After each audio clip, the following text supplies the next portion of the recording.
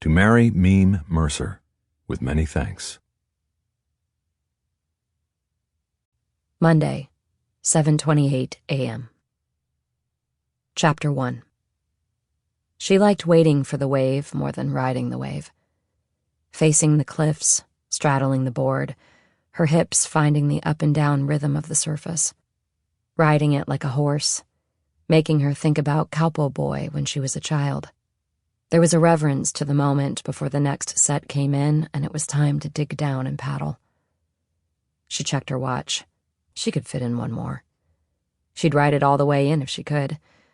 But she savored the moment of just floating, closing her eyes and tilting her head upward. The sun was just over the cliffs now, and it warmed her face. "Haven't seen you here before." Ballard opened her eyes. It was the guy on the One World board.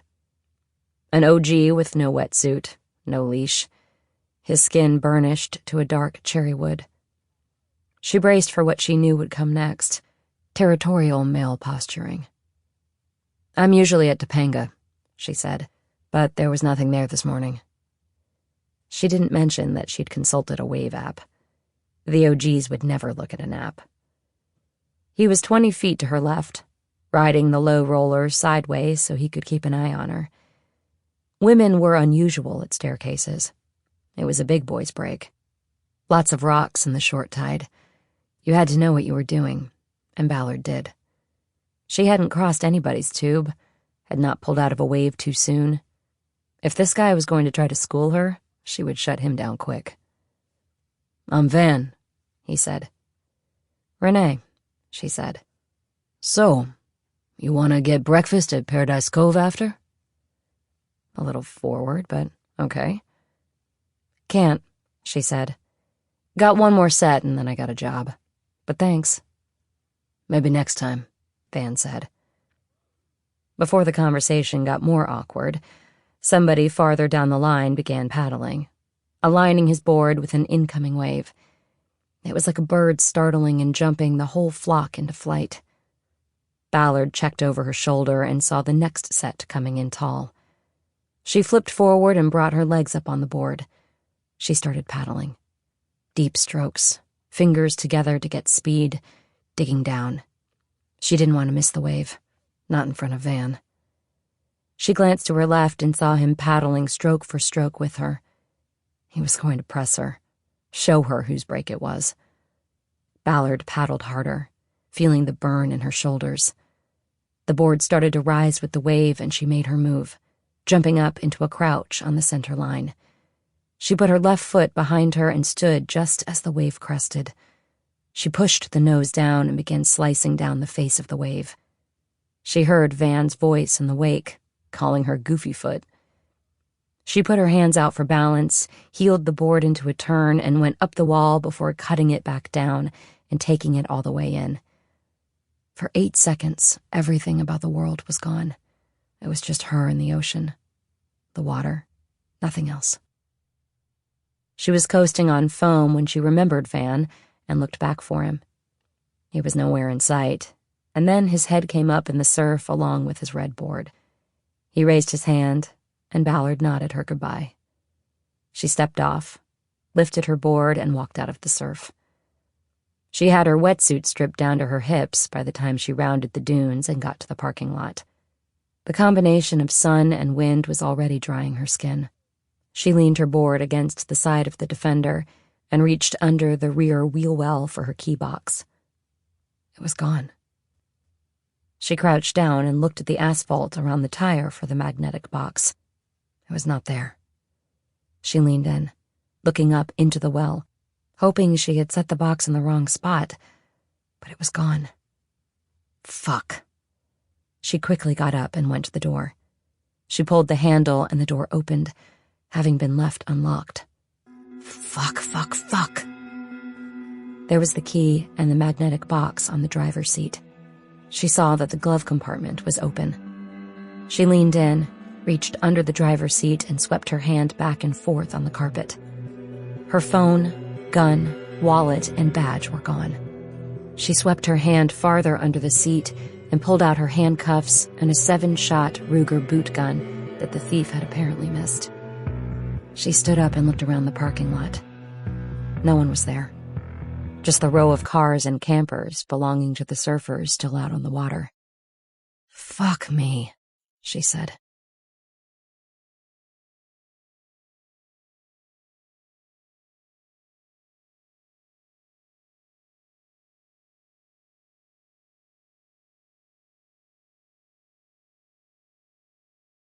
Chapter 2. With her wallet containing her ID card stolen, Ballard could not pass through the turnstile at the entrance of the LAPD's Amundsen Center, so she drove into the overflow lot behind the massive training center and called Colleen Hatteras on her new phone. Hatteras answered with an urgent tone. "Renee, where are you? Wasn't the unit meeting at 9? "I'm in the back lot. I want you to let me in the fire exit, Colleen." "Are you sure? If the captain—" "I'm sure. Just open the door and I'll deal with the captain. Is everyone still there?" Yes. I think Anders went to the cafeteria, but he didn't say anything about leaving." "Okay. Tell Tom or Paul to get him while you open the door for me. I'll be there in 2. "Well, what happened? You didn't call, didn't answer our calls. We were starting to get worried." Ballard got out of the Defender and headed to the back door of the complex. She was already exasperated with Colleen, and the day hadn't even started.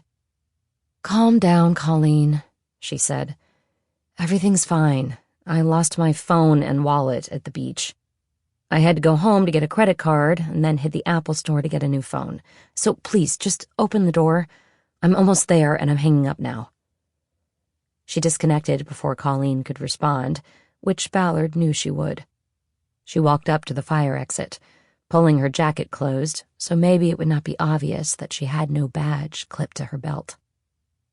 Colleen opened the door, and an ear-piercing alarm sounded. Ballard quickly stepped in and pulled the door closed, and the sound cut off. "How did you lose your phone and wallet? Were they stolen?" "It's a long story, Colleen. Is everyone here?" "Tom went to get Anders." "Good. We'll start as soon as they're back." The fire exit was located behind the murder book archive. Leading Colleen, Ballard walked the length of the back row of shelves and into the bullpen of the open unsolved unit. The center of this area was dominated by the raft, 8 interconnected desks with privacy partitions between them. The side walls of the bullpen were lined with file cabinets and mounted whiteboards on which current investigations were tracked. "Sorry I'm late," Ballard announced as she reached her desk at the end of the raft. "As soon as Tom and Anders are here, we'll start." Ballard sat down and logged into her city computer terminal. She went through the department's password portal and pulled up the database containing crime reports from the entire county. She searched for reports on thefts from vehicles at county beaches, and soon was looking at several occurrences. From this, she was able to cull a list of thefts that had occurred at popular surfing beaches. From Trestles up to Dockweiler, Ballard had been surfing the Southern California coastline since she was 16 years old. She knew every break and could see a pattern of BFMV, burglary from motor vehicle reports, occurring at places where she knew the parking facilities weren't visible from the ocean. This told her 3 things. First, this was likely the same thief, or group of thieves. Second, they were familiar with surfing, and probably were surfers themselves. And third, because the thefts were spread out up and down the coast and across multiple police jurisdictions, the pattern had not been noticed by law enforcement. The thefts were seen as individual crimes. Ballard started reading the summaries of the reports to see if any witnesses had seen anything helpful, if any suspects' fingerprints had been found, or if there was any follow-up to the initial reporting of the crimes. None of the thefts were large enough to warrant much interest from law enforcement. Wallets, phones, cash, and spare surfboards were the things most often stolen. Taken separately, Ballard knew these cases likely died with the initial report. As protocol dictated, they would go into an auto crimes desk somewhere, but without a description of a suspect, a fingerprint, or even a partial license plate of a getaway car, the reports would go into the great swirling maw of minor crimes that did not merit much attention from the criminal justice apparatus. It was the story of the modern age. Reports were taken largely for insurance purposes. As far as law enforcement went, it was a waste of paper. Colleen stuck her head over the half wall separating Ballard's desk from her own. From her angle, she could not see Ballard's screen. "So, what are you working on?" she asked. Ballard logged out of her search. "Just checking email," she said. "Is everybody ready?" "Anders is here," Colleen said. Ballard stood up to address the team. Chapter 3. Other than Ballard, who was a full-time sworn officer, the members of the Open Unsolved Unit were all volunteers. 2 years ago, following a law enforcement trend that had budget-challenged police departments across the country using retired detectives to investigate cold cases, Ballard had been placed in charge of the LAPD's previously mothballed unit. She was also its chief recruiter, which meant that she had to convince people to contribute their skills to the noble effort at least 1 day a week, with $50 a month to cover expenses. She had finally reached a point where she was happy with the squad she had curated. Gathered at the raft were Tom LaFont, retired FBI, Lolia Agzafi, who had done 20 years with Vegas Metro, and Paul Masser, formerly a prosecutor with the district attorney's office. Colleen Hatteras had never been a police officer. She had been a stay-at-home mom who got hooked on genetic genealogy and took online courses in its application to law enforcement. She was relentless at the keyboard and at butting into the personal lives of the other members of the team, with a primary focus on Ballard. She was also a self-described empath who never shied away from expressing the feelings she picked up from people. Ballard reluctantly put up with this because of Colleen's case-related skills. The newest member of the unit was Anders Persson, who was even more of an outlier than Hatteras. His law enforcement experience was limited to volunteer work with the Swedish police authority in his hometown of Stockholm. But Persson, just 28 years old, now ran an LA-based software company by night and assisted the OU team by day. While Hatteras was the expert in hunting down family histories and genetic connections, Persson was the go-to guy when it came to navigating the internet and finding people who had gone to extreme lengths to avoid being found. Together, Hatteras and Persson were a formidable team that complemented those on the unit with real police and investigative experience. And while the unit and Ballard were still recovering from a major hit to their reputations, the result of an early case that had gone awry, Ballard felt the team was now humming like a well-tuned motor. The raft had room for 2 more volunteers, but Ballard was satisfied with what they were accomplishing. The unit cleared, on average, 3 cold case murders a month. It was a drop in the bucket compared to the 6,000 unsolved murder cases stored in the archive shelves behind the raft, but it was a solid start. Ballard stepped over to the whiteboard wall to begin the meeting. Normally, she would have left her suit jacket draped over her chair, but today she kept it on to hide the fact that she didn't have her badge. 4 side-by-side boards were used to track the cases that were in some level of play. Every Monday morning, the team gathered to discuss their progress. The first board listed all cases that contained evidence to be submitted for forensic and technological analyses. This primarily meant DNA, fingerprints, and sometimes ballistics. The application of DNA in criminal prosecutions had not been approved by the California courts until the early 1990s, and genetic analysis had taken major strides forward in recent years. This made unsolved cases from the last 3 decades of the previous century fertile ground for review. Additionally, fingerprint databases had greatly expanded. The ballistics databases lagged behind these advances and were not as useful, but in gun cases, they couldn't be ignored. What put sand in the gas tank of the unit's well-tuned motor was that many of the cases were so old that the killers the team identified were already dead or incarcerated. This brought answers to still grieving families, but it felt like justice that was too little, too late. And the members of the open unsolved team were denied what every investigator wanted and needed at the end of a case: the opportunity to confront the evil behind the murder. This was why so-called live cases, where the killer was believed to be living and still out there, were the investigations the team rallied behind.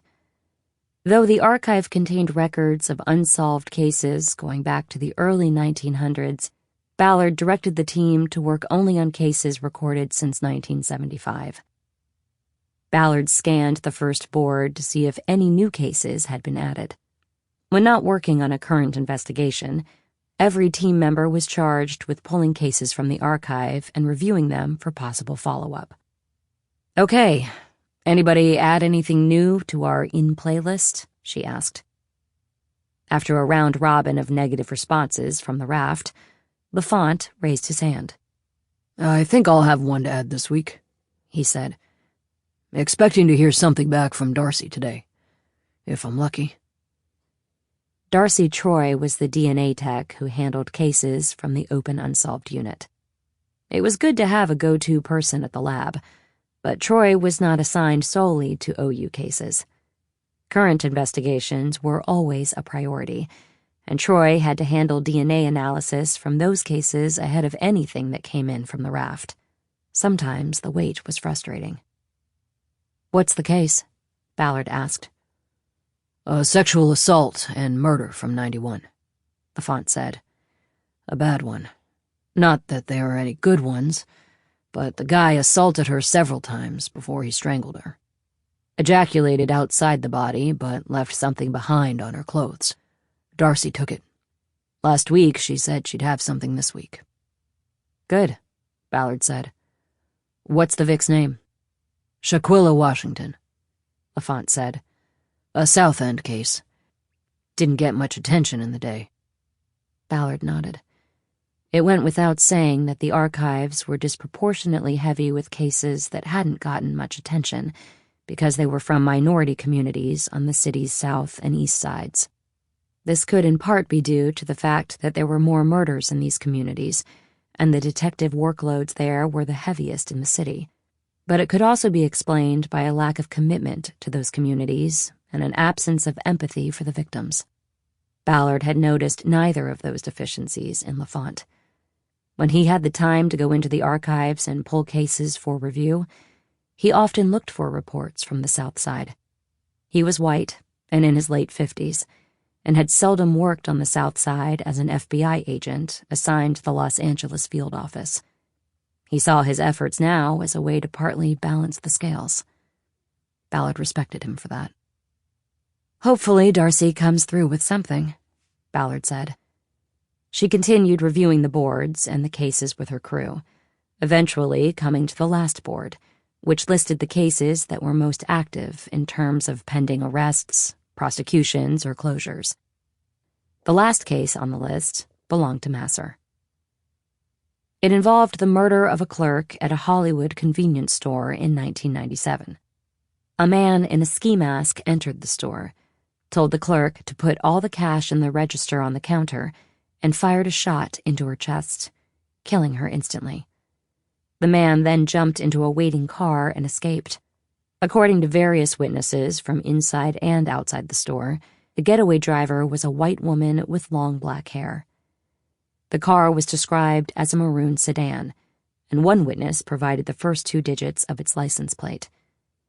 There was a video camera inside the store, and a review of the tape revealed that the gun was fired while the suspect was gathering the cash the clerk had put on the counter.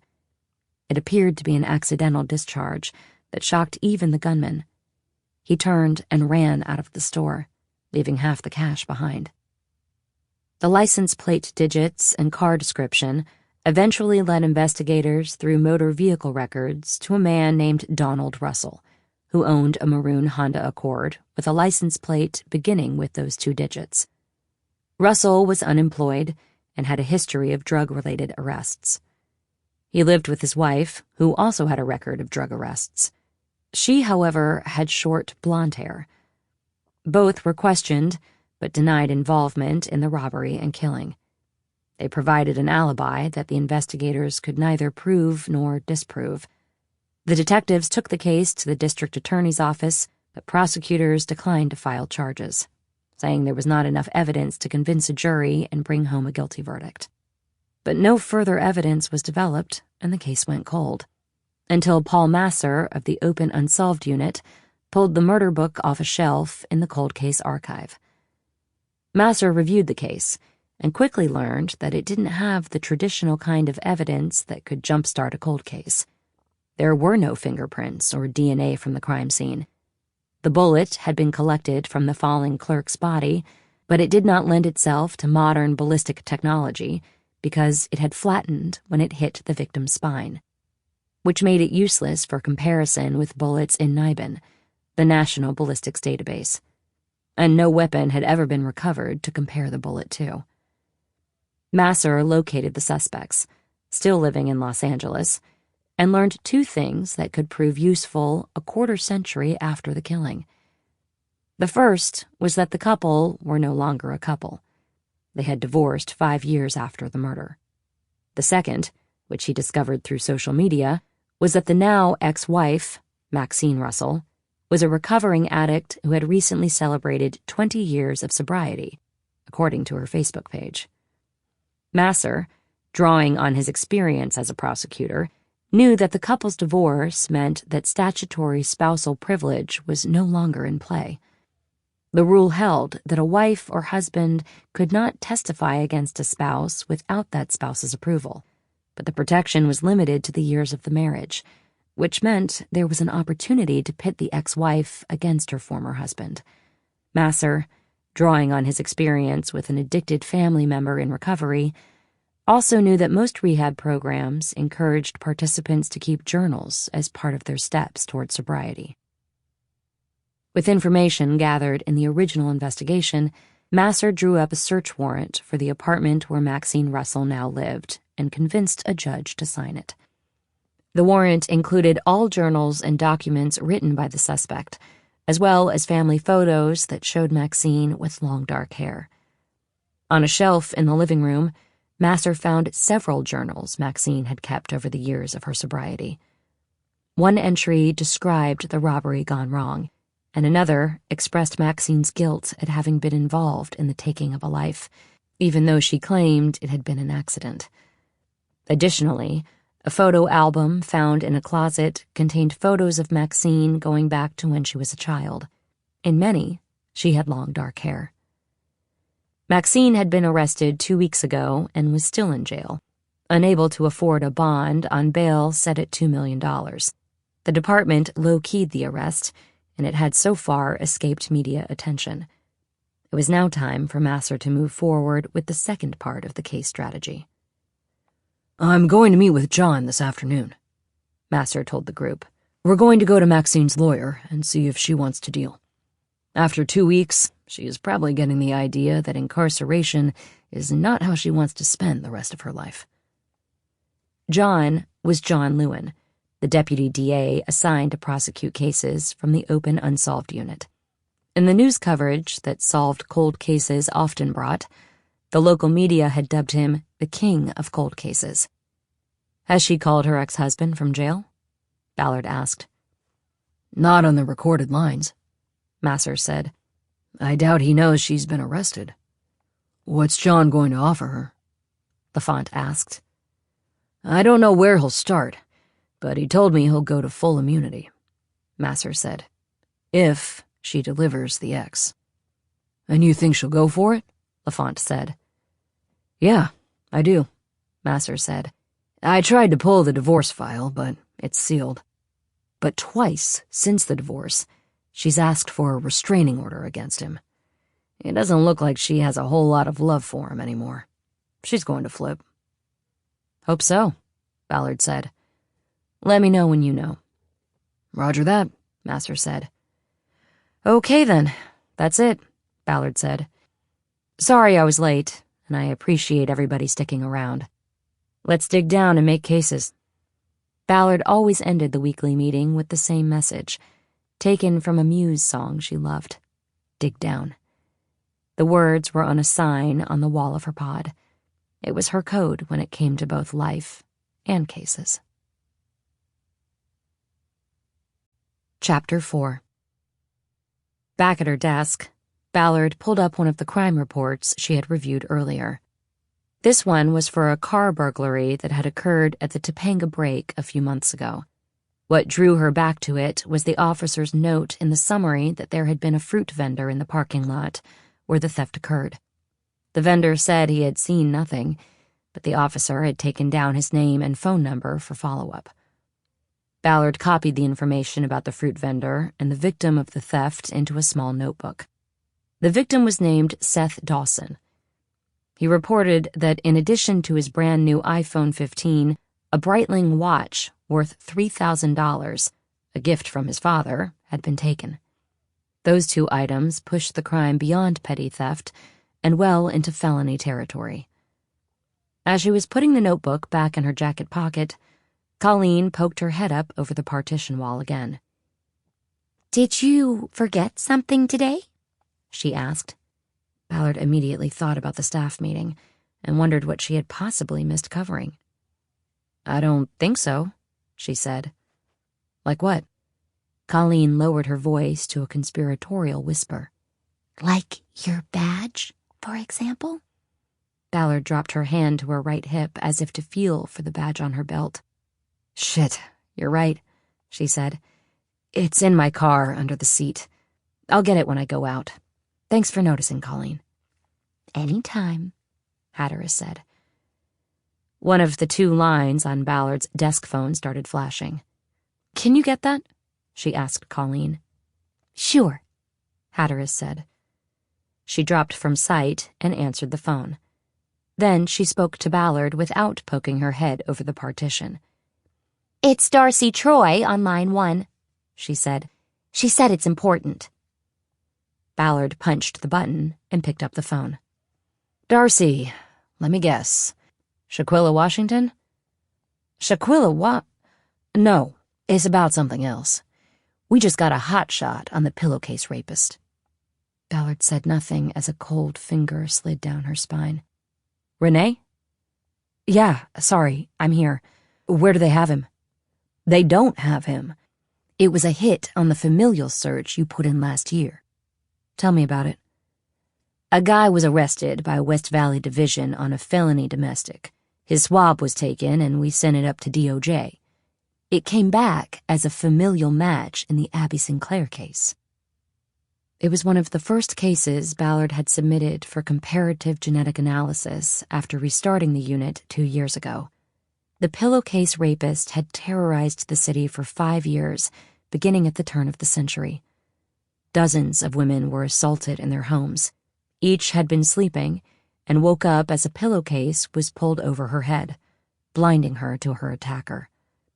After the rape, he choked each victim into unconsciousness, hog-tied her with plastic snap ties, and escaped. A task force was formed, but no arrests were ever made. The reign of terror culminated in the murder of Abby Sinclair, the last known victim in 2005. He went too far with Sinclair, choking her to death after the sexual assault.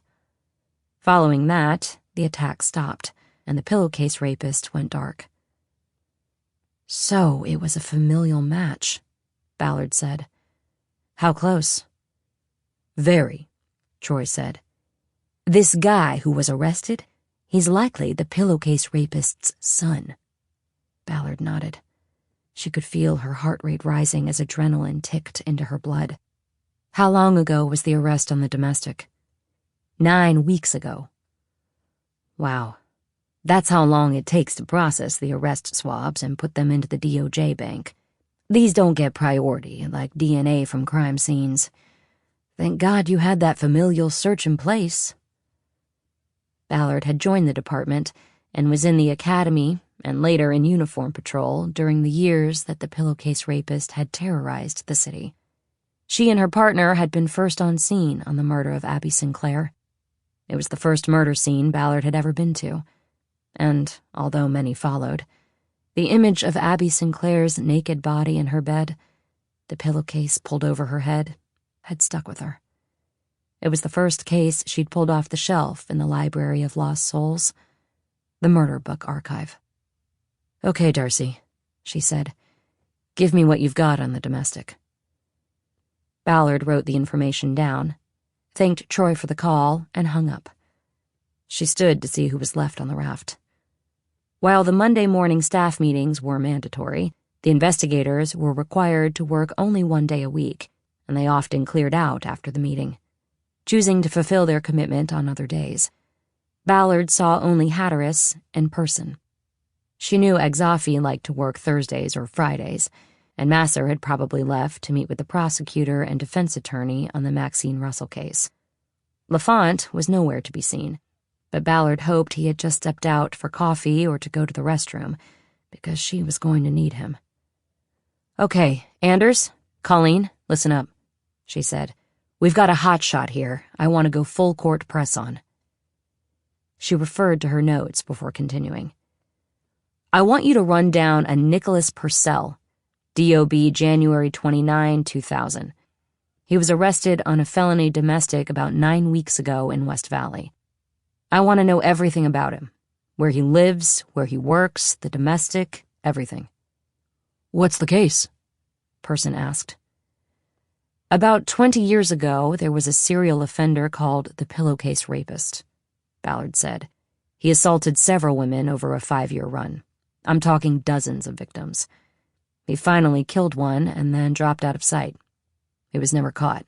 That murder? That's our case." "But wait," Hatteras said. "If Nicholas Purcell was born in 2000, then he—" "Can't be our guy," Ballard said. "That's right, he's not. It's his father. We got a familial match. Purcell's father is the Pillowcase Rapist. Through his son, we find him, get his DNA, and go from there." "Groovy," Person said.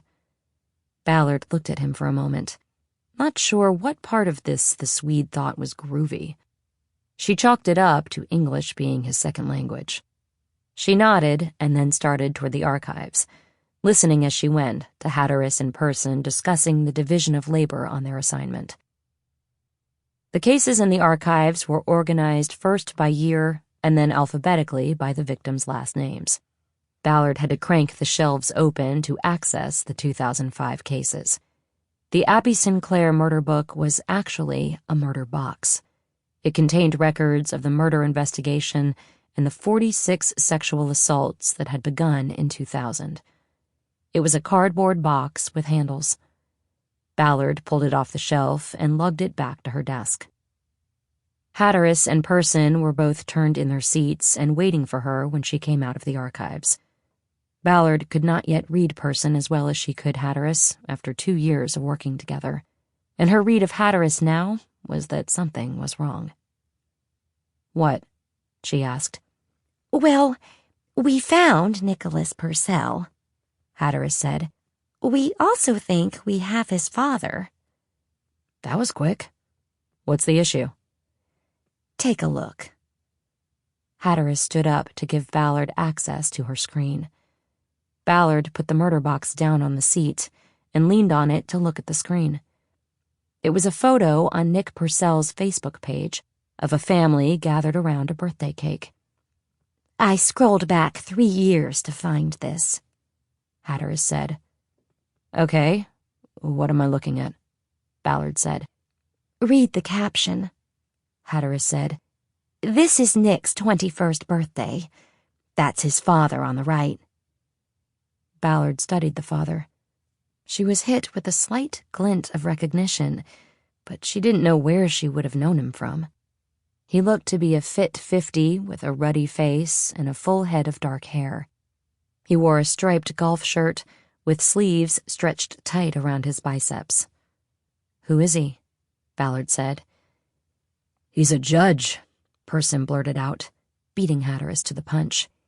"He's the presiding judge of the Los Angeles Superior Court," Hatteras said.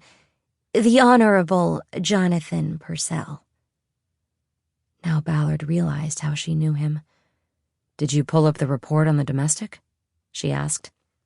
"Have it right here," Person said. "But I must tell you now, it was never filed." "Declined by the DA's office," Hatteras said. "Maybe the judge got to them." Ballard gave her a look that warned that things like that were dangerous to say. She stepped over to Person's desk and leaned down to read his screen. Person got up, and she sat down to scroll through the summary written by the arresting officer. She was looking for the details of the alleged assault and what had bumped it up to a felony. The victim was identified as 21-year-old Sarah Santana, who said that her boyfriend, Nicholas Purcell, got angry and choked her into unconsciousness when she was late coming home from work. Ballard scrolled farther down to see what evidence, if any, had been collected. It said the officer had taken photos of the victim's neck and of her left hand because she said she'd broken 2 fingernails while struggling to pry Purcell's hands off her neck. "The photos are not in the report?" she asked. "No photos," Person said. "Should they be in there?" Hatteras asked. "If the officer took them with his phone, they should be attached," Ballard said. "It's part of the protocol on domestic calls." "I wonder if he did and if the DA saw them," Hatteras said. "That's the question," Ballard said. She got up, went to the murder box, lifted it, and headed to her desk. "So, listen to me," she said. "Neither of you talk about this case outside of this room. No one else knows about the case or the judge or any of it. Understand?" Hatteras and Person nodded somberly. "Good," Ballard said. "Anders, send me that report." She put the box down on her desk and lifted the top off. It contained 6 plastic binders, placed in the box spine up, with the dates marked and in order. She remembered from her first look at the box 2 years ago that the first 5 binders were task force reports on the series of assaults attributed to the pillowcase rapist. The 6th binder was dedicated to the last case, the killing of Abby Sinclair. She pulled this binder out of the box and sat down to get reacquainted with the murder investigation. But before she opened the binder, she opened the contacts list on her cell and called LaFont. "What's up, Renee?" "Did you leave?" "Yeah, I thought we were done. Meeting a friend for lunch. I was planning to come back when I hear from Darcy on my case. I'll get my hours in after that." "I need you back here after your lunch. We just got a hot shot that I want to move on today." Sure. I could also come back now. I'm only 10 minutes away. I stopped to shoot the shit with Captain LaBrava. He saw me in the parking lot and asked about our door alarm this morning." LaBrava was the commander of operations at the Amundsen Center. That put him in charge of the building, but not of the open unsolved unit, which fell under the command of the robbery homicide division downtown. "Jesus, this guy in that back door," Ballard said. "Doesn't he have more important things to worry about?" "He should," LaFont said. "But I think I smoothed it over.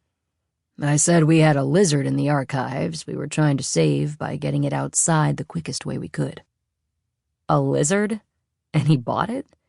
"I don't know, but it gave him a reason to drop it. I don't think he'll bring it up again." "We'll see." "So, what's the hotshot?" Ballard told him that one of the first cases she, as head of the unit, had sent to the lab for familial DNA comparison had just produced a hit, and that hit led to the presiding judge of the Los Angeles Superior Court. LaFont whistled, loud enough that Ballard had to pull her cell away from her ear. "Did you ever appear before Purcell?" he asked. "Not that I remember," Ballard said. "I think he was mostly in civil, and now he's the chief judge, but that's primarily an administrative position." "Too bad he's not in court. I'd like to get a look at him." "Well, you will. I want to get some DNA off him as soon as possible." "Surreptitiously?" "Unless you know another way. I don't think going to the courthouse, knocking on the door of his chambers and saying, 'Hey, Judge, mind if we take a swab?' is going to work." "Nah, I don't think so either. So what are you thinking? With a solid lead in a very big unsolved case, Ballard did not want to delay the investigation for a day, an hour, or even a minute. This was a case she had prioritized from the day she'd rebooted the unit. Well, I haven't thought too much about it, but judges get to park in a garage under the CCB. I'm thinking we pick him up as he's coming out at the end of the day and go from there. Sounds like a plan. You sure I can keep my lunch date and come back after? We won't need to get downtown till 4 or so, right? Yes, but I want you to be familiar with the case. I just pulled the box. I'll be back by 2. How's that? Good. I have a lunch scheduled too. See you this afternoon. We aren't going to do this by ourselves, are we? No, I'll try to get Paul and Lolia to come back in. Good. See you at 2. Right. Ballard disconnected and checked her watch. She had a half hour before she had to leave for her appointment. She opened her laptop and went online to check recent purchases on the credit cards that had been in her wallet. She was hoping that at least one card had been used, and she'd be able to track that purchase back to the thief, but there'd been no new activity on either. She leaned back and thought about this. Usually stolen cards and their numbers were sold off quickly by thieves to a second tier of criminals who worked furiously in a race against time before the victim of the theft canceled the cards. That, apparently, had not happened yet. Disappointed, she considered the possible reasons for this and wondered whether she should cancel the cards or leave them live with the potential of generating a clue trail. Hatteras popped her head up over the divider, but didn't say anything. What is it, Colleen? Just wondering if there's anything you need me to do. No, I'm going out for an appointment. You don't need to stay. You sure? I'm sure. Okay, then. Ballard looked back at the screen and started the procedure for reporting her credit card stolen and requesting new ones. Chapter 5. Dr. Kathy Ellingberg's office was north of the airport in Playa Vista, an area known as Silicon Beach because of all the tech companies and startups located there. Ellingberg's practice was largely made up of young tech types with competition paranoia and sleep disorders.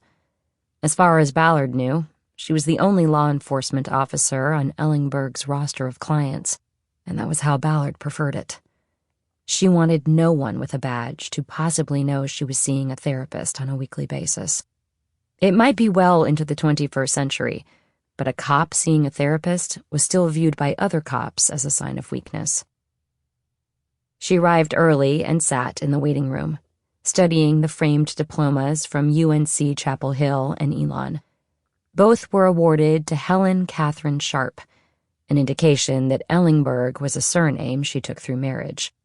In the 8 or so months Ballard had been seeing her, she had not gotten around to asking how someone who had been schooled in North Carolina ended up in Silicon Beach. At noon, Ballard heard the exit door from the office open and close. The office was designed so that a departing client did not pass through the waiting room where the next client was sitting. It was a privacy that Ballard appreciated. Moments later, the door to the office opened, and the doctor welcomed Ballard into the rectangular space.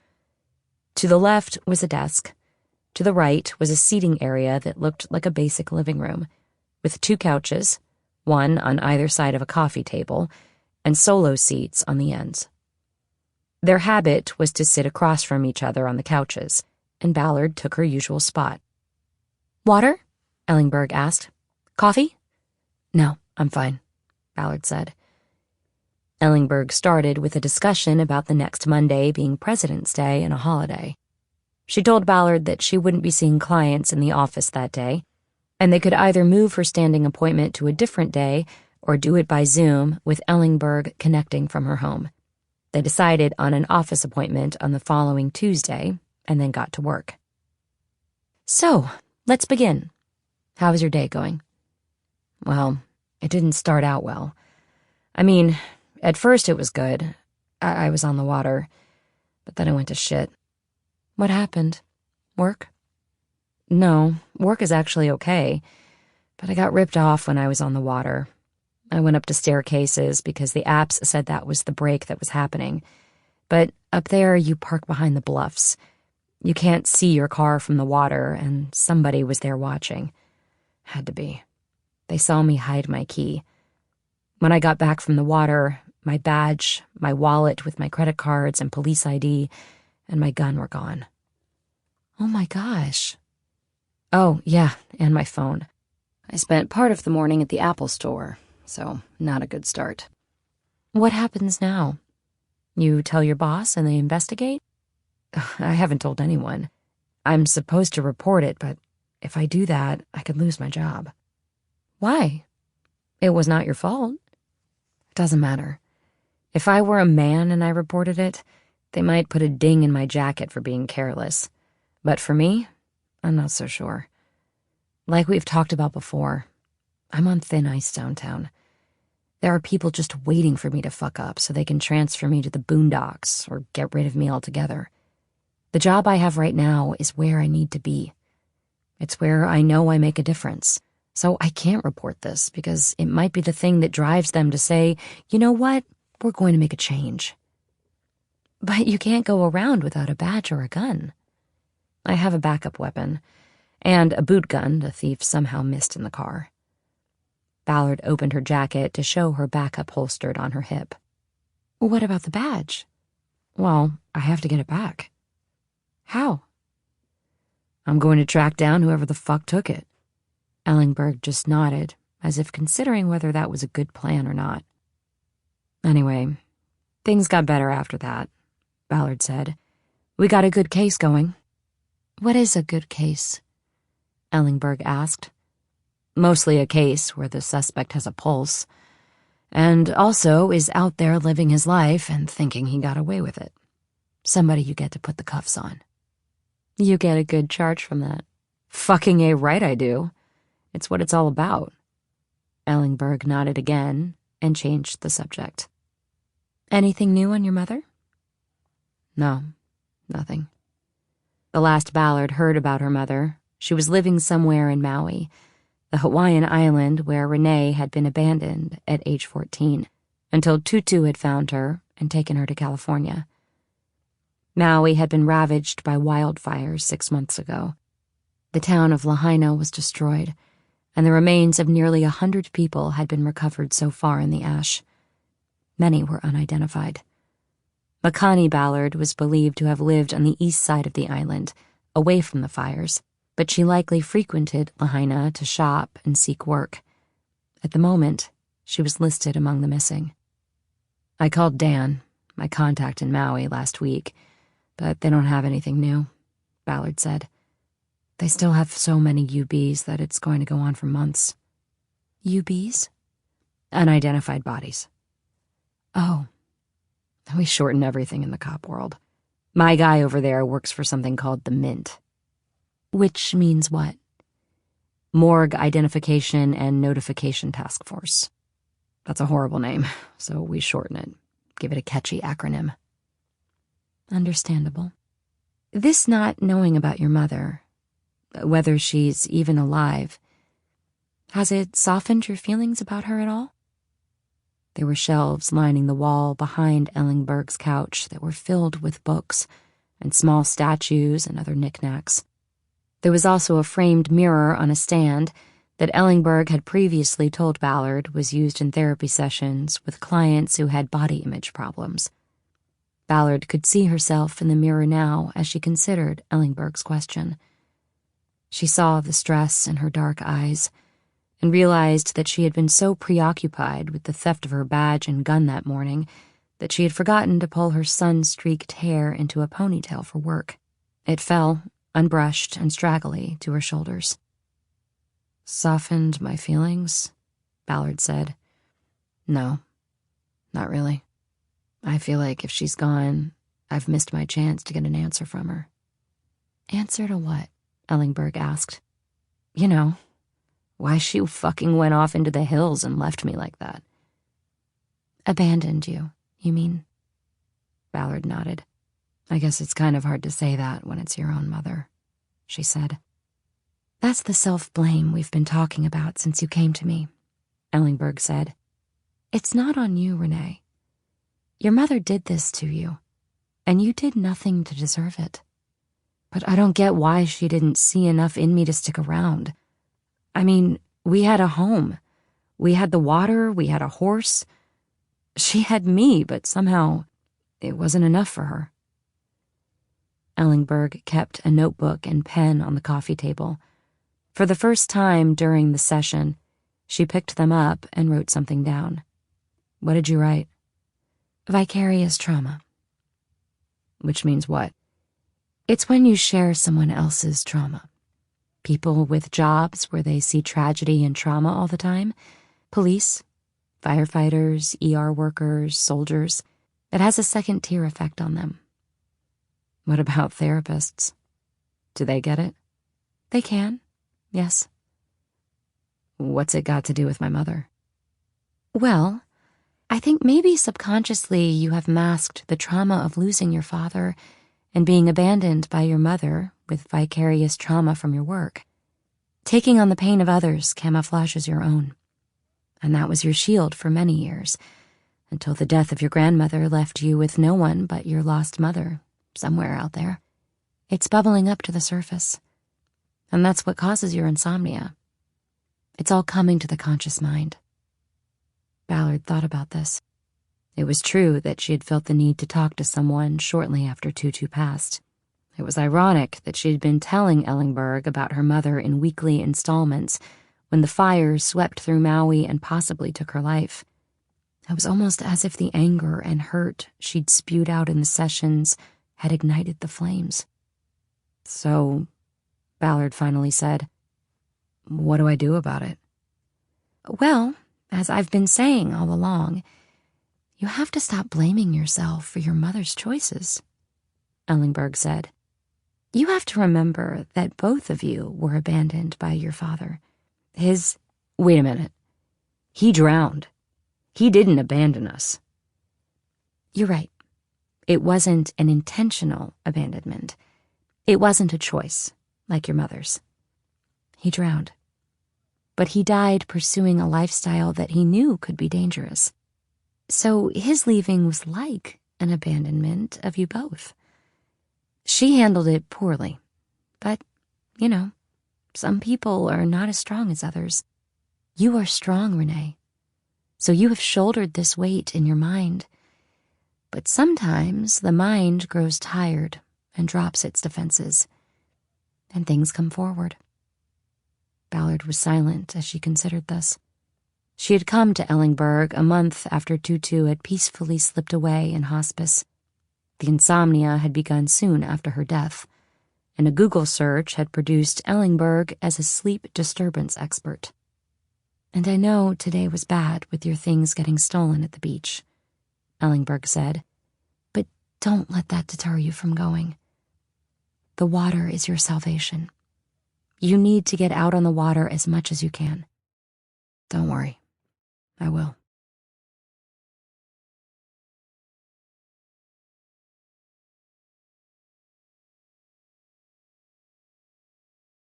Chapter 6. At 5 p.m., Ballard was posted in her Defender in front of the PAB, the Police Administration Building, on 1st Street. She had a clear view up the slight incline of Spring Street at the exit gate from the garage beneath the Criminal Courts Building. Tom LaFont was in his personal car at the top of the incline at Spring and Temple. Paul Masser was positioned in one of the pink chairs in Grand Park next to the courthouse. This put him closest to the exit from the garage where the building's judges parked. His angle would allow him to see the license plates on the vehicles leaving the garage. They were looking for a Mercedes C300 coupe that belonged to Judge Jonathan Purcell. It was as black as a judge's robe, according to Anders Persson, who'd gotten the registration from the Department of Motor Vehicles. Lolia Agzafi was posted in her car on Temple, so she could swing around the corner and pick up Masser once Purcell's car was spotted and surveillance ensued. Ballard picked up her Rover and pressed the send button. Everybody got their eyes open? She received a mic click from each of the others. Satisfied, she picked up her cell phone and called a number she had written in her notebook. She put the phone on speaker so she wouldn't have to take her eyes off the courthouse garage exit. The call went immediately to voicemail. "This message is for Seth Dawson," Ballard said. "This is Detective Renee Ballard with the Los Angeles Police Department. I'm following up on the car burglary that occurred on the Pacific Coast Highway at Topanga in November. I have some questions I'd like to ask you. I can be reached any time at this number. I would appreciate a call back." She disconnected and reviewed her words. Dawson would have a recording of her talking about an investigation that was not hers to conduct, which could be problematic should things blow up in her face. But the way she had worded the message gave her a plausible out, because she'd never said that she was conducting an investigation, only that she wanted to ask him questions. The rover crackled with Masser's voice. "Black Mercedes, coming up the ramp." Ballard grabbed the binoculars from the center console and trained them on the garage exit onto Spring. The black Mercedes soon appeared and held still as its driver waited to make the turn. It was a one-way street. The driver had to go right and come toward Ballard's position. Ballard grew impatient, waiting for Masser to report. Without taking her eyes from the binocs, she grabbed the rover. "Do we have the plate?" She waited and then turned her focus slightly left to pick up Masser. She saw him walking out of the park and talking into his sleeve, but she was not hearing him on the rover. "Is anyone getting audio from Paul?" she barked into the rover. "He's talking, but I can't hear him." "No audio from Paul," LaFont said. "Can't hear him," Exafi reported. Ballard had to think quickly. The Mercedes had turned onto Spring and was coming to the traffic signal at First Street. The fact that Masser had walked out of Grand Park and was out on the sidewalk indicated that the black Mercedes was the one they were looking for. She keyed the mic. "Lolia, go get Paul and let us know about the plate. Copy?" "Copy." At First Street, the Mercedes turned right and headed up to Broadway. Ballard pulled the Defender away from the curb and moved into the left lane. She had to make a U-turn, and the 5 o'clock traffic was thick with oncoming vehicles. She brought the rover back up to her mouth. "Tom, are you on the move?" "No, waiting on orders." "Damn it, go! I'm stuck. He went north on First toward Broadway. Go!" "On my way." Ballard saw an opening in the traffic and dropped the rover into the center console so she could use 2 hands to yank the wheel into a U-turn. She headed toward the intersection at Spring, looking a block ahead for the Mercedes. She saw it moving on Broadway. Her guess was that it was going to the 101 freeway entrance. From there, the freeway quickly reached an interchange where Purcell could go in any direction and be lost to them. Ballard had to hit the brakes when the car in front of her stopped early on a yellow. She slapped the steering wheel. "You asshole!" But then she saw LaFont's white Ioniq make the turn and head toward Broadway. It was followed by Exafi's Volvo. She grabbed the rover again. "Lolia, did Paul confirm the plate?" She waited. "Yes, confirmed." Ballard nodded to herself. "Okay. Tom, you have the target? I caught a light." "Affirmative. Locked on." The light turned green, and Ballard waited for the car in front of her to get moving. Lolia's voice came up on the rover. "And we are right behind. Have target in sight," she said. "Okay, keep spacing," Ballard said. "I think we're heading to the freeway." She jockeyed the Defender around the slow mover in front of her and made the turn onto Broadway. LaFont began a play-by-play on the rover. "Okay, we're on the freeway roundabout. Turning north at the moment." Ballard cursed as she caught the light at Temple. She figured that the Mercedes was on the freeway, merging lanes and quickly approaching the 110 interchange. "Tom, which way are we going?" she radioed. 110 north, LaFont responded. "Looks like Pasadena." Not so fast, Ballard thought. The 110 north fed to both the Glendale and Golden State freeways.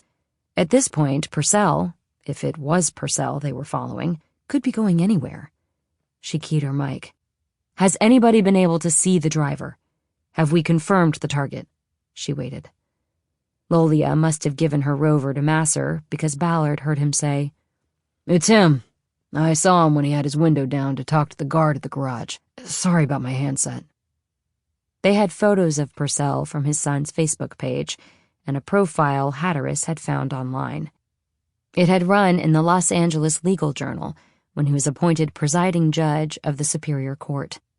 The profile gave some details about the judge, but did not reveal where he lived. They had no photo or home address from his driver's license because the DMV had a security block on these. This was a common practice with law enforcement officers and the judiciary. Even the car registration that they were able to access had a post office box for an address. Ballard finally got on the freeway and started working her way ahead. Eventually, she saw Exafi's Volvo. She was about to tell the others that she had caught up when her phone rang. It was Hatteras. "Colleen, what's up?" How are you guys doing? "We're in the middle of it. What do you need?" I just wanted you to know I started working on the DNA heritage pattern for Purcell. Okay, what does that mean? It's a genetic family tree. Okay. Anything good yet? I'm just starting. Well then, how about you let me know if you find something we can use as an investigative lead? Of course, I will. Are you guys following the judge now? I can hear you're in the car. Yes, we are. And I really need to focus on this, Colleen. So if there isn't anything else, I'm going to let you go. Okay. Good luck. Let me know how it goes. Are you coming in tomorrow? Of course. I want to keep building this tree. Then we'll talk tomorrow. Ballard finally disconnected. Hatteras had the ability to push her patience to its limit. Yet she was good at what she did, if she just maintained focus and did it. More than once, Ballard had thought about telling Hatteras it wasn't going to work out and that she was off the team. But investigative genetic genealogy was where cold cases often went, and all the things that made Hatteras annoying, the woo-woo vibes, asking too many questions, crossing boundaries, sticking her nose into things, were what made her good at IGG work. So Ballard put up with her because the payoffs were worth it. She also had a soft spot for Hatteras because she knew why her cold case work meant so much to her. She'd packed the second of her 2 children off to college in September, and her husband of 23 years had promptly moved out and filed for divorce. As Colleen told it, this was not exactly a surprise move, as their marriage had stopped functioning years before and was mostly a front for their children, but the dramatic drop in activity at home resulted in her increased activity at the Amundsen Center. Purcell stayed on the 110, passing exits for the Glendale and Golden State freeways, all the way to the Orange Grove exit in Pasadena. LaFont, who maintained lead car in the surveillance, reported the exit, and all the unit's cars followed. Since it was rush hour, there were so many cars on the road that Ballard wasn't worried that Purcell would realize he was being tailed. Their efforts were also camouflaged by the falling of night. If Purcell checked his mirrors, he'd see headlights behind him, but no identifiable vehicles. After exiting, Purcell took a couple of right turns and soon was on Arroyo Drive, cruising north through an old and well-to-do neighborhood, with homes on the right and the Arroyo Seco wash on the left. There was little traffic now, and Ballard instructed her team to slow down and spread out. A minute later, LaFont reported over the radio that Purcell had pulled into a driveway at the corner of Hermosa. I kept going, he said. Ballard thought of a plan and put it into the rover. Tom, pull over. Double back on foot on the west side. Lolia, you go right on Hermosa and post up. Tom, I'll get to you in a minute. As she was finishing her orders, she saw Lolia's right turn signal a half block ahead. The Volvo made the turn onto Hermosa. Ballard continued on straight, and as she passed the house on the corner, she saw an open and lit-up garage at the end of the driveway. The black Mercedes was in the left bay next to an SUV, and Purcell was getting out with a briefcase in hand. She kept driving until she saw LaFont's car parked at the curb 3 houses down. She pulled in behind it in front of a Craftsman with no lights on and a real estate sign on the lawn that said, "In escrow." She got out and crossed the street to the Arroyo Seco side. There was a footpath through the trees that ran along the upper slope of the wash. She didn't see LaFont until she was almost back to Hermosa, and she startled as he stepped out of the shadows. "Are you trying to scare me?" Ballard asked. No," LaFont said. "Just trying to be inconspicuous." They spoke in whispers, even though they were more than 100 feet away from the Purcell house. "Did you see him?" Ballard asked. "Not after he closed the garage. Lights were already on in the house. What do you think? He's in for the night?" "Possibly. I don't know." Ballard had her rover in her hand. She whispered into it. "Lolia, what's your angle? You see any activity?" She turned the volume knob down before there was a response. When Agzafi's voice came back, she held the rover up, and she and LaFont tilted their heads toward it to hear. "We have an angle on some rear windows. Looks like the kitchen. 2 people in there talking, a man and a woman." Ballard looked at LaFont. She was beginning to think the surveillance was a bust. "Making dinner?" he said. "Probably," Ballard said. "Look, if they're tucked in, we might be doing this again tomorrow. So I'm going to send you and Lolia home. I'll keep Paul and stay a little bit longer." "I don't mind staying. Why not send them both home? They're already in the same car." "No, just in case. I want Paul here."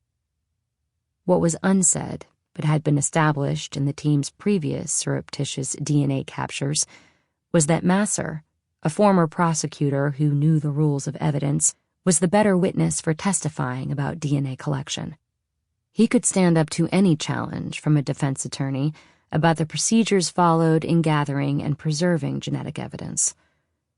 Ballard used the rover to instruct Lolia to drop Masser at Ballard's car and head home after giving him her rover. LaFont left shortly after that, telling Ballard to call him back if the judge decided to go out. Ballard and Masser stood in the shadows of the woods across the street from the Purcell house. Twice during their vigil, a neighborhood resident came by walking a dog and gave them suspicious glances, but no one challenged them on what they were doing there. "We're going to give it another half hour and then call it," Ballard said. "It's a Monday night. People don't go out on Monday nights in Pasadena." Masser pointed across the street. "Don't be so sure," he said. She followed his finger and saw that the garage door was rising and the light inside had come on. She saw 2 sets of legs, and when the door finished going up, Purcell was in full view, holding open the passenger door of the Mercedes for a woman in a purple pantsuit. "Hot nights in Pasadena, I guess," she said. "I'm going to get the wheels. You stay here to see which way they go." "You got it," Masser said. Chapter 7. 15 minutes later, they had followed the Mercedes through the Old Town district of Pasadena to a restaurant called the Parkway Grill, where a valet took the Mercedes and the couple from it went inside. Ballard had pulled to a stop at a red curb where they had an angle on the front door of the restaurant. "What do you think?" she asked. "It will be a DNA-rich environment," Masser said. "The question is, how do we make the capture without notice?" "Right. So let's go in, see what we see." "You sure?" "If it's not good, we start fresh tomorrow." "Reinforcements?" Ballard thought about bringing back LaFont and Agzafi and decided against it. "I think we can handle it." "Your call." Ballard pulled away from the curb and moved the Defender into the valet lane at the restaurant. Valets approached the car on either side and opened the doors. Ballard told the man holding her door that she had to get something out of the back. From a plastic carton, she grabbed 2 plastic evidence bags and stuffed them into the pocket of her blazer. She knew that there might be more than one opportunity to capture Purcell's DNA inside the restaurant. From another box, she pulled latex gloves and put them in her other pocket. They entered the restaurant. There was a bar to the right and a crowded dining room to the left. Ballard saw Purcell and the woman she assumed was his wife being led to a table in the front of the room. A team of young women in sleek black dresses stood behind the check-in stand. One of them asked how she could help, though she said it in a tone that conveyed her supreme power in the granting of tables for dinner. "Do you have a table for 2?" Ballard asked. "Do you have a reservation?" The hostess responded. "No, we don't." "Our wait right now for a table without reservations is 45 minutes. I can seat you at the bar, which is first come, first served. We offer the full menu there." Perfect. They went into the bar and found 2 seats together on the end closest to the dining room. From there, Ballard could see the Purcell table clearly in the mirror behind the bar's display of bottles of various bourbons. "Well, do we order?" Masser asked. "Might as well," Ballard said. "They're going to eat, and we might be conspicuous if we don't." They studied the menus. When the bartender came over, Ballard ordered the branzino and a tonic with a lime and a splash of cranberry juice, which she knew would pass for an alcoholic drink. Masser ordered the same. In the mirror, they watched the Purcell table, where a bottle of wine was produced and decanted. Ballard settled in for what could be a long night. She hoped the food was good. She'd heard of the restaurant, but rarely ventured to Pasadena to eat. "You okay with this?" Ballard asked. "How's your wife doing?" "She's fine," Masser said. "I texted her." They sipped the non-alcoholic drinks the bartender put down, and Ballard started thinking about the case. Colleen said she's already building a genetic family tree. "Why? If this is the guy, we won't need a tree." "True, but it will keep her busy." Masser laughed. "There's that," he said. "Hey, look." Ballard checked the mirror. The woman, possibly the mother of Nicholas Purcell, had gotten up from the table and was walking toward the bar. "We've been made," Masser said, a panicked tone in his whisper. "What do we do?" "Just hold on," Ballard said. "Let's see what—" She saw the woman make a turn at the end of the bar and go down a hallway to the left. "She's going to the restroom," Ballard said. "That was close," Masser said. "You keep your eye on him. I'm going to follow her." "You sure?" "I'm sure." She got up, leaving her napkin on her seat, went down the hall and pushed through the door to the restroom. There were 4 stalls and 2 sinks. 3 of the stall doors were slightly open, and the 4th was closed. Ballard could see the cuffs of the purple pantsuit beneath the closed door. She went to one of the side-by-side sinks, buttoned her jacket to avoid exposing her weapon, pulled a tissue from a box, and leaned over the sink toward the mirror. She waited. The toilet in the 4th stall flushed.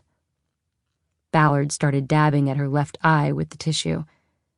The door to the stall opened, and the woman from Judge Purcell's table emerged and went to the other sink. Ballard continued dabbing, and the woman started washing her hands. "I hope he pays for it," the woman said. "Excuse me?" Ballard said. "Whoever just broke your heart, I hope he gets his broken worse." "Oh, no, I'm just trying to fix my contact." "Oh, my mistake." "No worries." The woman finished washing and turned off the water. She pulled paper towels from a dispenser, dried her hands on them, and tossed them into a trash hole cut into the countertop. She reached into a pocket of the pantsuit, produced a lipstick in a gold case, and touched up her lips, then took a tissue from the box. After dabbing her lips with it, she dropped the tissue through the counter hole. Ballard stepped back from the sink and fluffed her hair while looking in the mirror. The woman turned toward the door. "Have a good night," she said. "You too," Ballard said. When she got back to the bar 2 minutes later, her branzino was waiting. Masser was already eating his. "Sorry, I couldn't wait. It looks so good. What happened in the restroom?" "I got a tissue with her lipstick on it," Ballard said. She patted her jacket pocket. "But why?" "Because I don't know who she is." "What's that mean?" "I had the opportunity. We don't know who she is. Is she Nicholas Purcell's mother? A stepmother? We need to know who the players are. And I had 2 evidence bags. The question is, are we going to get to use the second one?" "Well, guess what? They're leaving." Ballard checked the mirror. "That was fast," she said. "Did they even get food?" "Just appetizers and soup," Masser said. "Then the judge got a call on his cell, and they asked for the check." "Something must have happened." "Looks like it." Watching in the bar mirror, Ballard saw a server go to the Purcell table and give the judge a to-go bag. She took the second genetic evidence bag out of her pocket and handed it to Paul under the bar. "You have gloves?" she asked.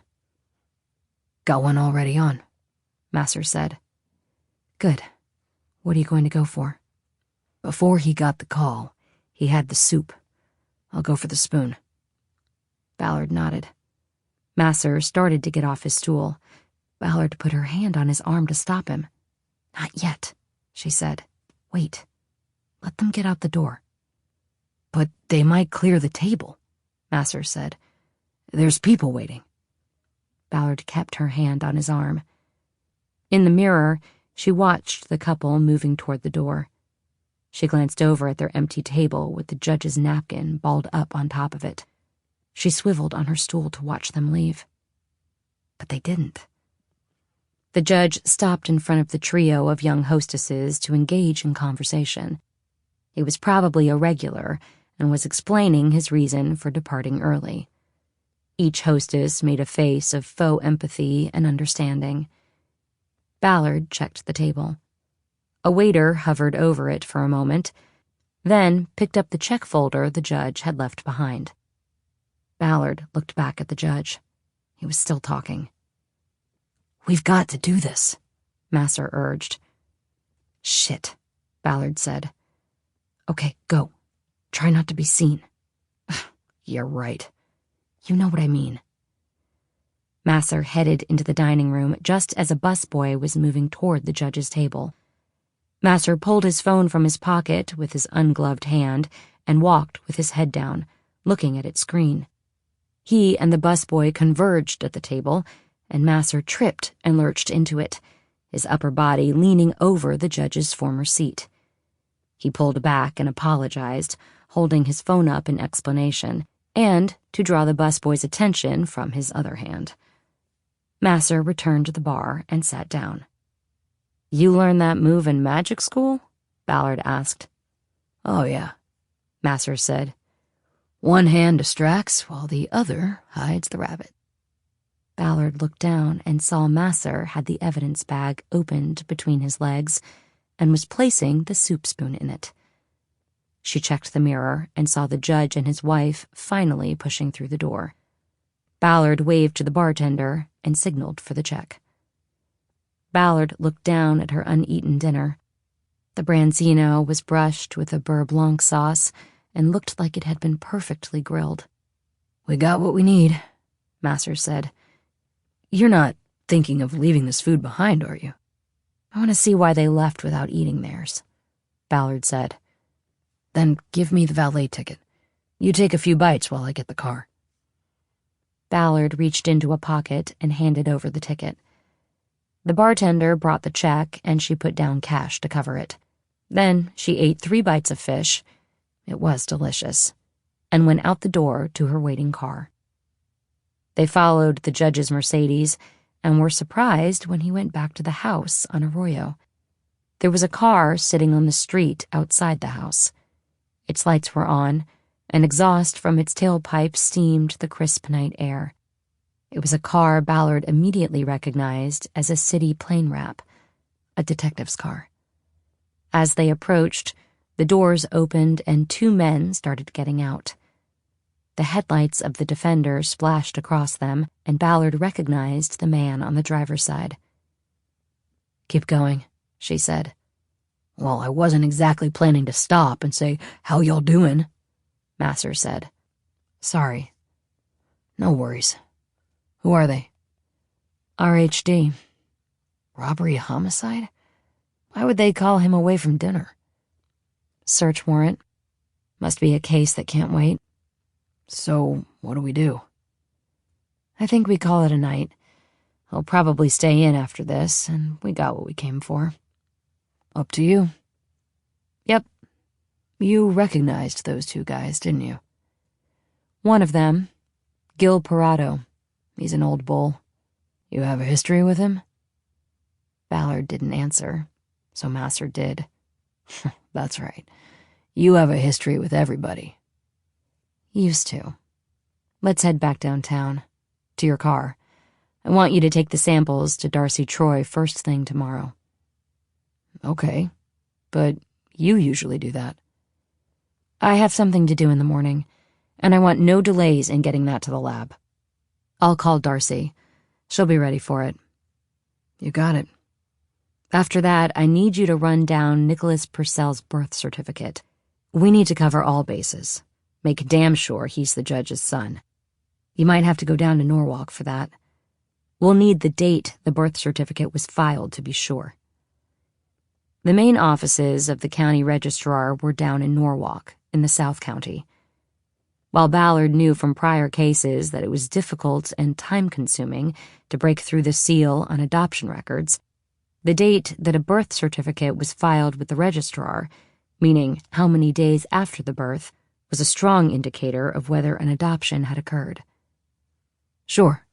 I'll go straight there from the lab," Masser said. "Thanks," Ballard said. "I might not be in till later, but let me know what you get." "Of course."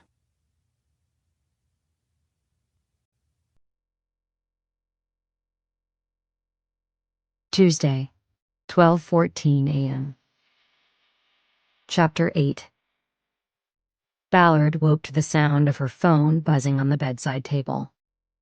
She checked the number, but didn't recognize it. She answered anyway. "Ballard, this is Seth." "Okay. Seth who?"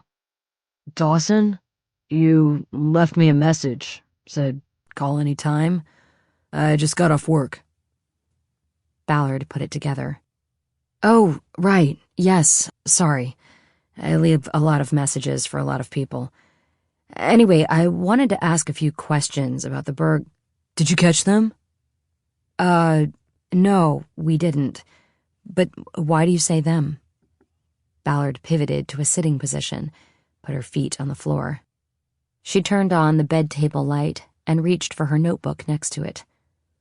"Had to be more than one," Dawson said. "To hit all of those cars that morning? At least, that's what the cop said." "Wait a minute," Ballard said. "There was more than one auto burglary? I only have your report." "Yeah, see, I was the only one who waited around for the cops to show up. It took them like an hour. But I had insurance, so I needed a police report. I knew that. The other guys got tired of waiting and took off." "How many others got ripped off?" "There was 4 of us, including me." "Do you recall what was taken from the other cars?" "I think just phones, maybe a little bit of cash." "Do you know the other 3? "Not really. I mean, I saw them on the water, but we didn't really talk. Just stayed out of each other's way, mostly." "Okay, Seth. The police report says you live in Venice. Do you go up to Topanga often?" "Hardly ever. And after that shit, never again, man. My insurance had a $500 deductible, So that cost me. I understand. You lost a phone and a watch? Yeah. The Breitling was from my dad. He spent $3,000 on it. I'm sure it was of great sentimental value to you. It was. So if you hardly ever went up to the Topanga break, how come you went there that morning? It was like glass down by me in Venice. So I checked the app, and it said that was where the waves were that morning. I went. Which app do you use? I used to use Dawn Patrol, but then I switched to Surf's Up. I think, if I remember... Yeah, I had switched by then. It would have been Surf's Up. It was the same app that Ballard used, and that had led her to staircases yesterday morning. She wrote it down in her notebook, even though she knew she wouldn't forget. It was a solid lead. If the thieves were using a surf app to determine which breaks were hot and drawing surfers, she could do the same thing in her search for whoever had stolen her badge and gun. You said you just got off work? She said. Where do you work, Seth? The FedEx at the airport, he said. I'm a cargo coordinator. I make sure the right packages go to the right planes going to the right airports. It's just a job. You work nights to keep your days for surfing? Exactly. I know the drill. Listen, I'd appreciate it if you kept this conversation between us. It's an active investigation, so it would be better if people didn't know what we're doing. Okay. Thank you for your time. I'll be in touch when we get these guys. Cool. Ballard disconnected and thought about things for a moment. She was energized by the lead regarding the surf app. She lay back down on the bed. It took her only 30 seconds to know sleep was not happening. She got up to take a shower. Chapter 9.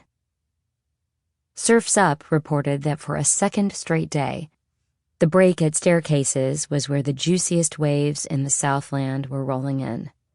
While Ballard didn't believe the thieves she was looking for were the smartest criminals she had ever hunted, she did think that they were probably wise enough not to return to the same spot a day after stealing a police officer's badge and gun. But she headed up the Pacific Coast Highway anyway, just to scope it out through eyes that had a better understanding of the setup. She had spent a good part of the night working online, matching theft reports against the wave history on the Surf's Up app. With only one exception, every theft reported by a surfer in the previous 12 months had occurred at the break where the app said the best waves were to be found. It was clear when her analysis was completed that the thieves, and she too was convinced it was more than one culprit, were using the Surf's Up app to plot their crimes. And now she was driving in pre-dawn darkness toward Staircases on the off chance that the thieves were not as smart as she'd assumed. It was still dark when she got there. The parking area behind the bluffs was empty. She got out and walked the length of the lot, looking at the ridgeline that ran behind it. There had to be an observation point where both the water and the parking area could be seen. This would allow the thieves to watch their intended victims hide their vehicle keys and know exactly when they were out on the water so they could make their move. The bluff between the parking lot and the water was at its highest point at the north end of the lot. Ballard instinctively knew that it would be the best observation spot. She turned on a mini flashlight she had retrieved from her equipment bag and trudged up the sandy incline. At the top, she found a small clearing in the seagrass where the parking area and the beach were easily viewed. The litter of cans and bottles and other trash seemed to be proof that she was right. Most of the debris was discarded willy-nilly on the sand or in the seagrass rimming it. But one can of Red Bull stood upright. Ashes around the pop-top hole indicated that it had been used as an ashtray. This seemed unusual to Ballard, considering that the spot was out in the open, and ashes could easily be flicked into the wind. She snapped on latex gloves and picked up the can by the rim using 2 fingers so as not to smudge any prints on the barrel. She gently shook the can and it seemed empty of liquid, but there was something inside it. She guessed it was a cigarette butt or the end of a joint. She pulled an evidence bag out of her pocket and put the can in it. It was possible that the can had been handled by the thieves who ripped her off, but it was a long shot. Still, she had learned over the years to follow her hunches. Sometimes they paid off. Looking out across the beach to the water, she saw one surfer already out there in the early light of dawn. He wore no wetsuit, and Ballard knew it was her breakfast suitor, Van. Ballard wished she were out there, not standing on a bluff with an evidence bag in her hand. She wondered if there would ever come a time when she didn't carry latex gloves and evidence bags in her pockets. She walked back down to the parking lot and saw that there was now another vehicle there, a vintage VW van painted light blue with white trim. Windows all around and surf racks on the roof. It had to be Van's van, and she wondered if Van was really his name or a nickname he'd picked up because of the VW. Either way, she liked him better for what he drove and its connection to the surf culture of the past. She got back in the Defender and took the Pacific Coast Highway to the 10 freeway, which would take her through downtown and out to Cal State LA, where the department's forensics lab was located. On the way, she stopped at the beach at Topanga and looked around, but there were no surfers and not much action on the break. She looked for the fruit vendor mentioned in the Dawson police report, but he was nowhere in sight, and Ballard wasn't going to wait to see if he showed. The Red Bull can in the evidence bag on the seat next to her was front of mind, and she wanted to get it to the lab without further delay. The PCH curved east through the tunnel in Santa Monica and transitioned to the 10 freeway. 20 minutes later, she was through downtown and taking the exit for the lab complex the LAPD shared with the sheriff's department. The latent prints unit was on the first floor, and as it did in the DNA lab 3 floors above, the open unsolved unit had a go-to tech there assigned to handle its print requests. But criminalist Federico Beltran was not as accommodating as Darcy Troy. Ballard was hoping that by coming in person to deliver a piece of evidence for examination, she could avoid delay. After parking, she pulled her phone and called Paul Masser. She didn't want to run into him in the building and have to explain what the Red Bull can was all about. When he answered, she could tell he was in a moving car. "Hey, did you get to the lab yet?" she asked. "Just left. Darcy said she'd put the samples through today." "Samples?" "I gave her both. As you said last night, it would be good to identify the woman and get her genetic signature." Ballard nodded, though she knew he couldn't see her. "Okay, but will it slow Darcy down, having 2 samples to send to DOJ?" "I don't see how it could, but if you want me to call her back and say hold off on the lipstick, I will." "No, never mind. I'm overthinking it." She said she'd be quick. "Good. Where are you headed now?" "Norwalk, to pull Nicholas Purcell's birth certificate, if he was born here in the county. After that, back to the barn." "Okay, I'll see you there later. I've got an errand to run this morning. Tell Colleen not to panic if I'm late." "I'm sure she will anyway." Ballard disconnected and realized she had a problem. She needed her ID to get inside the building. She had been to the lab so many times during her career that she knew every one of the security officers who manned the front entrance. More than once she had been waved through without showing her ID, but she always had it with her. It would be just her luck if a new guard was on post today and asked her for it. She thought about possible solutions for a few moments, and then got out and opened the back door of the Defender. She had a plastic carton there that contained her crime scene equipment: overalls, booties, rubber boots, gloves, hats, crime scene markers, extra notebooks, and a camera. She hadn't needed most of it during her time in the open unsolved unit, because the crime scenes in those cases were long gone. But she needed it now. She put the bag containing the Red Bull can on top of the carton, kicked the door of the Defender closed, and carried the whole thing to the building. As she went through the automatic doors, Ballard exaggerated the weight of the carton and tried to hurry by the check-in desk, where a security guard sat. She recognized him, but he was fairly new and might not recognize her. She quickly read his nameplate, Eastwood, as she moved by, and it prompted her to remember his obvious nickname. "Hey, Clint," she said. "Ballard, open unsolved, going to see Rico in Layton's. Can you put me down?" "Sure thing," Eastwood said. "Badge number?" 7658. "All you need is a 9. "What?" "To make a straight." Ballard threw out a fake laugh. "Oh, yeah, right. Can you hit the door?" "Sure can. You need help with that? Looks heavy." "No, I got it, thanks." Eastwood buzzed the automatic door, and it opened. Ballard was in. She walked down the hall to the latent prints section and put the crime scene carton down next to the door. She went in with the evidence bag containing the can. Federico Beltran was already in his cubicle, looking at side-by-side fingerprints on a large computer screen. Ballard knew this was the last step in making a print match. The computer pulled matches from all databases the department subscribed to around the country, and it was the tech's job to eyeball the matches for accuracy and make the call. "Rico, my favorite print man," Ballard said. "How are you this fine morning?"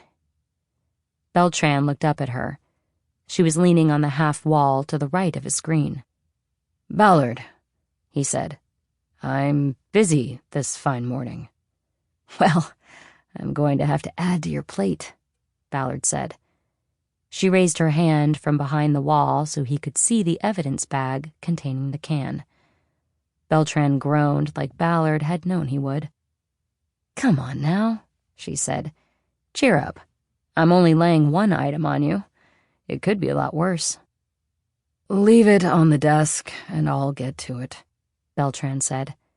"Actually, I need this on a priority, Federico. I'm going to wait on this one." "You can't. I'm in the middle of a case here. And I can see you're at the end of it. So finish that and run with mine. You're our guy, and the key to solving this case. You could be a hero, and we won't forget to mention you in the press release." "Right. We never get the kudos. You people hog all the glory. But not this time. I just need you to vape this can and see what you get. 2 hours tops, and if there's any kudos to hand out, your name's first on the list." "Yeah, I've heard that before, and I think it was from you." But Beltran turned away from his screen and took the bag from Ballard. She knew she had him. "What's the case number?" he asked. "I'll have to see if a vapor is free." The vapor was the glass case where small objects were exposed to vaporized cyanoacrylate, which crystallized on the ridges of fingerprints, raising them and turning them white. They could then be collected by tape or photographed and compared to other prints in the databases. But whether or not the vapor was free was not Ballard's immediate problem. All work submitted to the latent print section for processing and comparison had to be filed under a case number. The problem was that Ballard had no case number because there was no official investigation into the theft of her badge, gun, and other property. Ballard had to be careful about which legitimate case number to give. If she gave Beltran a case that was solved someday, her request for a print run would become part of discovery during a prosecution and could hand a defense attorney all that was needed to question the integrity of the case. This was why Ballard was prepared with a murder case that would never be solved. She gave Beltran the number 88-0394 and the name Jeffrey Haskell. Beltran wrote the information down and realized the case was more than 3 decades old. 88, he said. How can this be a priority? I'll tell you how, Ballard said, because that Red Bull can was touched by a suspect we watched yesterday, and I need to know his identity and see if he connects to any other cases. The truth was that the 1988 case had been reviewed by members of the Open Unsolved Unit earlier in the year, and Ballard had signed off on their assessment that it was not solvable using any contemporary forensic tools. There was no DNA, there were no ballistics, there were no fingerprints, there weren't any witnesses, and there was no murder weapon. The case was the murder of a 22-year-old Malibu kid named Jeffrey Haskell, who had driven into a crime-ridden area of South Central to buy drugs in a housing project. Instead of scoring, he was robbed, stabbed with an unknown instrument, and left to bleed out in the car he had borrowed from his mother after telling her he was going to a bookstore.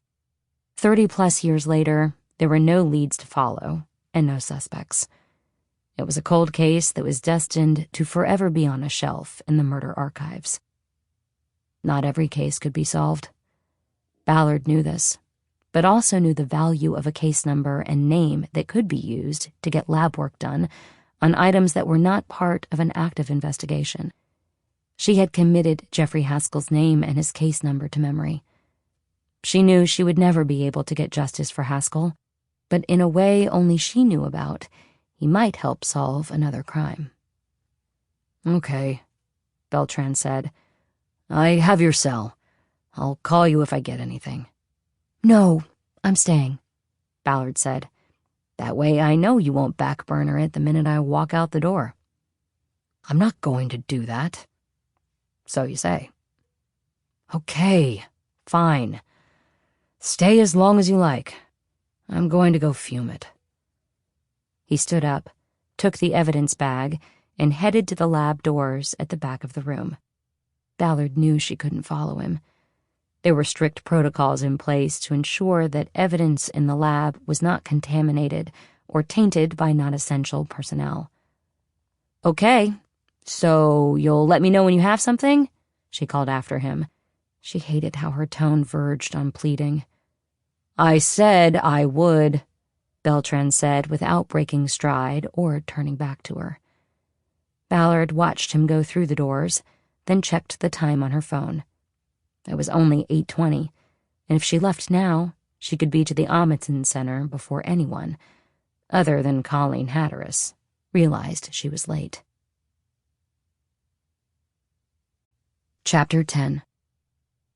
Hatteras let Ballard into the unit through the emergency door, and Ballard went right to the phone at her desk at the end of the raft. Beltran had not answered a call from her on the drive out to the west side, and Ballard believed it was because he knew her cell number and chose to ignore her when he saw it on the caller ID screen. She dialed his direct line now and tried to slow her breathing. She was frustrated with Beltran, but knew this was not the time to confront him. This was an off-the-books investigation that she did not want to draw any attention to. As she'd expected, Beltran picked up on the first ring. Ballard swallowed her frustration and went with her routine casework voice. "Rico, it's Ballard. Just checking to see if you've got something for me." "Yeah. What I got, Ballard, is a complete waste of my time." "Yeah? How so?" "There's no way this is your guy from that 88 case. He wasn't even born in 88. Ballard realized that she'd told Beltran that the Red Bull can had been handled by a suspect in the case. That was a misstep. She tried to cover the discrepancy with a quick comeback question. "Well then, who is he?" she asked. "The prince on that can came back to a Dean Delsey, age 22. You can't pull me off the important shit on my plate to run down these long shots that are a complete waste of time." Ballard did a slow burn in silence. "Ballard, you there?" "Yeah, I'm here. Give me his DOB and anything else you came up with."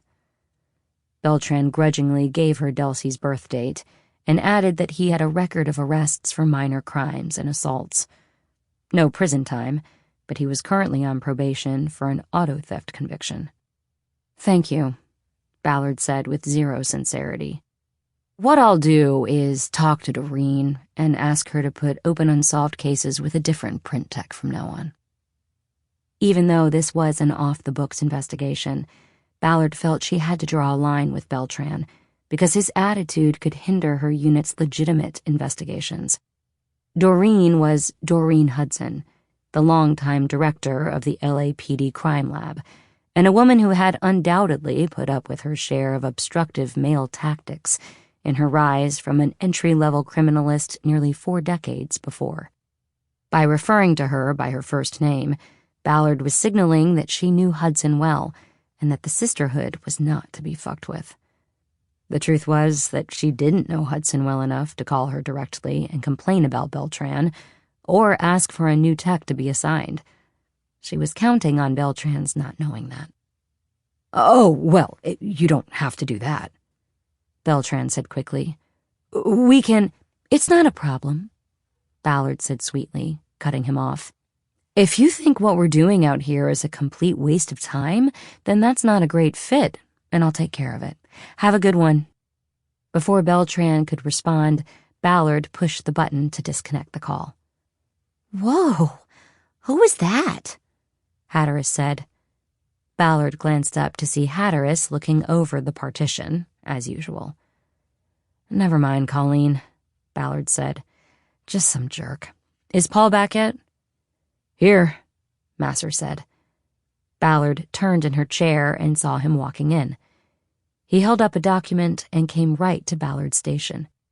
"Got a copy of the birth certificate," he said.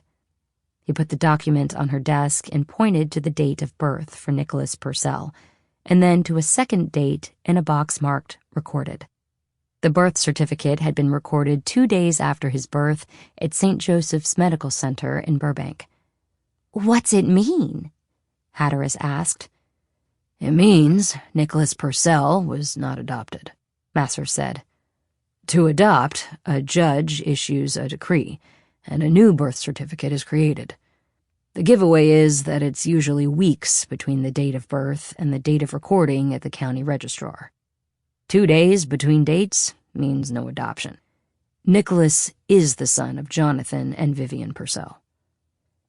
"So that means the judge is definitely our guy?" Hatteras said. Masser nodded. "Looks like it," he said.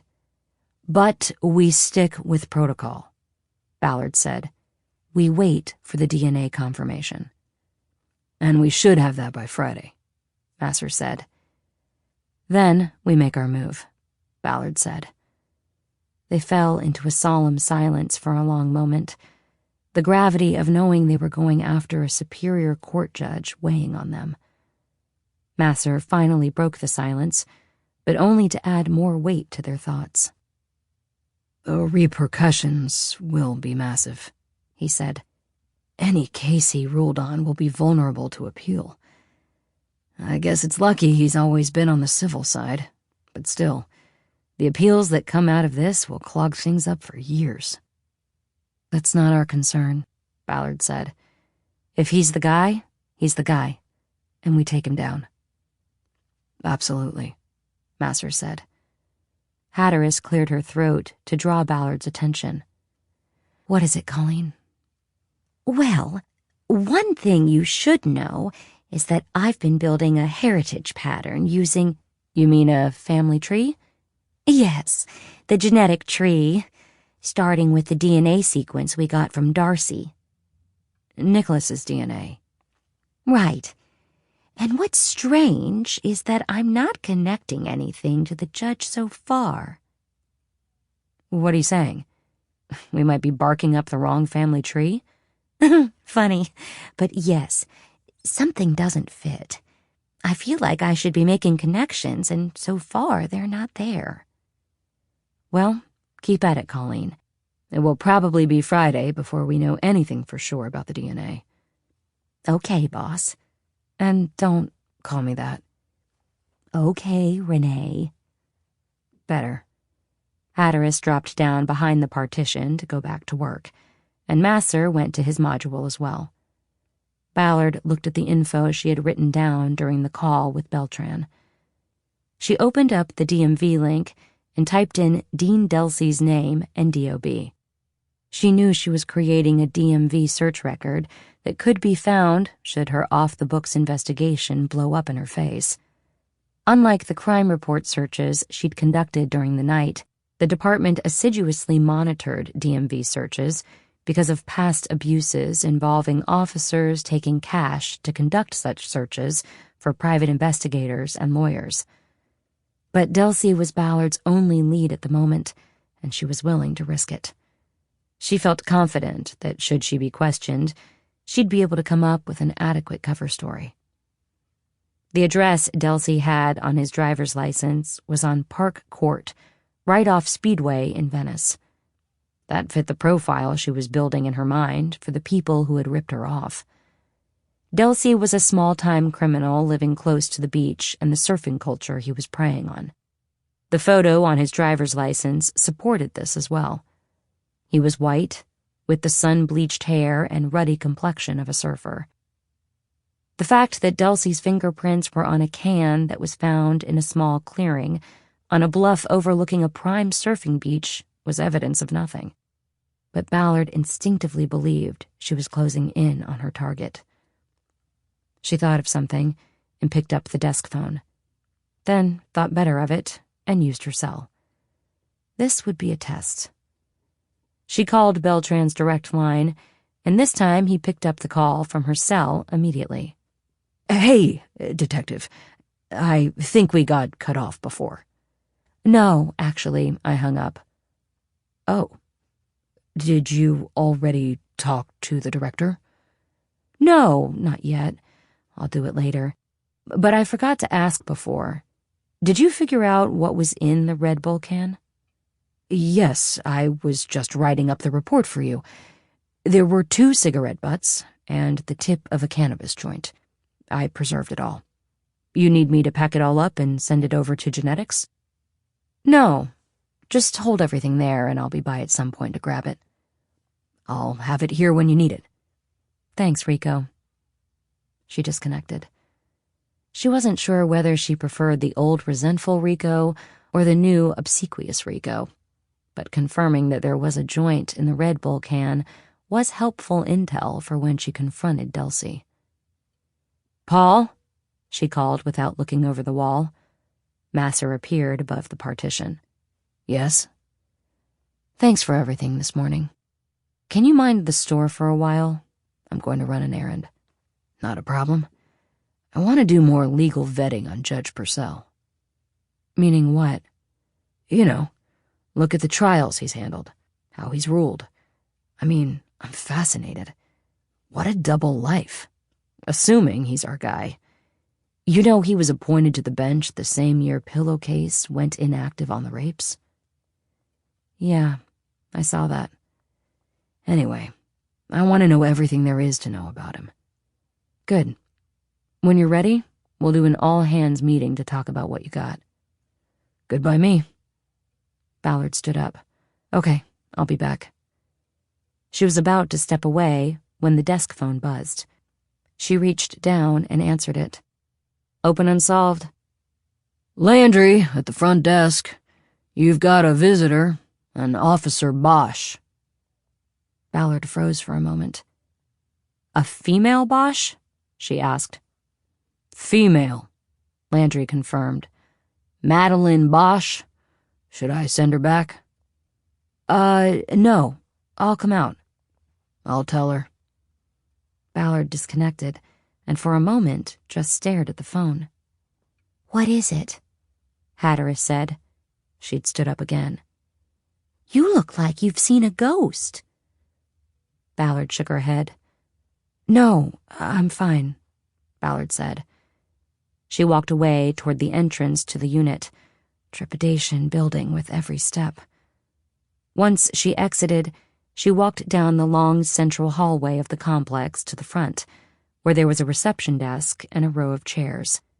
The Amundsen Center was the LAPD's main training center, and most days many of those chairs were occupied by applicants who wanted to wear the badge. Maddie Bosch was there in street clothes.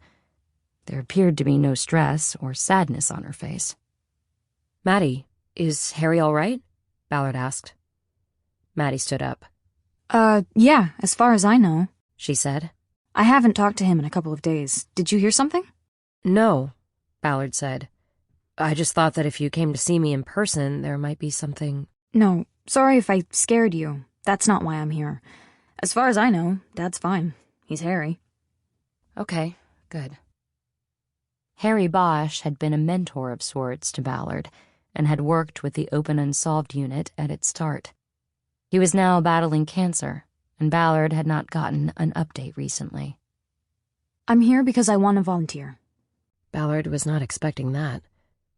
What, you mean for the unit? Yes, the unit. I'm on a 4-on, 3-off schedule at Hollywood Division, and they have me working PM watch Friday to Monday. It gives me a lot of free time during the week, and I thought this might be good, you know? I want to be a detective one day, and this can give me some experience. Did you talk to Harry about it? No. Harry's retired, and I make my own decisions. Right. Sorry. I didn't mean to... It's okay. I just don't need his permission. I'd like to volunteer. Can we talk about it? Do you have time? Yes, of course. Let's go to the cafeteria so we can sit down and talk a little more privately. There's not a lot of privacy in the bullpen here. They walked down the main hall and turned right to a smaller hallway that led to the cafeteria. Ballard got a coffee, and Maddie a hot tea. The place was largely deserted because it was between the breakfast and lunch rushes. There was a sea of empty tables, and they took one that would afford the most privacy for their conversation. I haven't been back here since I was in the academy. I trained in the old place in Chavez Ravine. I almost never go there. So, I take it you know what we do here. Well, you work cold cases, murders mostly. From what I understand, you have all the murder books right here. You review them to see if modern forensic technology can be used to identify suspects and bring closure to families that lost people. We close cases, but I'm not sure we ever bring closure to the families. We give answers, but answers don't end the grief people carry. Harry always said the same thing. Then you know. A lot of the people who want to volunteer for the unit come with a specific case in mind, like a friend or a family member, someone from the neighborhood where they grew up. Is there a case like that with you? Not really, no. Okay, well, I know I could talk to Harry about a recommendation, and... I'd rather you didn't. I'd really like to do this on my own. I understand that, but Harry's my friend, and I think it would be odd if I didn't at least tell him we're going to work together. Can you do that after you decide? I brought a sheet with me. She took a printed sheet of paper from her pocket and unfolded it. This has the names and numbers of my supervisors. Has my TO on there, though I'm no longer a boot, but she could tell you what a quick learner I am and how I react under pressure. Ballard took the paper and looked at it. She didn't recognize any of the names, even though, until just a few years ago, she had been assigned to Hollywood Division as the midnight shift detective. Man, it looks like a complete turnover of command staff since I was there. Yeah, just about everybody is new. Ballard nodded and continued to stare at the paper. So, what do you think? Ballard looked up at her. Well, a couple of things I want you to know first.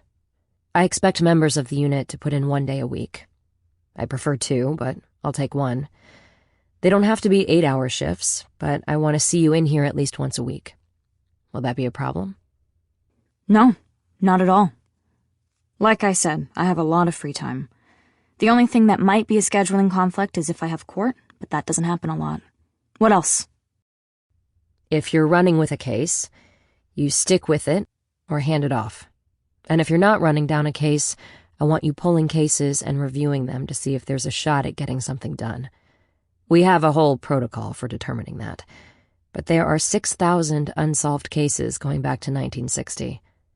Right now, the sweet spot is the 80s and early 90s. The cases are recent enough that there might be a live suspect out there, and those cases were originally worked before DNA was part of the landscape. Okay. Do you have any questions? The cases here, they go back only to 1960? No, we've got cases from way earlier than that, but our cutoff point is currently 1975. With anything before that, It's unlikely that anyone involved would be alive. Suspects or immediate family. Oh, right. I get it. Yeah. So, anything else I can answer? Not really. Except, when will you decide if you'll take me on? Well, I have to do a couple of things first. I have to talk to my captain and see if he'll approve taking on someone who's already full-time in the department. That hasn't happened before. But I'll tell you, and I'll tell him, it would be really good to have someone else in the unit with a badge. It would take a lot of stuff off my shoulders. A lot of things come up that only a badge can do, like make arrests and testify in court, and I'm the only one. It would be nice to have you in the unit. Real nice, in fact. Well, good. I hope you can convince the captain. Me too. Ballard held out the paper she had been given. Do these people know that I might call them? Not really. Should I tell them? No. It will be better if I call them cold. Do you want to see the unit and where you'll be if this works out? A couple of the other volunteers are here today. Sure. Okay. Let's go. Chapter 11. Ballard parked on Speedway in front of a garage door at the rear of a walled residence. 3 signs on the shabby gray door warned of the consequences of blocking it, but Ballard wasn't planning on leaving her vehicle. The spot gave her a prime view of Dean Delsey's second-floor apartment in a run-down complex that had been built 75 years ago and designed to look like a boat. The windows in the complex were round like portholes, and the exterior front corner of the retaining wall surrounding the property had anchors attached to it, as if it were the prow of a ship. Before settling in to watch, Ballard had done a walk around the apartment complex and had determined that Delsey's driver's license address corresponded with the apartment at the east end of the second floor. The apartment had a balcony that overlooked Speedway. Stacked against its side wall were 3 or 4 surfboards. Ballard could see that the sliding door to the apartment was open, and faint, unidentifiable music was floating through. Someone was home. Ballard settled in for what she knew could be an hours-long surveillance. She wasn't sure what her next move would be, but she hoped at a minimum to get a look at Delsey before she called it a day. She thought of something she should have done before leaving the office and decided to risk drawing Hatteras into her off-the-books actions. She called her on her cell. Renee? You all right? I'm fine, but I need you to do something for me. Sure. All right, go over to my terminal. I should still be signed in. You got it. Ballard waited until Colleen said she was in place and that Ballard was still signed in to the department network. Ballard then walked her through accessing the DMV database and putting Delsey's address into the search engine to see if the same address happened to be on anyone else's driver's license. 2 names come up, Hatteras said. One is Dean Delsey, Ballard said. Give me the other one. Robert Delsey. Must be his brother. Or, wait, no. This may be his father. He's older. What's his DOB? Hatteras gave a birth date in 1981, making Robert twice Dean's age. It also doubled Ballard's interest in the pair. Another father and son case, the second in 2 days. Ballard did not put much stock in so-called coincidences. Harry Bosch had taught her that, but she thought this one must be a genuine one. She directed Hatteras to open a search on the department's Criminal Records Index. Hatteras reported that Robert Delsey had a criminal history much longer than Dean's. It included a 9-year stretch in prison for assault with a deadly weapon. 9 years meant it was no bar fight or skirmish over surf territory. It told Ballard that he had probably come close to killing someone, and that meant he was a dangerous man. She asked Hatteras to use her cell phone to take a photo of Robert Delsey off the computer screen and text it to her. What are you up to? Hatteras asked. Just an old case I worked before I came to the unit, Ballard said, ready with her answer. "Nothing you have to worry about. Send me that photo, and thank you, Colleen." Ballard disconnected before another question could come. The photo arrived on her text app, and Ballard studied Robert Delsey. The genetic connection to Dean Delsey was evident. They were most likely father and son. Robert's face and skin were worn by more years in the sun and salt. Ballard thought of her own father, and the deeply tanned wrinkles etched into the corners of his black-brown eyes. He had eyes like his favorite actor, Charles Bronson. Ballard sat for 20 minutes with a decision she had to make before finally picking up the phone and calling a name on her favorites list. Harry Bosch answered with his usual greeting. Everything okay? "Everything's fine. How about you?" No complaints. "Staying busy?" Not too much. Been binging The Lincoln Lawyer, if you can believe it. "You still working with the real Lincoln Lawyer?" Here and there, when he needs me. "And how is your health, Harry?" I'm hanging in. My last scans were clean. "That's good to hear." So what's up with you? "Just checking in. Hadn't heard from you, and there's something I need to talk to you about." Sure. "It's about Maddie, and it's a bit awkward." What's going on? "Well, Maddie came in and volunteered for the squad." Open unsolved? "Yeah, my squad." Okay. What's the awkward part? "Well, she didn't want me to tell you because she's, asserting her independence, and she's probably not sure how you'd take it. But it puts me in an awkward spot because it's not something I would keep from you. I don't want to get in the middle of you two. I'm sure she'll tell you, if she's approved by the captain, I mean." Did she say why she wants to do this? "Well, I think it's kind of obvious. She wants to be like you, Harry. She wants to be a detective, and this won't hurt her cause. It could even fast-track it." Bosch went silent, and Ballard imagined him sitting in his house up on the hill, thinking about his daughter. "You still there, Harry?" I'm here. What do you think about this? Do you want her on the unit? She's young. She doesn't know what she doesn't know. "There's that, but selfishly, I want her. I've been telling the captain for months that I need another badge on the squad.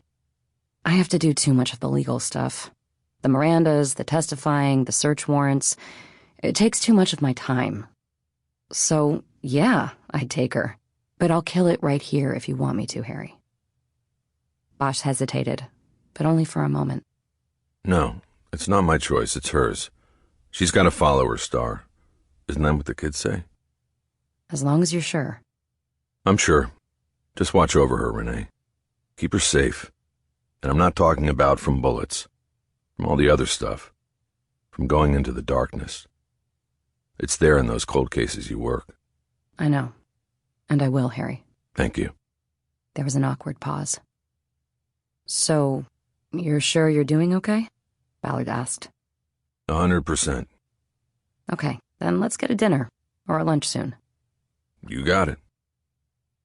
Ballard disconnected. She knew that Bosch, in his own way, had tried to keep his daughter safe from the darkness that had gotten inside him at times. But it was a never-ending battle. She thought about what Dr. Ellingberg had said about vicarious trauma. Sometimes it wasn't vicarious. Sometimes it was right in your face. As soon as she dropped her phone into a cup holder, it buzzed. She thought it might be Bosch calling back about something, but the screen showed that it was her boss at RHD, Captain Gandil. For a few seconds, she considered not answering, but she knew that whatever he wanted, she'd inevitably have to deal with it. She took the call. "Captain." "Ballard, what the fuck? You followed the presiding judge of the Superior Court to get a DNA sample? Who told you that?" "Doesn't matter who told me. You didn't think to ask my permission to do this?" "Captain, I have a mandate from you to follow cases where they lead. Do you remember telling me that?" "Yeah, but not to put the presiding judge under surveillance without at least notifying your CO about what you were doing. Do you have any idea what kind of shit will come down on us if this goes sideways?" "He's a primary suspect in a murder and several rapes. It's not going to go sideways. If the DNA matches, we're going to take him down, and I don't care who he is. Ballard. Gandil went silent. Ballard needed to know how he'd gotten his information. If she had a leak in the unit, she had to shut it down. Look, she said, I don't know what you were told, but we got a familial hit on the pillowcase rapist. I'm sure you remember the case. A serial rapist that ended up murdering a woman. 2 months ago, a man was arrested on a domestic violence call. He was swabbed, and the genetics eventually went into CODIS and pointed to his father as the pillowcase rapist. We have the son's birth certificate, and the judge is his father. No adoption. So what were we supposed to do? Not follow through? No fucking way. No. You were supposed to call me and say, Captain, we have a delicate situation here. We, you and I, would have then decided what to do from there. There was no deciding what to do. He's a suspect. And just because he's a judge doesn't mean he wasn't a rapist and murderer 20 years ago, or isn't one now. We did exactly what we should have done. We got his DNA, and we'll know by Friday if he's confirmed as the guy. What I want to know now is who told you about this. Why do you care? Because I need to know who to trust in my unit with need-to-know information. If this gets out of the department and to the judge before Friday, we're going to have a problem. It was Kelly Latham, okay? The head of the DNA lab, and Darcy Troy's boss. Ballard immediately knew that Paul Masser had given Troy too much information when he dropped the DNA samples at the lab. It made Ballard breathe a little easier. She doubted that Masser realized the background detail he had given Troy would end up with her boss, and then make the jump to the captain overseeing the open unsolved unit. You really fucked me, Renee, Gandil said. I have this information that I wish I didn't have. Because I should turn around and inform the 10th floor about this right now. The 10th floor of the PAB was where the offices of the chief of police and most of the department's command staff were located. One of the things Ballard liked most about her job was that, at the Amundsen Center, she was away from all that. She had only one commander to worry about there, and he was more concerned with backdoor alarms than anything else. Do what you need to do, Captain, she said. But if I were you, I would wait until we hear from the DOJ, because when we get the match, we're going to have to come up with an arrest plan, and that's when you can bring the 10th floor into it. Gandil hesitated. By Friday, you think? He asked. Our lab liaison put a rush on it, Ballard said, deciding not to mention Darcy Troy's name. Okay, but I want to be informed of every move you make between now and then. Well, that's easy. We're not making any moves until we get the results back. My IgG person is building a genetic tree, but that's internet work. We're not out there knocking on any doors. That's Hatteras? Tell her to stop the IgG. Do nothing more until the results are in. Understood? Yes, understood. What are you doing right now? I'm sitting in my car making calls about a prospective volunteer. I'll let you know if she pans out and I want to bring her on. A she? That's good. Just make sure she can kick a door open. I already know that she can, Captain. Good. Let me know. He disconnected, and Ballard sat there staring through the windshield, reviewing the call and hoping she had headed off a problem with the captain. It was a long moment before she realized that there was a man standing on the balcony at the Delsey apartment. She grabbed the binoculars from the center console and focused on him. It was Dean. He was wearing a blue and white Hawaiian shirt. He looked older than his license photo, and his hair was shorter now, but he was definitely in his 20s, not his 40s. He was holding a bottle of beer and smoking a joint, blowing the smoke out across Speedway. Ballard watched, waiting to see if he was joined on the balcony by his father or someone else from the apartment, but no one came out. Dean Delsey finished smoking and flicked what was left of the joint down onto Speedway. He then disappeared back inside. Ballard did some quick detective math. It appeared that Dean Delsey was alone in the apartment. If the father and son were responsible for the string of thefts, it stood to reason that between the two, the son would be the one she had the better chance of breaking. He had an arrest record, but had repeatedly been given second chances by the system. The father had done hard time. Dean was on probation. Robert was on parole. Dean was the weak link. Ballard reached under her seat and grabbed her handcuffs, then lowered the front visor and got out of the car. Chapter 12. Ballard stealthily approached the door to apartment 211, then leaned her right ear toward the jamb. She heard music playing inside, but again couldn't identify it. She took a step back and checked for a peephole or a ring camera. There was none. She used the side of her fist to pound loudly on the door. "Parole! Open up!" She leaned forward again, but heard no movement inside. No toilet flushing, no footsteps of someone rushing around trying to hide contraband. She pounded on the door again, this time harder. "Department of Parole! Open the door or we'll kick it in!" Now she heard the music cut off and footsteps approaching. She unholstered her weapon and held it down at her side. The door opened and the man from the balcony stood there. "He's not here," he said. "Step back," Ballard said. Dean Delsey saw the gun at her side and raised his hands as he stepped back.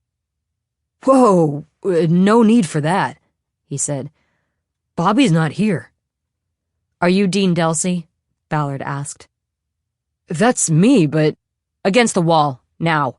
Okay. Delsey turned, spread his hands at shoulder height, and put them on the wall, a move he had clearly made in the past. Ballard used a foot to kick his legs farther apart. She holstered her gun, then placed one hand on his back to keep him in position while using the other to pat him down for weapons. "Where's your father?" "I don't know. He went out. Didn't tell me where." "When's he coming back?" "He didn't say." "Give me your right hand behind your back." "Look, you don't need—" "Right hand behind your back, now." He complied. She took the handcuffs out of the waistband at the back of her pants and snapped one around his wrist. "Now the left." Delsey complied again, but not without complaint. "I'm just saying, if you're here for him, you don't have to hook me up," he said. "Who said I'm here for him?" Ballard said.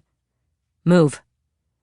She pulled him away from the wall and walked him to the center of the apartment's living room.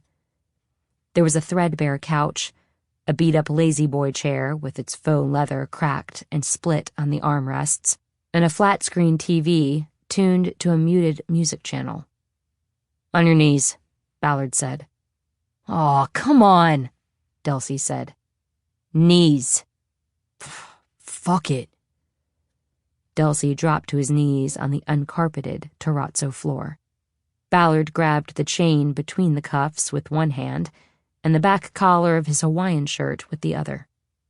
"Okay, I'm going to lower you onto your belly now. This is for my safety and yours." "Yeah, bullshit."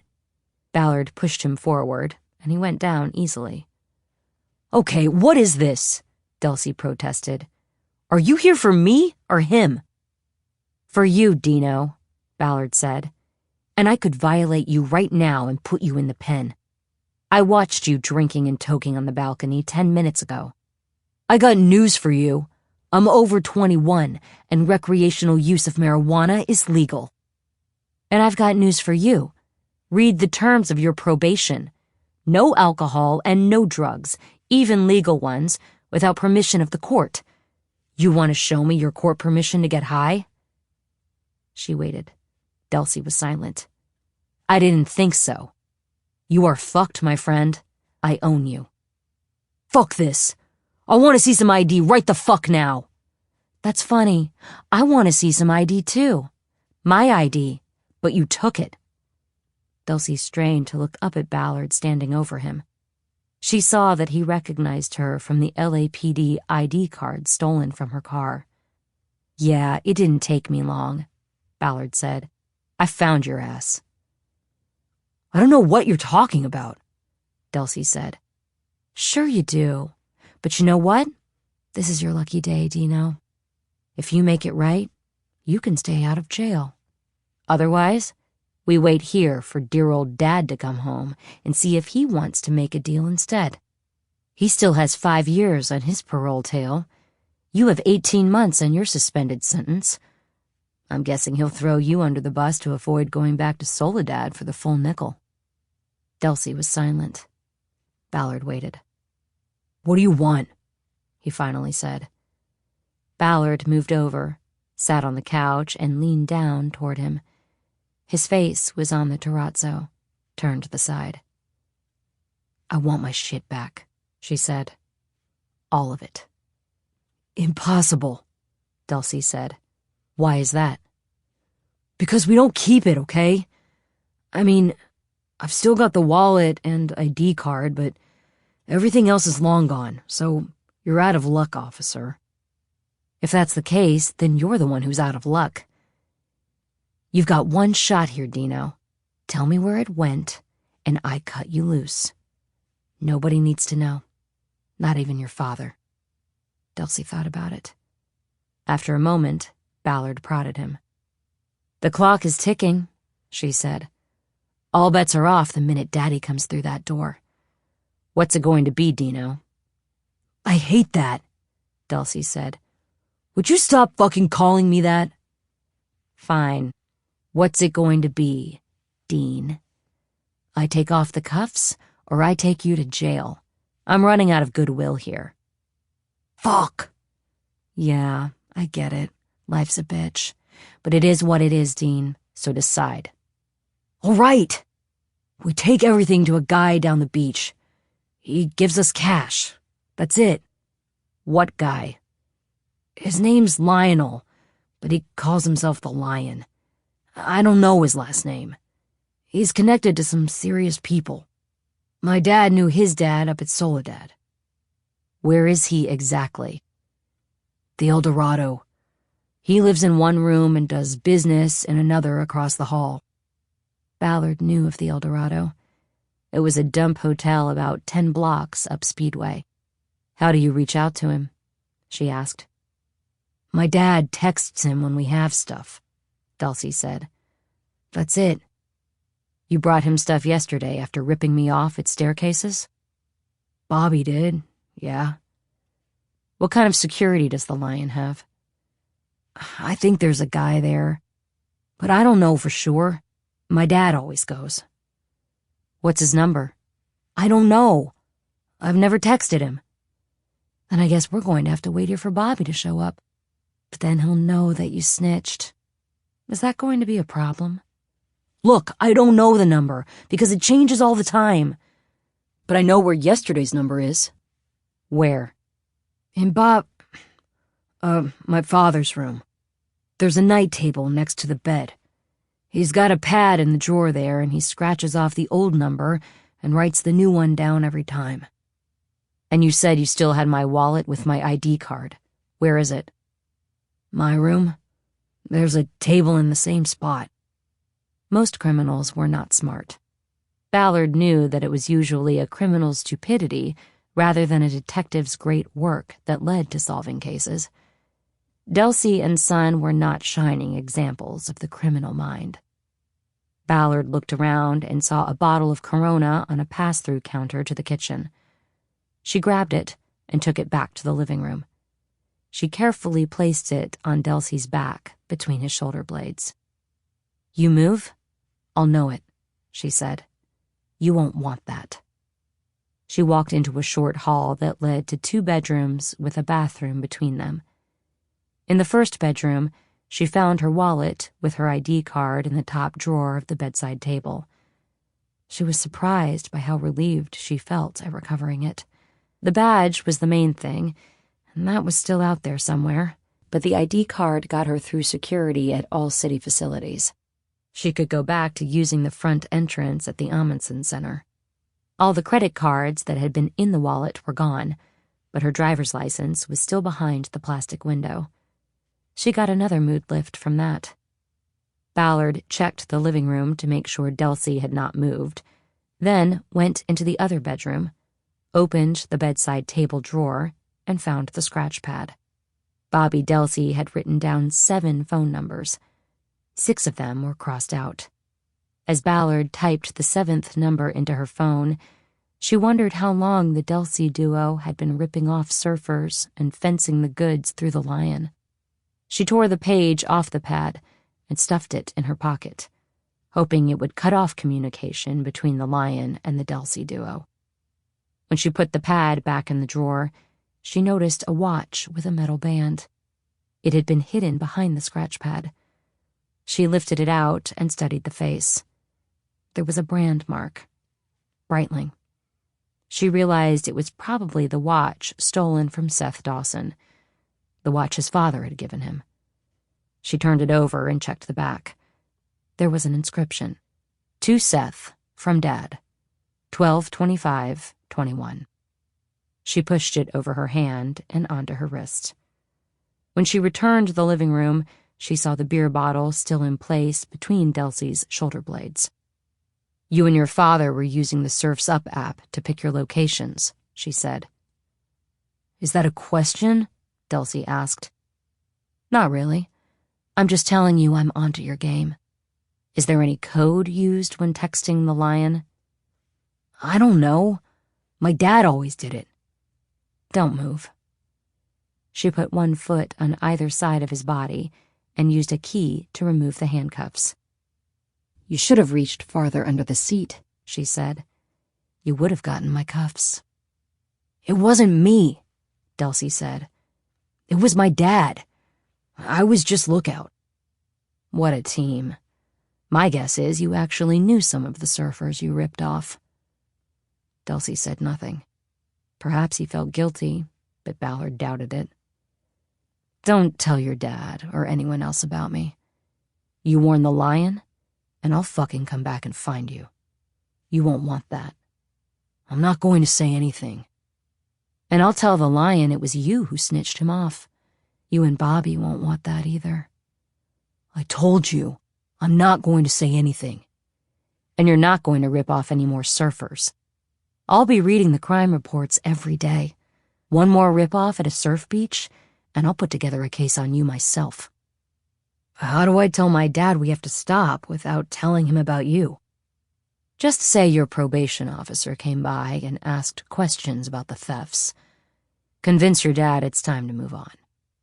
Easy for you to say. I'm a little short on sympathy for you, Dino. In fact, I want to put you and your fucking father in jail and throw away the key. But you got lucky this time. It won't happen with me again. Ballard went out the door. She was halfway down the stairs when she heard the glass beer bottle rattle and then roll across the apartment's terrazzo floor. When she got back to Speedway and headed toward her car, she saw a tow truck parked in front of it. The hook was being lowered. A man with white hair pulled into a ponytail stood between the car and the garage door it was blocking. He wore sunglasses and had his arms folded across his chest as he watched the tow truck operator lower the hook. Ballard trotted over before her defender got attached. Hey, hold on, she yelled over the sound of the truck. I'm moving it. You're too late, the man with the folded arms yelled back. It's clearly marked no parking. Why do people ignore the signs? Ballard walked into the channel between the garage and the car. The man unfolded his arms and held his hands up as if to stop her forward progress. I'm sorry, he said. You ignored the warnings, and you'll have to pay Venice Tow if you want it back. Ballard held up her newly returned ID card. I was on police business, she said. Talk about signs. You didn't see the sign on the visor? What sign? The man asked. Go look. I will. He went all the way around the defender to get to the front, and had to crane his neck to see the official LAPD business sign attached to the visor. Ballard followed him and used the key fob to unlock the car. "That's too small," the man said. "Nobody would notice that." She opened the driver's side door, and the man put his hand on her arm to stop her from getting in. Ballard reacted quickly, mostly out of instinct and partly out of the anger she felt at having to let the Delsey duo off the hook. She grabbed the man's wrist with her left hand, seized his elbow with her right, and spun him hard into the passenger door of the Defender. "Do you want to go to jail for assaulting a police officer?" "Assault? That was no assault. You assaulted me." "You touched me. It was unwanted. That's assault." "Look, No, you look. Go back inside and set your parking trap for somebody else." The man's mouth dropped open. "That's right," Ballard said. "I know. You get a nice kickback from the tow yard." She let him loose. The man turned and silently walked over to the tow truck operator, shaking his head. Ballard got in the Defender and started it up. Chapter 13. Ballard had a view of the entrance to the El Dorado from a spot at a red curb at Paloma and Speedway. There was a lot of pedestrian traffic in and out of the one-star hotel, mostly young people. Ballard guessed that there were other businesses besides the Lion's being run out of the El Dorado. If the Lion was paying cash for stolen goods, there was probably a place to spend that money nearby. The likely products for sale were drugs and sex. She couldn't get a sense of the security arrangements from outside. She knew she would have to go in blind, and for the first time, she started second-guessing her off-the-books maneuvering to get her badge and gun back. She thought maybe it might have been better to just report the thefts and take the heat. Now, it was too late. She watched a skinny white teenage boy go into the hotel, carrying a laptop case. Ballard guessed it belonged to one of the kid's parents, and he would trade it for pennies on the dollar to get a hit of fentanyl or crystal meth. The El Dorado was at the low end of nowhere.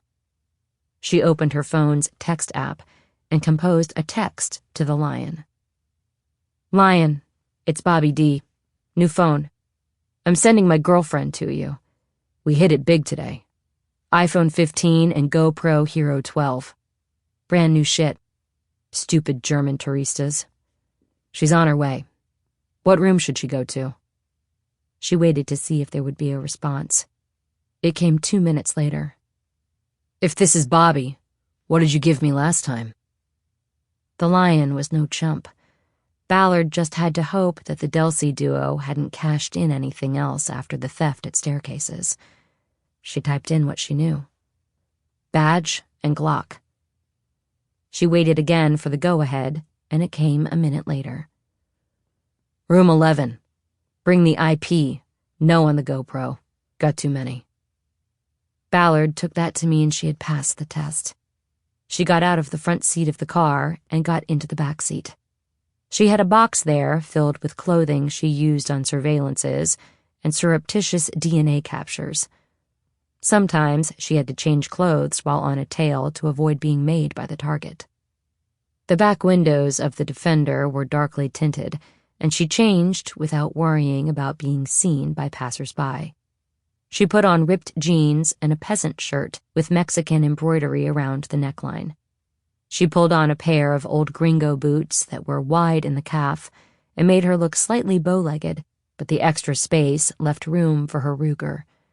She knew she would probably be searched by the Lion security, but she might get the boot gun through. She finished her new look with a sun-bleached Dodgers hat.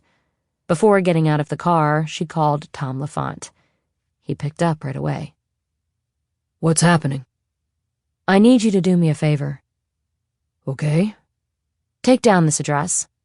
If you don't get a call from me in 30 minutes, I want you to call Pacific Division and send backup." "Okay. You want backup right now?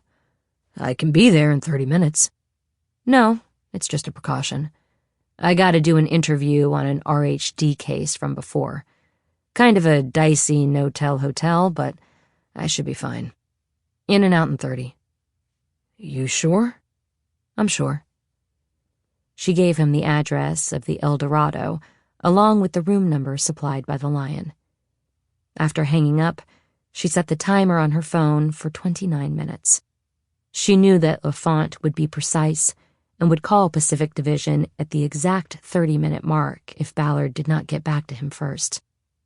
She got out of the car, locked it, and proceeded to the entrance of the hotel. The lobby of the El Dorado was not meant for loitering.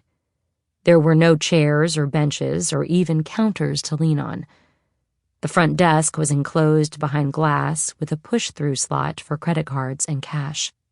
The man at the desk was reading a book and seemed to take no notice of Ballard as she entered. Ballard saw a single elevator to the left and a hallway to the right. A placard on the wall between them told her that rooms 1 through 12 were down the hall. She headed that way, but had to step aside when the boy she had seen earlier with the laptop passed by, now empty-handed. He had made his deal. The corridor was dimly lit. The room numbers rose as she walked. Ballard saw a man sitting on a chair at the end of the hall. She judged that he was sitting between rooms 11 and 12. He stood up before she got there. He was black, 6 feet plus, thick in the middle, and dressed completely in black. There was a handgun holstered on his hip and in plain view of all who approached. "Here to see the Lion," Ballard said. The security man flipped his hands up, signaling her to raise her arms. She complied, and he patted her down with no deference to her gender.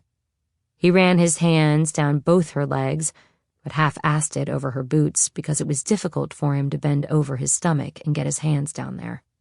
When he was finished, he knocked on the door of room 11 and stepped aside. The door opened, and a smiling white man stood there. He was rail-thin with dyed blonde hair braided into cornrows. He looked like he couldn't be more than 25 years old. He wore a Dodgers uniform top with Otani's number on it, board shorts, white socks, and black slides. Around his neck on a thick gold chain was an oversized medallion of a lion's head with emerald eyes. "You Bobby D's girl?" he said. "I'm the Lion." "All right if I come in?" Ballard asked. "Sure. Make yourself at home." Ballard entered what looked like a basic 14 by 14 hotel room, adapted for an unintended use. The bed was turned up and leaning against the back wall to make room for the folding tables on which the week's take was stacked.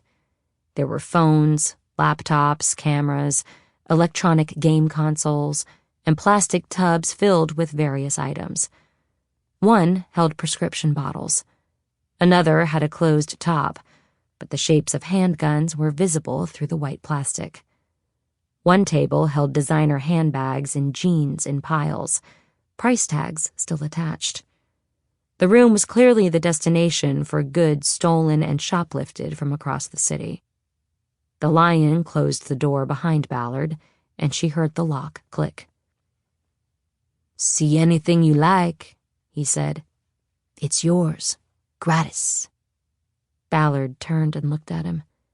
He held out his arm like a game show host, presenting the treasure on the tables.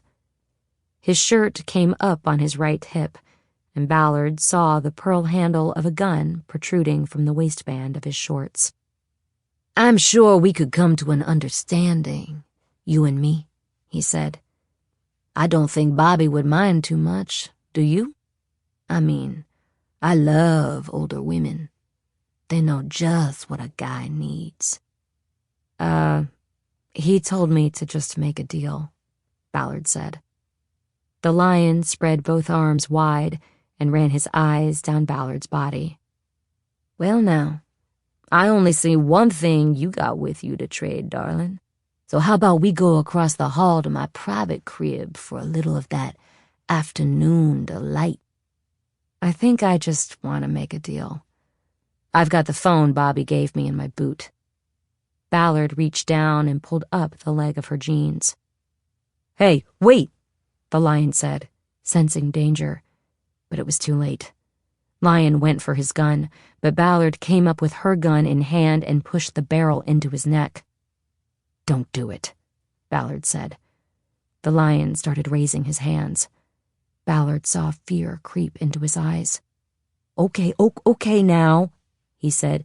"Be easy." "Shut up," she said. "You make a sound, it'll get you killed." She reached her free hand to his waist and pulled his gun. "Hey, come on," he said. "Let's just be friends." Ballard stepped back and pointed the big and small guns at his chest. "On the floor," she said. "Now." Keeping his hands up, the lion got down on one knee and then the other. "Lionel, huh?" Ballard said. "What's your last name?" "Why do you care?" the lion said. "What do you want?" "Good question. Bobby D brought you a gun and a badge yesterday. Where are they?" The lion's eyes widened. "Oh, shit! That was you! That was your badge! Bobby told me they took it off a surfer chick who was a cop." He gave a short, high-pitched laugh. Anger flooded Ballard, and she rushed forward into him, knocking him backward to the floor.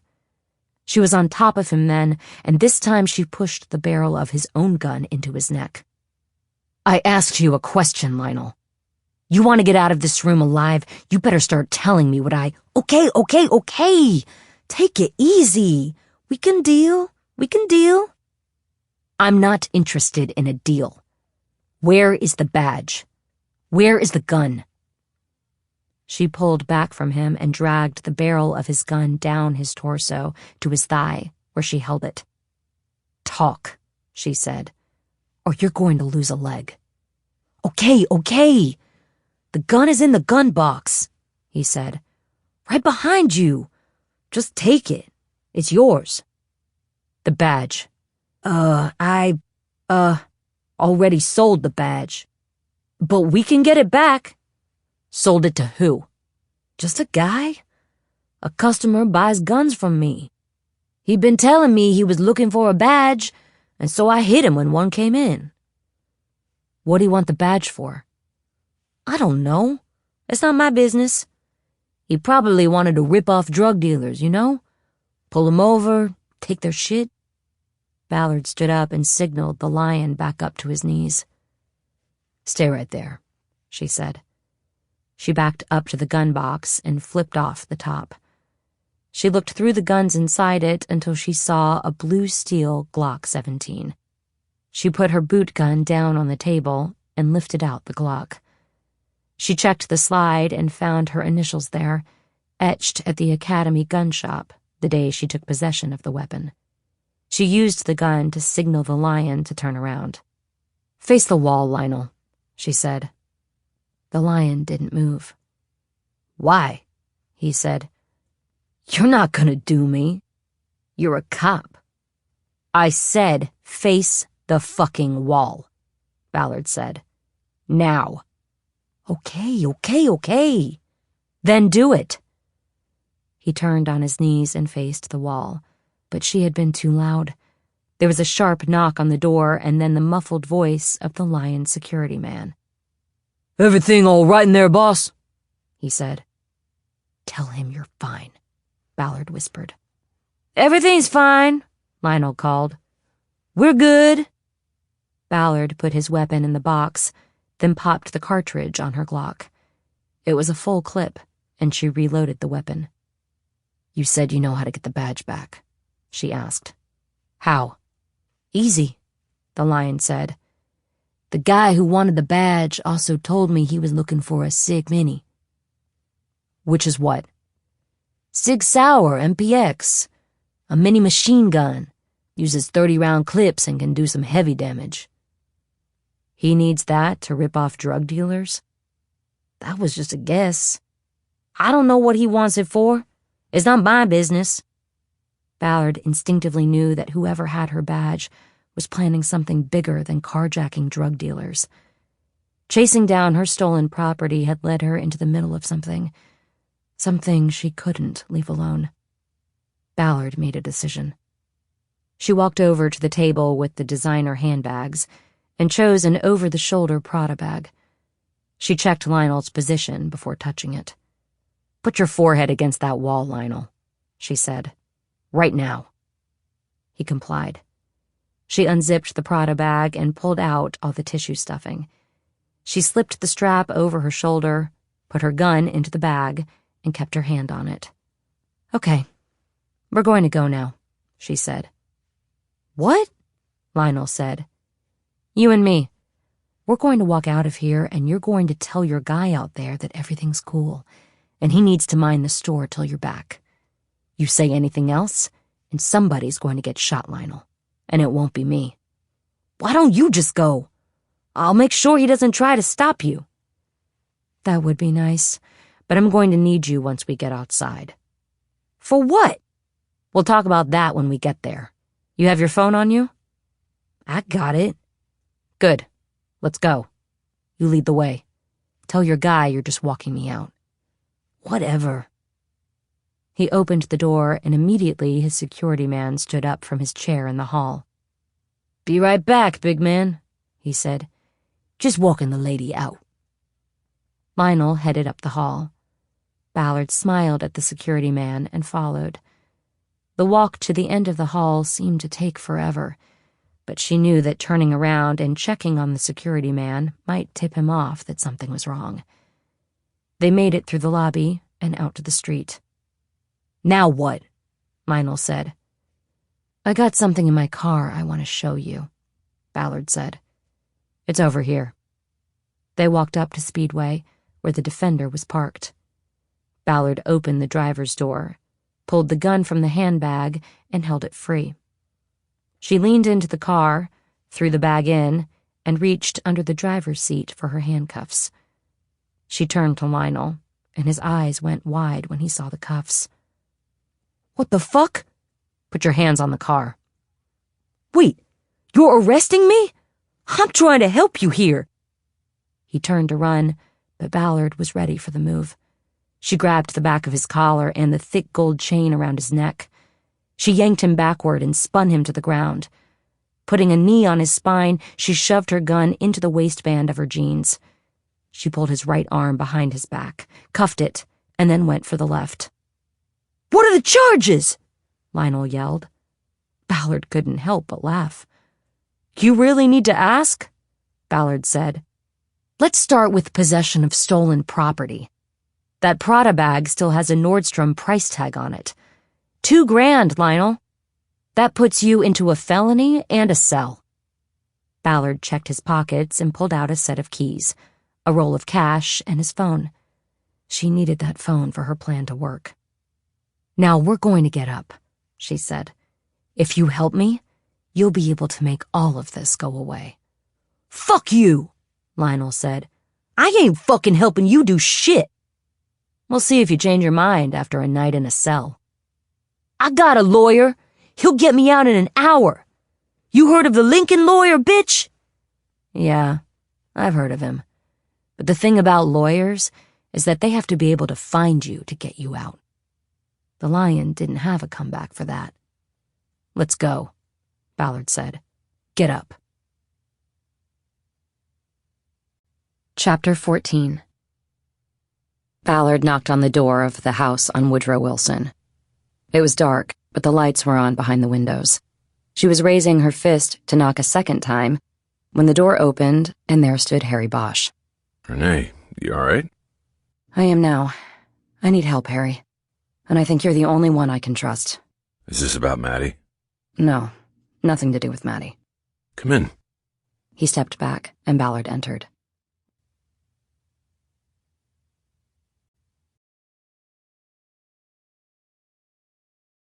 Wednesday, 11:15 a.m. Chapter 15. The badge buyer was 15 minutes late. Ballard was getting anxious. She checked on Bosch through her binoculars once again. She could see him in the Cherokee, drumming his fingers on the steering wheel. He was anxious too. If the badge buyer didn't show, they had no plan B. The Cherokee was parked in an open area in the vast beach lot off Ocean Park in Santa Monica. On an overcast Wednesday morning, the spot drew only a handful of beach enthusiasts. The parking lot was so empty that a local roller hockey club was able to set up their nets, delineate boundaries with orange cones, and play a game at the far end of the lot. Ballard saw the door of the Cherokee open. Bosch climbed out and was careful not to glance in her direction. She was parked up on Ocean Boulevard with a down-angle view on the beach lot. They had chosen the meeting spot for this vantage point, and because there was only one entrance and exit to the lot. Bosch was holding the burner cell they had used to contact the unnamed badge buyer. Lionel Bowden had provided the number after deciding his best move was to cooperate. Bosch leaned back against his car, hiked one leg up, and put his heel against the front wheel. He started typing on the phone. Ballard understood that he had gotten out of the car so she would see what he was doing, texting the badge buyer, probably to ask where the hell he was.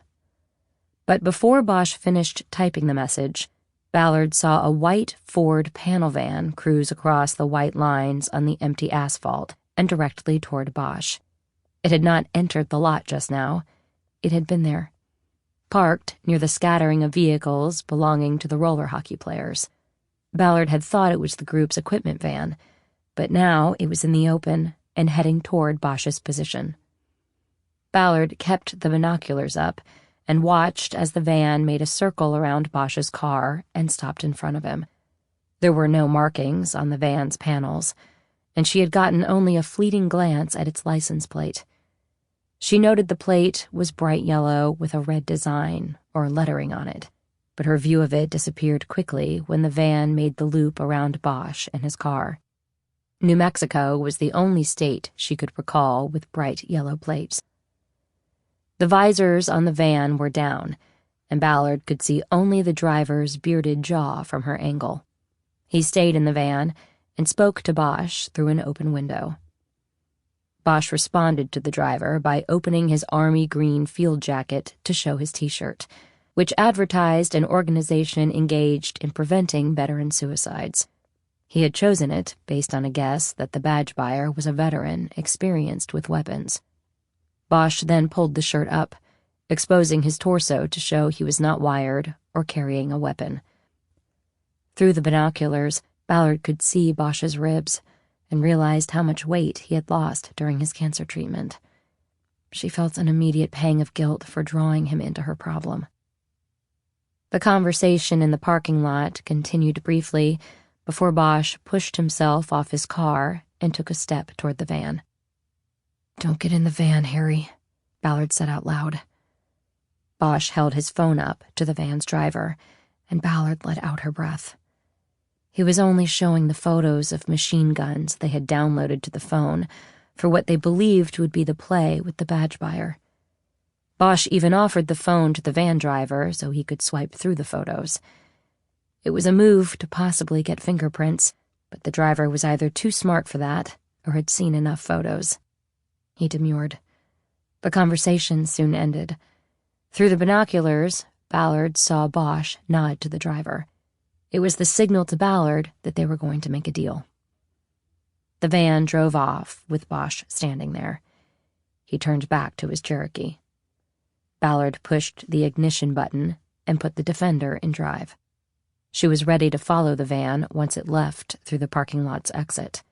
Bosch would be on the move as well, but he would hang far back, since the van's driver had already seen his 30-year-old car. Ballard had a Bluetooth earbud in and wore her hair down, covering it. When Bosch called, she answered without taking her eyes off the van. "How'd it go?" she asked. He said he wants to deal. He wants 4, but he could have just been bullshitting.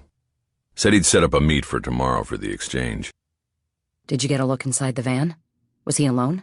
I didn't want to be obvious, but I think he was alone. I saw you tried to get his prints. Yeah, that didn't work.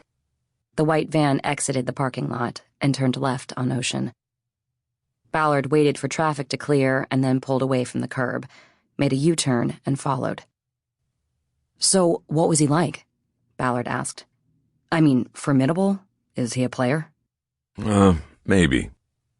40, 45, white, thick beard. He seemed fit, no paunch, but he could have had a wheelchair in the back of the van for all I could see. He stayed behind the wheel. You say his name? No. No names. I saw you delay when he drove away. Did you get the plate? There is no plate. He's got a Gadsden flag on there. Rattlesnake, the whole bit. Don't tread on me. Right.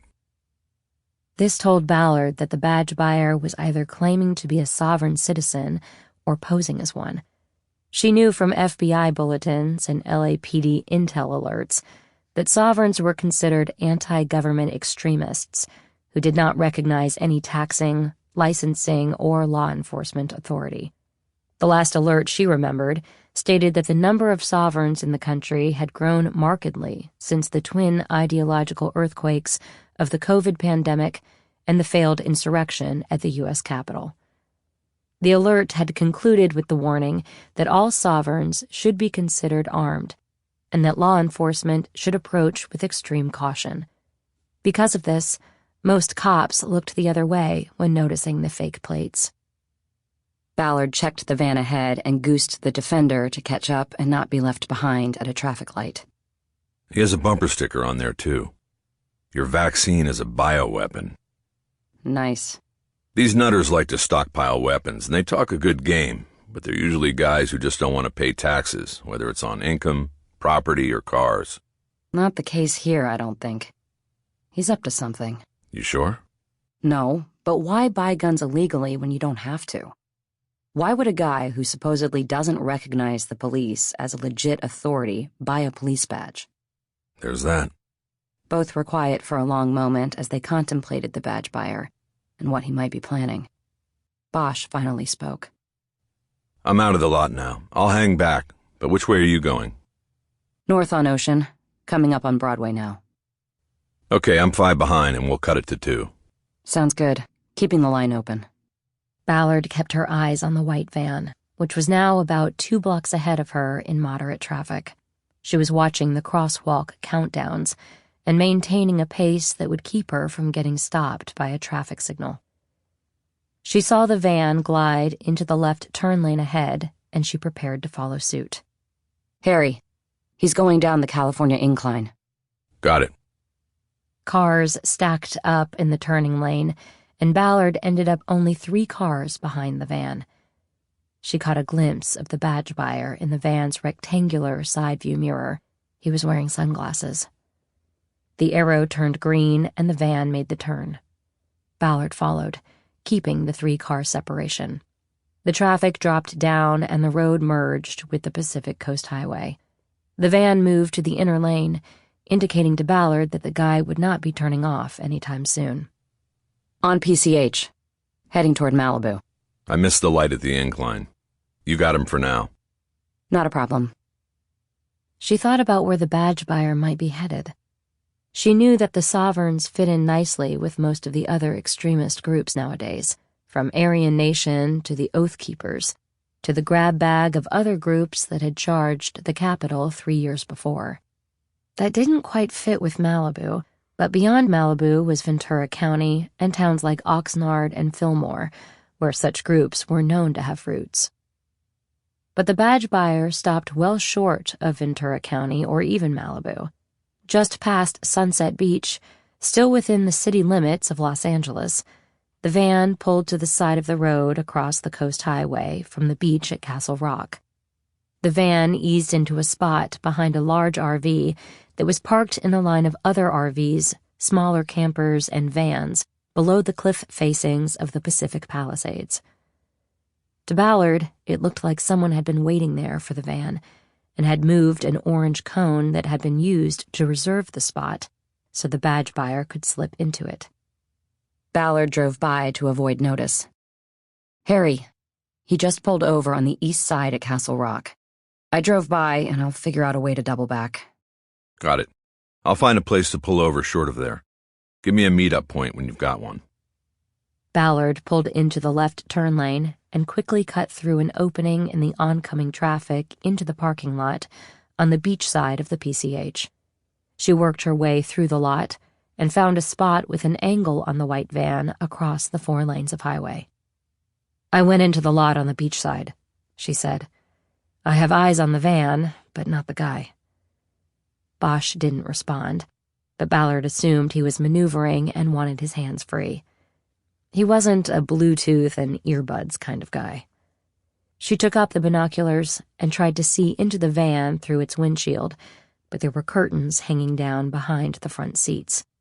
She hadn't noticed them earlier and thought the badge buyer might have gone into the back of the van and pulled the privacy curtains closed behind him. "Harry, what's your 20? His answer was a knock on her front passenger window. Ballard unlocked the door, and he climbed in. You see him? "No, I think he's in the back of the van," Ballard said. "There are curtains behind the front seats. Did you see that when you talked to him?" I didn't notice. The other thing was that it was like he knew that spot, like it was waiting for him. You see anybody else talk to him? I think somebody moved a cone blocking the spot out of the way for him, but then I had to drive by and didn't get a look. So is that reserved camper parking over there? I don't think so. Probably just unregulated mobile homeless people. The city was not enforcing most laws that were designed to help curtail the number of people living on the streets. Despite curfews and laws about sidewalk obstruction, encampments proliferated. Unenforced overnight parking regulations had created a population of homeless people who lived in vans and campers that lined public streets at night. Great. Now we have homeless terrorists. You really think that's what he is? Ballard asked. A terrorist? I wouldn't bet against it. If he's downloaded this sovereign bullshit, that could be exactly what he is. A lot of people like that stormed the Capitol. Ballard said nothing. She continued to stare across the street, her view of the van repeatedly interrupted by passing cars. So what do you think? I think there's a good chance that my badge is in that van, Ballard said, waiting for me to come get it. Chapter 16. It was 4 hours before the badge buyer emerged through the curtains of his van and opened the door to step out. In the interim, Ballard checked the webcam of the pet daycare center where she left her dog, Pinto, when she was at work, and she dealt with calls from Colleen Hatteras, Tom Lafont, and Maddie Bosch. She told Hatteras and Lafont that she was working on non-cold case matters, and they should not expect to see her in the office until Thursday. She told Maddie Bosch that she had been cleared to begin work with the OU team the following day. She was welcome to come to the bullpen, take the desk her father had used the year before, and start looking at cases. Ballard was careful not to call Maddie a volunteer, because she wasn't. Ballard had received the green light from Captain Gandil to take the younger Bosch onto the team if the police union gave its approval.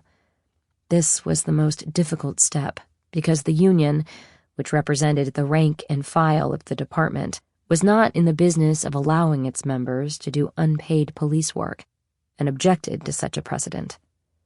Ballard handled that by agreeing to pay Madeline Bosch 4 hours of overtime per week as a member of the unit. If she chose to work more than those 4 hours, that was between her and the union. Ballard knew she could cover the overtime with money from a National Institute of Justice grant she had received to review cold cases. It was money she could use at her discretion, and she decided that having Maddie Bosch and her sworn law enforcement powers on the unit was worth it. She could pay Maddie for 4 hours a week for at least 5 years before the grant money ran out. He changed clothes.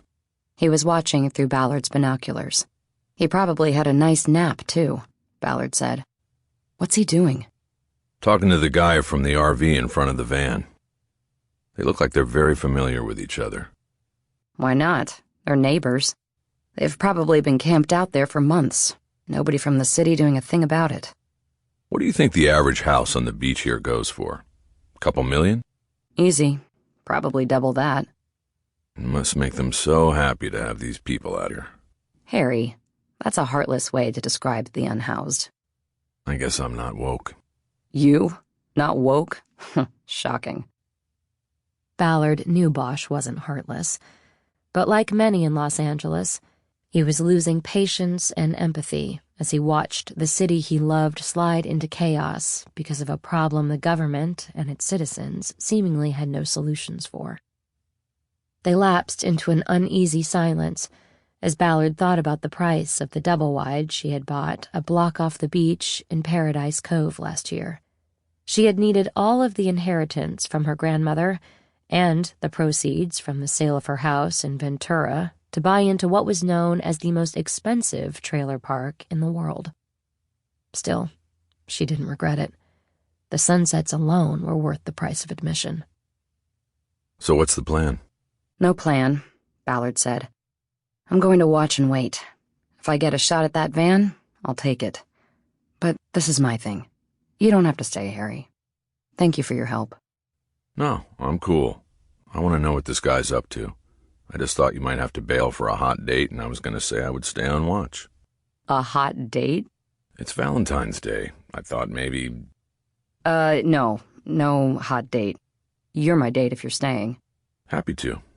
I wish I had flowers. An hour of intermittent banter went by. Ballard checked on Pinto again and sent a message to the daycare center informing them that he would likely be staying overnight. The sun dropped behind the ocean.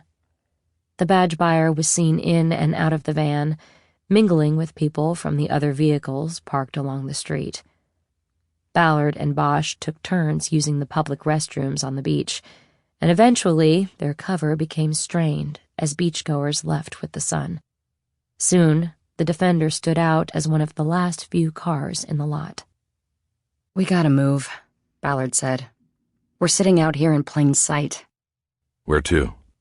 That's the thing. I don't see a better angle on the van. We could cross the street and park, but we wouldn't have eyes on it. So maybe we stick here. Ballard considered not moving. Tell you what, she said. I'm going to take a walk over there. See what I can see and hear. You sure? If he sees you, you're burned as far as any walk-bys tomorrow or after. I got some things here that will help with that. I'm going to go. Your call. Bosch's tone suggested he thought she was making the wrong call, but Ballard got out and opened the back door of the car to get to her disguise box. She took off her jacket and pulled on an old gray hoodie. She added the Dodgers cap with the frayed edge to its bill that she had worn into the El Dorado and pulled the hood up over it. She took the Glock and its holster off her hip and put it in the box. You're going naked? I've got my boot gun, Ballard said.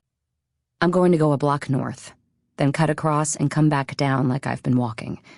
I've got my earbud in, and I'll call you on approach. Got it. Be careful. Always. Ballard walked to the north end of the parking lot, which was at least 100 yards away from the badge buyer's van.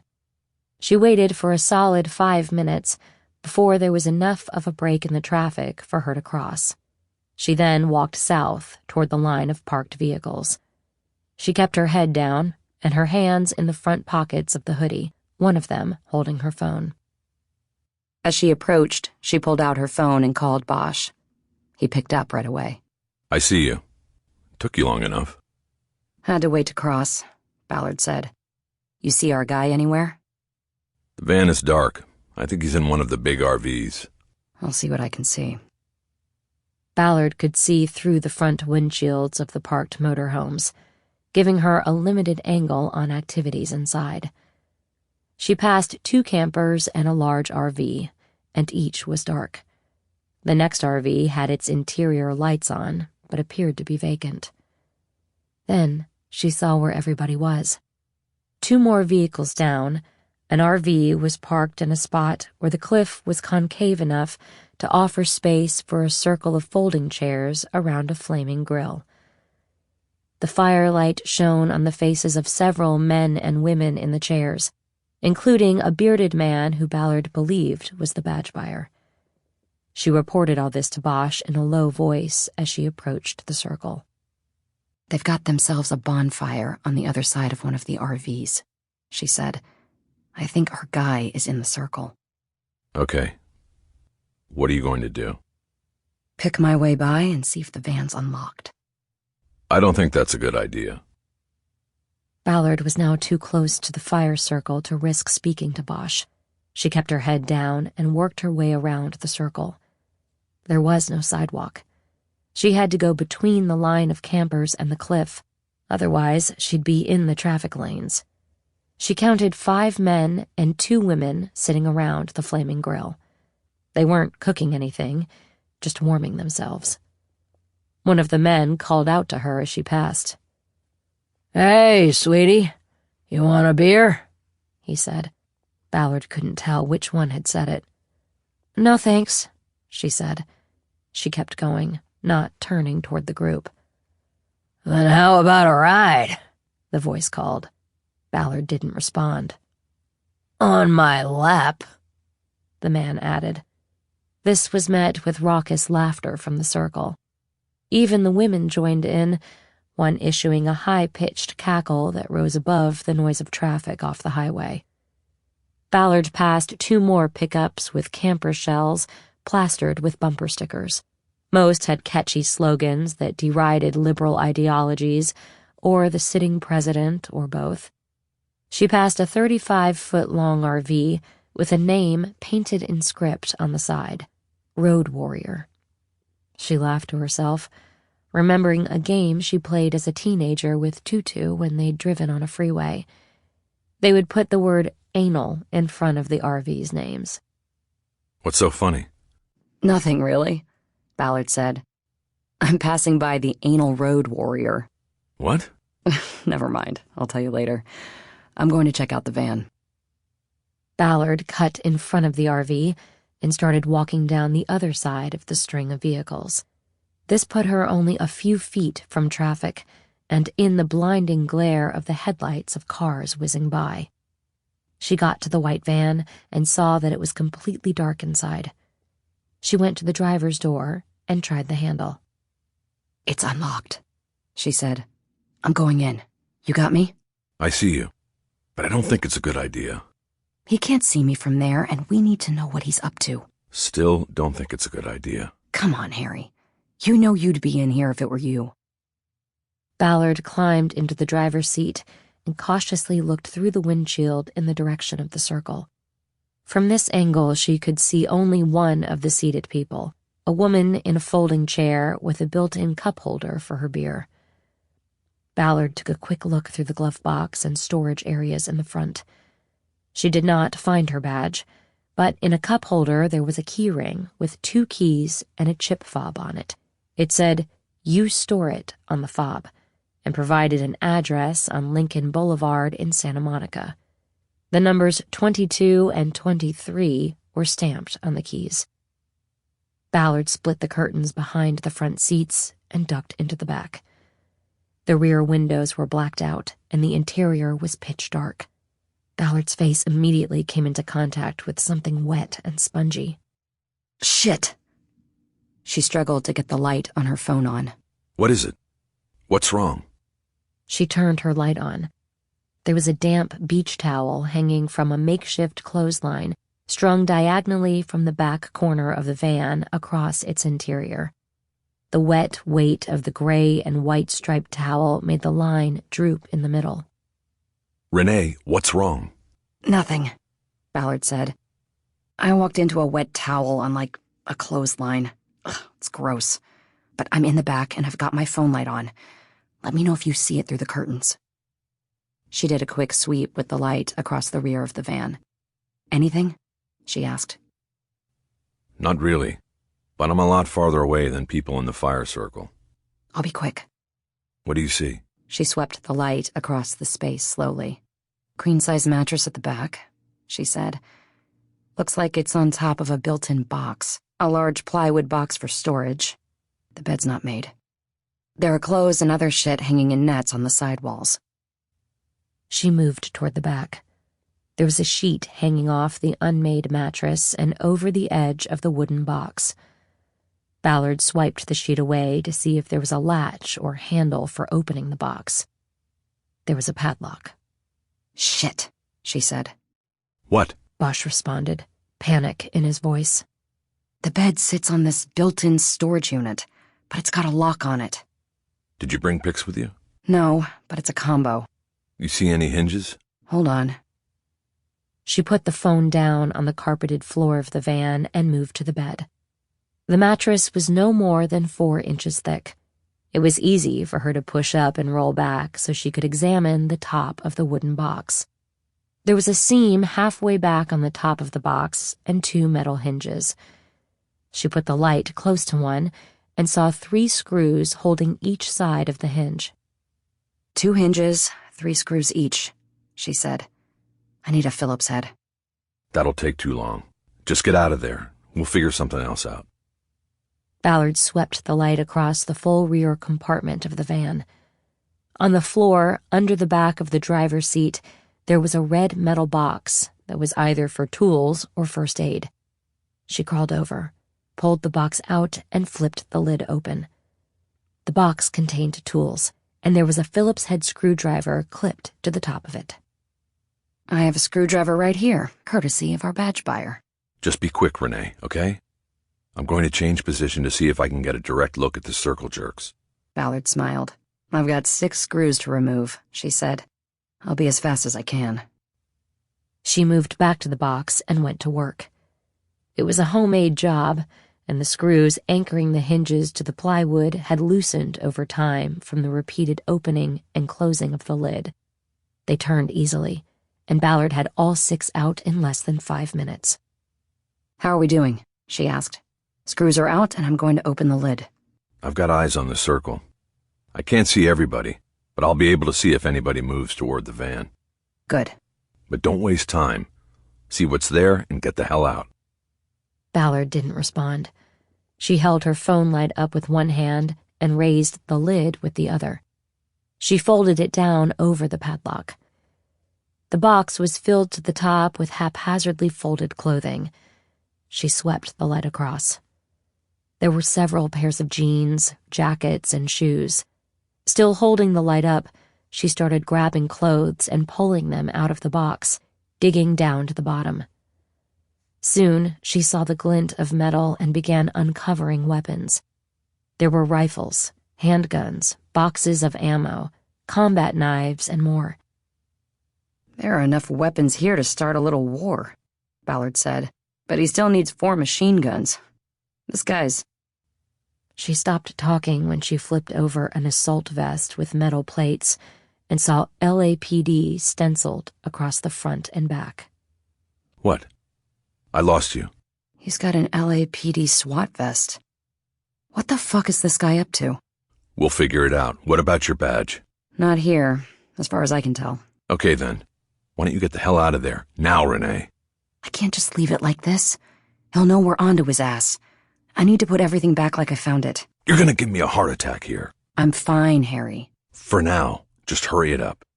Yes, Dad. She put the phone down next to her knee so she could put everything back into the box.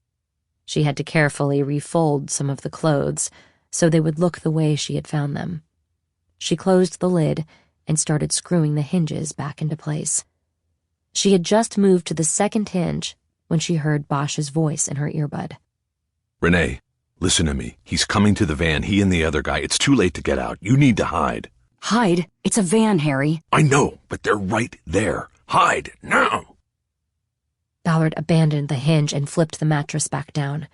She grabbed her phone and killed the light, then climbed onto the mattress, bunched an insulated blanket into a ball, and propped the 2 pillows on either side of it.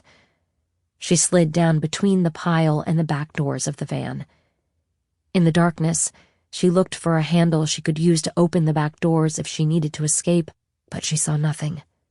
The handle was beneath the level of the built-in storage box. She reached down, slid the left leg of her jeans up, and pulled her Ruger out of her ankle holster. She heard the voices of 2 men outside the van. The front doors opened, and the men got in. Chapter 17.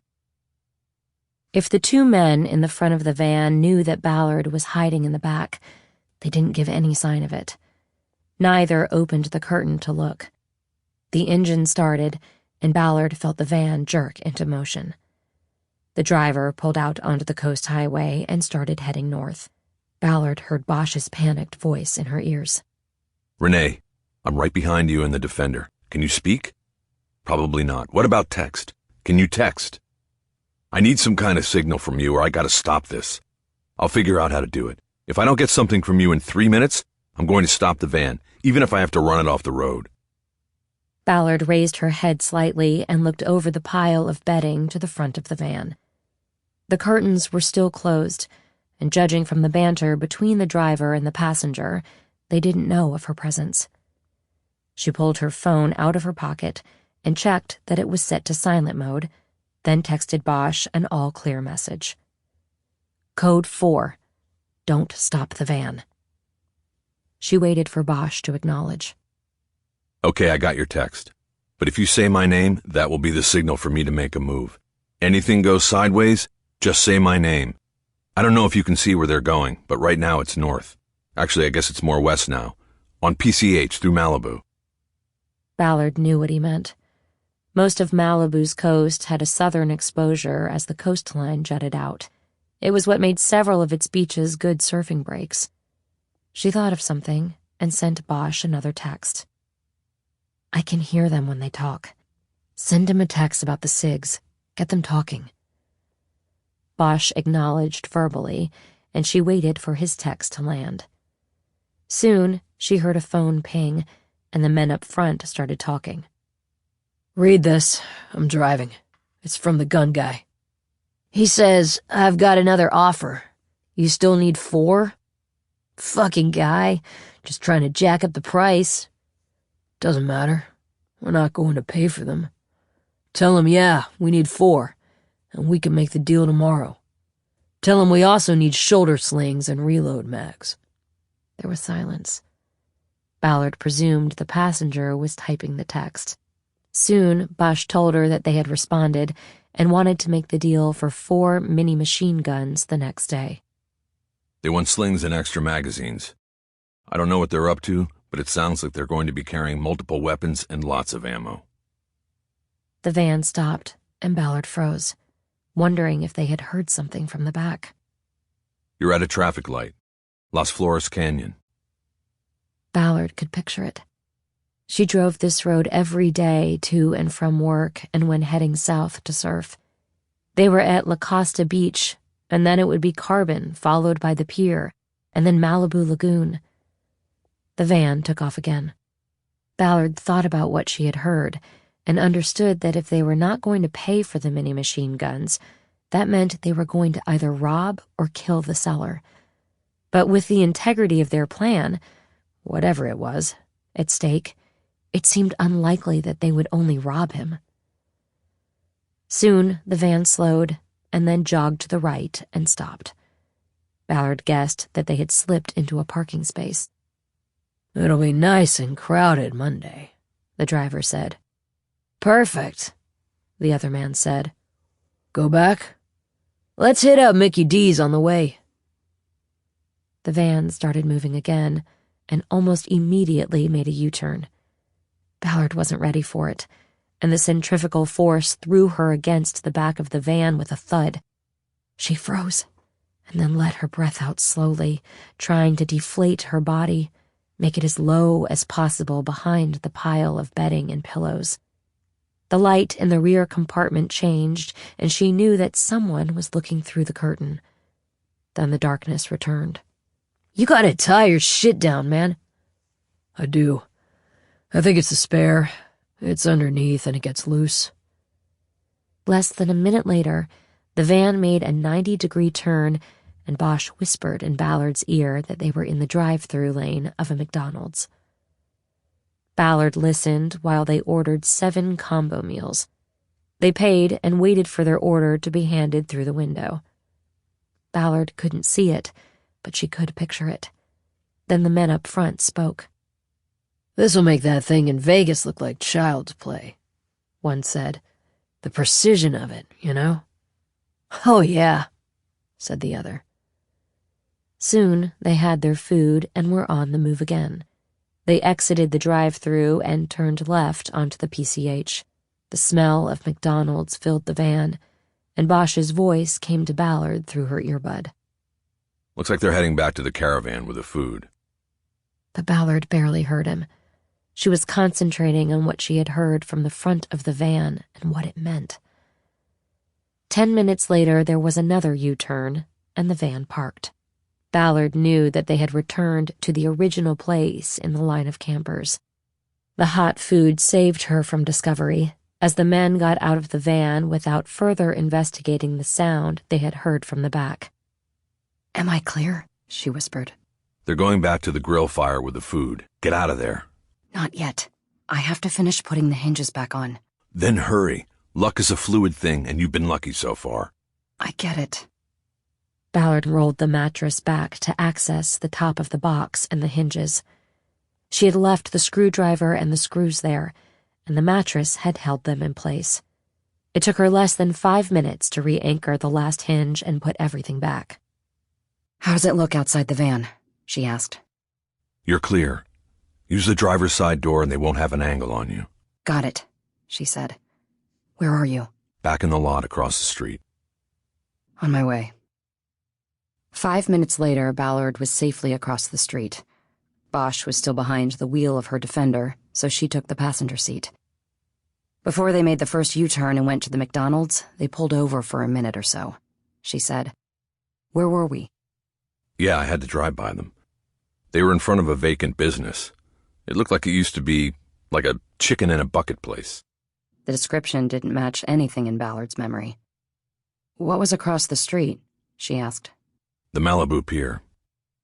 Shit. What? They talked about how crowded it would be on Monday.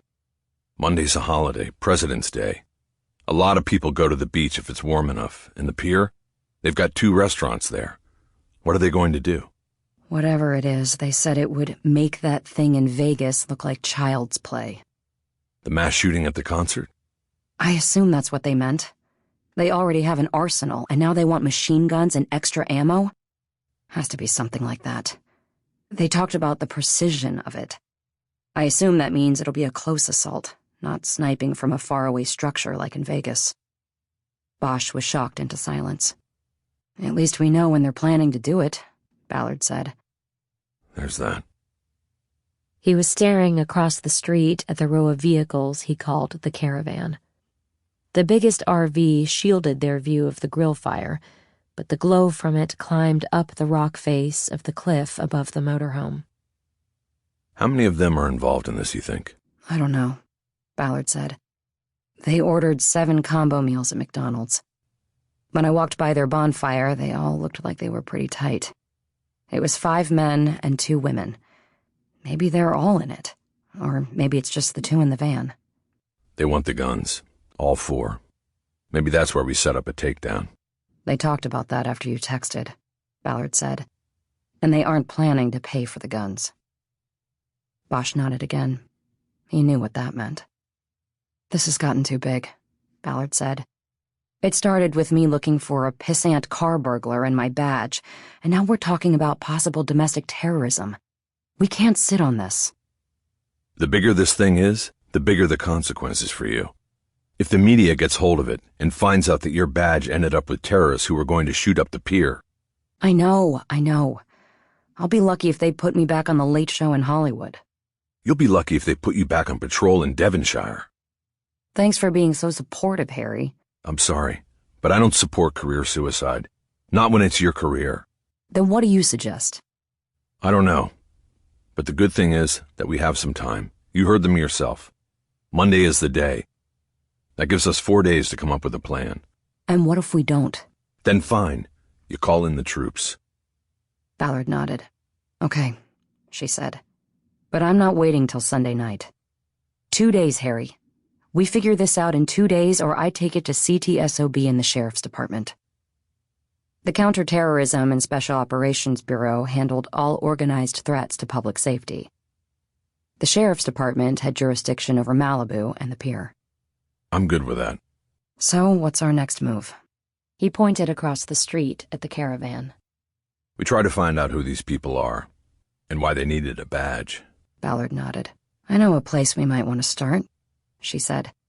There was a key ring in the van with keys to a used store-it in Santa Monica. I think our badge buyer has a couple storage lockers there. There were numbers on the keys. Sounds like a lead. Let's go check it out. Chapter 18. The used store-it was on Lincoln, a block from the eastbound entrance to the 10 freeway in Santa Monica.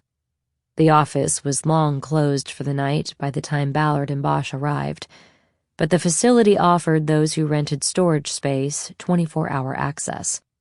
All that was needed to enter through its glass doors was the fob that came with every rental unit. But there was a pickup truck parked near the entrance, and a man was standing at its open tailgate, unloading 5-gallon buckets of paint onto a dolly. It gave Bosch an idea. What tools do you have? You mean here in the car? Ballard asked. Yes, what tools? None, really. You don't have a jack? Yes, there's a jack. I thought you meant like a toolbox. Get me the crowbar from the jack, and I'll need that hat and hoodie. What are you going to do? I'm going to follow that painter in, so let's hurry. They both got out and went to the back of the Defender. The spare tire and tire changing tools were underneath the flooring of the rear compartment. Ballard had to take out her crime scene kit and the plastic tub containing surfing equipment to access it. In the meantime, Bosch put the disguise box on the ground and started looking through its contents. I don't know what your plan is, but there are going to be cameras in there, Ballard said. I know. That's why I need your hat and hoodie. She lifted the flooring and grabbed a rolled leather satchel containing tire-changing tools. Let me see it. Ballard slid the tire iron out of the satchel and handed it to him. It was 18 inches long with a bend near one end. That end had a socket that would fit the lug nuts of the car's wheels, and the other end tapered to a flat edge that could be used as a wedge for popping off wheel covers. Perfect. Give me the hat and hoodie. He put the tire iron into the disguise box and accepted the Dodgers hat from Ballard. He put it on and pulled the brim down low over his forehead. He glanced over at the pickup, and Ballard followed his eyes. The man was closing the tailgate. The dolly was fully loaded with buckets of paint ready to go into storage until the next job. Hurry, put the hoodie in the box. Ballard pulled it off and threw it into the box.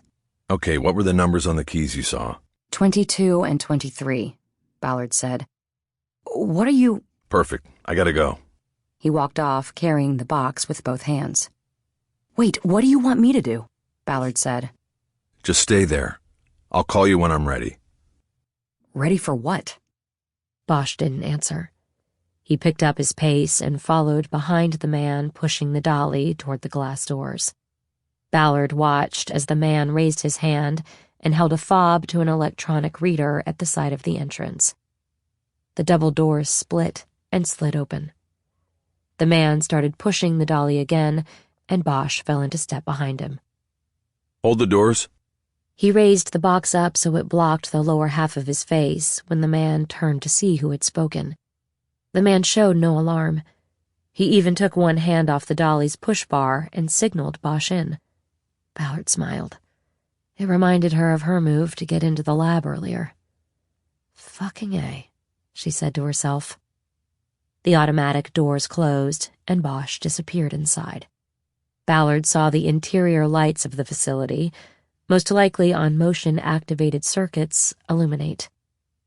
Ballard closed the back of the car and walked to the front, leaned against the fender, and waited. Several minutes went by. When she saw the automatic doors open again, it was the man from the pickup who came out. She watched him get in his truck and drive out of the storage facility's parking lot. That left only Bosch inside, and Ballard began to worry. She pulled her phone and called him, but got no answer. She called twice more with the same outcome and started to worry that the physical exertion of the day had caught up with Bosch. She knew she couldn't leave him there, but she wasn't sure what to do. On the fourth call, she even left a message. Harry, what is going on? Call me back. She was no longer leaning nonchalantly on the fender. She began pacing, head down, thinking about how to call in the emergency to the Santa Monica police. No matter how she played it out, bringing the cops in didn't end well for her or Bosch. She had her back to the automatic doors when she finally heard Bosch calling her. She whipped around to see him standing in the open doorway, waving her in. Ballard walked briskly toward the entrance, but slowed as she got close. It's clear. You can come in. She entered slowly. What about... The cameras are taken care of. He pointed overhead as he stepped into a central hallway that fronted several tributary aisles of storage rooms. Ballard looked up and saw her Dodgers cap draped over a mounted camera at the top of the wall. This way. She followed him until he turned left and headed down an aisle without hesitation. Ballard entered behind him and saw the hood of her hoodie draped over another camera. 22 and 23 are down at the end. As she followed, Ballard noted that each of the storage units they passed had a rolled-down steel door that was locked with a padlock through a hasp bolted to the concrete floor. When she caught up to Bosch at the end of the aisle, he was standing by two side-by-side open doors. The tire iron was on the ground next to one of two broken hasps that had been pried out of their concrete moorings. Harry, what did you do? We wanted to see what the guy had. Now we can. But whoever runs this place will probably call him tomorrow, and then he'll know somebody's onto him. No, because they'll tell him his was one of several units that got hit. He pointed to the other side of the aisle. Ballard saw that 3 other units' padlocks and corresponding hasps had been pried out of the concrete. She turned back to Bosch and noticed the sweat on his forehead and cheeks. It had taken some muscle to break the security of the storage rooms. We probably shouldn't waste time. No, Ballard said. We shouldn't. You take 22, and I'll take 23. Be quick. Got it. They both disappeared into their respective units. Unit 22 was the size of a modest walk-in closet, or a prison cell. It was stacked on both sides with cardboard boxes, each helpfully marked with a list of its contents.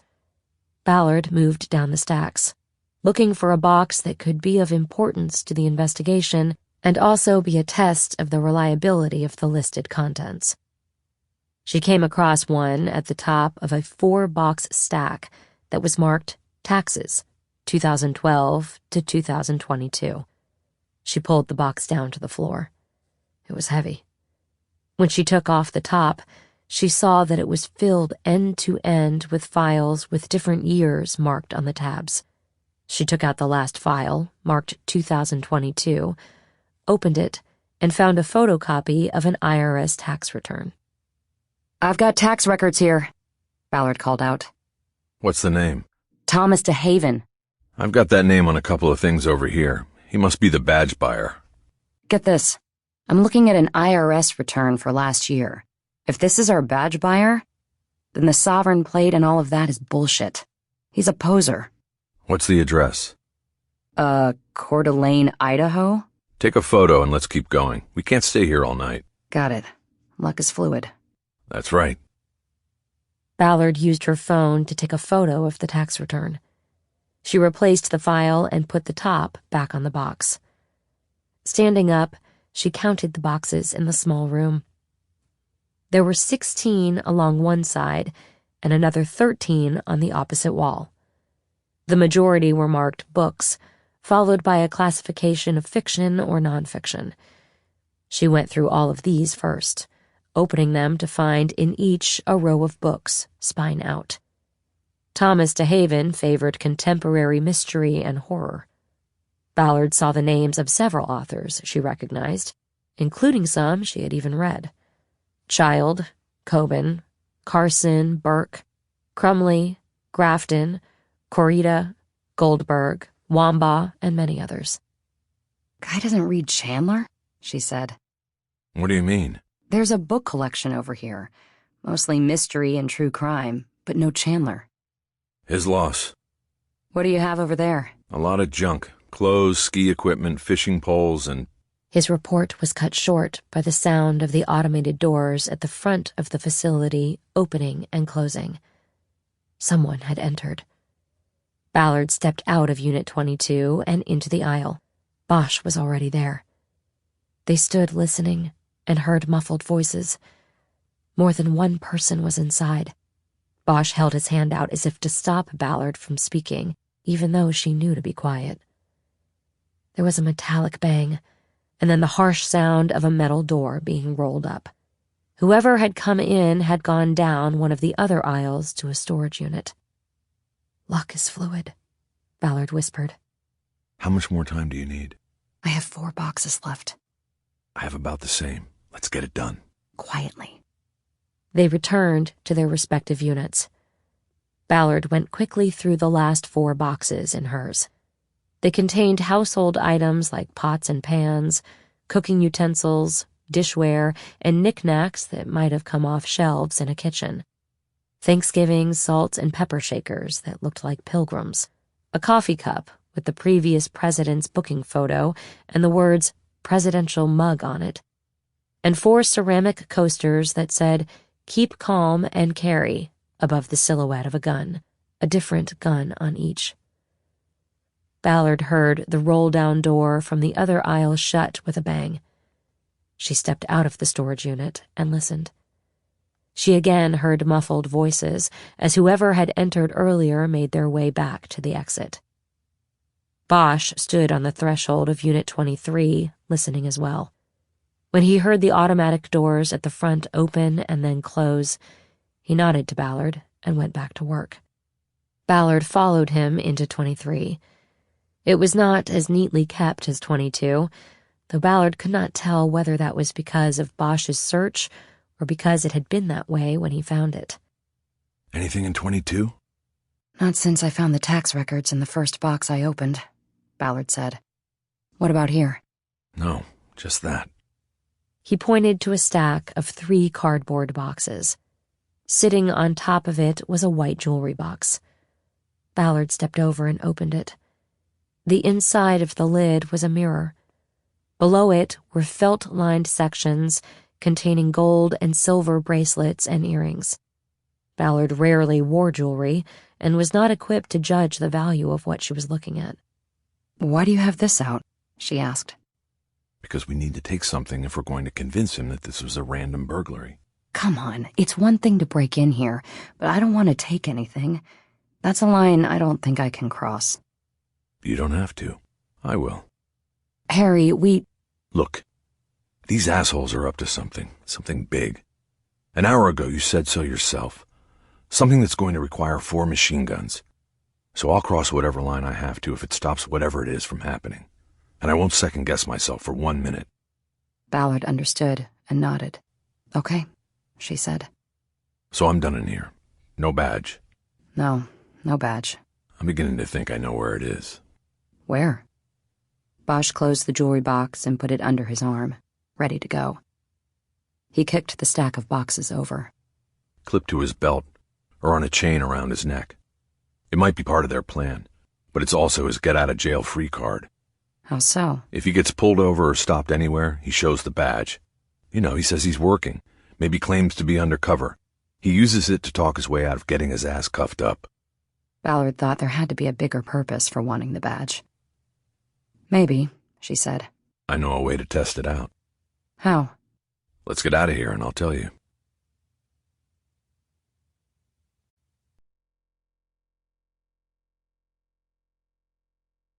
Thursday, 8:39 a.m. Chapter 19. Ballard and Bosch were squeezed into one side of a booth at Mary and Rob's cafe in Westwood. The other side was empty. Bosch checked his watch.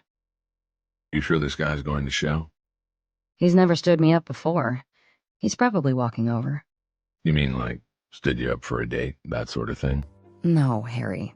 It's strictly a professional relationship." You trust him? I wouldn't have called him if I didn't trust him. Gordon is a good guy. He's helped the unit on a lot of cases. The FBI obviously moves a lot faster on out-of-state warrants than we do because they've got agents everywhere. And it's a fact that people who think they've gotten away with murder tend to not hang around. They split, and having a go-to guy in the bureau is gold. I know your relationship with the FBI was fraught, but that was then and this is now. Fraught. Yeah, I think that might be a bit of an understatement. The waiter brought a mug of coffee for Ballard and black tea for Bosch. What's with the tea? Ballard asked. You were always a black coffee guy. I don't know. People change. She nodded and watched him over the rim of her cup as she sipped. He looked beat, and once again she felt guilty for enlisting him in whatever this was. You doing okay, Harry? I'm fine. You look tired. Maybe we should... I told you, I'm good. If I wasn't, I'd say so. So what's the plan here? We just hand this off to the guy and walk away from it? We'll see how he wants to handle it. But he's got to promise me about the badge or it's a no-go and he gets nothing. You good with that? I'm good with it. I just thought that if there's a way for you to get some credit for bagging this guy, that would help. You know, secure your position inside the department. Ballard shook her head. You'd think, right? She said. But probably the exact opposite would happen. They'd ding me for going out of my lane. Ballard had a view of the front door, but knew there was a back way into the restaurant that would be on a direct walking route from the FBI's field office 3 blocks over on Wilshire Boulevard. She flipped over the file folder on the table and looked at the photo of Thomas DeHaven she had pulled from Idaho DMV records. She closed the file when she looked up and saw Gordon Olmsted approaching the booth. She wasn't sure which way he had come in. Before he sat down, Olmsted held out his right hand to Renee. "Happy New Year," he said. She shook his hand. "Happy New Year to you, Gordon," she said. "This is Harry Bosch, who I told you about. Harry, Agent Gordon Olmsted with the Bureau." The 2 men shook hands, and Olmsted sat down across from them. He was a seasoned agent, a few years away from retirement. He worked in the Fugitives Division after a long career of postings in almost all sections in the Los Angeles field office. "I have to say, I'm very intrigued," Olmsted said. "We don't get many of the insurrectionists out this way." That was how Ballard had baited him. She'd told him she could deliver a man wanted on a federal warrant for his activities during the attack on the U.S. Capitol in 2021. Ballard now slid the folder across the table to him. It was bad timing. Just as Olmsted started to open it, the waiter came to the table to ask if he wanted coffee. Olmsted declined any drink and waited for the server to walk away before opening the file. There were 2 printouts inside. The top was a photocopy of Thomas DeHaven's driver's license, issued 4 years earlier in Idaho. He had been 39 at the time and clean-shaven, but Bosch had confirmed the ID.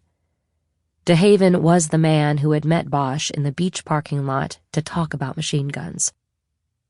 Olmsted studied it briefly, and then went to the second sheet, which was a printout of the FBI's wanted poster for DeHaven.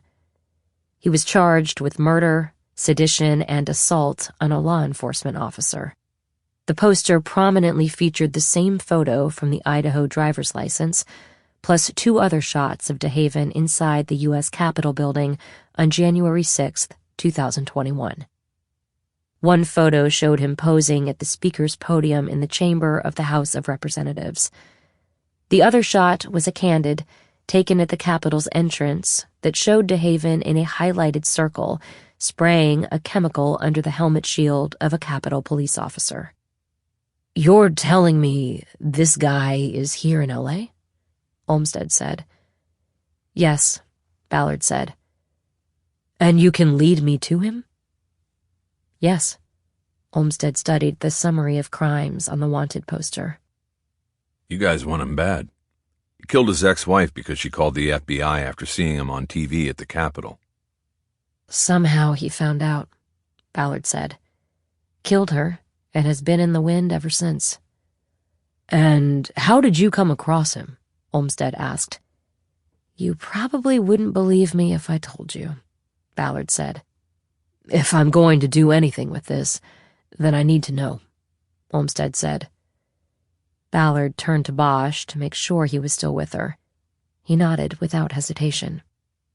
I could and should give this to LAPD counterterrorism, she said. So if I give it to you, I need 2 assurances. Let's hear them, Olmsted said. First, my name is nowhere near it, Ballard said. You got this from a CI or a concerned citizen who saw the guy's picture in a post office or online or something. I can do that. But why? Olmsted said. Because of condition number 2, Ballard said. DeHaven has my badge. You arrest him, you get it, and you give it back to me. It does not get mentioned in any report. Wait, what? Olmsted said. He's got your badge. How? That's the story you wouldn't believe if I told you, Ballard said. Well, I think you'd better tell me anyway, Olmsted said. My badge was stolen Monday while I was surfing up near Dockweiler Beach, Ballard said. There's a surfing break called Staircases. While I was on the water, a couple of assholes broke into my car. I tracked them down, but not before they got rid of the badge. They sold it to a fence, who then sold it to DeHaven. You didn't report it? Olmsted asked. It can't be that big a deal, can it? For me it would be, Ballard said. Suffice it to say there are people in the department who would use it against me. It would be my ticket to a transfer and freeway therapy. The bottom line is, I love my job, Gordon, and I'm good at it. I want to keep it. Okay, I get it, Olmsted said. And I know firsthand that you're good at your job. Where does DeHaven have your badge? On him, we think, Ballard said. Why do you think that? Olmsted asked. Ballard glanced at Bosch. She wasn't going to reveal any of the lines she had crossed, no matter how much she trusted Olmsted. We just do, she said. It will be on him or nearby. That's all you need to know. Olmsted looked from Ballard to Bosch, and then back to Ballard. Okay, we won't go there, he said. But let me see if I've got this clear. I'm supposed to take this guy down, get the badge, and turn it over to you. That would be evidence I'm handing over. Not evidence of anything he's charged with, Ballard said. But there is something else. DeHaven wanted the badge because he's planning something. He has guns, and he's looking to buy more. Machine guns. What is he planning? Olmsted asked. We're not sure, but we're 4 days out from President's Day, and he and one of his pals have been casing the Malibu Pier. In their words, on Monday, they're going to make that thing in Vegas look like child's play. You mean a mass shooting? Olmsted said. Bosch and Ballard both nodded. Jesus Christ. You actually heard this said? Olmsted asked. They nodded again. And I'll be your confidential informant. The skin around Olmsted's eyes tightened as the weight of everything they had told him landed. Okay. Where is Thomas DeHaven right now? Olmsted asked. You don't need to know that. What you need to know is that he wants to buy machine guns from me. I set up the meet, and that's where you take him, before Monday. Wait, no, Ballard said. That had not been part of the plan she and Bosch discussed before she contacted Olmsted. The plan was to tell the agent about the caravan out on the coast highway. That's way too dangerous, Harry, she said.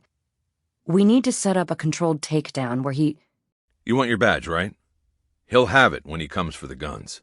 He'll use it to rip me off. He'll pull it, say he's LAPD, and take the minis. Ballard realized that Bosch might have solved the riddle of why DeHaven needed a badge. The moment he said it, she knew that it fit, and that his plan was the best way to recover the badge and take down DeHaven. Harry, are you sure? She asked. Yes, it's going to work. Okay, fine, Ballard said, looking hard at Olmsted. But this has got to be somewhere out in the open, somewhere safe where nothing goes wrong. We can do that, Olmsted said.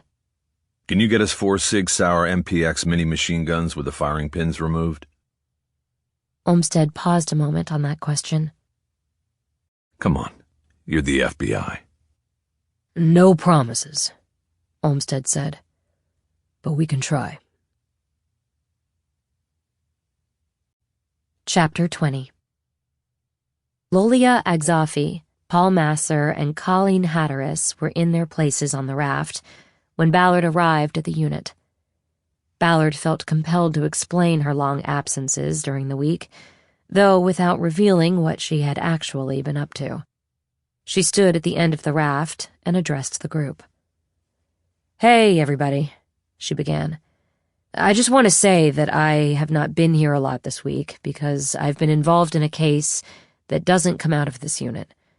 I got pulled into it, and it's about to wrap up, and things should get back to normal."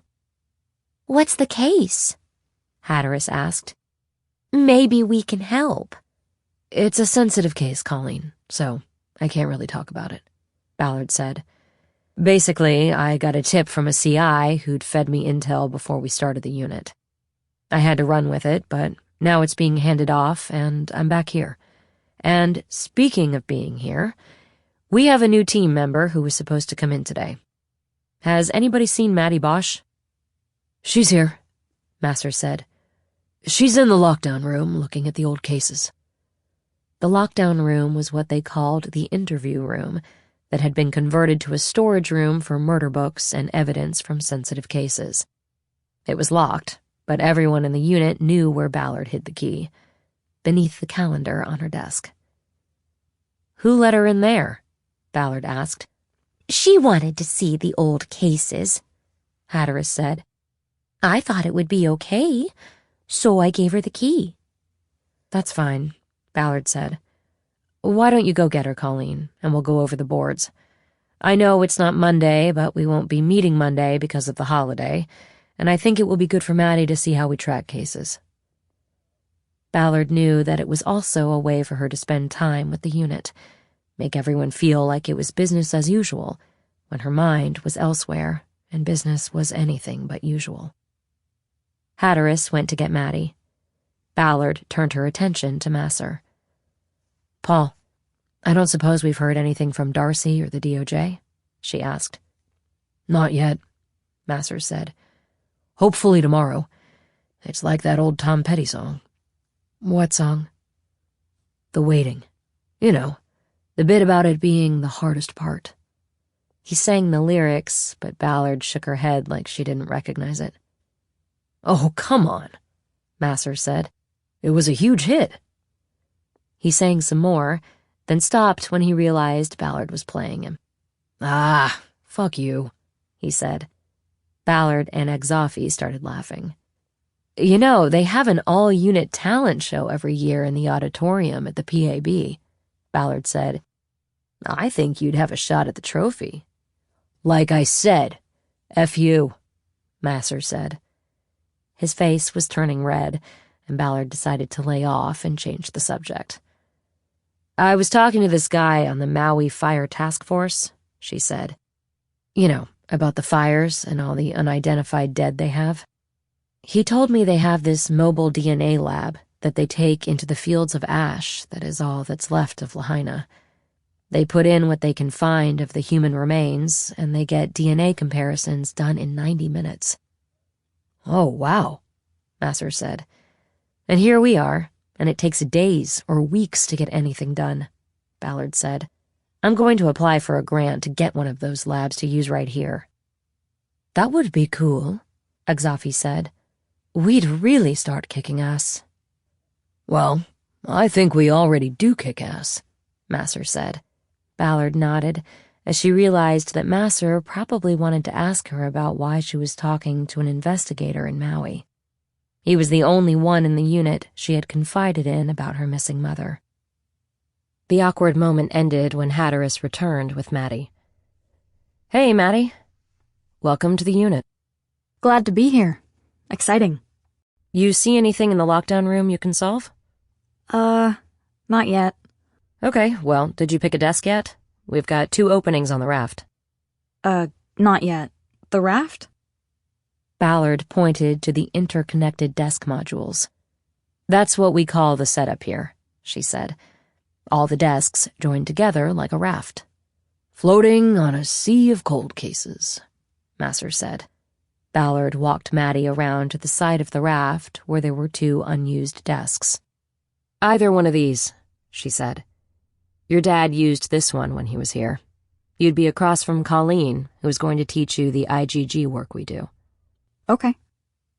She looked down at the 2 chairs and hesitated. Ballard understood what that was about and pointed to the desk that Harry had not used. "Why don't you start your own path?" she said. Maddie nodded, and the decision was made. She stepped into the pod and pulled the chair back so she could sit down. "The terminal is old, but basically the same program you use at Hollywood Station. Use the same password. In these first few weeks, coordinate with Colleen on when you'll both be in so she can start you with the IGG procedures. I think having 2 people with those skills, especially one with a badge, will be great." Good. I also wanted to ask you about something. "Sure." Well, I was just in the lockdown room, and I noticed that the Elizabeth Short case has its own file cabinet, but it's locked. Ballard smiled and nodded. It wasn't the first time a member of the unit had asked about the Black Dahlia case. The savage 1947 murder of Elizabeth Short was the most famous unsolved murder in the history of Los Angeles. "Yeah, it's locked because those cabinets are almost empty. Over the years, a lot of the files have disappeared. Most of the evidence is gone, too. I guess it doesn't matter. That one will never be solved." The evidence is gone how? Pilfered by cops who had access to the files. The original letters, witness statements, they're all gone. No physical evidence except the suitcase in there that was hers. She kept it in a locker at the bus station. But you can find most of the missing information on the internet. More there than what's in that file cabinet. Oh. If you still want to look, I'll give you the key. But be prepared for disappointment. I'll take a look anyway. I've always been fascinated by that case. My dad has, too. Really? Harry never mentioned it. I think it sort of reminds him of his mother. Got it. I should have thought about that. An awkward silence ensued as Maddie realized she had overshared about her father in front of the group. Ballard broke it. "Well, we're going to start going over our active cases. I thought it might be good for you to see how we do it. Usually we do it on Mondays, but you're here for the first time, and this coming Monday is a holiday, so I thought we'd do it now." Sounds good.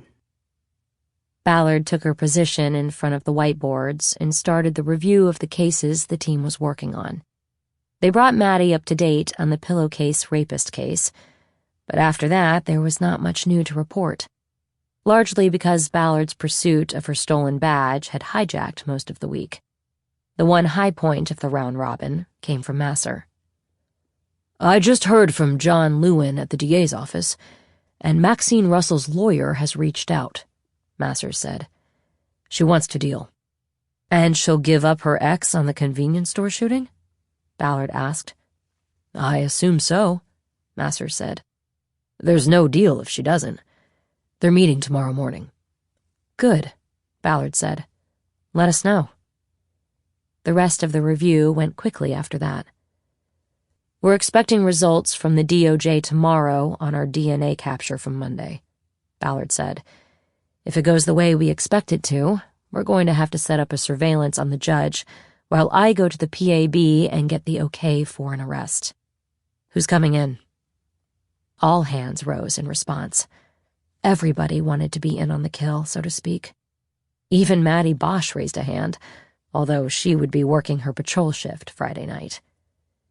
Ballard appreciated the team's enthusiasm, but told them that it was highly unlikely that they would be involved in the arrest.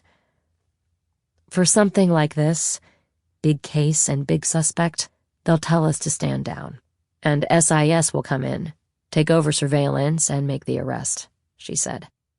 That got a round of boos. SIS was the Special Investigation Section, which handled major case arrests. "Don't worry, we'll still get the credit for it," Ballard said. "It's still our case." She went on to thank the team for their dedication and hard work. As the meeting broke up, she invited Maddie to have a cup of coffee. The cafeteria was largely empty, except for a table full of men Ballard knew were academy instructors. Ballard got a coffee, and Maddie got a bottle of sparkling water. Your dad is switching from coffee to tea. Really? You saw him recently? Ballard realized her mistake. Yeah. I asked him for some help on a case. Advice. Did you tell him about joining the unit? Not yet. Now that it's official, I'll call him.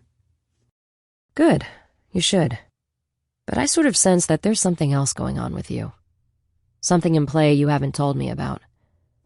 And so I just wanted to give you the chance to tell me now rather than later. Wow. I guess you can really read people. Comes with the territory. So what's going on, Maddie? Well, you have to hear me out, because this is going to sound weird, I guess. And don't laugh. But I think I might have solved the Black Dahlia case. Ballard had no urge to laugh at all. The fervency with which Maddie had said this told her that she was deadly serious. Tell me about it, Ballard said.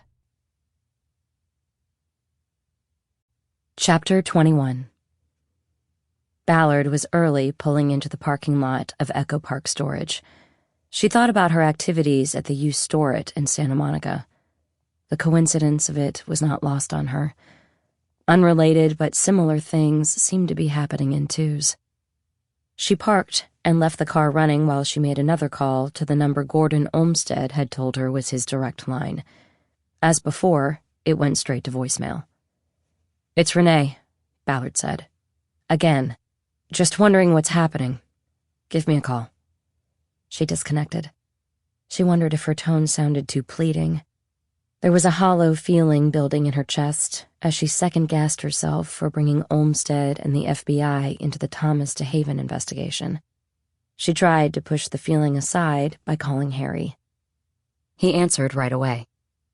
"Just checking to see if you've heard anything from Olmsted." Yeah, he called a little while ago. He said they want to set up the gun buy for Saturday morning. Ballard was immediately annoyed that Bosch was in the loop, but she wasn't.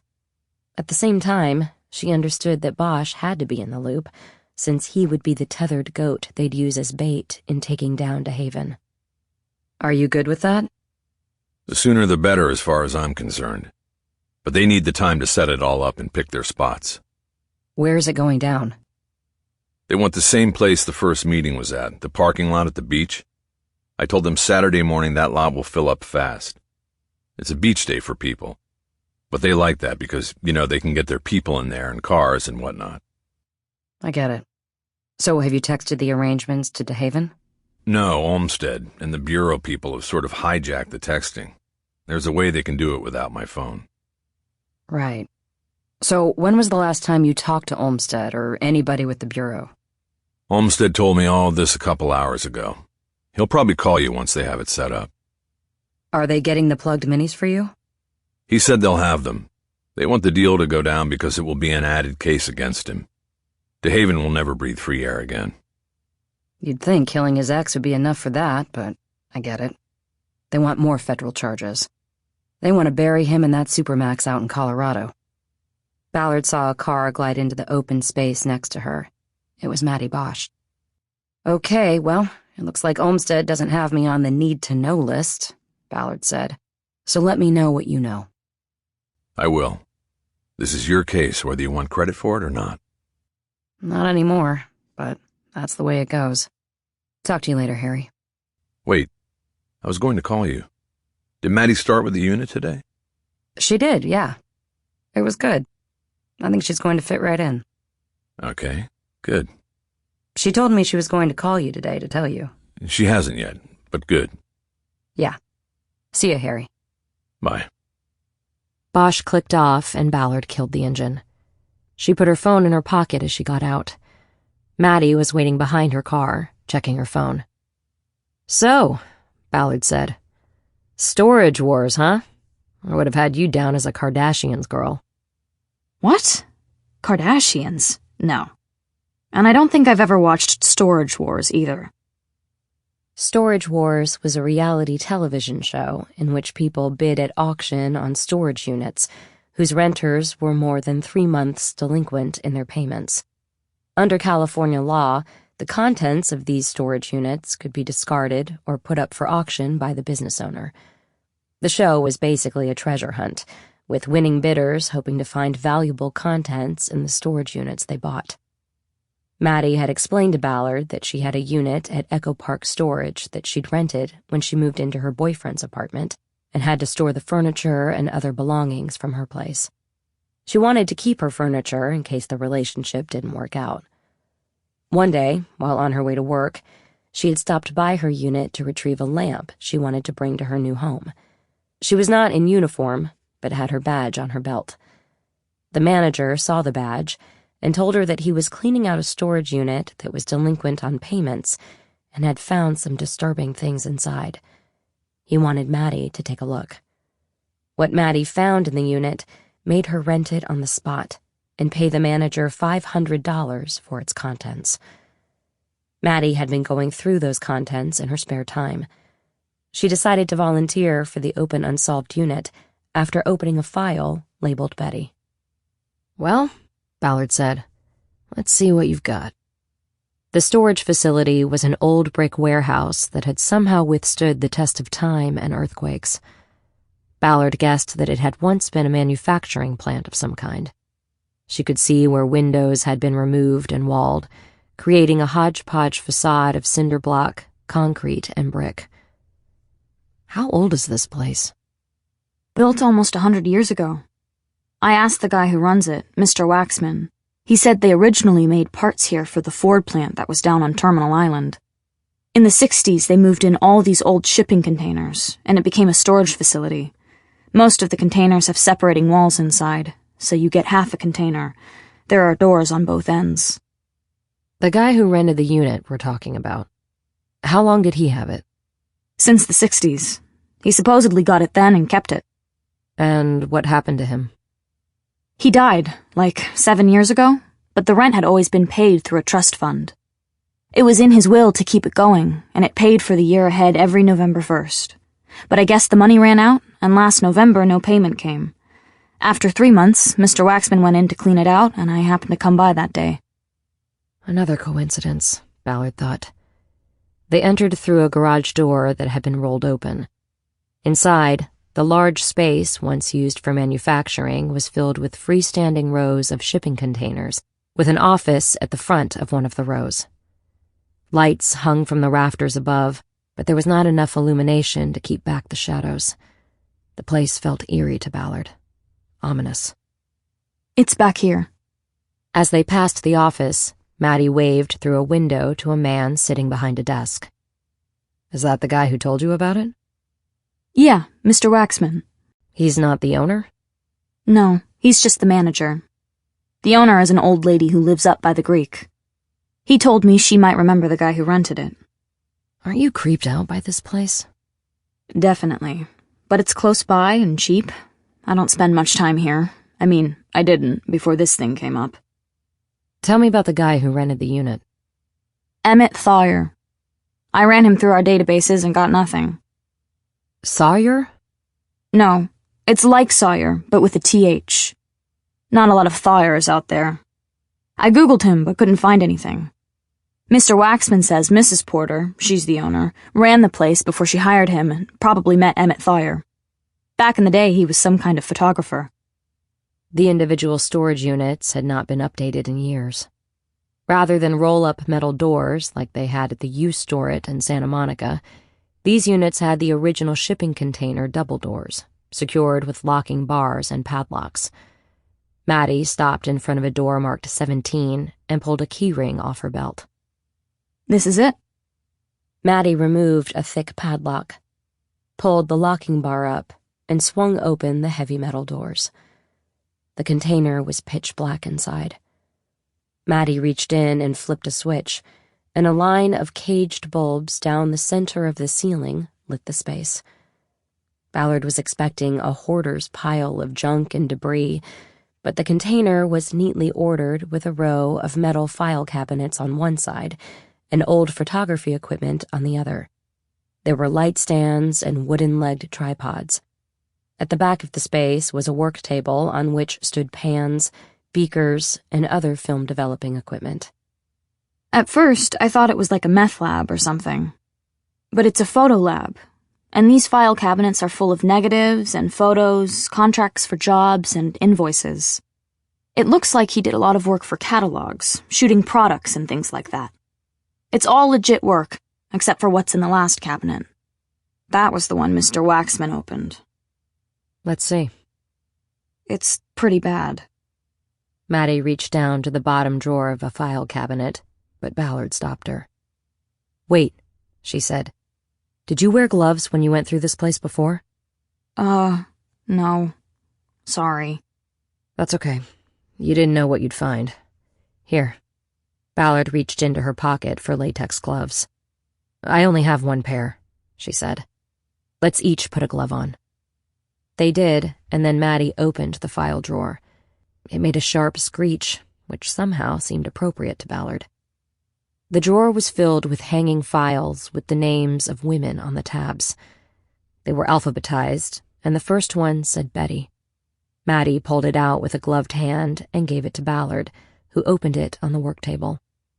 The file contained 8 black and white photos, several showing the body of a woman who had been horribly tortured and killed. In an instant, Ballard recognized Elizabeth Short, the Black Dahlia. "Oh my God," she said under her breath. Yeah.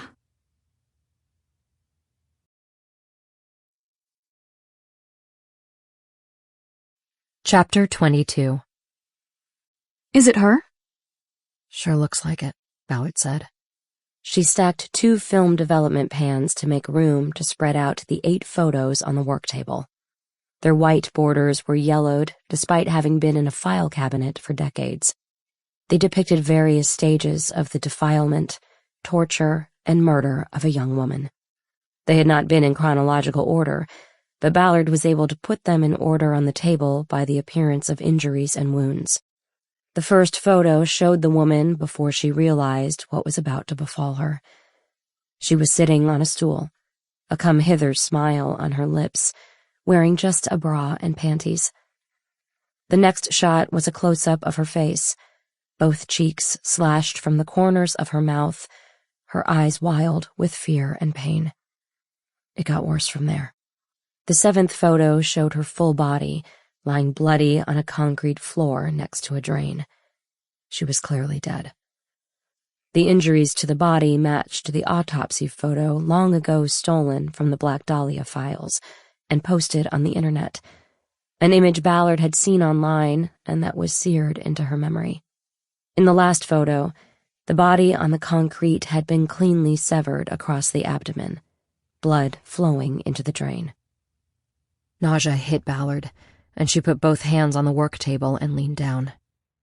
Are you all right? Ballard didn't answer. She closed her eyes and waited for the feeling to pass. She finally found her voice. "You see things on this job and can't understand how they could happen," she said. She straightened up and looked at Maddie. "Are the other files in there?" she began. Yes. Not as bad, but bad. "How many?" 7. Who the hell was this guy? A monster. Ballard shook off the fog of horror and put her game face on. "All right, we need to pull those files and take them back to the raft," she said. "We seal this place for now. Okay. Let's go talk to Mr. Waxman." Maddie gathered the other file folders from the cabinet. They stepped out of the container, and Maddie handed Ballard the files while she locked the door. Ballard reluctantly leafed through them, seeing photos of the other women in life and death, all of them having met agonizing ends. Ballard was still grappling with the idea that the most famous and hideous killing in Los Angeles history was not a one-time-only crime. The Black Dahlia was just one flower in a black bouquet of murder. They walked silently to the office, where the man Ballard had seen before was sitting behind a desk stacked with paperwork. Mr. Waxman, this is Detective Ballard.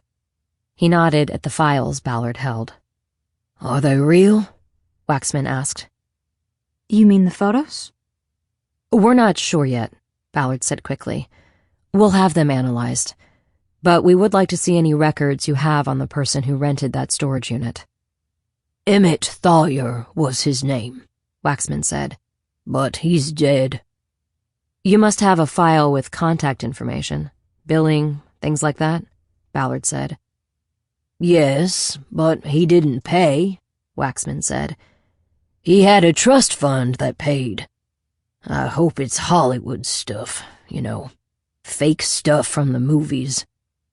Ballard realized he might not have recognized the woman in the first file as Elizabeth Short, the Black Dahlia. Possibly, she said. Hopefully. But you must have records of the payments from the trust fund. Can we see those? Okay. I have to go back to storage to get it, Waxman said. We can wait, Ballard said. Waxman stood up and left the office. Who did you say owned this place? Nancy Porter. We'll need an address for her, too. I already have it. From Waxman? Yes, I thought we might need it, so I got it from him after he showed me the storage unit. That was smart. Maybe we'll go see her after this, if you have the time. I'm in. This is so much more interesting than patrol. For a moment, Ballard considered warning her about vicarious trauma, but decided not to get into it now. Waxman came back a few minutes later with a file. He handed it to Ballard and went back behind his desk. The file contained several documents, starting with a yellowed information sheet apparently filled out by Emmett Thawyer and dated November 1st, 1966. It listed a home address on Kelham Avenue. Kelham Avenue. That's in Angelino Heights. I remember when I was a kid, my dad and I used to drive around in there and look at the old houses. I love that neighborhood. Well, it looks like a serial killer might have lived there. He was probably there when we drove by his house. Maybe. The information sheet also included Thawyer's driver's license number and a birth date of January 7th, 1924. He just had a birthday last month, Ballard said. He'd be 100 years old. Ballard did the math and determined that Thawyer would have been 23 when Elizabeth Short was abducted and murdered. It was a little young for a serial killer, but maybe she was his first victim. You think he did that on purpose? Put enough money in his trust fund to pay for storage till he was 100? Who knows, Ballard said. But I like the way you're thinking. Ballard didn't know if telling Maddie she reminded her of her father would be taken as a compliment or not.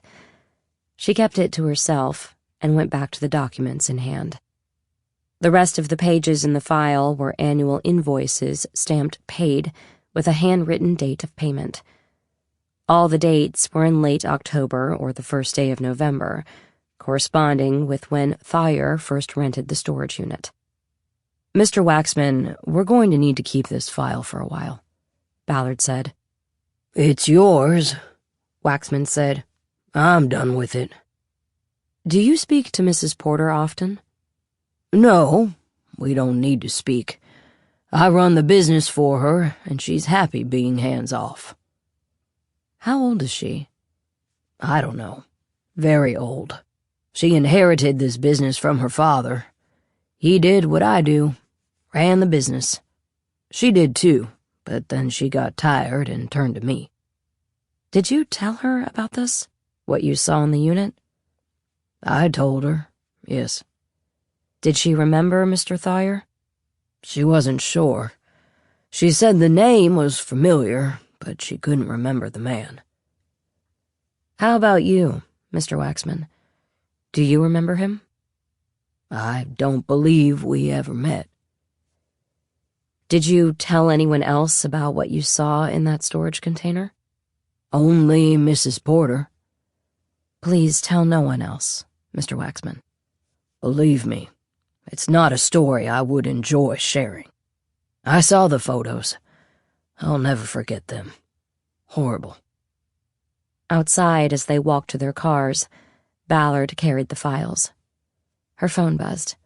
It was Olmsted finally calling back. I need to take this in private, she said to Maddie. Let's go to Kellum first. I'll meet you in front of the house where Thawyer lived. See you there. Ballard took the call as she slipped behind the wheel of the Defender and put the files on the seat next to her. Gordon, where you been? Sorry, I haven't been able to call back till now. Have you talked to Bosch? Ballard knew she would get more information if she acted like she had none. No, what's going on? She said. We're set for Saturday, Olmsted said. Where? Same place Bosch met the guy before. You'll have it squared away? Totally. We already have a tactical team on DeHaven. We'll be watching every move he makes till the exchange. What about Harry? What about him? I'm worried that he's not an agent. What's that mean?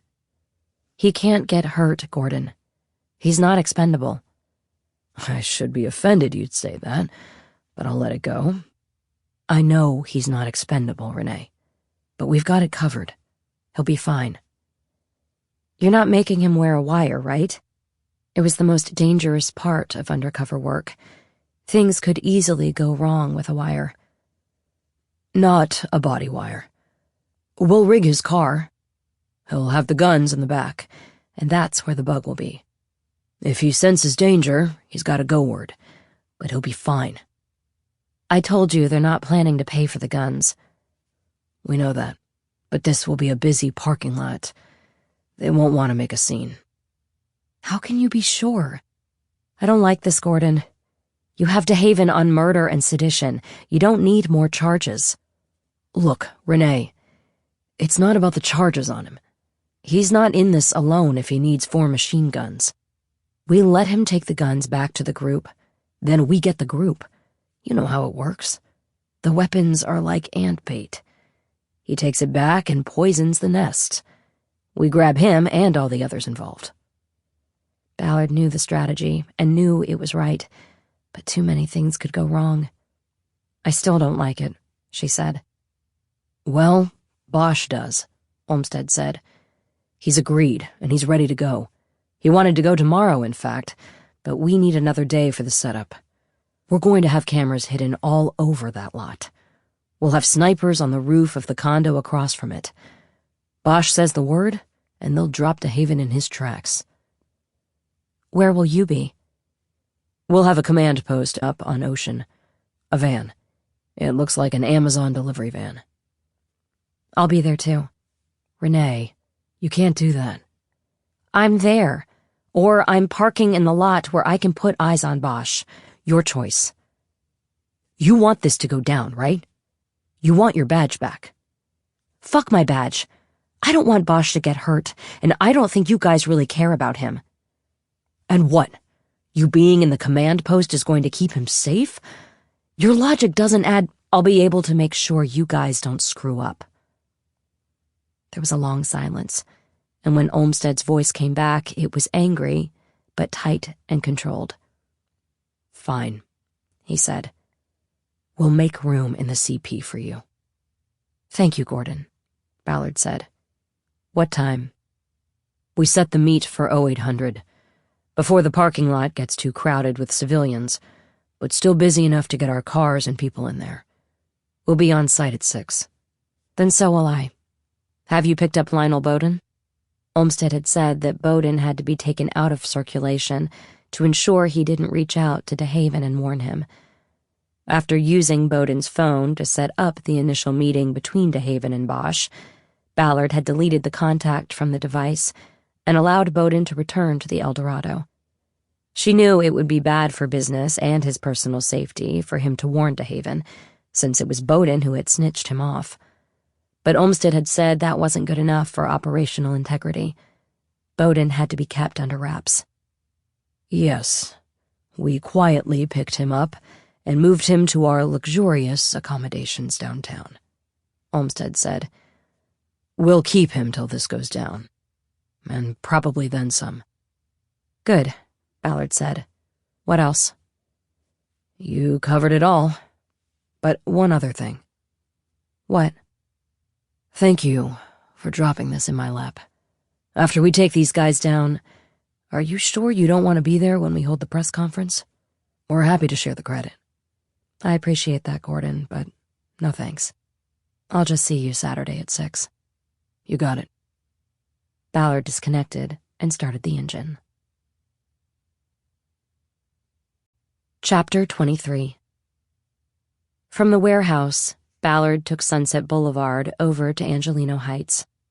The two neighborhoods were 5 minutes apart by car and a century apart in design.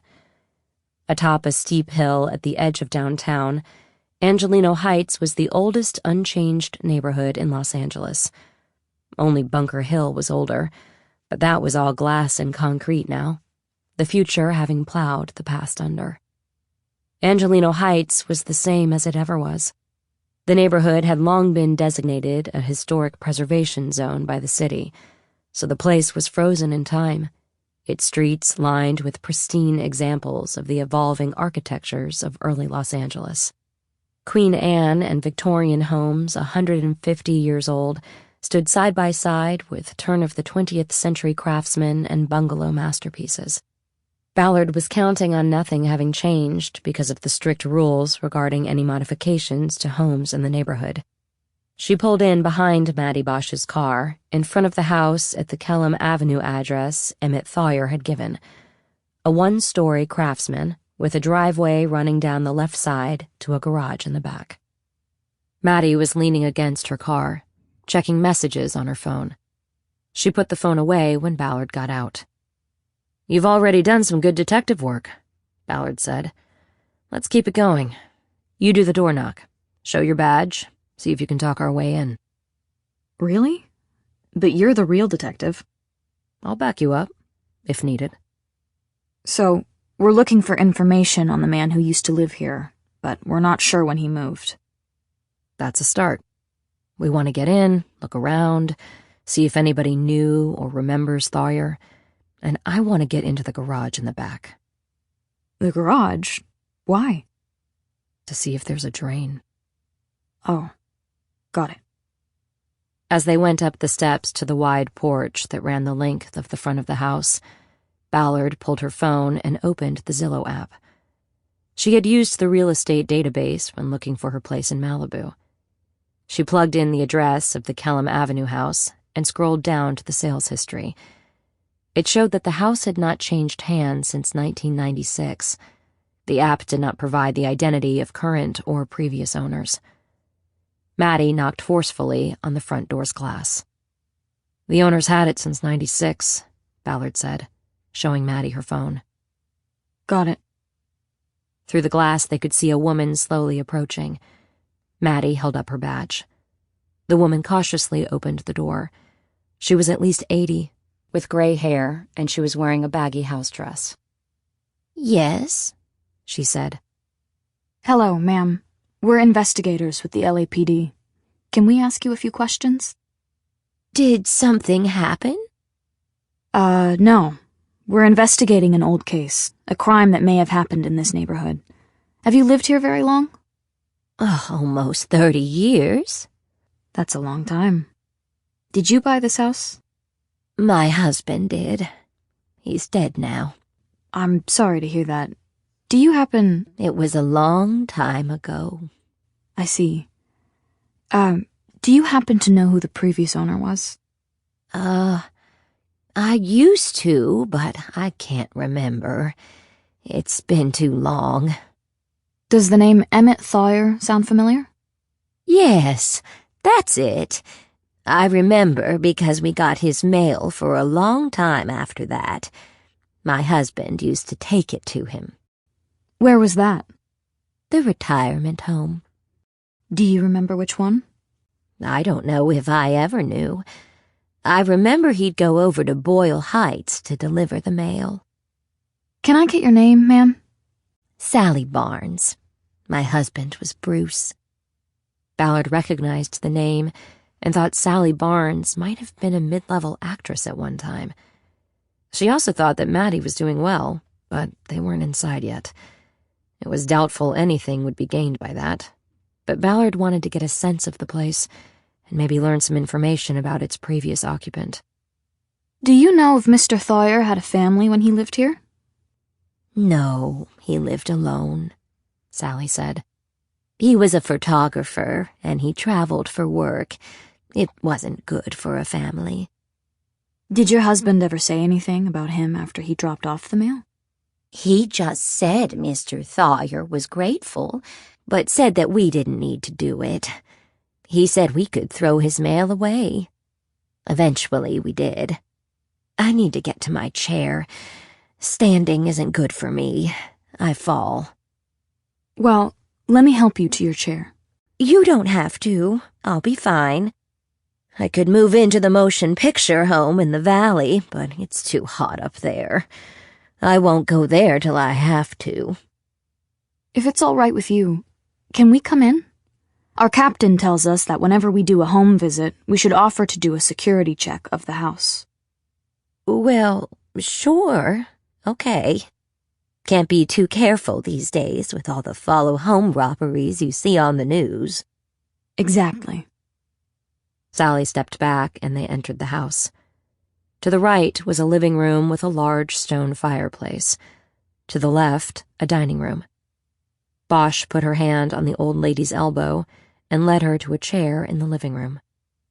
Okay, we'll take a look around now. Ballard and Bosch split up and checked the windows and locks in each of the front rooms as Sally Barnes sat watching. What kind of crime was it? She asked. A homicide, Ballard said. Here? In this house? Sally asked. We're not sure, but probably not. Emmett Thawyer's dead, if he's your man. Yes, we know. How did you know?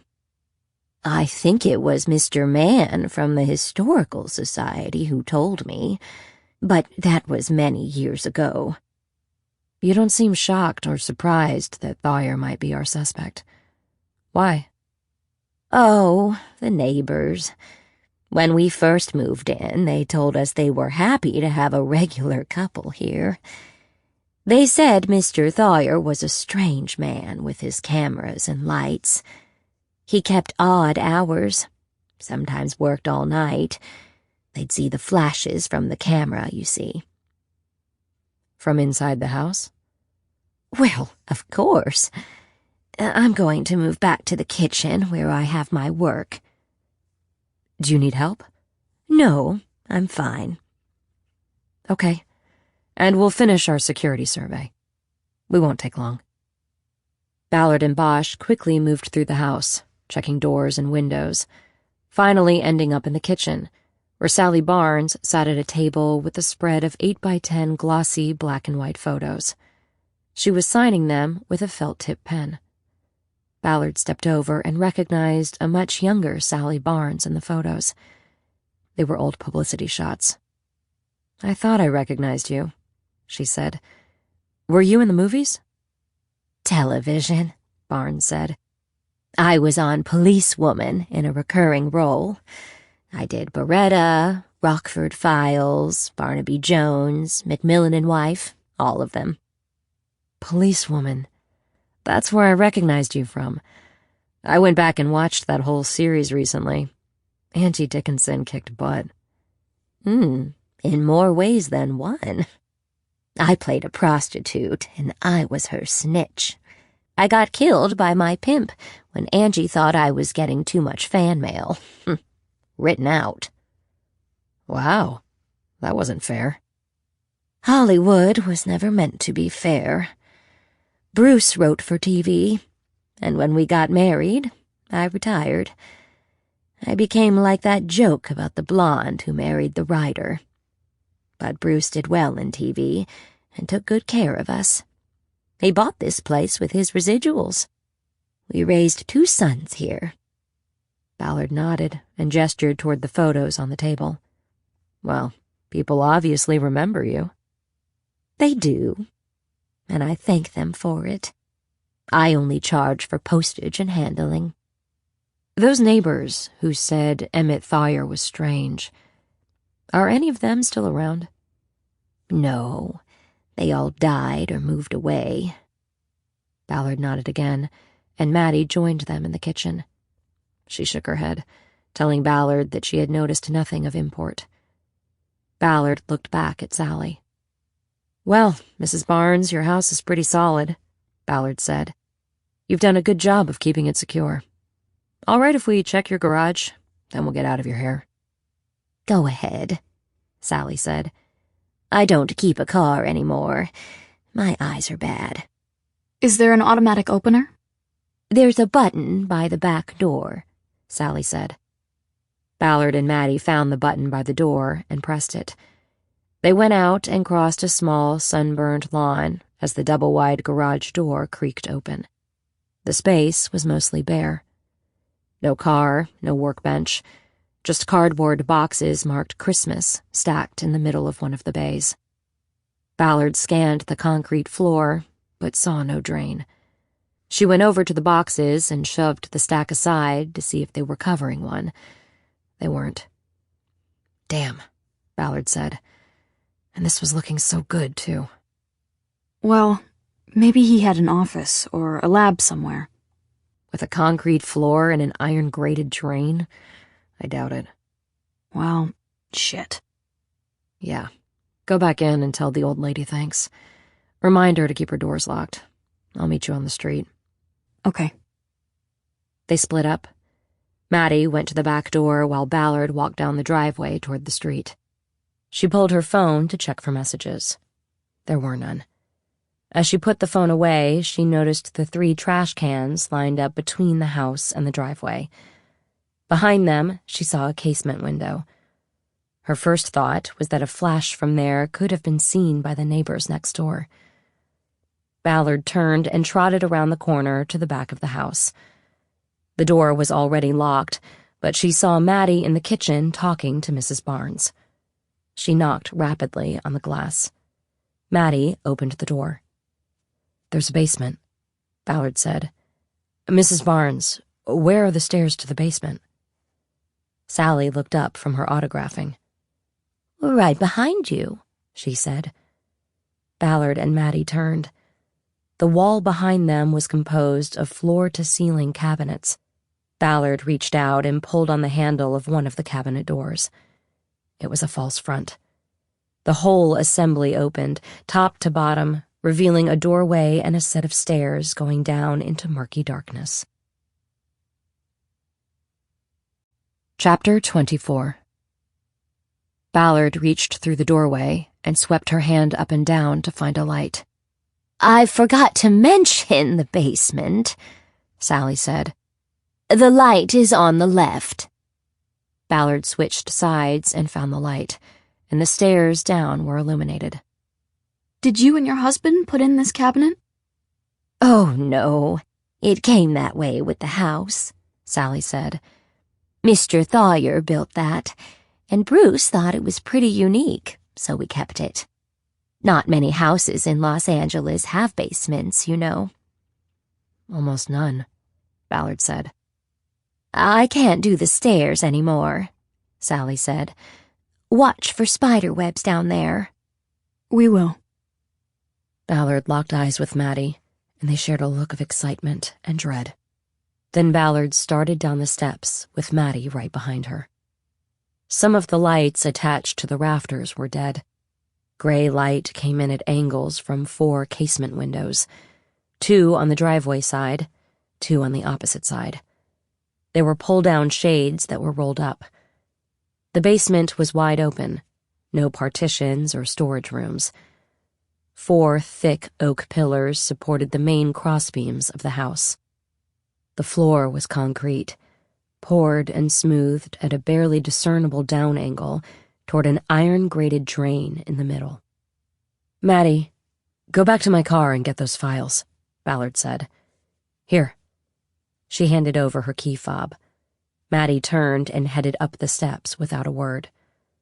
"Also, in the back of my car, there's a crime scene kit that has a pump bottle with luminol in it. Says it on the label. Bring that too." You got it. Left alone, Ballard crouched next to the drain. She believed that horrible things had happened here. It was a long time ago, but there were ghosts here, waiting for someone, waiting for her to set them free. She felt a solemn duty to them. As with the Library of Lost Souls in the archives at Amundsen, she carried the burden. Maddie was soon back with the files and luminol. Ballard opened the file marked Betty and held the photos up under a bulb to compare them to the room they were in. The drain grate was a match. The rough surface of the concrete and the sweep patterns left by a trowel were a match. No doubt. Those were shot down here. "Can you go up the steps and turn off the lights?" Ballard asked. "And be careful coming back down in the dark." While Maddie went up the stairs, Ballard went to one of the casement windows and pulled the string knot on a long furled shade. The string broke. The shade unrolled and fell over the glass as a cloud of dust descended on Ballard. She waved her hand and coughed. Then she went to the next shade as the overhead lights went off. After all the shades were down, Ballard took the spray bottle of luminol from Maddie and tried to use her nails to break through the plastic seal. Will it work after so many years? "I don't know," Ballard said. "I had a case once where it showed blood on concrete 23 years after the murder. The tech who did the test said the older the blood, the more intense the reaction, but I don't think he was talking about a 77-year-old case." She started peeling the plastic collar from the bottle. "The problem is the cleanup," she said. The cleanup? Ballard dropped to a crouch again. "The luminol reacts with phosphors in blood, the iron in hemoglobin, but bleach contains some chemicals that will light up as well. If Elizabeth Short was cut in half on this floor, there would have been a lot of blood, and that would mean a lot of cleanup, most likely with bleach." Ballard started working the pump, sending a fine mist of the chemical over the concrete around the floor drain. Don't we need an ultraviolet light? "Only on TV," Ballard said. She stopped spraying and waited, eyes down on the concrete. A bluish-white glow began to spread across the floor. She heard Maddie's breath catch. She started working the pump again. The glow around the drain was too spread out and too uniform to be from a blood trail. "He mopped with bleach," Ballard said. Wait, look how intense it's getting. You're saying that was from mopping with bleach? "Exactly. Probably. Well, shit. It doesn't help us, but it also doesn't hurt us. Luminol is just a presumptive test. In and of itself, signs that someone mopped up blood from the concrete floor in a basement are just as suspicious as blood spatter. But wait, sometimes it takes a while." Ballard waved her arm in a straight line, putting down another layer of luminol mist, then started to lock down the pump. What about this side of the drain? Maddie pointed to an area Ballard had not sprayed. "I don't want to cover the floor in case we come back for DNA." There's DNA from the Black Dahlia available? "Not in evidence, but you never know. If it becomes important, we could conceivably exhume her body to get it. She's buried up in Oakland." How do you know that? I mean, where she's buried. "Because it was one of the first cases I reviewed when I started the unit. Like you, I guess, I was fascinated by the case, and I had to see why it had never been solved. Since there was no DNA in evidence in 1947, DNA hadn't even been discovered yet, I researched where Elizabeth Short was buried. Mountain View Cemetery. People still put flowers on her grave." You went there? "Yeah. I had to go up that way for a meeting at the DOJ in Sacramento. I flew into Oakland and checked it out before driving up." The chemical reaction on the concrete continued, and a deeper shade of blue manifested on the floor. It was a long, thin shape that looked like a meandering stream on a map. "Turn on your phone light," Ballard said. She opened the Betty file. The final picture of the body was on top of the stack. Maddie put the light on it, and Ballard compared the flow of blood to the drain in the photo to the meandering stream of deep blue on the floor. It was almost an exact match.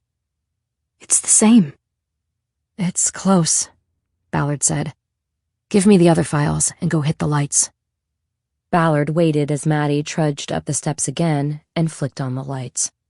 She then flipped through the files to the one marked Cecily. As with the photo chronology in the Betty file, the Cecily file contained 8 glossy 8x10s that ranged from a shot of a fully clothed woman, they assumed was Cecily, to a pair of tasteful, unrevealing nudes, to photos of the woman's degradation, torture, and death. In the final photo, the victim was sitting on a concrete floor, her back to a square wooden post. Like the Dahlias, her cheeks were slashed open from the corners of her mouth. It was the commonality in the photos of all the victims, the horrible clown smile cut into the skin. Cecily's arms were tied behind the post, and a length of rope with a slip knot was around her neck and the post. Cecily had been slowly strangled by the makeshift garrote. Maddie came down the stairs and rejoined Renee. "Look at this," Ballard said. She ran her finger up the wooden post in the photo. "It's been painted, but you can still see the grain pattern," she said. "There's a knot in the wood." I see it. We can find it. They separated, and each went to one of the 4 posts supporting the house's primary crossbeams. Using their phone lights, they studied the graining of the wood at about the 3-foot mark, moving around the post to check all 4 sides. Here we go. Ballard walked over and confirmed by comparison to the photo that this was the spot where Cecily had been murdered. This place. He killed them all here. "Maybe," Ballard said. "Let's go through the rest of the files." It took a half hour to do the comparison of photos from the other files. Elise, Sandy, Deborah, Willa, Siobhan, and Lorraine, to physical markers in the basement. They were on the Lorraine file when Mrs. Barnes called from the top of the stairs. "Are you two all right?" "We're fine, Mrs. Barnes," Ballard said. "We're just about finished. Thank you for your patience." "I don't know what you could be doing down there," Mrs. Barnes responded. "When we come up, we'll explain everything," Ballard said. In the death photos, Lorraine's body was propped against a concrete block wall. Her throat had been cut, and the killer had used her blood to paint the letters BDA across her abdomen. Working together, Ballard and Maddie were able to match inconsistencies in the concrete blocks and grouting in the photo to a spot below one of the casement windows.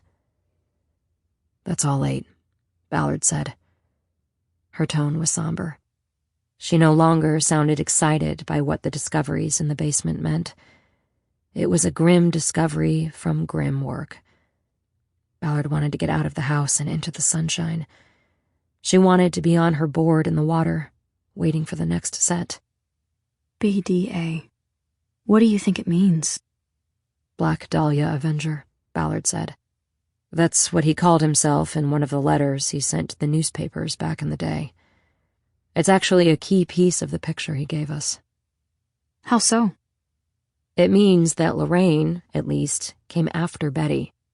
I would have pegged the Black Dahlia as last because of the heightened brutality, and figured the other deaths were steps toward that kind of hatred. Mutilation, all of it. But his putting BDA on Lorraine says otherwise. Maybe Elizabeth Short was the first, and the others followed, with him controlling his rage better. Elizabeth Short got so much attention. Maybe he refined his kill patterns because he was afraid of getting caught. Ballard nodded, impressed by Maddie's thinking. So, do we call in FSD? Ballard knew that the techs from the Forensic Science Division would be able to process the basement and come up with confirmations of what the luminol and photos indicated, but she was reluctant to go wide with the investigation. Not yet. There's still work to do. We'll bring them here when we know more. Then what do we do? We find out more about Emmett Thayer. We take the Betty file to someone who can verify it's Elizabeth Short, and we try to put full names to the other women in the files. What about Nancy Porter? Yes. Let's go see her.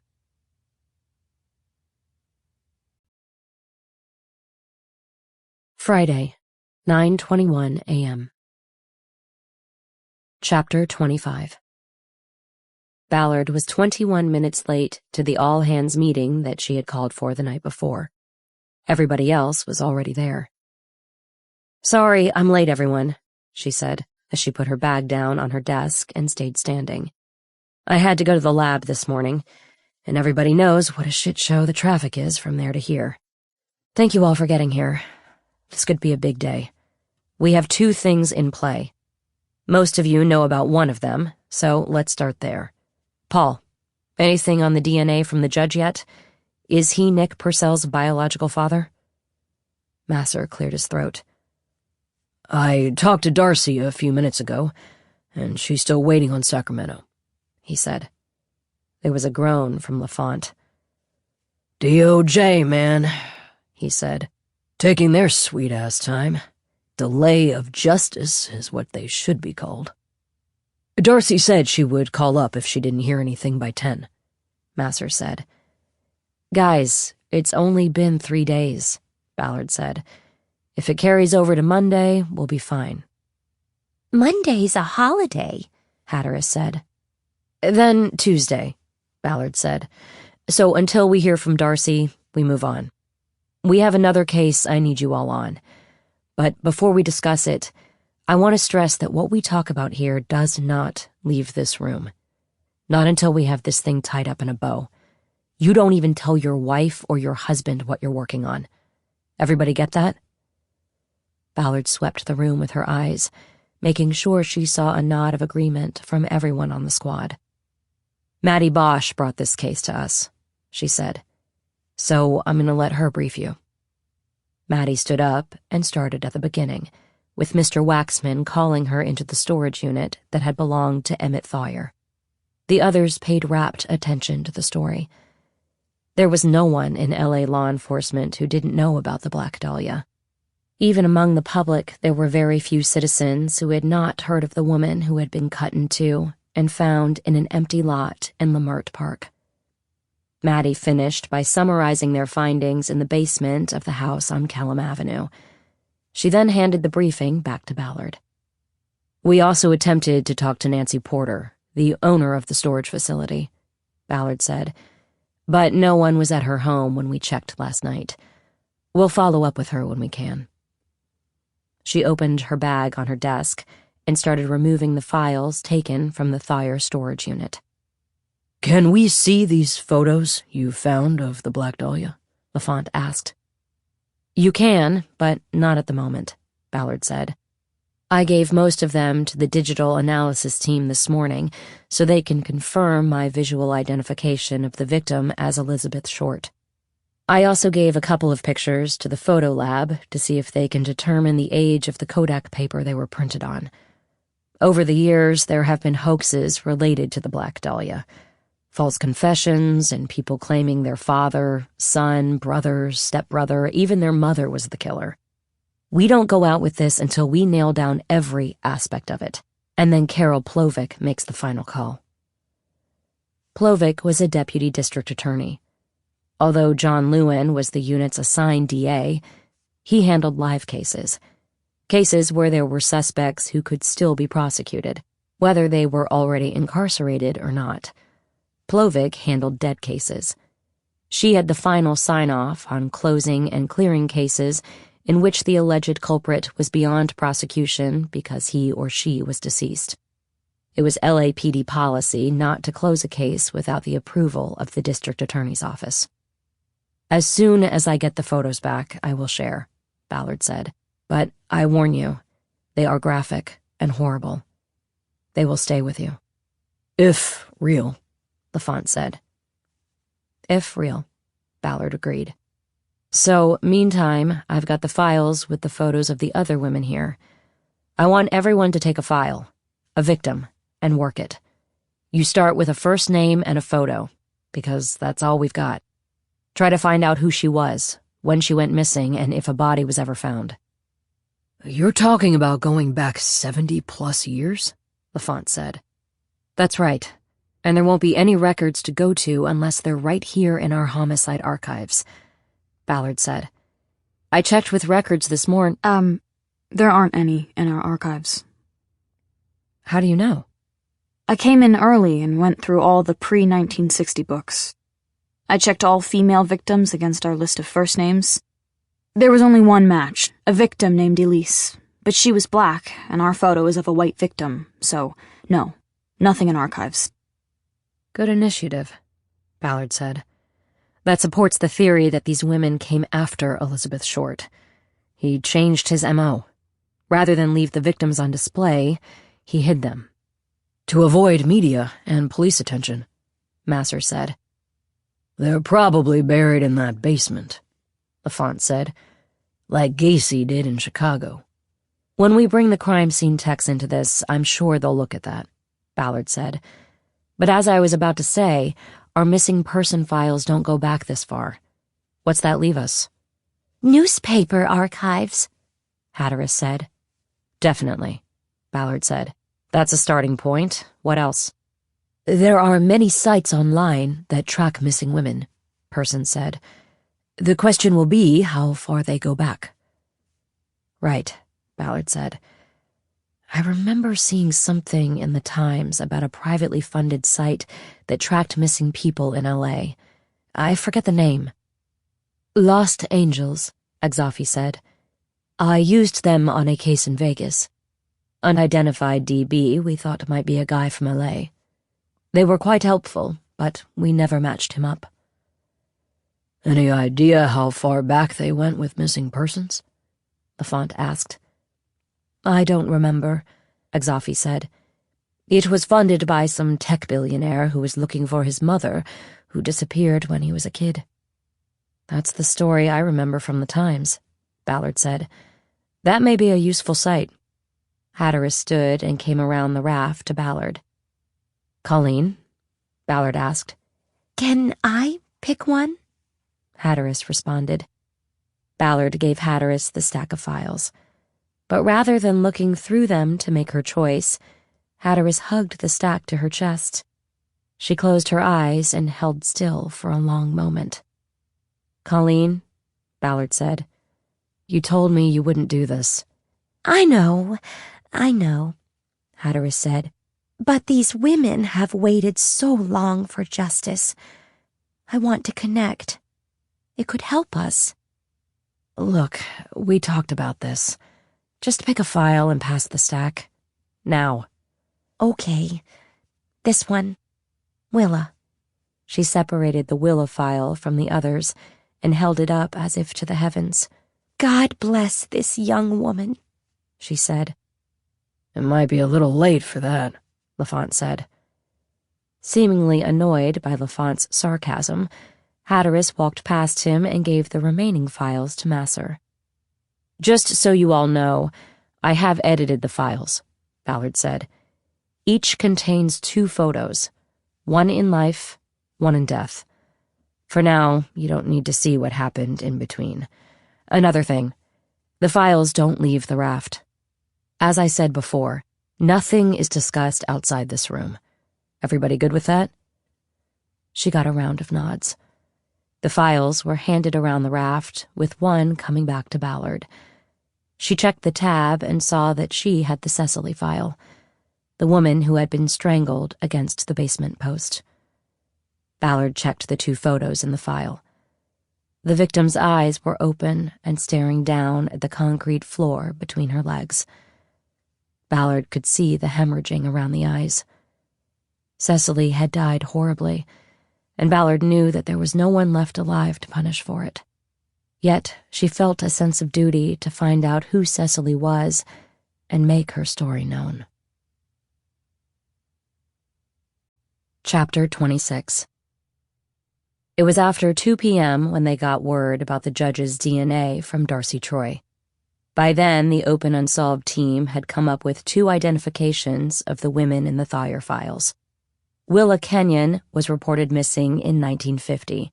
Her case was one of the oldest in the lostangels.net database, and Elise Ford was identified through a keyword search on the Library of Congress newspaper database.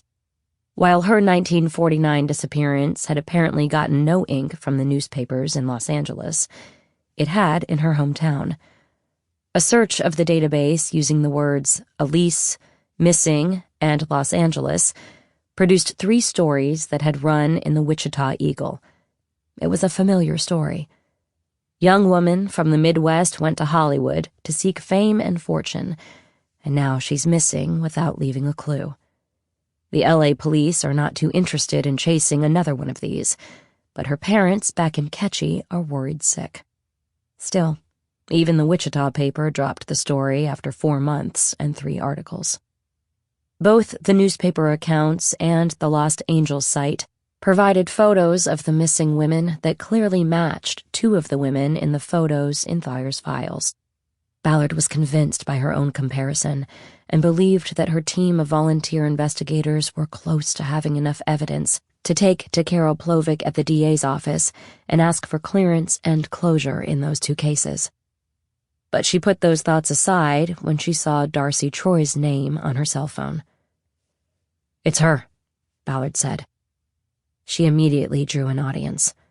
Hatteras and Masser got up and came to her pod as she answered. "Hey, Darcy, give me the good word." "Well, I don't have good news. Purcell's father, the pillowcase rapist, is not the judge. I'm sorry." Ballard was stunned. How can that be?" "I don't know what to tell you other than it's no match. The woman is wrong, too. No match. She's not the mother. Obviously, it was an adoption." "No. We pulled the birth certificate. It was filed too fast for an adoption." "Then I don't know what to tell you, Renee. The science is the science." "It couldn't be a screw-up on the DOJ end, right?" Don't go there. Highly unlikely." "Okay, let me know what else I can do." "Sure, I will." Ballard disconnected and looked up. Now the whole team was gathered around her end of the raft. "No match," she said. "Nick Purcell isn't related to the judge or his wife." "Fuck!" Person yelled. Masser snapped his head back and spun away from the group as if shot. "I knew it," Hatteras said. "You knew it?" Lafont said. "Why didn't you say so?" "I did. Nobody listened," Hatteras insisted. "I said the genetic tree I was building didn't connect in any way to the judge." "Yeah, whatever," Lafont said. "It's the truth," Hatteras said. "But it doesn't matter. What matters is what we do now." "All right, let's just calm down," Ballard said. "I know this isn't what we expected, but let's think." Ballard knew that something had gone wrong as they built their case against the judge. That had started with the birth certificate indicating no adoption had taken place. "Paul, can we take another look at the birth certificate?" she asked. "Right here," Masser said. He grabbed a printout of the birth record off his desk and handed it over the wall to Ballard. She confirmed what she already knew. The birth certificate was filed with the county 2 days after the birth. Then she noticed a detail she had not seen the first time. "Nicholas Purcell was born at County USC," Ballard said. "Maybe their birth records will tell a different story." "Not without a court order," Masser said. "It's a dead end." "But wait," Ballard said. "The judge wasn't a judge yet when the kid was born, but he must have been doing well, right? I mean, well enough to get appointed or elected judge." "I would say so," Masser said. "Successful enough financially, or reputation-wise, or both, to get a slot on the Superior Court." "So, County USC back then, or even now, is not one of your high-end hospitals. It's a public facility. It even provides indigent care. Is it the kind of hospital where the wife of up-and-coming lawyer, soon-to-be Judge Jonathan Purcell, would want to give birth to their child?" "I should have seen this," Masser said. He looked mortified at not noticing the inconsistency earlier. "So what do we do?" Hatteras asked. "Well, for the moment, I want you all to go back to what you were doing," Ballard said. Let's try to run down more of the names from the Thayer files. When you're needed on Purcell, I'll let you know. Maddie, when's your roll call for tonight? 5. Okay, well, you should cut out then, Ballard said. Get ready for your shift. Maddie looked crestfallen, like she was being cut out of her own case, and Ballard read it in her expression. Don't worry, she said. You're still lead on this. It's your case. We won't make a move on it without you. Let me know when you need me. As people reluctantly returned to their spots on the raft, Ballard stood up from her desk. Paul, let's go get a coffee, she said. Ballard turned and headed toward the exit before any of the others could react to being left out of whatever discussion Ballard was about to have. She didn't speak to Masser until they were in the cafeteria and sitting down at a table with to-go coffee cups in front of them. Before Ballard could begin, Masser spit out an apology. I am so sorry, he said. If I had put together the incongruity of the hospital, we'd be 2 days into a new direction. Not necessarily, Ballard said. And I didn't buy you coffee to set up an apology. Then why did we come up here? The others think you took me to the woodshed. I don't care what they think. We need to figure out our next move on this. I'm already taking heat for putting the judge under surveillance. Now that it's not him, this could really turn bad for the unit. Well, I think it's obvious. We have to go to the judge. Ballard nodded. I was thinking that too, but he could blow us out of the water, especially if we tell him we collected his DNA. His and his wife's. He may blow a gasket, but he might also see that we had no choice. We did what we had to do. Hopefully. But how are we going to get him to talk if he was involved in some sort of shady deal getting the kid? You mean like a black market baby? Maybe. I still don't see how the birth was recorded so quickly. That means somebody at the hospital was somehow involved in making this work. There's something we don't know here. Even if we could get into adoption records, I have a feeling there wouldn't be any for Nicholas Purcell. So when do we go to the judge? Well, that's your call. That's why you get a salary, and we don't. Right. Ballard went silent as she mulled the question. Intruding into these thoughts was the reminder that Captain Gandil had directly ordered her to keep him in the loop. She knew she should inform him of the DOJ results and the plan to brace the judge. But by doing so, she risked Gandil telling her to stand down until he got clarity from the 10th floor. That move could take days, and maybe even weeks. Ballard was not interested in stalling the case while the command staff considered the political gain or fallout from asking the presiding judge of the Superior Court questions about the possibly illegal adoption of his son. What are you thinking? Masser finally asked. I'm thinking, if we left now, we could get to the CCB before the judge takes off for the weekend, Ballard said. So you want to do it today? Why not? Because if the judge gets mad and throws us in jail, we probably won't get out until Monday. More like Tuesday, because of the holiday. Yes, Tuesday. Fuck it. Let's go. I'll drive. My keys are on my desk. Let's not tell the others what we're doing. I don't want Colleen calling every 10 minutes. She'll do that whether she knows what we're doing or not. I'll meet you in the parking lot. Go get your keys. As Ballard walked out of the building toward the row of parking spaces assigned to the unit, she pulled her phone to call Captain Gandil. Then she thought better of it. Calling him now before the hour's drive into downtown was too risky. He could shut down her plan before it even started. Instead, she used the phone to Google a phone number for the clerk of the Superior Court. By the time Masser showed up at his car with the keys, she had already called the courthouse and been transferred to Purcell's clerk, who confirmed that the judge was still working. Purcell's still in chambers, Ballard said. Good, Masser said. I think. Chapter 27. Ballard and Masser parked in the garage at the PAB and walked the block up Spring Street to the courthouse. Along the way, Ballard pulled her phone and called Ashley Fellows, who was one of the last friends she had in the robbery homicide division. "Hey, girl, what you doing?" Fellows said. "Biding my time till it's time," Ballard said. It was their routine greeting. "You still in the same desk over there?" Ballard asked. "Sure am," Fellows said. "What's up?" "You've got eyes on the captain's office, right?" "I do." "Is he in there at the moment?" "No, but he's right outside it, talking to Broomhilda." That was the name they used for Captain Gandel's bully of an adjutant, who sat at a desk outside the captain's glass-walled office and guarded it like it was Checkpoint Charlie. Her name was actually Hildy McManus.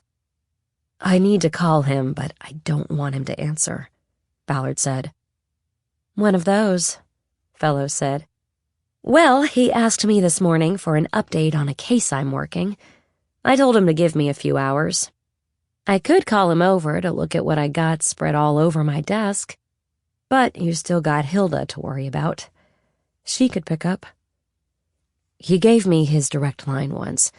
I think she doesn't have that on her phone. "Then give me 3 minutes before you call. I'll get him over here." "Thanks, Ash." Ballard disconnected. "What was that about?" Masser asked. "If we confront the judge without approval from the captain, there could be hell to pay. But I don't want to wait for him to take it to command staff. So I'm going to call him and leave a message to cover my ass." They got up to Temple Street, and Ballard made the call. She held her breath until it went through to voicemail. "Captain, it's Renee. The analysis on the judge's DNA came back negative. Nick Purcell's not a match to him or his wife. That leaves us no alternative but to talk to the judge about his son. I need to do that before he goes off for a 3-day weekend. Heading to the CCB now, just keeping you in the loop like you asked." She disconnected, hoping that her casual tone implied that this was a routine interview, even though she knew there was nothing routine about an interview with the presiding judge of Los Angeles Superior Court. In the criminal courts building, they took the law enforcement-only elevator up to save time. Purcell's courtroom was on the 6th floor in Division 101. The courtroom was literally dark when Ballard and Masser entered. There was one overhead light on, and it was shining down on the clerk's corral, where a woman with short brown hair sat. She looked up when she heard them enter. "We're dark today," she said. "Can I help you?" "We're with the LAPD Open Unsolved Unit," Ballard said. "We'd like to talk to Judge Purcell." "He's on a deadline, writing orders before the weekend," the clerk said. "You need an appointment, and he has no room on his calendar this afternoon. If you need a search warrant signed, I would suggest that you go see Judge Cohen for that. He handles criminal matters." "It's about his son, Nicholas," Ballard said. "I think you should ask him if he wants to see us." Without responding to Ballard, the clerk picked up a phone, hit one button, and then whispered behind a hand cupped around her mouth. Ballard made out the word Nicholas, but otherwise could not pick up on the conversation. The clerk put down the phone and got up. She walked to a half door in the corral and pulled it open. "The judge will see you," she said. "Come through here and then go through that door and down the hallway. His chambers are the first door on the right." Ballard led the way. The clerk's directions were not needed because the judge was standing in the doorway of his chambers. He was wearing a white shirt and tie, but no jacket or robe. Ballard watched his eyes for any hint of recognition of Masser or herself from the surveillance at the Parkway Grill. She saw nothing. They followed Purcell into the office. He sat down behind a desk covered with legal documents. He pointed to the 2 chairs across from him, and Ballard and Masser sat. "Thank you for seeing us, Judge," Ballard began. "Never mind that," Purcell asked. "What's my son done this time?" Nothing, sir, as far as we know." Then if this is about the DA dropping those charges against him, I had nothing to do with that. I didn't even make a call. It's not about that, sir. Then why are you here on a Friday afternoon before a holiday weekend? What is so important about my son? Well, sir, we're from the Open Unsolved Unit, and we think your son is key to identifying and arresting a serial rapist and murderer. Purcell drew his head back as if he'd been slapped. What the fuck are you talking about? He said. Nick's had his difficulties, but nothing that even approaches an involvement in— We are not suggesting he is in any way involved, Judge, Ballard said quickly. It's his father we're looking for. His real father. His biological father. That stunned the judge into silence. Ballard studied him for any sign that he knew about the pillowcase rapist's connection to Nicholas Purcell. She saw none. Ballard felt her phone buzz in her pocket. She guessed it was Captain Gandil calling her back, probably to tell her not to approach the judge without the command staff's approval. But she had a perfect excuse not to answer. You didn't take calls when you were talking to the presiding judge of the Superior Court.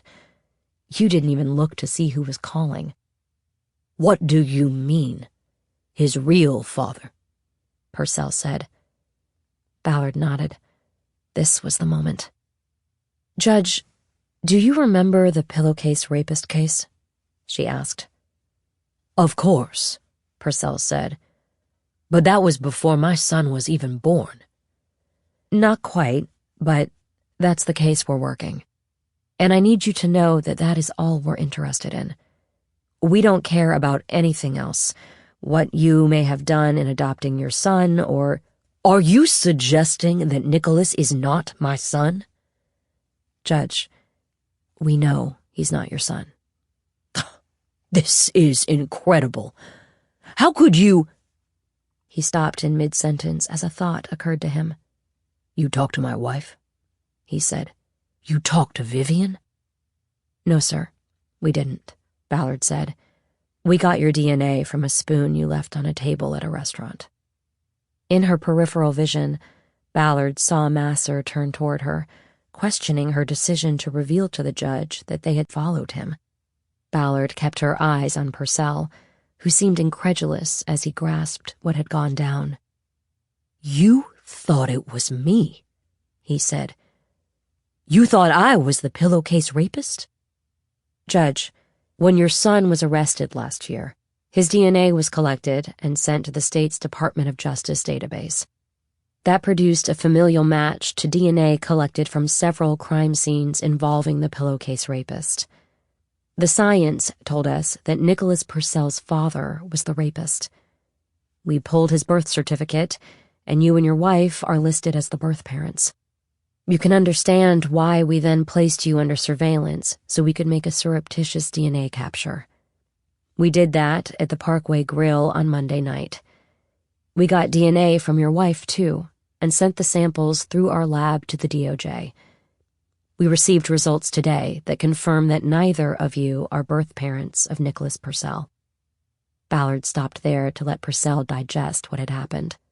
The skin around his eyes darkened, and she suspected his blood pressure was rising. Were these actions approved by your superiors? He asked, his voice tightly controlled. I run the unit, sir, Ballard said. We like to say the cases go where they go. I did not need approval, though I did make my captain aware of it. I should jail you both for contempt of court, Purcell said. That you would— You could do that, Judge, but it would get messy and very public, Ballard said. I didn't think you'd want that for your son, your family. There is a way for us to keep Nicholas out of this, especially when it hits the media, but that would entail you cooperating with us and explaining how he became your son. It hit Purcell then, the threat of public exposure. Nicholas could be branded as the son of a rapist murderer. Ballard waited, stealing a quick glance at Masser. Color was just coming back to Masser's face after the threat of jail from the judge had bleached it printer paper white. She realized that she should have let him in on how she was going to play it. "We tried to have children of our own," the judge said. "It wasn't happening. Then an opportunity presented itself." He stopped there. Ballard sensed that he needed to be prompted to continue revealing a secret he had kept for almost 25 years. "You were offered a baby?" Ballard asked. "Not exactly," Purcell said. "There was a girl in the neighborhood. A high school girl. She got pregnant. The family, her family, they were very religious. They believed she had to have the child. And her parents, they knew us from down the street. They knew about our struggles. We were open about it. They came and said there was a way for... You see, they didn't want their daughter's life to be forever changed by this. They had an unwanted child coming, and we wanted a child so very badly." "You agreed to take the child?" Purcell nodded. "Did you know who the real father was?" Ballard asked. Purcell shook his head. "No. She never told her parents or us," he said. "She was protecting him. I wanted to know so we could protect ourselves, you understand. I wanted everyone's approval, but she wouldn't tell." "How did you register the birth so quickly?" Ballard asked. "That wasn't a problem. I had a former client in a divorce case who worked in the registrar's office take care of it. I didn't want there to be any kind of stigma, you know? For the boy to grow up with that, knowing he was adopted, not knowing who his father was." "And the mother? She was never involved?" "No, not after the birth. The family had a place in the desert, out at Smoke Tree. They moved to that house, kept the house on Arroyo, but the whole family started over out there. It worked. No one ever knew about the baby, except us. Till now." "We need to reach out to her, Judge. What's her name?" "You can't. It's too late. She killed herself a year after. Took a lot of pills, sat in a car in the garage and started the engine. It was a terribly sad thing. We thought that, having lost their daughter, the parents would come to us for the child. We were prepared, legally, to fight it, but it never came to that." Ballard glanced at Masser. The DNA door they thought had swung open for them was now swinging shut. She saw her own dismay playing on Masser's face. She looked back at the judge. "Judge, what about those parents?" she asked. "Are they still around?" "Robin is," Purcell said. "Edward passed, and now she's selling the place on Arroyo." Ballard thought about the house with the in escrow sign she had parked in front of while following the judge Monday night. "What is Robin's last name?" she asked.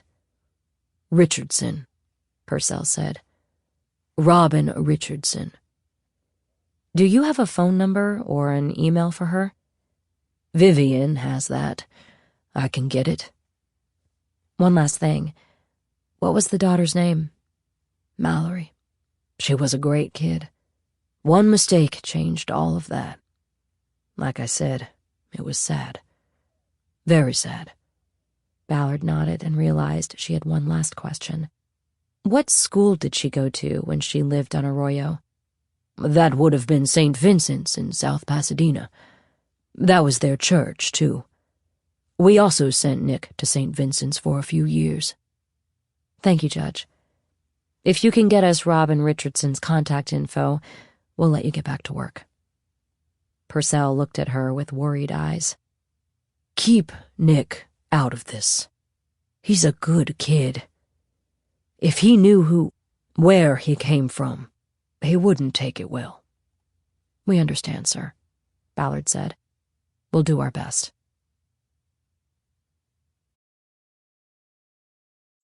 Saturday, 7:22 a.m. Chapter 28.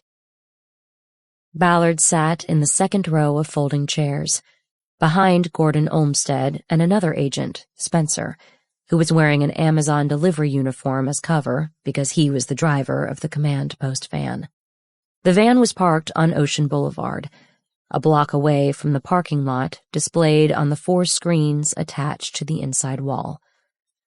Olmsted sat in front of a stick microphone and was in constant contact with all agents involved in the operation. Speakers mounted below the screens allowed Ballard to hear the play-by-play on the comms. The only one of the team not transmitting was Bosch. He had previously declined to wear an earpiece. His car was wired for sound, but he didn't want to speak. If he was being watched by a DeHaven Confederate, it might tip him off. At 7:25, the agents watching the caravan on the PCH, where DeHaven parked his van overnight, reported that DeHaven and another man were in the van and pulling into traffic. They were on their way. Olmsted shook his head and keyed his mic. "They're already breaking the rules," he said. "Subject was to arrive solo. Everybody, stay sharp. We are off script." Tension in the van ratcheted up a notch. Ballard watched the screens and saw Bosch open the door of his Cherokee. "He's getting out," Ballard said. "Why's he getting out?" "It's part of the plan, Renee," Olmsted said. "Cool your jets." Ballard was annoyed by his tone and by the fact that she had been left out of the planning, but she knew this wasn't the time to go to war over it. She watched as Bosch went to the back of the Cherokee and lifted the rear hatch. He was wearing an old army camo jacket that looked bulky. "Is he wearing plates?" she asked. "No," Spencer said. "He refused a vest, plates, anything that would look like he might be law enforcement." Bosch sat on the back bumper and folded his arms across his chest. Next to him in the rear cargo space of the Cherokee were 2 beach bags with straps. They looked like they were filled with striped beach towels, but Olmsted explained that the towels concealed the mini machine guns, 2 in each bag, with ineffective firing pins.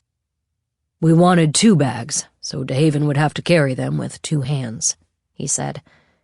Ballard nodded, knowing that the 2-handed carry would hinder an effort to draw a weapon. Minute-by-minute updates on DeHaven's progress on the coast highway were radioed to the command post. "He's going to be early, people," Olmsted said. "Be ready." "Is there any way to get that message to Bosch?" Ballard asked. "Not unless we break position," Olmsted said. "We don't want to do that, and Bosch knows to be ready for anything. Early arrival, late arrival, doesn't matter." Ballard nodded. She knew that Bosch was ready. She had checked with him earlier that morning and given him every opportunity to back out of the operation, but he refused. He told her that the situation went beyond recovering her badge. He wanted to be part of the team that took DeHaven down. At 7:46, the follow team reported that DeHaven's van was on the California Incline and 3 to 5 minutes from the beach parking lot. The tension in Ballard's chest tightened, and she pushed her chair back and stood. It was the only way to deal with the adrenaline hit. She started shifting her weight from one foot to another, her eyes intent on the screens. "Renee, you're jumpy," Olmsted said. "You need to relax. Everything is in hand." "I can't relax," Ballard said. "Not till this thing is over and he's safe. I pulled him into this." She studied the screens that showed 4 images of Bosch from 4 different camera angles. He was still sitting, arms crossed on the back bumper. He certainly seemed calm, even if she wasn't. "I need to be down there with him," she said. "Too dangerous," Olmsted said. "You can't even get out of the van at this point. We don't know what other eyes are out there." I know. Are all of these frames fixed?" "They're too tight. You can't see what's happening in the lot." "Hold on." Olmsted made a radio call to one of the lot surveillance teams and told them to widen their camera's angle. It was the camera on the southwest corner of the lot that offered a view over the right side of the Cherokee and Bosch's left shoulder. The angle widened, and Ballard could see the entire lot, including the roller hockey game being played on the north end. "That better for you?" Olmsted asked. "Better," Ballard said. "But you let them play hockey with this going down?" "They play every Saturday morning. We don't know if DeHaven knows that. We cancel it, and it could be a tell. It could blow the whole operation.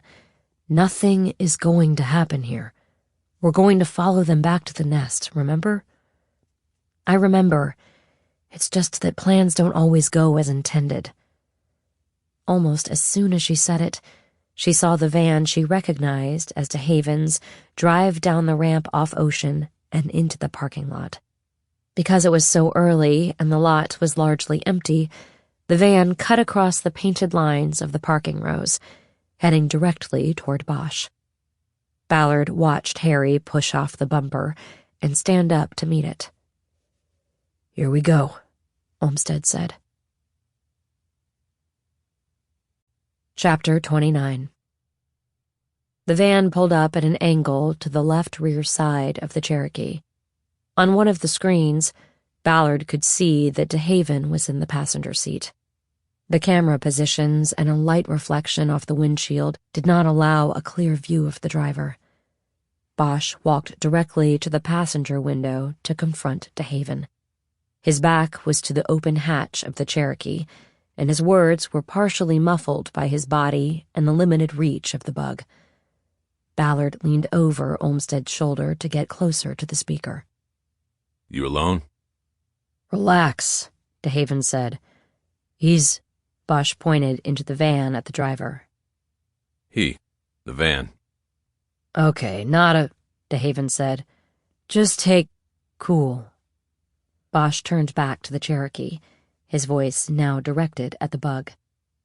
"I'll be cool as long as he stays in the fucking van." DeHaven opened his door and got out behind him. Bosch walked to a position under the hatch where he knew his words would be clear and recorded. Ballard checked all corners of the screens for a red dot or other indicator. "You are recording this, right?" she asked. Olmsted said nothing. Spencer said nothing. "What the fuck?" Ballard said. "You're not recording this?" Her voice obscured something Bosch said. "Ballard, be quiet," Olmsted barked. "We need to hear. Yes, it's recorded." Ballard didn't believe him, and she knew there was only one reason not to record the takedown. "If Bosch gets hurt, I won't keep my mouth shut about this," she said. Olmsted held his hand up for silence. On the screen, the deal was about to go down. DeHaven was at the back of the Cherokee next to Bosch and was pulling towels out of one of the beach bags. He held the towels under one arm while looking into the bag. He reached down to inspect the weapons without lifting them out of the bag. Seemingly satisfied, DeHaven stuffed the towels back in that bag and moved on to the second one. This time, when he removed the towels, he dropped them next to the bag, leaving both hands free. "No slings?" he said. "Dude, I ordered slings." You gave me short notice on that. I can get 'em Tuesday or Wednesday for you. "That'll be too late." For what? "What?" Too late for what? "Too late for none of your fucking business." You're right. I don't want to know your business.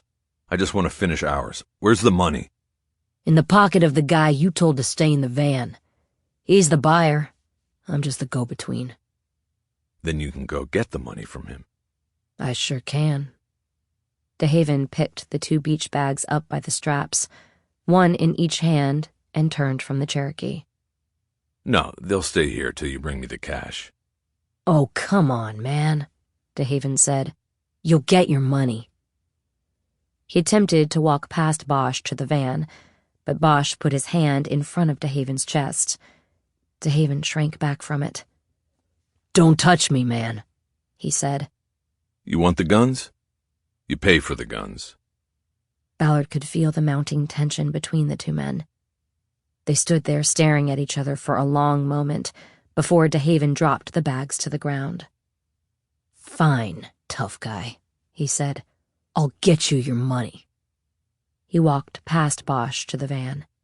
He reached in through the open passenger window, and it appeared to Ballard that he took something from the driver, though the hand-pass was below the window line. DeHaven turned toward Bosch as he took his hand out of the window. The move was smooth and quick. While making the pivot, he dropped his hand to his side, guarding it from Bosch's view. Ballard's eyes jumped from one screen to another as she looked for an angle on DeHaven's left hand. Olmsted beat her to it. "Gun!" he yelled into the microphone. "Blue, blue, blue!" Blue was the go word. In the command post, Ballard didn't hear the shots, but almost immediately after Olmsted yelled the word into his mic, she saw DeHaven's body jerk from the impacts of at least 2 sniper hits. He collapsed to his knees and then fell backward to the asphalt, a handgun next to his left hand. Ballard saw Bosch drop to the ground and crawl to the side of the Cherokee for cover. The van started forward, and she saw the flash of gunfire from inside as the driver shot at Bosch through the open passenger side window. But Bosch got to a safety point against the rear tire of his car. Then came the explosion of glass as sniper shots pierced the van's windshield and took out the driver.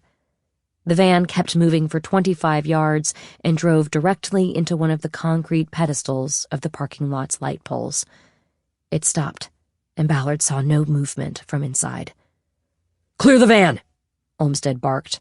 "Clear the van!" On the widescreen, Ballard saw FBI cars race across the lot to the van. She saw Bosch crawl back to DeHaven.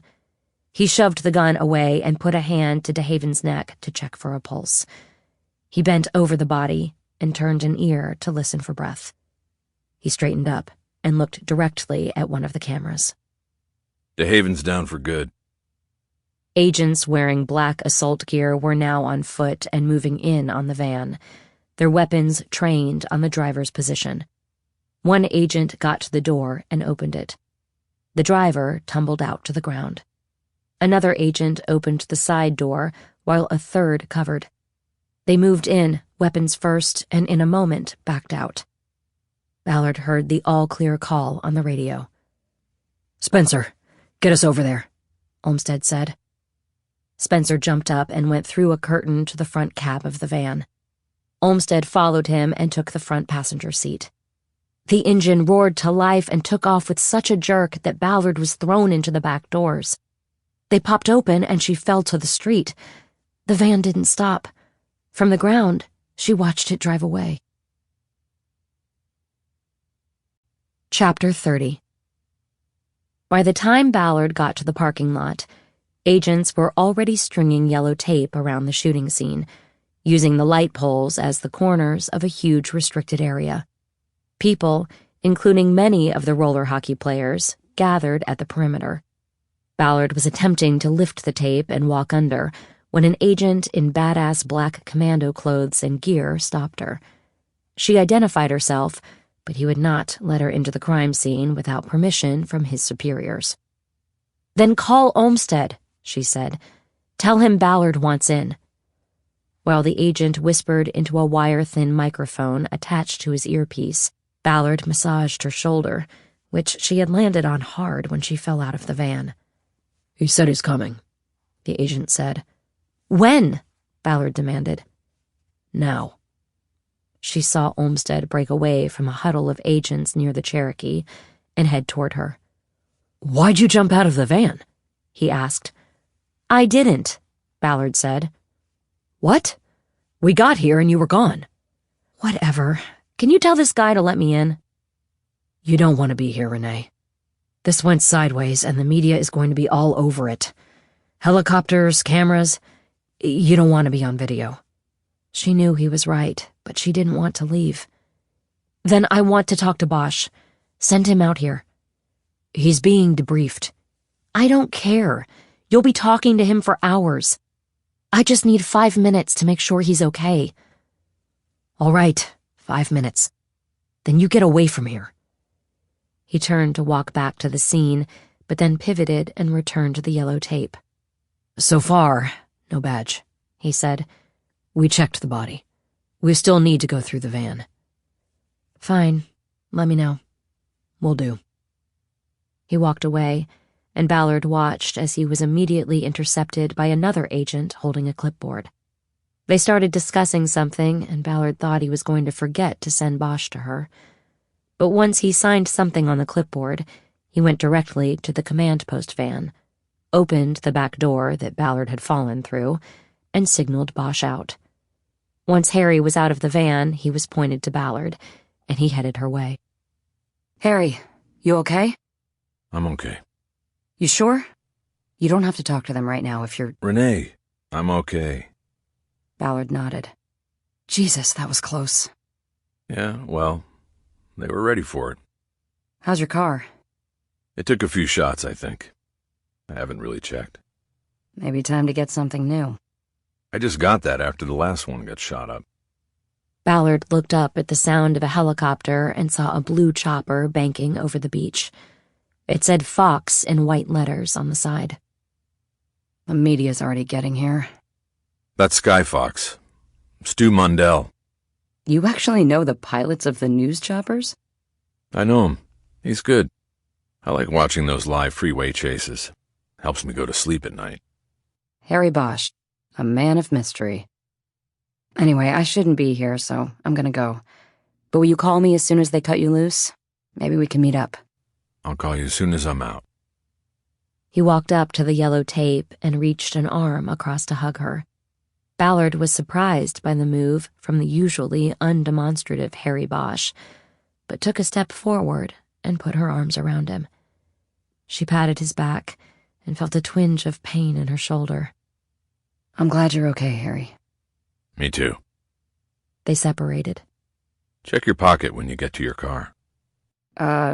Okay, Ballard said. But she put her hands into the pockets of her jacket without waiting, and her right hand closed around what she knew was her badge. She nodded. When you bent over him listening for breath, she said. Bosch nodded. He was dead. But I knew he had the badge around his neck when he wouldn't let me touch his chest. I guess it's lucky for you they didn't put a bullet through it. Yeah, lucky, all right, Ballard said. Thanks, Harry. He nodded and turned back toward the crime scene. Ballard walked away, keeping her head down as the news helicopters circled above.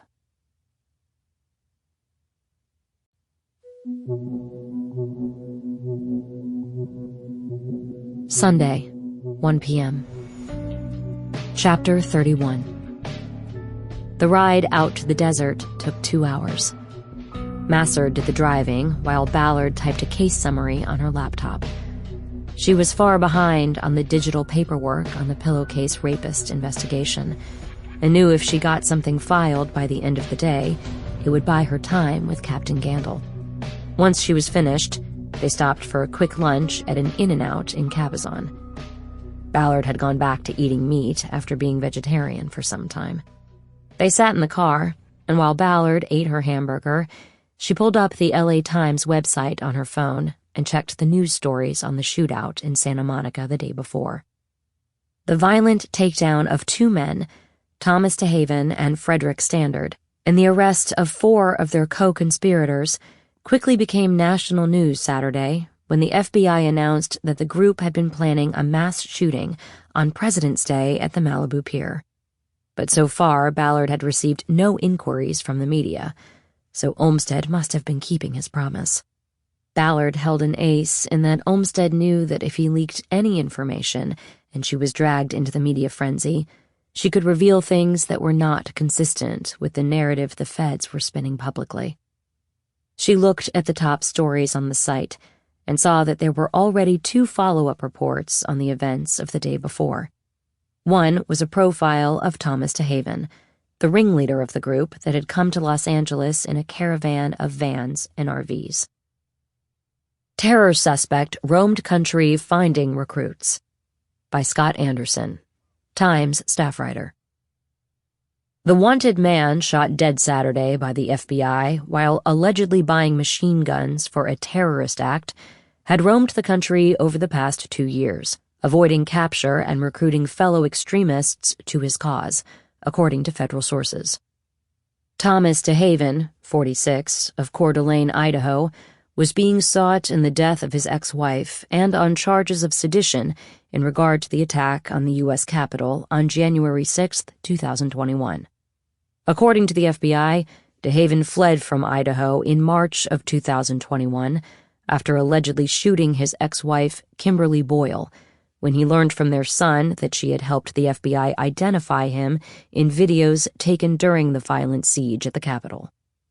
DeHaven then began a months-long odyssey that first took him through the South, where he met and recruited Frederick Standard, 31, in Mobile, Alabama, in a scheme to make a violent statement in California. FBI agents are piecing together the path he took and have been contacted by several individuals in Louisiana, Texas, and Arizona who said they heard DeHaven's pitch but did not join the scheme. Most of these people didn't take him seriously, Agent Gordon Olmsted said in an interview. They shined him on, thought he was a bit out there, but we know that others believed in his plan and joined him or gave him money and equipment. One of those was Tracy Bell, 39, of Shreveport, Louisiana, who joined DeHaven and offered him her camper van, which she was using on Saturday when he and Standard met with an FBI informant to purchase 4 machine guns.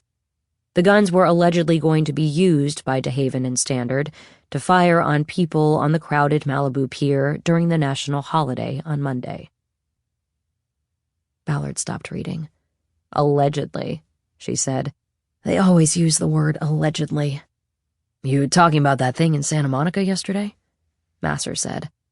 Ballard realized that she had almost revealed that she knew more about the incident than she should. Yes, she said. Seems from what I've read like there was nothing alleged about their plan to shoot up the pier. Yeah, true believers, Masser said. They'll be martyrs for the cause now, like that woman who got shot at the Capitol. After finishing their food, they got out of the car and switched seats so Ballard could give Masser a break. They got back on the road into the Coachella Valley. Smoke Tree Ranch was the small, private enclave of mostly historic desert homes, passed down from generation to generation by moneyed East Coast, Midwest, and Southern California families. Its best-known resident over the century of its existence was undoubtedly Walt Disney, who had had a home on the ranch until he sold it to raise money to build an amusement park that would be called Disneyland. After the success of the park, Disney came back to the ranch and built a new house. Following a long-held tradition, residents of the ranch referred to themselves as colonists.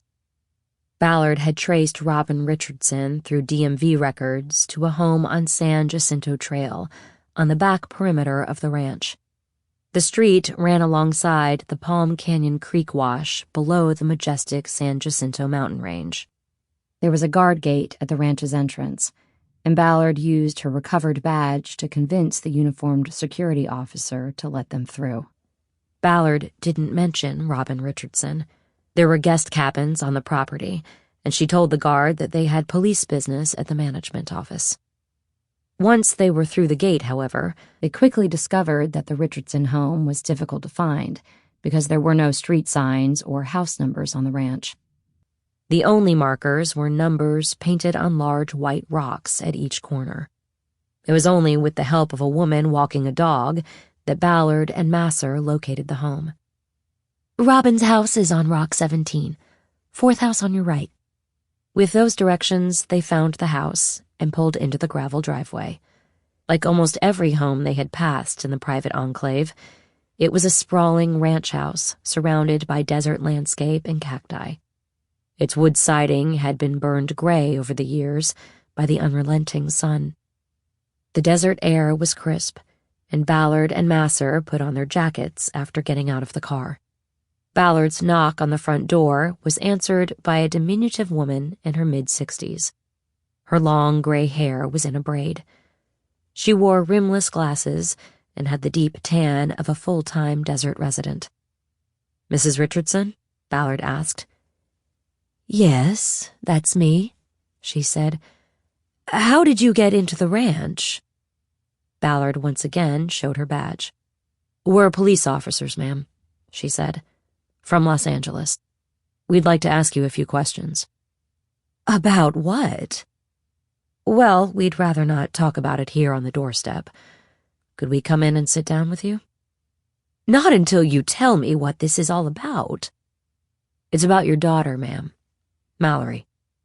If Richardson had been tipped off to their impending arrival by Judge Purcell, she did a masterful job of covering and looking surprised, then apprehensive. Ballard read the reaction as legit. Richardson opened the door all the way and invited them in. She led them into a living room with a mid-century design to the furnishings. Richardson took a seat on a couch, while Ballard and Masser sat across a glass-topped coffee table in 2 cushioned chairs. "We work cold cases for the LAPD," Ballard began. "We were given your name by Judge Purcell, who was your neighbor when you lived in Pasadena." "Why would he give you my name?" Richardson said. "What is this about?" "It's about an old case involving sexual assault and murder. We went to Judge Purcell because of his son, Nick. A familial DNA match in our case indicated that Nick's father is our suspect. Only, it turns out, Judge Purcell is not Nick's father, and his wife is not Nick's mother. When we found out that Nick was adopted, the judge told us that his biological mother was Mallory." "You're saying that the son my daughter gave up is a killer?" "No, not at all. We believe his father is the man we're looking for. We came out here to ask you who that was." "There must be a mistake. How could this be?" "The DNA analysis confirms it. Do you know who the father was, Mrs. Richardson? Did your daughter ever tell you?" "She didn't, because she was afraid." "Afraid of what?" "What my husband might do to him." "Why? Did someone hurt your daughter, Mrs. Richardson?" "I don't like talking about this. You're bringing up the worst part of my life." "I understand, and I apologize. But the person we're looking for may still be out there hurting women. We need to find him, and I'm sure you want to help. Do you remember anything at all from that time that could tell us who the father might have been?" "You have to understand that I've blocked so much of it out. Those years, they were the worst years of our lives for my husband and me. And now suddenly you come here and I don't know anything that can help you." Ballard leaned in. She knew the next part of her questioning would be especially difficult. "We understand that your daughter took her own life, Mrs. Richardson. We are very sorry for your loss. Did she leave behind anything that might help us identify the father of her child?" Richardson's eyes were not focused on anything in front of her. She was time-traveling back to those difficult years. She slowly shook her head. "She was never the same, you know," Richardson said. "After giving up the baby, she wasn't the same. She used my pills. She didn't leave a note." Ballard nodded. She was aware that she had upended this woman's fragile existence with just a few questions, and she didn't think pushing her further would yield anything useful. It had been a long drive to another dead end. "Can I ask a question?" Masser said. "Mallory went to school at St. Vincent's, right?" "That was our church, too," Richardson said. "Was it possible that the father was a boy? A student from the school? Was she dating anyone at the time?" "She didn't have a boyfriend. That year, a boy asked her to the senior prom, and she went, but they weren't dating." "Do you remember his name?" "It was Rodney." "Do you remember a last name?" She shook her head. "That's okay," Masser said. "The name Rodney helps us. Was he a senior? Yes, he must have been, Richardson said. Did your daughter, by any chance, have any yearbooks from St. Vincent's? There's one, from when she was in 10th grade. I kept it because she is so beautiful in the photos. Ballard nodded. She said nothing. Masser was connecting and making headway. Do you think we could borrow the yearbook? Masser said. I guarantee I will personally get it back to you. I can go see if I can find it in the library, Richardson said. Thank you. That would be very helpful. Richardson stood up and left the room. Ballard looked at Masser and nodded. Good one on the yearbook, she said. I hope she can find it. Chapter 32. Ballard made Masser drive the initial leg back to LA so she could get the first crack at the yearbook. It was thin, with a thick leather binding. Angled across the cover, it said, Veritas, 1999. Veritas, Ballard said. The truth, Masser said. You know your Latin. I'm a Jesuit boy. They made us take Latin. Came in handy a few times in law school. Ipse dixit and all of that. Ipse dixit? What is that? It means he said it himself. It's an argument that states that if someone of authority said it, it can be held to be true. It goes back to Cicero and the Roman Empire. And they still use it in the courtroom? Sometimes, mostly in rulings by the judge. What about mortui vivos docent? That one I'm not familiar with. The dead teach the living. It's the motto of the California Homicide Investigators Association. I get it. Good one. I only know it because it's on the challenge coin.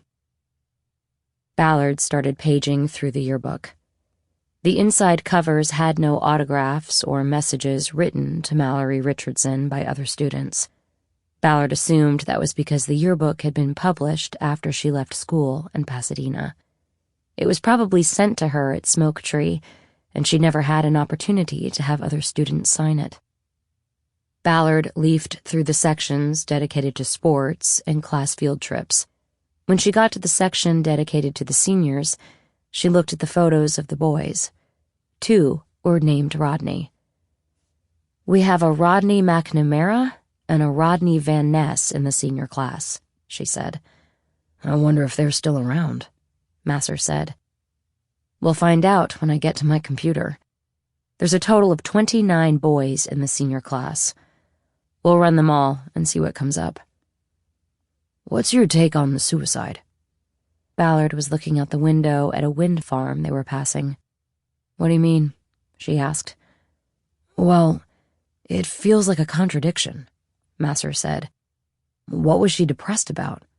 Was it having to give up the baby? Was she raped and still experiencing trauma? But if that was the case, why didn't she tell anyone, especially her parents? It was like she was protecting the father of the child, but at the same time she goes into a spiral that leads to suicide. You see what I'm saying? I do. But there's no accounting for why people do what they do. And people respond to being raped in all kinds of ways. If she was raped, that is. We need to find out more, and hopefully one of these Rodneys will help. Ballard turned the pages until she reached the 10th grade photos. She located Mallory Richardson. It was a flattering photo, and Ballard understood why her mother liked it. The girl had blonde hair that hung down to her shoulders and curved in at the neck, framing her face in a stylish oval. Ballard thought about the friends Robin Richardson had named when she gave them the yearbook. Her girlfriends were Jacqueline Todd and... was it Emma? She asked. Emma Arcienega, Masser said. But Robin said there was no contact after they moved out to the desert. It was before social media. Nowadays, people stay in touch forever. My daughter's 27, and she's still in touch with kids she knew from kindergarten. Ballard flipped through the pages to look for the friends' photos. Jacqueline Todd was one of the few black students in Mallory's class, and Emma Arcienega was one of the few Latinas. A white girl from Pasadena has black and brown BFFs, Ballard said. Interesting, Masser said. Think they know anything that will help us? Who knows? But sometimes the besties know more than the parents. Ballard closed the book. The conversation made her think about her mother. She needed to call Dan Farley in Maui to get an update on the ongoing search. She decided she would do it once they got back to LA and she could make the call in private. You thinking about your mother? Masser asked. Geez, don't go all Colleen on me, Masser, Ballard said. How did you guess that? That look on your face. Wistful, I'd call it. I've seen it before. You should keep your eyes on the road. Yes, ma'am. And don't call me ma'am. Yes, ma'am. Before she could respond, her phone buzzed. She didn't recognize the number, but took the call. Detective, it's Robin Richardson. You were just in my home and left your business card. Yes, Mrs. Richardson. Is something wrong? No. It's just that I remembered Rodney's last name. Rodney Van Ness. Thank you. That's very helpful. Will you let me know what you find out? I really need to know. Of course I will. Thank you for calling. Ballard disconnected and told Masser that the prom date was Rodney Van Ness. She opened the yearbook again and flipped the pages until she was looking at his photo. You think it's him? Masser asked. Maybe. That would be too easy, Ballard said. And so far, nothing about this case has been easy.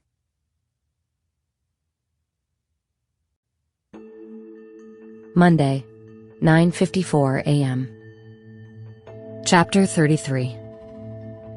Because it was a holiday, and she had moved the weekly team meeting to Tuesday, Ballard didn't expect to find anyone on the raft when she arrived at Amundsen Center with Mallory Richardson's yearbook under her arm on Monday morning. Instead, she found Colleen Hatteras and Maddie Bosch sitting side by side in front of Colleen's large computer screen. You guys know it's a holiday, right? Ballard said. I thought crime fighting never took a day off, Hatteras said. We found Elise Ford's family. There was excitement in her voice. Ballard stayed standing at her desk. She slowly put the yearbook down on an envelope that had been sent from the photo lab. What do you mean, you found the family? She asked. Colleen started with the name of Elise's mother. It was in the newspaper stories back then. She found a granddaughter online, the daughter of Elise's little sister. Colleen said. She's Elise's niece. I DM'd her and she responded and said her mother, Elise's sister, was still living. She's in her 80s, but still sharp, according to her daughter, and she agreed to talk to us, so we set up a Zoom. When are you Zooming? Ballard asked. In 5 minutes, Hatteras said. Really? Ballard said. Last I heard, I was running this unit.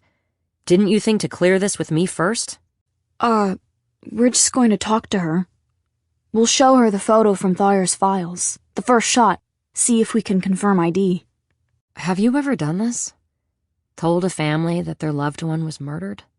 Ballard asked. Either of you? No, Hatteras said.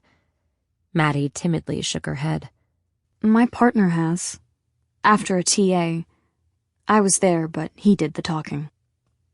This was no traffic accident, Ballard said. It doesn't matter how much time has gone by. You tell someone her sister was murdered 70 years ago or 7 hours ago, you'd better be prepared. You should have talked to me first. I'm sorry. Should we cancel it? It's too late, Ballard said. It will be worse to leave her hanging. And it's time. The Zoom's set for 10. Would you rather handle it? Ballard shook her head. No, you do it, she said. It'll be good for you to get the experience. Ballard sat down and moved the yearbook off the manila envelope from the lab. She opened it while listening to Maddie and Hatteras get ready for the Zoom call. The envelope contained a one-page lab report, paper-clipped to Thayer's photos of the woman they believed was Elizabeth Short. Her eyes went to the summary box at the bottom of the page. It said that digital analysis of the photographs submitted and the photographs of Elizabeth Short in evidence and available online indicated a 92% probability that the photos were of the same woman. Ballard sat up straight and looked over the privacy wall at Hatteras and Maddie. They had made the Zoom connection and were staring at the screen. Mrs. Fanning, my name is Madeline Bosch, and this is Colleen Hatteras. We're investigators with the Open Unsolved Unit of the Los Angeles Police Department. We would like to talk to you about your sister, Elise. Yes, Martha told me. This is Martha. I wanted her here with me. That's fine, ma'am. Your sister was reported missing in Los Angeles in 1950. Do you remember that time? I was a little girl. Elise was my big sister, 8 years older. But I remember those days well. It was an awful time for my family. I understand. It was your parents in Wichita who reported her missing from Los Angeles? Yes. I remember my father went out there to look for her because he didn't think the police were trying very hard to find her. But he didn't find anything. And when he came back, he wasn't the same man. He'd sit in the dark by himself a lot. I remember we felt helpless. There was nothing we could do but wait and hope and pray. We thought someday that she would just come home or call and say she was all right. We waited, but that never happened. My mother stopped coming out of her room. I remember having to make dinner for my father and me. Martha told us you have photos of your sister from back then. Do you have them now? Could you show us? I have these. This one is the whole family. That's Elise. She was a beautiful girl. Everyone said she should be in the movies. Ballard did not have to see the expression on the face of the old woman holding up the photos to know the pain of waiting that she and her family had been through. This one my father took when Lissy, that's what I called her, was leaving on the train for Los Angeles. She called it the City of Angels. Mrs. Fanning, we are going to arrange to get copies of those photos. We would also like to show you a photo to see if you can confirm that it's Elise. Ballard watched Hatteras hold up what was likely the last photo taken of Elise Ford when she was alive and unscathed. Yes, the old woman said. That's Elise. Are you sure? That's my big sister. I'd know her anywhere. Okay. Thank you for confirming that for us. Did you find her? No, ma'am, we haven't, but, we believe she was a victim of a man we're investigating. I'm very sorry. I guess our waiting is over. Did this man make her suffer? We don't know, ma'am. Ballard could tell by the looks on the faces of Maddie and Hatteras. The two women on the screen were crying. She could hear Elise's sister and niece attempting to console each other. There were never enough decades to ease the pain of the murder victims' loved ones. Has there been an arrest? The older woman managed to ask. How did you find her picture? No, there is no arrest. We believe the man is dead now. We found your sister's photos and the things he kept in storage. There are other photos? Can we please see them? Ballard saw Maddie lean her head back as she realized her mistake. We can't show you those right now, ma'am. If you only have photos, How can you be sure that this man killed my sister? The old woman asked. I'm afraid I can't tell you everything we know, Mrs. Fanning, but we are sure this man killed your sister. We know it was a long time ago, but we're very sorry for your loss. I never thought we would know. I'm sorry to be the bearer of such upsetting news. We will be in touch through Martha as the investigation continues. Thank you. Martha also thanked them. Then they all said goodbye, and the Zoom ended. Ballard got up and walked over to Maddie and Hatteras with the photo analysis report. Good job, she said. Those are not easy. Maddie just nodded. She looked a little shaken. Ballard put the report down on the desk.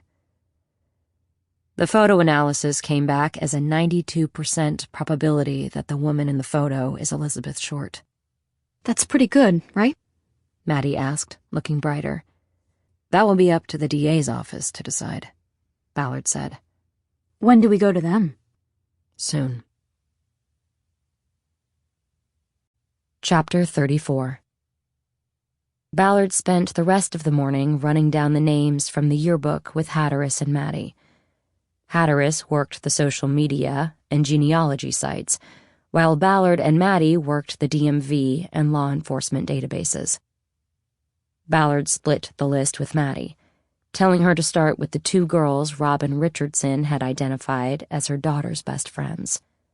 Ballard began with Rodney Van Ness, but she could find no current California license or criminal record in local, state, or national databases. From there, she moved on to the names of other boys in the class. An hour into the project, Hatteras came to Ballard's desk. Can I see the yearbook? She asked. Are there any pictures from the prom? Yes and yes, Ballard said. There's 2 pages of photos from the prom, but I already checked, and Mallory isn't in any of them. She handed the book to Hatteras. Is that what you're looking for? Ballard asked. Not really, Hatteras said. I just wanted to get a feel for it? Sort of. Ballard was tired of trying to rein in Colleen's feelings. Have at it, she said. I did the math, Hatteras said. I just think the prom is important. The math? Nicholas Purcell was born January 29th, 2000. You go back 9 months from there, and you are in April or May of 1999. Most proms are near the end of the school year. You think something could have happened at the actual prom? I do. Ballard was annoyed with herself for not having thought of doing the math. That's good, Colleen, she said. Run with it. After you're finished with the yearbook, see what you can find on Mallory's date, Rodney Van Ness. He's got a clean record, so I haven't found him. His last California driver's license expired in 2009. I think he moved out of state. I'm on it, Hatteras said. Hatteras went back to her pod, and Ballard checked her watch. She'd have to leave soon. Dr. Ellingberg had texted her to say she'd decided to keep her office open on the holiday because so many of her clients had expressed concern about missing their weekly therapy sessions and didn't want to have them over Zoom.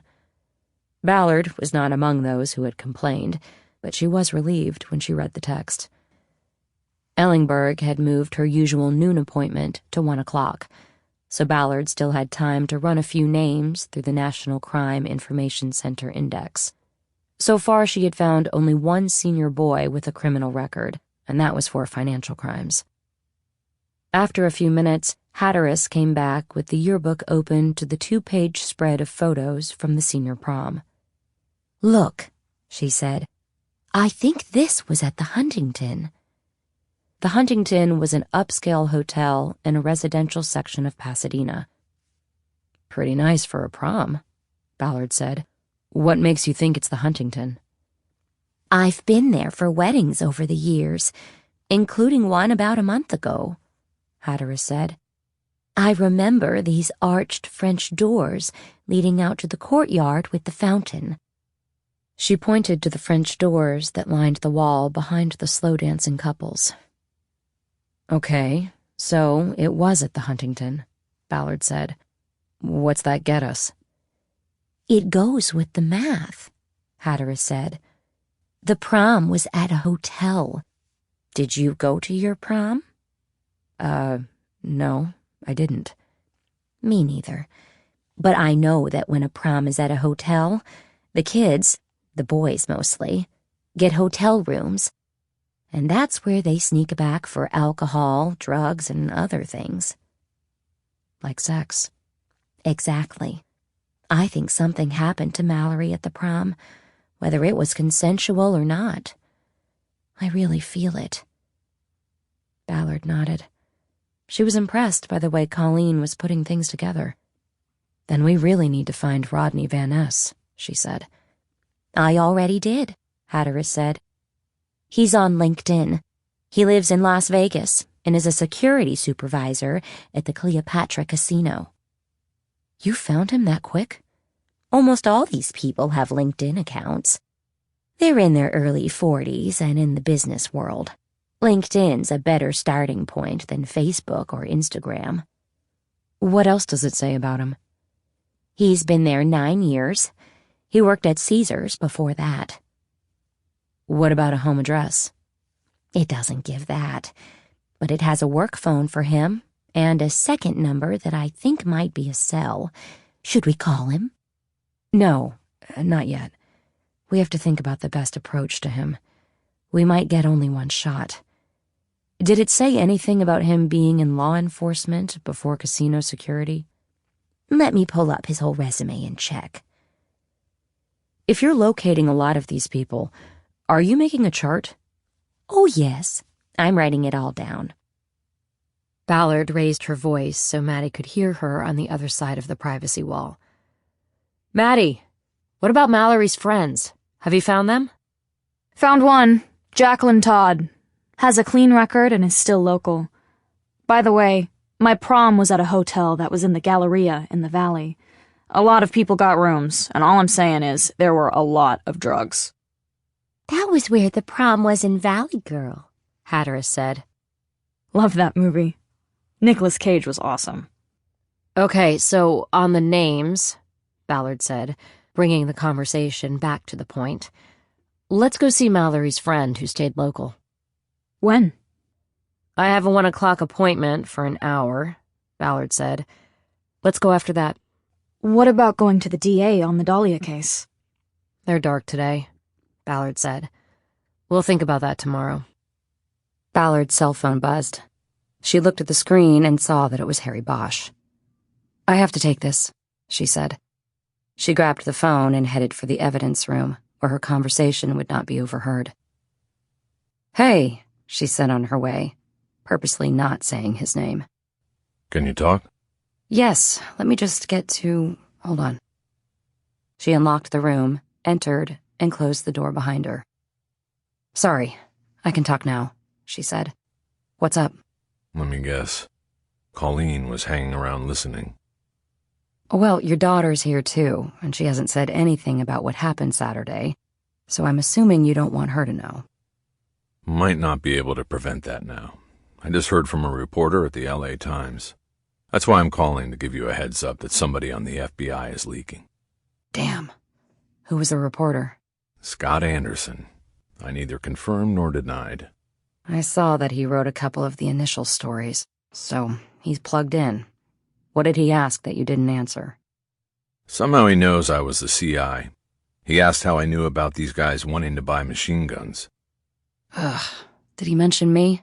No, but I didn't give him a chance to. I no commented and hung up on him. But even if he doesn't know about you, if they run a story about me, there are people in the department who know that you and I are tight. So that's the heads up. Okay, got it. I appreciate the call. Let me know if you hear from him. I will. How's Maddie doing? I thought she worked Mondays at Hollywood. She's doing really good. She does work Monday PMs, but she came in today and I didn't even ask why. She's going to be a good detective, Harry. You're going to be proud. I already am. Good. Talk to you later then. Ballard disconnected and looked at her watch.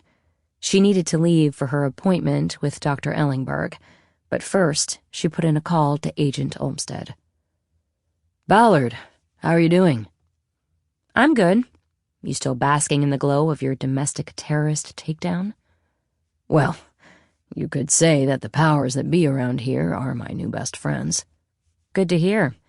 But what's not good to hear is that the LA fucking Times is calling Harry Bosch about him being your undercover informant on the caper."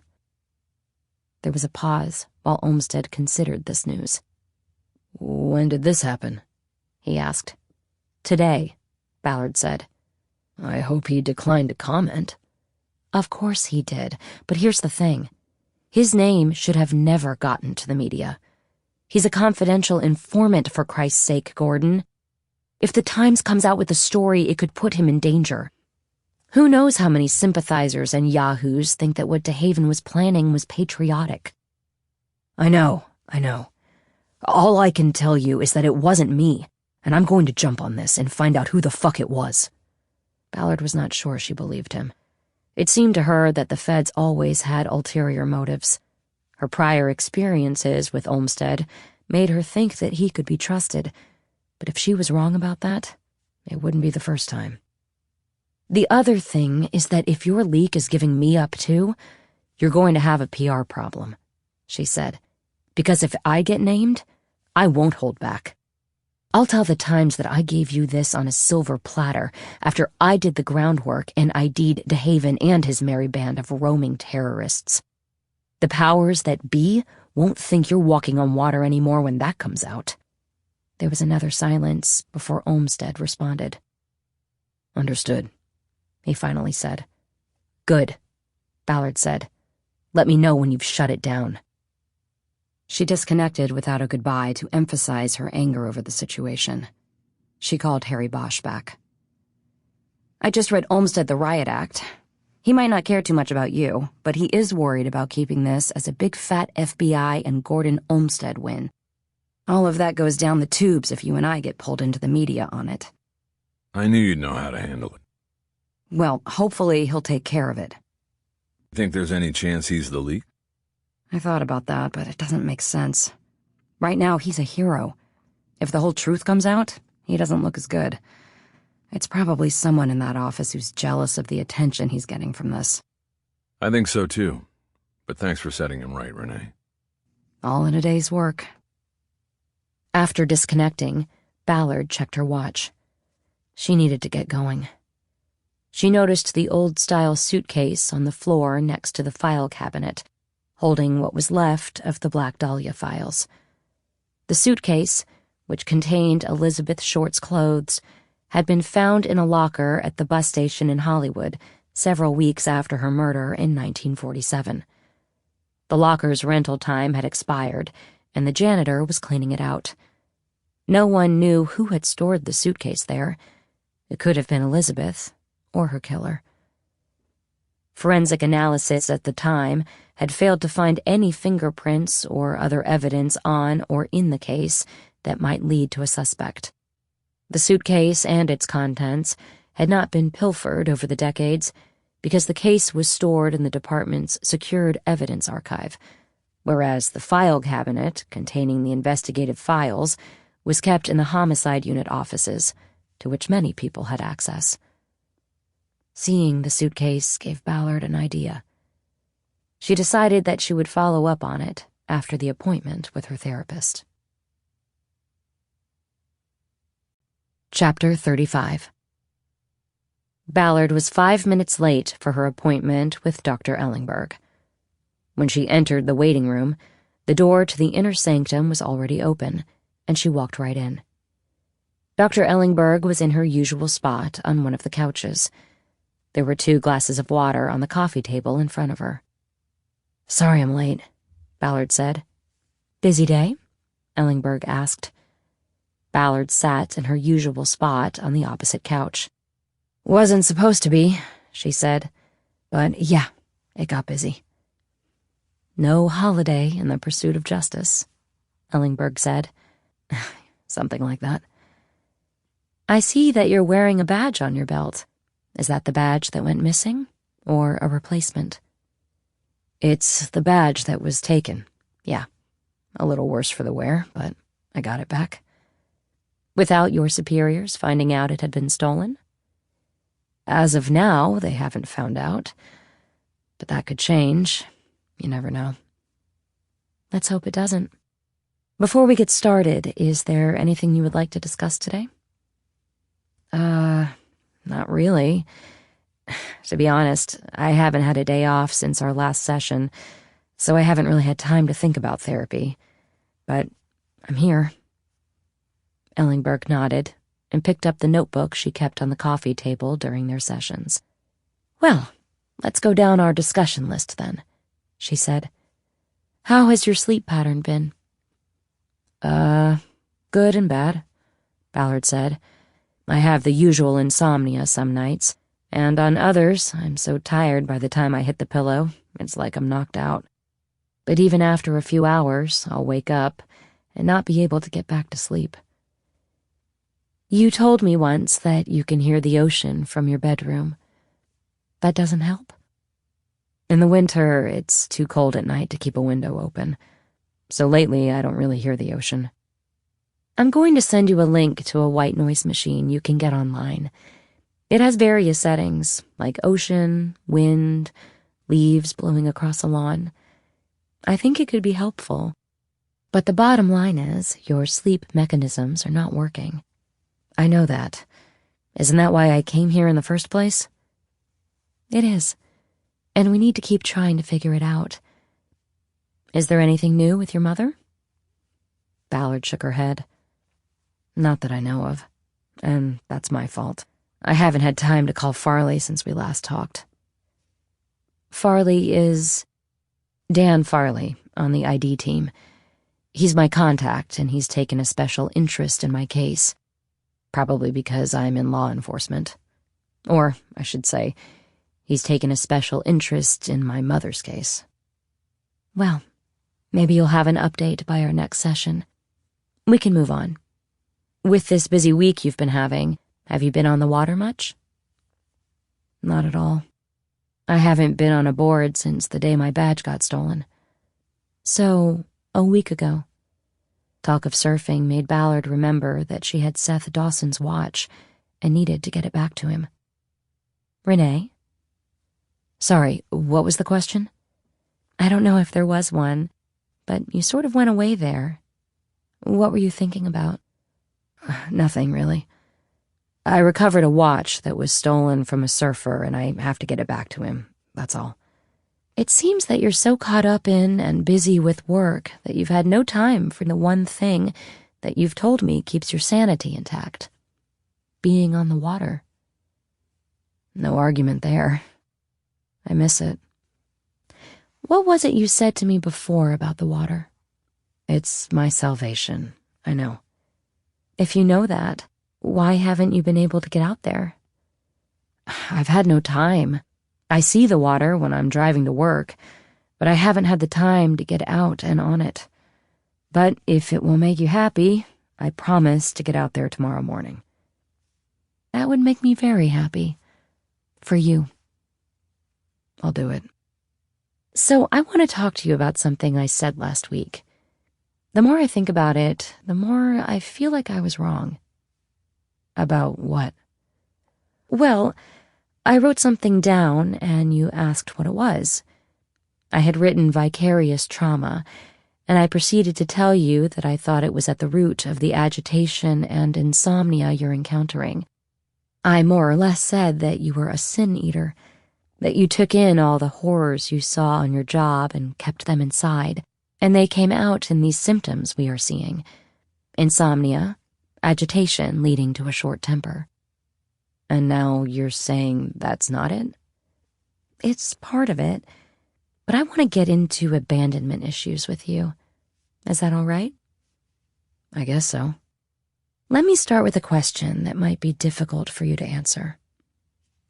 Just what I need. Tell me your thinking on this. I know you have this man, Farley, in Maui who keeps you updated about the search for your mother, and you have a very busy job here, but Why haven't I gone there to look for her myself? Ellingberg pointed her pen at her. Exactly. Sounds like you've thought about this. Yeah, I have. And? And I don't know. Sometimes I think I don't go there because she didn't come looking for me. You know, after my dad died, I was left on my own. I was alone and scared, and she should have come looking for me. But it was Tutu who came for me. She saved me, and I can't get past that, you know? It's a common response. Abandonment, resentment. What comes up for you when you understand that that's what's going on? Well, it makes me feel guilty as hell. Like I should be over there looking for her. It's a cycle. Lather, rinse, repeat. I guess so. That's why I can't sleep? Partly, yes. You're not sleeping because your mind can't rest. This cycle keeps it active. You need to break the cycle. You can't just keep lathering, rinsing, and repeating forever. You have to find the triggers that begin the cycle and deal with them. I mean, I see the triggers all the time. I deal with families that have been shattered by the sudden loss of a daughter or son or mother or father. Doesn't matter who it is. I see the loss and it doesn't ever go away. I see how they've been hollowed out by it. All of them waiting for some form of closure they know in their hearts isn't coming. And I think, why wasn't she like that? Why was she okay with leaving me and with me dealing with what happened alone out there? Ellingberg said nothing. Ballard knew this was a way to keep her talking and revealing herself. She used the same technique with suspects, and it worked. This morning we had a Zoom call with a woman whose sister disappeared almost 75 years ago. This woman tried to be so stoic, but I could hear the pain in her voice. It never goes away. Never. She didn't finish. Sorry, she said. I'm just rambling. You're not rambling, Ellingberg said. You're digging down to the core of this. Ballard smirked. What? Ellingberg asked. I have a sign on my pod wall that says, Dig down, Ballard said. That's from a song I like. That's what we do in cold cases. We dig down into the past. And what we do in here. I guess so. Maybe that makes me a cold case. Too cold to get on a plane to go find my missing mother. Waiting for somebody else to do it. When deep in my heart, I know it should be me. Ballard watched Ellingberg write that down. Chapter 36. Colleen and Maddie were still working when Ballard got back to the Amundsen Center. They showed her the chart they had put together. They had located 52 of the 66 seniors listed in the 1999 St. Vincent's yearbook. Of the remaining 14, 5 were boys and 9 were girls. The girls were more difficult to find because their last names sometimes changed when they got married. Additionally, Maddie had run criminal record checks, but those produced only 2 former students who had been convicted of crimes, the one for financial fraud that Ballard had also found, the other for indecent exposure. They spent the next half an hour putting together an interview priority list. The name at the top was Rodney Van Ness, Mallory's date for his senior prom. Although he was first on the list, because he was located in Las Vegas, he was probably not going to be the first interview. Taking a road trip required planning and approvals. Next on the list was Jacqueline Todd, one of Mallory's 2 best friends. She was still living in Los Angeles, according to LinkedIn, and working as a screenwriter. Mallory's other best friend, Emma, was 3rd on the priority list, but she had not been located. They hoped that Jacqueline Todd would have her contact information. 4th on the list was Nathan Hyatt, the former student who had been arrested for indecent exposure a year after graduation. He was living in Venice, according to the DMV. He had no criminal record since that arrest, but was an obvious choice for scrutiny, as the indecent exposure could have been a precursor to more serious sexually motivated crimes. Most serial offenders follow an escalating path of sex crimes, Ballard knew. Her only hesitation about Hyatt was that he had most likely been interviewed by the original pillowcase rapist task force. She would have to pull the records. But she knew that the task force had thrown out a wide net and interviewed almost all known sex offenders living in the county then. Maddie, how much time you got before you go in today? A few hours. I have roll call at 6. Let's go talk to Jacqueline Todd. Sounds good. They took separate cars so Maddie could peel off and go to work if the interview went long or was delayed. Ballard took the lead, working her way to the 405 freeway and then heading north toward the valley. Jacqueline Todd, according to the DMV, lived in Sherman Oaks. Ballard's GPS app said it was a 38-minute drive. She decided to use the time to make phone calls. The first was to Gordon Olmsted at the FBI, but it went straight to voicemail. She assumed Olmsted was avoiding her after the earlier call and left a message. "It's Ballard. Just looking for an update on whether you shut down the leak. Call me back, please." She knew he wouldn't. She thought about how aggressive she had been with Olmsted earlier and what Dr. Ellingberg had said about her short temper. She called Olmsted back and left another message. "Gordon, me again. Sorry about being so testy last time we talked. A lot of stuff is going on and I overreacted. Call me when you can." She disconnected and drove for a bit, thinking about the interview she hoped to conduct with Jacqueline Todd. She knew the apartment complex she and Maddie were headed to because she had been there on prior cases. It made her think about her mother, so she made her next call to Dan Farley in Maui. It was a holiday, but he had told her that Mint members were not taking any holidays off, other than Christmas, because of the urgency of identifying the dead from the fires and informing their families. Farley took the call, and Ballard could tell he was in a car. "Hello, Renee." "Dan, did I catch you at a bad time? I thought you'd be working today." "I am. On my way down to Wailea to make a notification. Members of the family are staying at the Four Seasons." "Oh man, that's tough." Not the Four Seasons. The notification." "Yeah, but I find it's better face-to-face than over the phone. I've done a lot of those, and they seem so impersonal. This one's a 22-year-old son. He was bumming around the islands and went to Lahaina. Wrong place at the wrong time." "Yeah." There was a beat of silence before Farley spoke. "If I had any news for you, I would have called Renee." "I know. I was just thinking about her today. My mother. Whenever I talk to you, it sort of calms me. I don't know why. I understand. You know you can call me anytime. I deal with a lot of families waiting to hear something, whether it's good or bad. But we haven't found her among the dead so far, and that's a good sign, right?" "I guess so. I think that when we find Makani, she's going to be alive." With all the cases he was working and all the families he was dealing with, the fact that Farley remembered her mother's name comforted Ballard. "I hope so," she said. "Thanks, Dan." "Call any time," Farley said again. The freeway took her over the Santa Monica Mountains through the Sepulveda Pass, and on the downgrade, Ballard transitioned to the 101 and then immediately exited at Van Nuys Boulevard. Jacqueline Todd lived in an apartment complex on Magnolia called the Horace Height Estates. It was a very large complex with a distinctive Hawaiian village feel, with tiki bars and facilities with names like the Aloha Room.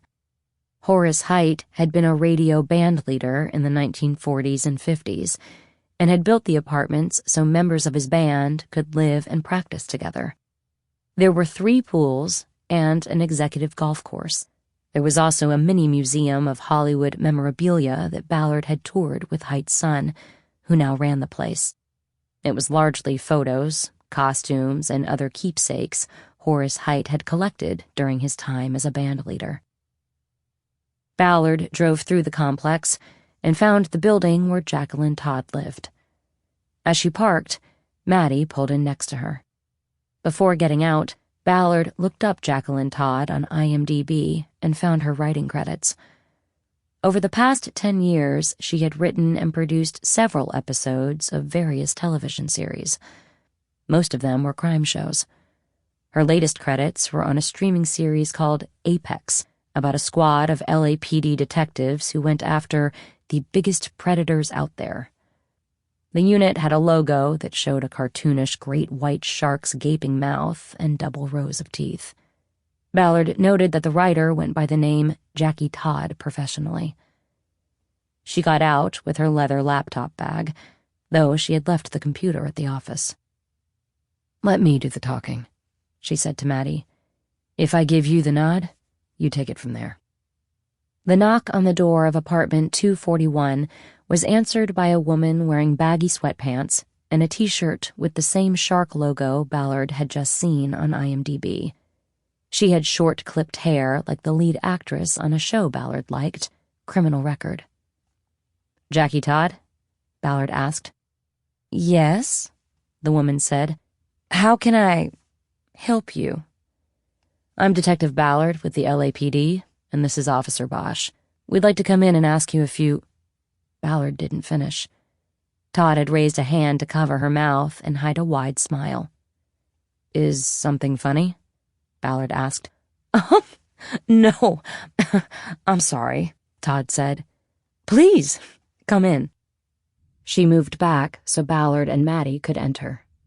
They stepped into a living room with an old and lumpy couch and 3 cushioned chairs positioned around a bamboo and glass coffee table. A balcony off the living room looked down on a pool. It was a sunny day, but February cold, and the lounge chairs surrounding the water were empty. There was an adjoining dining room with a table holding an open laptop and several scripts and notebooks. "Are you working today?" Ballard asked. "I'm a writer," Todd said. "I'm always working. Should I sit down, or how do you want to do this?" "Sitting is good," Ballard said. "How about over here?" She pointed to the couch and chairs. "Sure," Todd said. "But I'm warning you, don't stand on the coffee table. It's too rickety." We weren't planning to do that," Ballard said, puzzled. They moved toward the chairs, and Todd sat on the couch. "Did you bring your music in that?" Todd asked. She pointed to Ballard's laptop bag. "Music?" Ballard asked. "No, we just want to ask you a few questions." "Okay," Todd said. She smiled again and added a giggle. Ballard was fully confused now, but Maddie apparently wasn't. Do you think we're fake cops?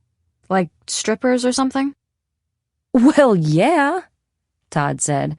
"Like a mother and daughter thing? Bernardo sent you, right?" Ballard held up her hand as if to nip that thought in the bud. I'm sorry," she said. "We're not strippers, and not mother and daughter. And I don't know who Bernardo is." Ballard pulled her badge off her belt as she said this, and held it out across the coffee table. Maddie did the same. "These aren't props," Ballard said. "They're real." Todd sat straight up. "Oh my God," she said. I thought it was— I'm so sorry.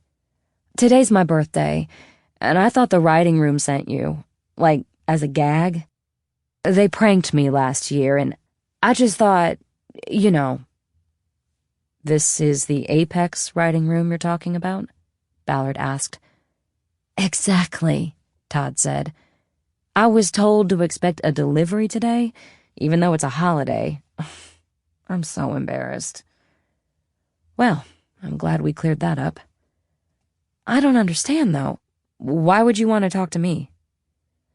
"Well, we were told that 25 years ago, you had a friend named Mallory Richardson. Do you remember her?" Todd's face took on a serious look. "Mallory?" she asked. "Why are you asking about Mallory?" "She's come up in an investigation we're conducting," Ballard said. What we would like to do is just ask you about the period when you two were friends. Is that all right? Well, yeah. But you do know that Mallory's been dead for a long time, right? Yes, we know. Are you saying she was murdered or something? No, we're not. Her death is not why we're here. Can you tell us a little bit about your relationship with her? Like, how you knew her and what sort of girl she was? Well, we became friends because we went to school together. St. Vincent's in Pasadena? Yes, St. V's, as we called it.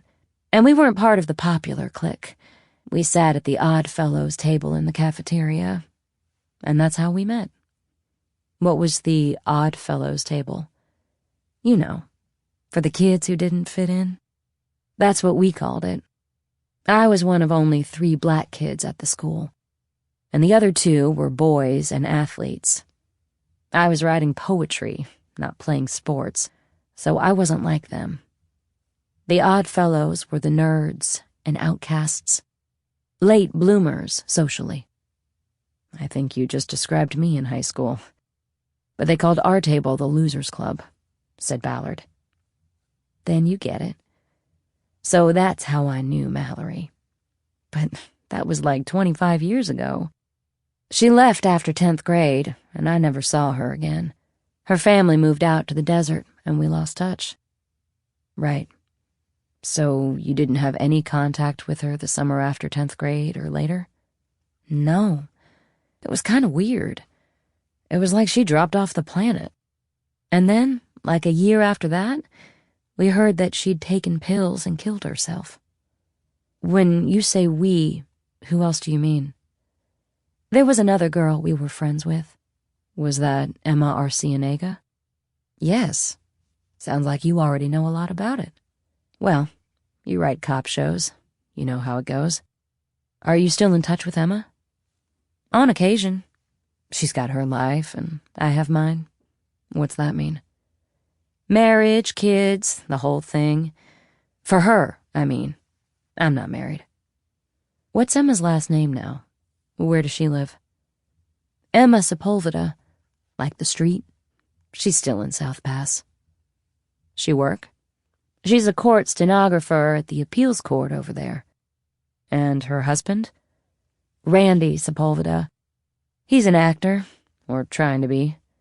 That's when I usually hear from her, when she wants me to get him cast in a show I'm working on. You ever do it? You do know that I'm a writer, right?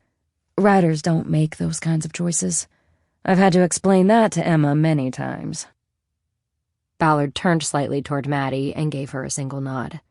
Her turn. What about Rodney Van Ness? Was he one of the Odd Fellows? Todd paused for a moment to search her memory. Rodney? No. He was 2 years ahead of us. A senior, Todd said. Odd Fellows didn't cross lines like that. You stuck to your own grade. He took Mallory to his senior prom. If you two already know everything, why come here? We need to know more. Did you go to the senior prom when you were in the 10th grade? I never went to the senior prom, even when I was a senior. Was never asked, and the patriarchy did not allow the girls to ask the guys back then. There was an undertone of bitterness to that answer that could not be missed, a resentment that had not gone away even after all these years. How did Rodney Van Ness know Mallory if they were 2 grades apart? The older boys were always checking out the younger girls, Todd said. I don't think he knew her that well when he asked her to the prom. Was she excited to be asked? Sure. Did she tell you about the prom afterward? No, she wouldn't talk about it. How come? Because, as I'm sure you know because you already know things, something happened. What happened? I don't know. I just said she didn't want to talk about it. Did her behavior change? What was the tell? The tell? That something happened at the prom. I don't know if there was a tell. She wouldn't talk about it, that's all. Emma and me, we thought it had just been a really bad date. There were only a few weeks left of school at that point, And then she was gone, and I never heard from her again. What about when she died? How did you find out about it? Todd thought for a moment. You know, I can't remember, she finally said. I think maybe Emma told me, but that's when we started to think that something really bad had happened. Maybe at the prom. But you have no idea what that was, Ballard pressed. Well, the obvious thing is that she'd had sex with Rodney, and it was her first time, and it didn't go well. Or she'd been coerced into having sex, or even worse. But like I said, at the time, I just thought it had been a bad date. Mal gave no indication it was anything else. Ballard nodded, but didn't say anything, waiting for Todd to continue, but she didn't. Okay, Ballard finally said. We have a copy of the yearbook from when you were in 10th grade. I'm hoping you can look at it and tell me if you remember who some of the people in the photos are. I can try, Todd said, but that was like 25 years ago. I know, Ballard said. I just need you to give it a try. We're interested in identifying people in the photos from the prom. Also, I assume there were more than just the three of you at the Odd Fellows table. It would be good if we could get those names as well. You know, you never said exactly what this is about, Todd said. I mean, if Mallory wasn't murdered, then what are you investigating? Was it rape? Like I said, we're not investigating her death, Ballard said, but we can't really give more information yet. When it comes together, we will let you know. Ballard pulled the yearbook out of her leather bag and opened it to the double-page spread of photos taken at the prom. There was a center photo showing the prom king and queen on stage with a cut line that identified the couple, but the 4 other photos did not have any captions beneath them. We're trying to figure out who was at the prom because we might need to speak to them, Ballard said. Do you remember any of these people? Todd gazed down at the 5 black and white photos. I don't think I can... Well, that's Rodney right there, she said. She tapped a photo of a group of boys standing around a table where some of their dates were seated. The individual in the photo she tapped had a beard. Really? Ballard said. I thought that was a teacher.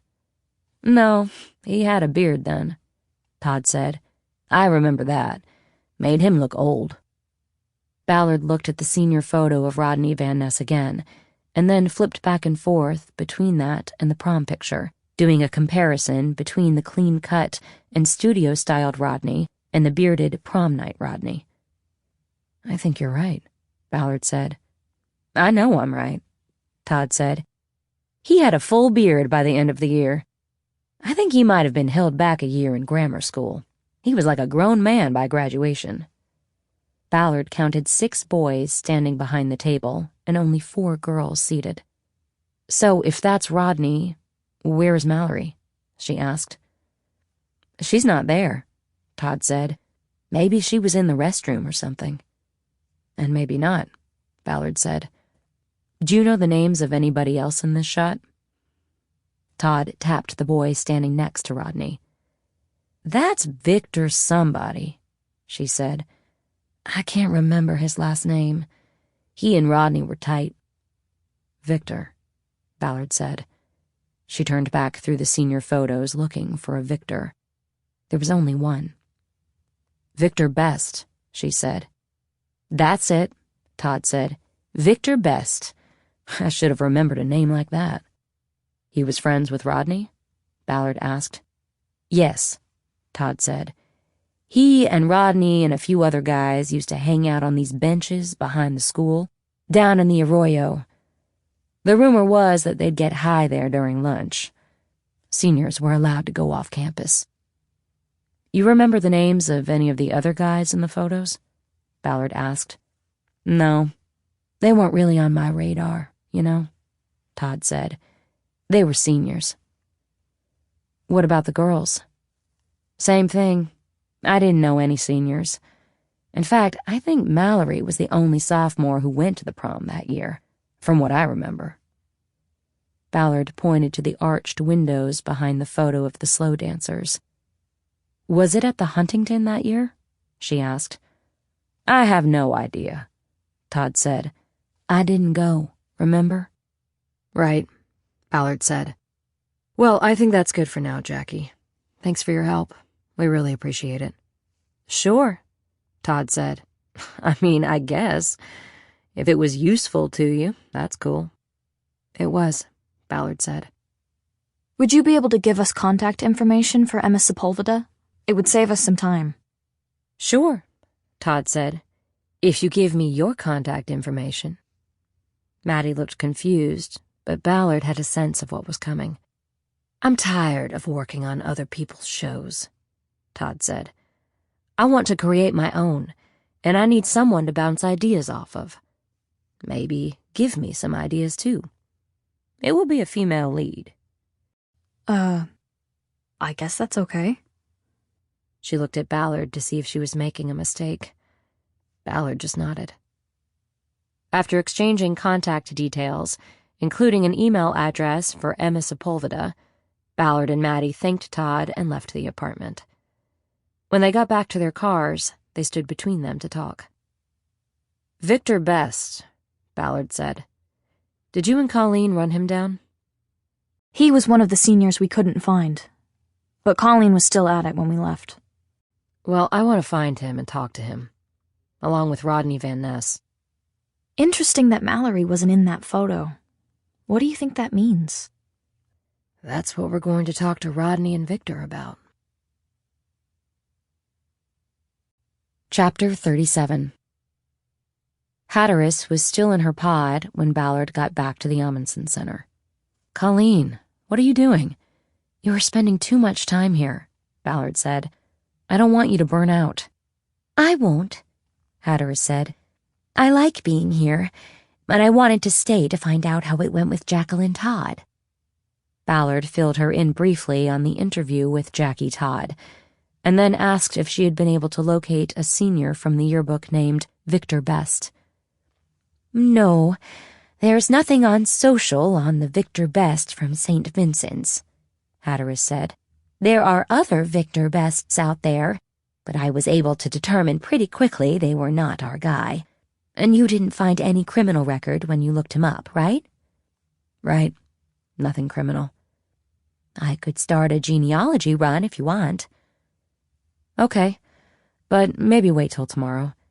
You've put in enough time today. Anything else come up I should know about? Well, I jumped back on the Black Dahlia case for a while and worked on Willa Kenyon. Anything new on that? Yes. I reached out to the site manager at Lost Angels, and she called me back. She was intrigued enough by what I told her that she— Wait, what did you tell her, Colleen? I said nothing about this case should leave the raft. You were right here when I said that. I know. You don't have to worry. I didn't mention Elizabeth Short or Black Dahlia or anything that would lead her to make a connection. I simply said that while we were working a cold case investigation, Willa Kenyon's name came up on a genealogy tree, and we wanted to know what they had on her disappearance. That's all. Okay, fine. I'm sorry I jumped on you like that. So, what did the site manager have? Well, she got curious enough to go into the office, even though it's a holiday, because she said they have physical files on many of the really old cases. Lost Angels was operating before there was an internet, so there are paper files. She pulled the Willa Kenyon file, and it had some family names in it, the parents who reported her missing, and also a boyfriend. I was able to confirm that her parents have long passed, and there were no siblings. The boyfriend is dead too, but his name was pretty unique. Adolfo Galvez. I plugged that in on Ancestry and found a son and grandson still here in L.A. Adolfo got married a long time after Willa disappeared, when it became clear she wasn't coming back. And I think maybe there's a chance he talked about Willa with his son or grandson. But I didn't call anyone. I thought you'd want to weigh in, since we sort of jumped the gun with Elise Ford's sister today. Okay. Send me what you've got, but I'm okay with you taking it forward and talking to them. You and Maddie handled Elise Ford's family well, so your lead, your move, but not today. I want you to start on that tomorrow. Okay, tomorrow. There was an excitement in her voice, although whether it was due to the compliment or the approval to continue with the lead, Ballard didn't know. Was there anything else in the file besides the names? Ballard asked. There was a copy of the police report the family made when she went missing, Hatteras said. She scanned it and sent it to me. Anything stand out? Not really, but here, I'll pull it up. It's pretty short. Hatteras turned to her screen and opened a document. It was an LAPD missing person report dated June 21st, 1950. The color scanner had picked up the yellowed edges of the 73-year-old document. The missing individual was identified as Willa Kenyon, age 22, and gave her address as an apartment on Selma in Hollywood. The summary said she had been missing 2 days at the time of the report. Her occupation was listed simply as singer. That's interesting, Ballard said. She was a singer. Depending on what that actually means, she could have needed photos for promotion. She could have somehow contacted Thayer and gone to him, Hatteras said. Ballard nodded, more to herself than Hatteras. She was seeing possible connections coming together. It reminded her that she needed to get into the lockdown room and open Elizabeth Short's suitcase. She had a hunch she wanted to follow up on. Send me that report too, she said. Then that's enough for today, Colleen. I'll see you tomorrow at the team meeting.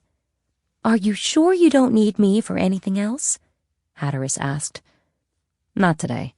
It's supposed to be a holiday, remember? I'm leaving too after I get some paperwork done. Ballard knew that if she went to the lockdown room now to retrieve the suitcase, Hatteras would never leave. She would stay and look over Ballard's shoulder. So instead, Ballard went to her desk, opened her terminal, and started writing a summary of the interview with Jackie Todd to send to Captain Gandil. It was a waiting game. Hatteras was taking her time, finishing up her work and shutting down. Ballard wrote a 2-page summary on the interview, and Hatteras was still at her desk. Ballard could hear her keyboard clicking on the other side of the partition. Once she filed the report and sent a copy to Gandil, she started an email to the captain requesting his approval for a trip to Las Vegas to interview Rodney Van Ness. She carefully outlined his connection to the pillowcase rapist case. Van Ness could be a key witness, a person of interest, or even a suspect, and she explained that he had to be approached in person so his reactions and answers could be properly gauged. Ballard wrote that the trip was critical and that money from her unit's NIJ grant would pay for her and Officer Bosch to make the likely 2-day road trip to Nevada and back. What's that? Hatteras had come around the raft and walked up behind her without Ballard's noticing while she was doing a final read of the email. She immediately clicked the send button. She turned to look at Hatteras, who had car keys in her hand. Finally, she was leaving. An email to the captain, Ballard said. You're going home now? Yes, Hatteras said. But are you going to Las Vegas? She had obviously spied the subject line of the email before Ballard sent it. I don't know yet, and it's not something you need to worry about, Ballard said. I was just going to say I could go with you, Hatteras said. To help. Colleen, it's field work, and we talked about that. You need additional training if you want to do anything in the field. Then sign me up, Hatteras said. I'm tired of being a computer nerd. Colleen, you're not a nerd. You are a very important part of this unit. Look at all the leads you have come up with in just the past few days. But this is a team, and every member of the team needs to do their part so that we can get the best results on our cases. I'm sorry I have to keep explaining this to you. I know. I just wish... Look, You've put in a long day, and I want you to go home and rest up. I need your best work when you come in tomorrow. Okay, Colleen?" Hatteras frowned and nodded. "Are you leaving now? I'll walk out with you." "No, I still have more paperwork and emails to do," Ballard said. "And this is only delaying it. I want you to go home, Colleen." Okay, I get it. I'm leaving. "Thank you. I'll see you tomorrow." 9 o'clock? "Right, though we both know you'll be in before that." Hatteras smiled slightly and nodded again. She turned and finally headed to the door. Ballard waited, half expecting to see Colleen round the corner by the first row of the murder archives and come back to the raft. Luckily, she didn't. When she was sure Hatteras was gone, Ballard stood, opened her desk drawer, and grabbed the key to the lockdown room. She picked up the file containing Thayer's photos of Elizabeth Short and went to open her suitcase.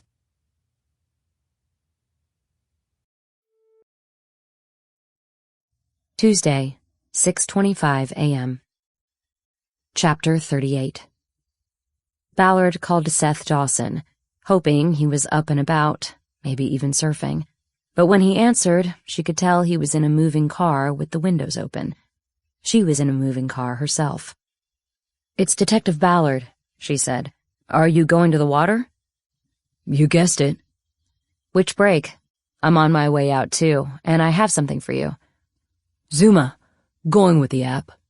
Ballard had checked the Surf's Up app herself and knew that Zuma was the recommendation.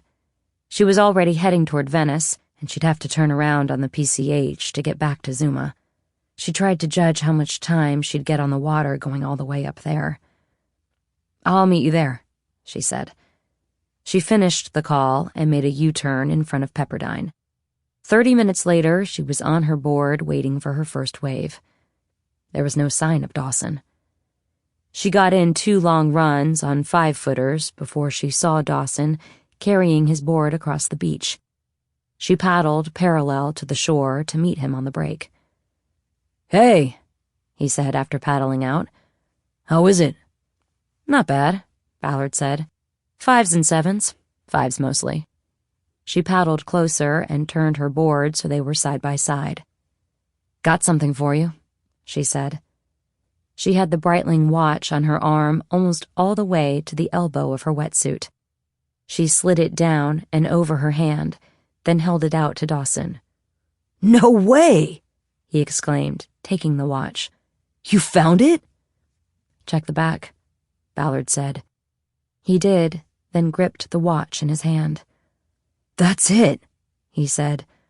"I told my dad it was gone. He won't believe this. How'd you get it back?" "Well, I can't tell you everything," Ballard said. "It's part of an ongoing investigation. But the person who stole it took it to a fence that cooperated with us. So we found it." "Thank you so much." "Glad to return it to you.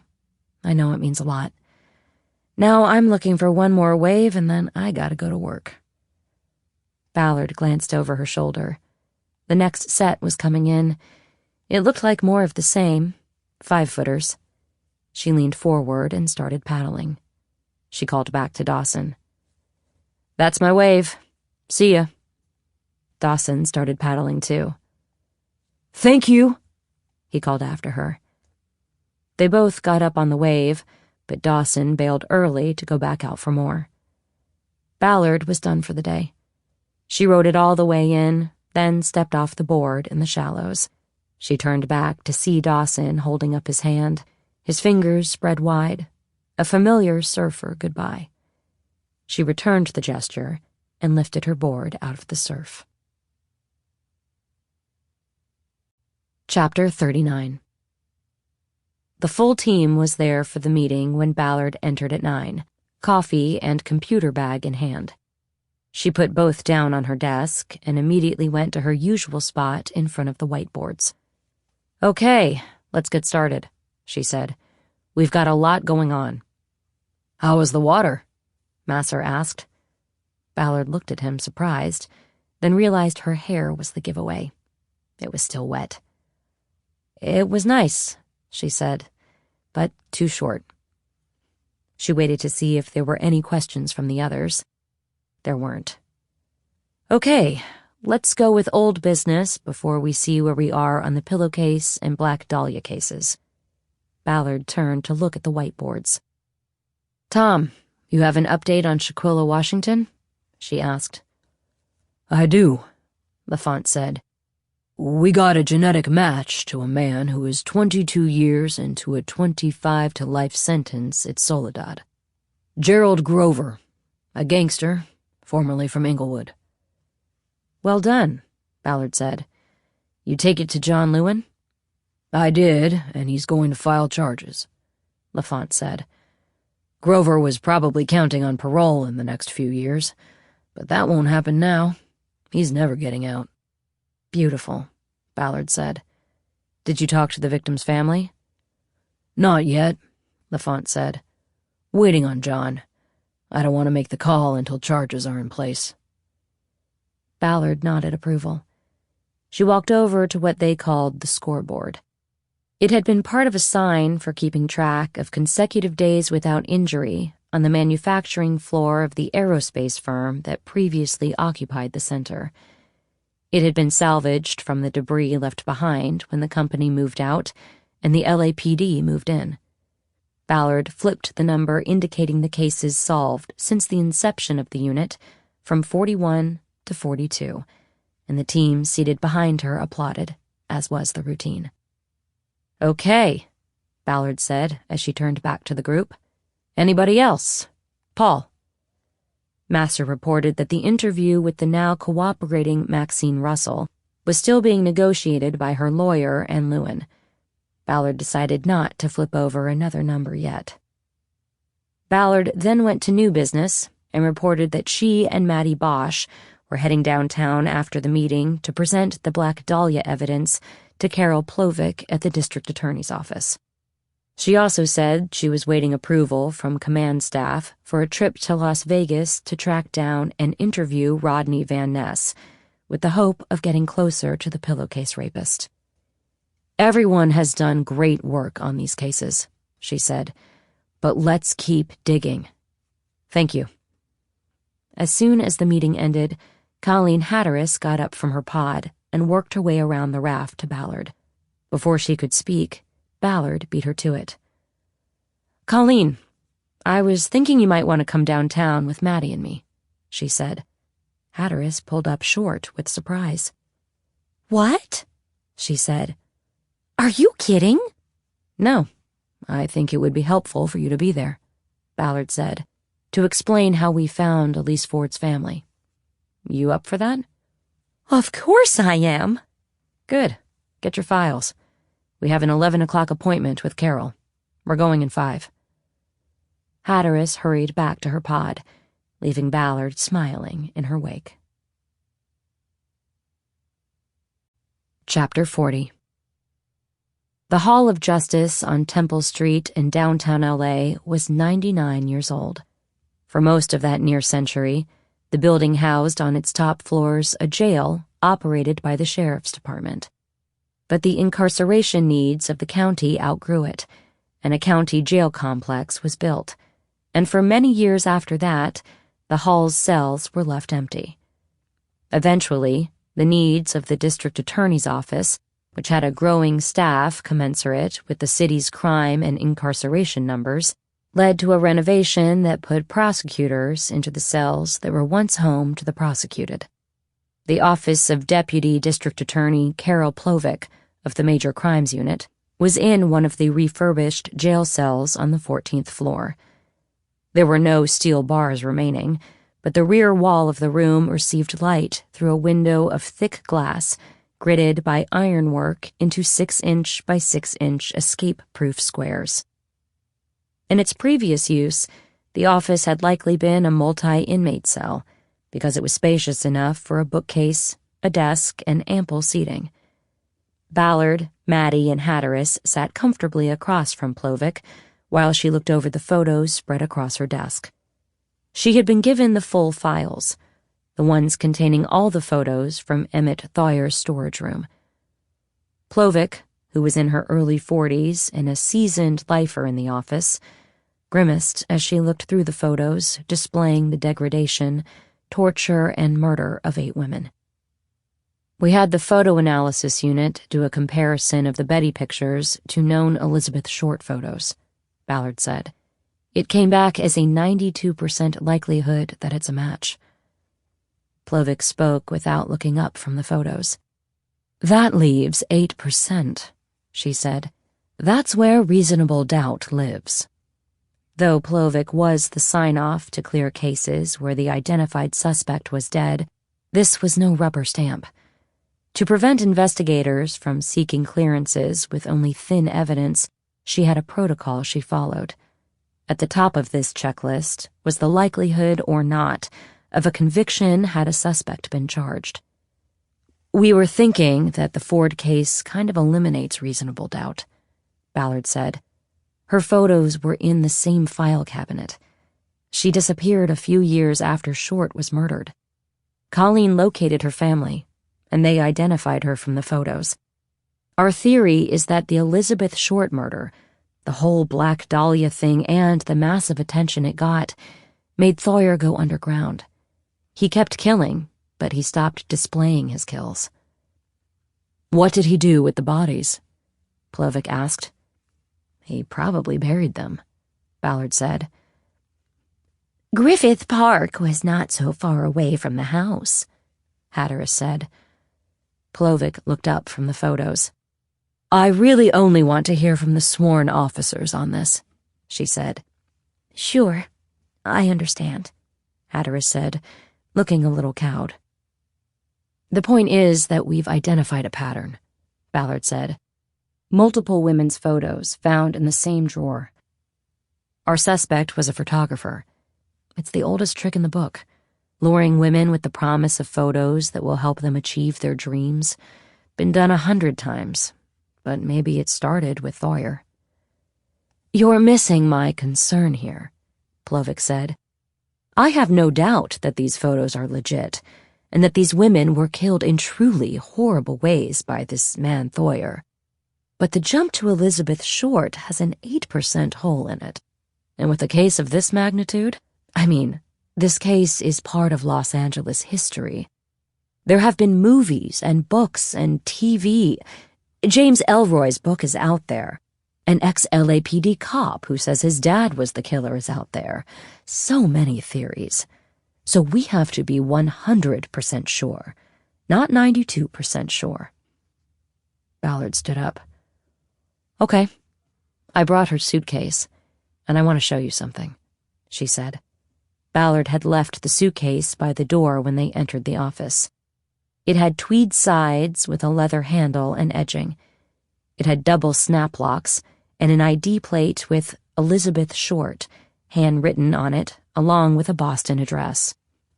The guy who came up with the idea of putting wheels on a suitcase was a genius, she said. She carried the suitcase by the handle back to her seat and sat down with it across her knees. She popped the locks and opened it. This suitcase was found in a bus terminal locker about 2 weeks after Elizabeth Short was murdered. These were temporary lockers, so they cleaned them out every 2 weeks. Her name is on the ID, so the janitor called the police rather than putting it in the lost and found. It was checked for fingerprints then. Later, in the 90s, when DNA testing came along, the clothing was checked for foreign DNA, but nothing was found. But if you look at the first photo in the file, where Elizabeth is posing on the stool, you see her bra and underwear match. There is a cross-stitch pattern down the hips, and it is repeated in the seams of the bra. Ballard lifted a matching set of bra and panties from the suitcase. They were encased in clear plastic evidence sleeves. Each item had the same cross-stitch pattern of the undergarments in the photo. Plovic looked back and forth from the photo to the items Ballard was holding. You think that those are the same things she was wearing in this photo? Plovic asked. We don't know, Ballard said. She could have bought multiple sets at the same time. But what's clear is that they match. I think that bumps the 92% to 100, It's her. It's obvious, if you ask me. Plovic looked at Maddie, and Ballard got ready for her to tell Maddie that her opinion carried no weight in the decision she would make. But instead, Plovic swung her attention back to Ballard. "So this suitcase was found 2 weeks after the murder?" she asked. "How long was it there?" "Yes, 2 weeks after," Ballard said. "A lot of the records from then are gone. There is an evidence log that mentions the suitcase, but I couldn't find anything that says when it went into the locker." Think about it. She goes to the guy for photos. He probably told her to bring a variety of clothes for various shots. She was a Hollywood hopeful. He could have told her he'd give her a whole album of different looks. Then he kills her, puts all the clothes, including her underwear, back into the suitcase and dumps it at the bus terminal. Plovic nodded. "Makes sense," she said. "But we have no proof of that, do we?" "Well, we know the suitcase was Short's," Ballard said, "and the underwear matches the photo. That is Elizabeth Short in the photos, and Thayer's the guy." Plovic nodded, but not in agreement. It was more an acknowledgement of how sure Ballard and Maddie were. "I think I'm going to have to take this across the street," she said. The main offices of the district attorney, including that of the top prosecutor, were located across Temple in the criminal courts building. Plovic was probably passing the decision to her supervisors, maybe even to the elected district attorney. How long will that take? Hatteras asked. Plovic looked at her sharply. "As long as it takes," she said. "There is no hurry on this. It's been 75 years. I was just thinking of the Ford family," Hatteras said. "They want answers. Can we talk about that case?" "Everybody wants answers," Plovic said. "And no, we're taking these as a whole. I will walk all of it across the street and get back to you as soon as a decision is made. Thank you all for coming in today. It's really exciting stuff." Plovic started stacking the files at the side of her desk, a clear sign that the meeting was over.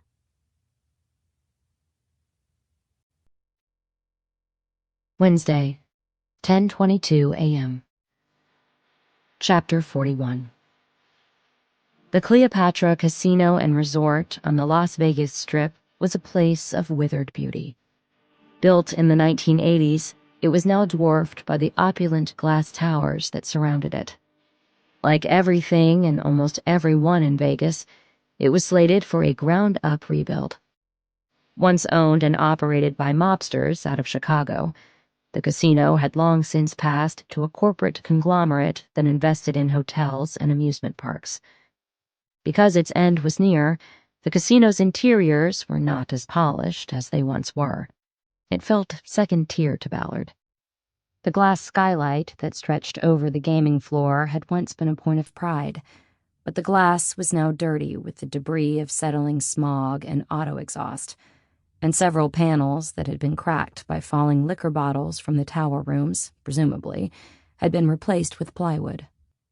Its signature pulpit, a faux gold-leaf structure with the face of Cleopatra extending up toward the glass and over the gaming tables, was propped against collapse by 2 industrial stanchions.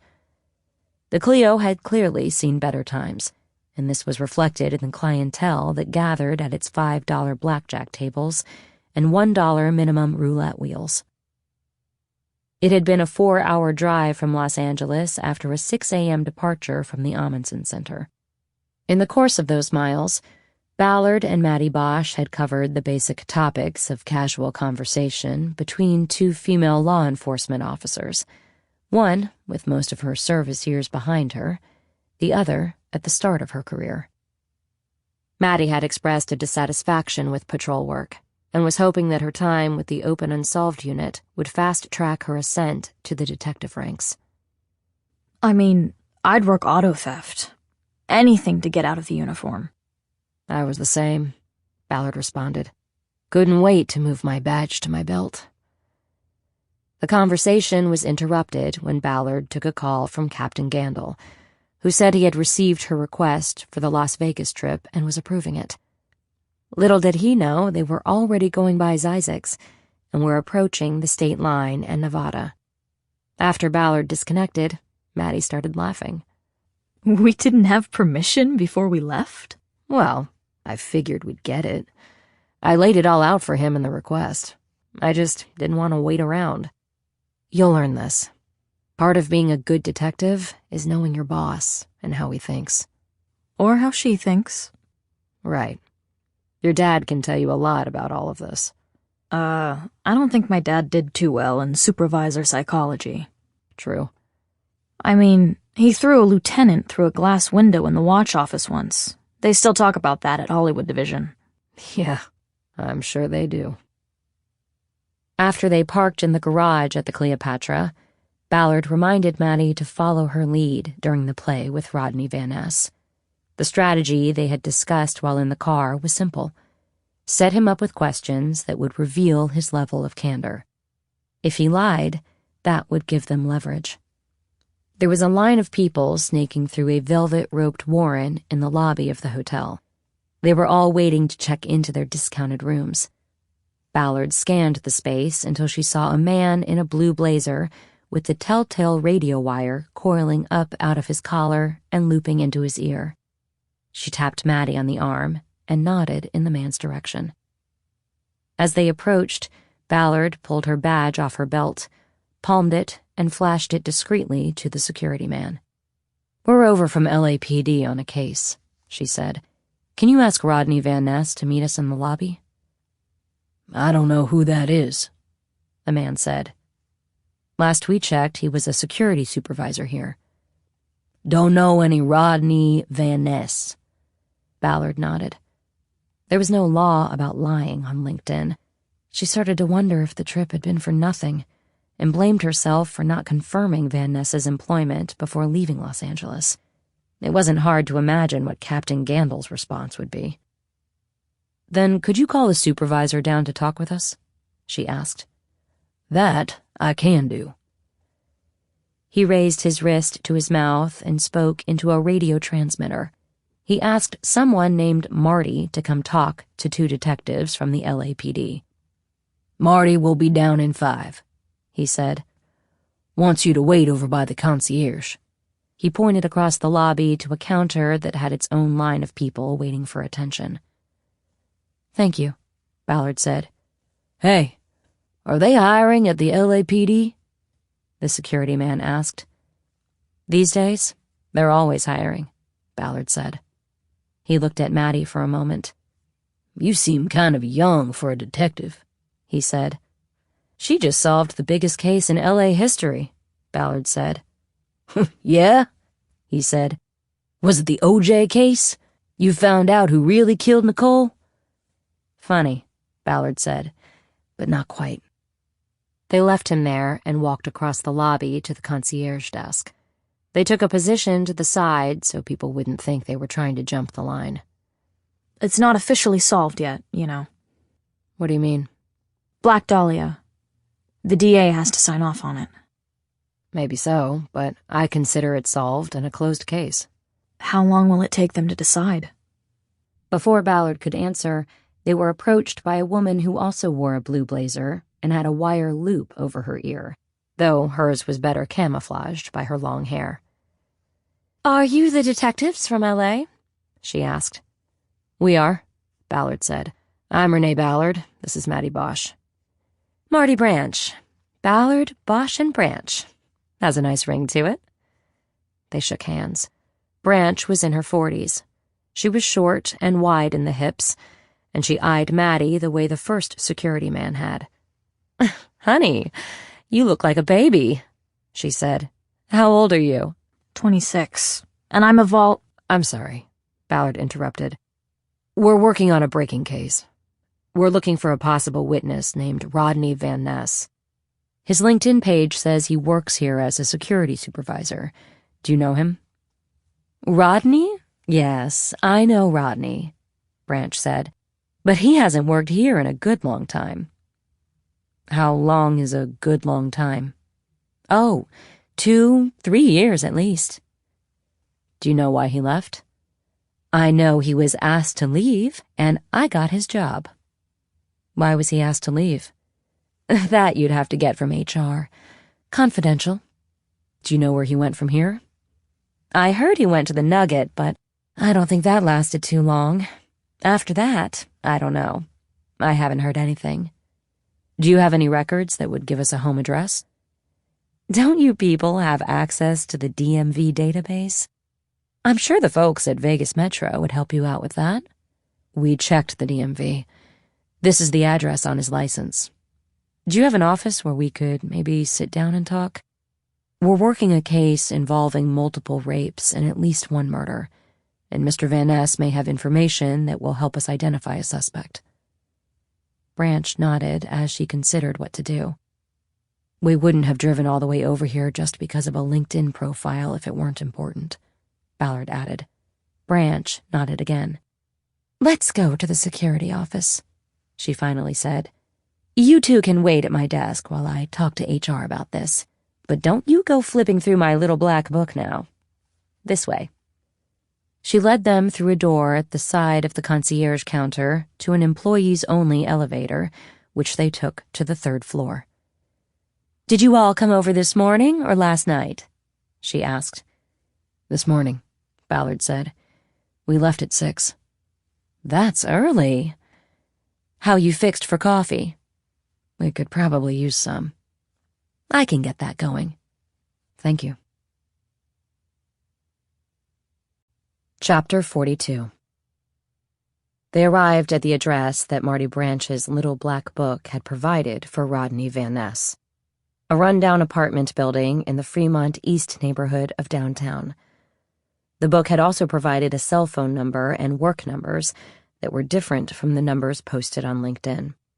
But the entries in her book were at least 3 years old, and Branch had told them she could not vouch for the accuracy of any of the information. Ballard was worried. She didn't want to have wasted a day and leave Las Vegas without finding and talking to Van Ness. The Fremont Crest apartment building was 2 stories with exterior walkways branching right and left from a center entrance and staircase. It was white stucco with aquamarine doors and accents. The parking lot was located in front of the building, and there had been no effort, at least in recent years, to put any desert flora into the baked brown ground of its unpaved areas. Prior to arriving, Ballard and Maddie had scouted the neighborhood for a location to take Van Ness to if he agreed to speak to them. The plan was simple. They wanted to take him out of the comfort zone of his own home. Based on a recommendation from Branch, they scoped out and chose a nearby restaurant called the Triple George Grill because it offered private booths and was favored by local law enforcement. The apartment building's security gate had not closed and locked after its last use, and that allowed Ballard and Maddie to get to the 2nd floor without having to use the call box. Ballard knew it was always better to knock directly on doors and keep the element of surprise. They stopped in front of apartment 202, and Ballard leaned an ear toward the door. She heard no music, TV sounds, or people talking. She whispered to Maddie. This reminds me of the sign your dad supposedly kept at his desk, she said. Get off your ass and knock on doors, Maddie said, doing a not-so-good impression of her father. Words for a detective to live by. Ballard nodded and knocked sharply on the door. After half a minute, there was a verbal response from within the apartment. It was a female voice. Who is it? Ballard looked at Maddie and then responded. We're looking for Rodney Van Ness. He's sleeping. Ballard pulled her phone and looked at the time. It was noon. Well, ma'am, wake him up, she said. This is a police matter. That got no response, so Ballard knocked on the door again, this time hard and loud enough that she could hopefully wake Van Ness herself. Hello?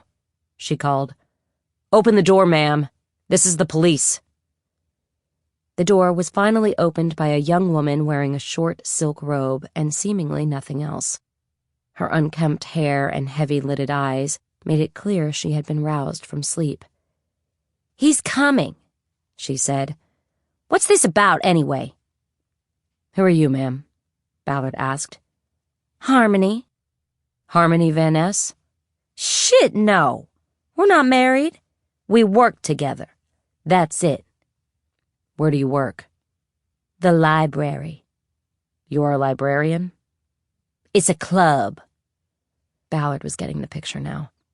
When you've been blackballed on the casino security circuit in Vegas, the next tier down was strip clubs, which were plentiful in Vegas and ran the gamut from hole-in-the-wall brothels to high-end nightclubs that catered to rappers and all manner of the rich and famous. It did not take a leap of imagination to guess what Harmony did for a living and where Van Ness would fit in with that. "How long has Rodney been working at the library?" she asked. Before Harmony could respond, a deep male voice came from behind her. Don't answer that. It was a command. Harmony stepped back, and the doorway was filled by a man Ballard recognized from the yearbook as Rodney Van Ness. He was taller than she had guessed from the yearbook photos, but then a lot of kids shot up in their late teens. He was barefoot and wore board shorts and a misbuttoned Hawaiian shirt with a sailboats on water motif, the blue of the ocean matching the doorframe he leaned against.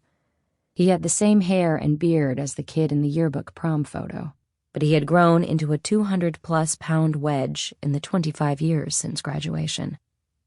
Go get dressed, he said to Harmony. He turned to watch Harmony go, the hem of her robe not quite covering the lines of her spray-tanned bottom. He turned back to Ballard and Maddie. Strippers, he said, rolling his eyes. What do you want? Ballard was not sure if that was a rhetorical question about strippers or a direct question to her and Maddie. But her quick take on Van Ness was that he was not much of a rhetoric man. "You're Rodney Van Ness?" Ballard asked. All day, Van Ness said. What do you want? This time, the meaning of the question was clear. "Mr. Van Ness, we're with the LAPD.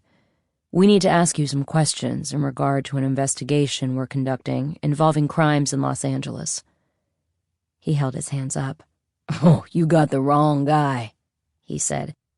I haven't been back to L.A. since my father's funeral, and that was 6 years ago. "You're not a suspect in anything, Mr. Van Ness," Ballard said. "But we think you may have information that can help us identify a suspect. That's why we came across the desert to talk to you." Well then, ask away. "Actually, we want you to come with us.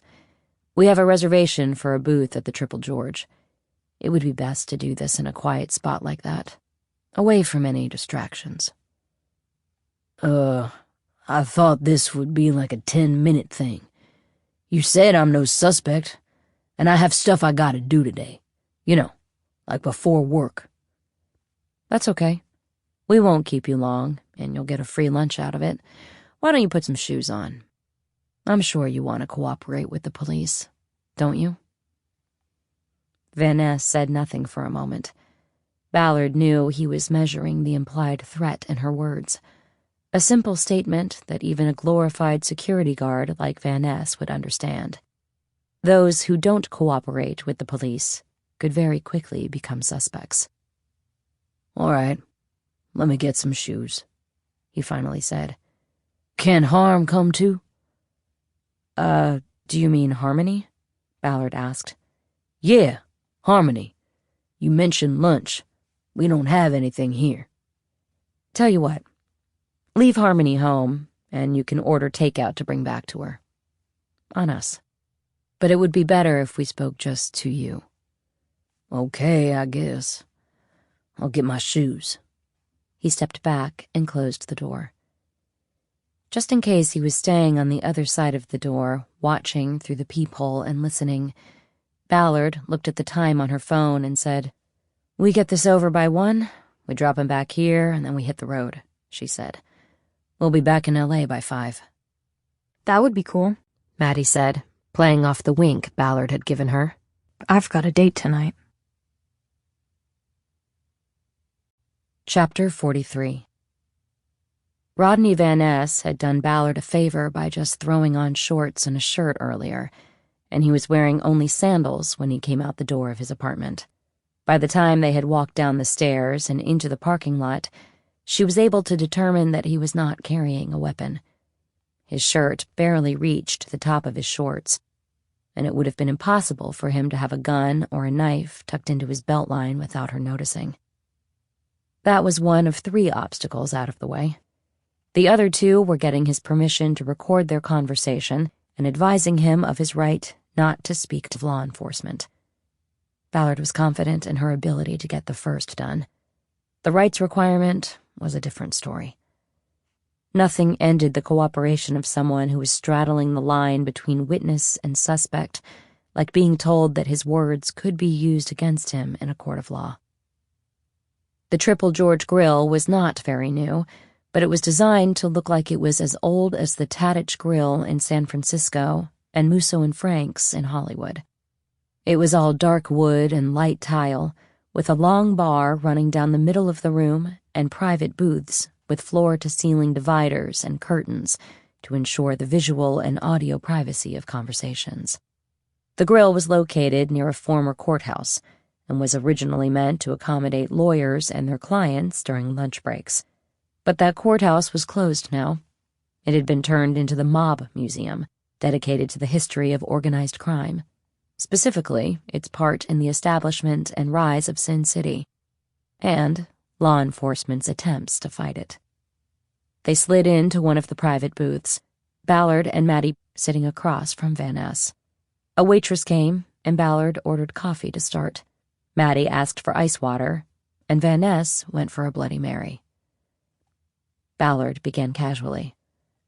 "Van Ness," she said. "There's a Van Ness Avenue in L.A. Is that your family?" "I wish," Van Ness said. "You think I'd be running security at a strip club if it was?" "But you grew up in Pasadena and went to St. Vincent's, right? That sounds like old-school privilege." "My mother was a dyed-in-the-wool Catholic. I had to go. But technically, I was from the wrong side of the tracks. South Pass. Those Arroyo kids had all the privilege. Not me." "You never did any of those genetic heritage sites, 23andMe, that sort of thing, to see if maybe—" "Nah, not interested. So, what's this all about? And how do you know I went to St. Vincent's?" "We're looking for a classmate of yours. But before we start, is it all right if we record this?" Ballard reached into her pocket for her mini-recorder. "If I'm not a suspect, like you say, why do you need to record it?" Van Ness protested. "Good question," Ballard said. "New rules. The LAPD has been burned so many times by witnesses recanting what they said. We have a rule now where we have to record every interview. It also helps when we're writing reports to have the recorded version to refer to." She held up the recorder. Van Ness stared at it, but said nothing. "So, okay?" she asked. "I'll send you a copy so you have it." "Whatever," Van Ness said. "Go ahead." Ballard turned on the recorder and checked its small screen to make sure it was working and had enough battery. "Okay, we're recording," Ballard said. "The time is 12:14 p.m. on Wednesday, February 21st. This is a conversation between Rodney Van Ness, Officer Madeline Bosch, and myself, Detective Renee Ballard. Now, Rule 2. We need to advise you of your constitutional rights to—" Wait a minute, Van Ness said. "You say I'm no suspect, but now you're telling me about my rights? That's not cool. I'm out of here." Ballard, who had the outside spot on her side of the booth, reached across the table and put her hand on Van Ness's arm as he was trying to slide out. "No, would you please wait a minute," she said. "These are the rules we have to play by in the LAPD. Every interview recorded, every witness read their rights. That way everybody is protected. I know it's a pain, but it's just bureaucracy, okay? I can assure you that you are not a suspect in any crime, and I'm saying that on tape." She pointed at the recorder on the table. "So now it's even recorded. You are not a suspect. she said. "But we need to talk to you because you can help us. Please, let's just get through this so you can go home and we can get back to LA." Van Ness stopped pushing his way out of the booth. He sat back and shook his head as if he was thinking about it. Just then, the waitress parted the booth's curtain and placed a Bloody Mary with a tall sprig of celery and a straw in front of him. Van Ness looked at the drink and then at Ballard. "So I can end the interview any time I want?" he asked. "Anytime," Ballard said. "Well, I don't like this. Seems kind of sneaky if you ask me. But go ahead, let's get this over with." "Officer Bosch, do you want to do the honors?" Maddie recited the Miranda warning, and Van Ness responded that he understood his rights. Ballard was pleased that they had succeeded in getting through the pre-interview gauntlet. "Okay, then. Let's start," she said. "We are in the middle of an active investigation that is confidential in nature, so we can't share specifics, but we want to ask you about some people you associated with at St. Vincent's." "Jeez, that was like 25 years ago," Van Ness said. "Do you remember a girl in your class named Gina Falwell?" Ballard asked. It was just a random name Ballard had pulled from the yearbook. Gina Falwell had no bearing on the pillowcase rapist case, but Ballard wanted Van Ness to think that she was on a fishing expedition. "Can't say that I do," Van Ness replied. "No memory of her at all?" Ballard asked. "Nope." "Okay. We have a yearbook from St. Vincent's with us. All right if I show you Gina's photo to see if it jogs anything loose?" "You can if you want, but I don't remember her." Ballard pulled the yearbook out of her bag. She had marked several pages with Post-its as part of her prep for the interview, and she flipped the book open to the page that had Gina Falwell's senior photo, turned it so Van Ness could see it, and tapped the photo. "Her. You recognize her?" "Well, I recognize her, yeah, but I didn't know her. What is the... Is she, like, dead?" "We can't really get into that. What about Mallory Richardson? Did you know her?" Van Ness didn't answer. Ballard could see the wheels turning. He bought time by taking a long pull of his Bloody Mary through the straw. "I think I remember that name," he finally said, "but I can't really place her." Ballard flipped the pages to another Post-it and showed him a photo of Mallory. "Remember now?" she asked. Van Ness nodded. "Yeah, I remember her," he said. "But we weren't in the same class. She's the one... I heard she died. After graduation." "Who told you that?" Ballard asked. "I can't remember. It happened, like, pretty soon after graduation, I think." "You mean your graduation, or hers?" "Mine." "How well did you know her?" "Not very well.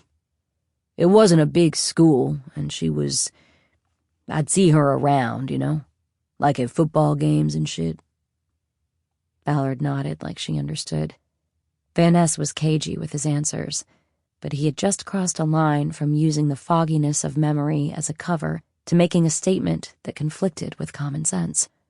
How could he forget whom he went to his senior prom with? Would a jury believe that?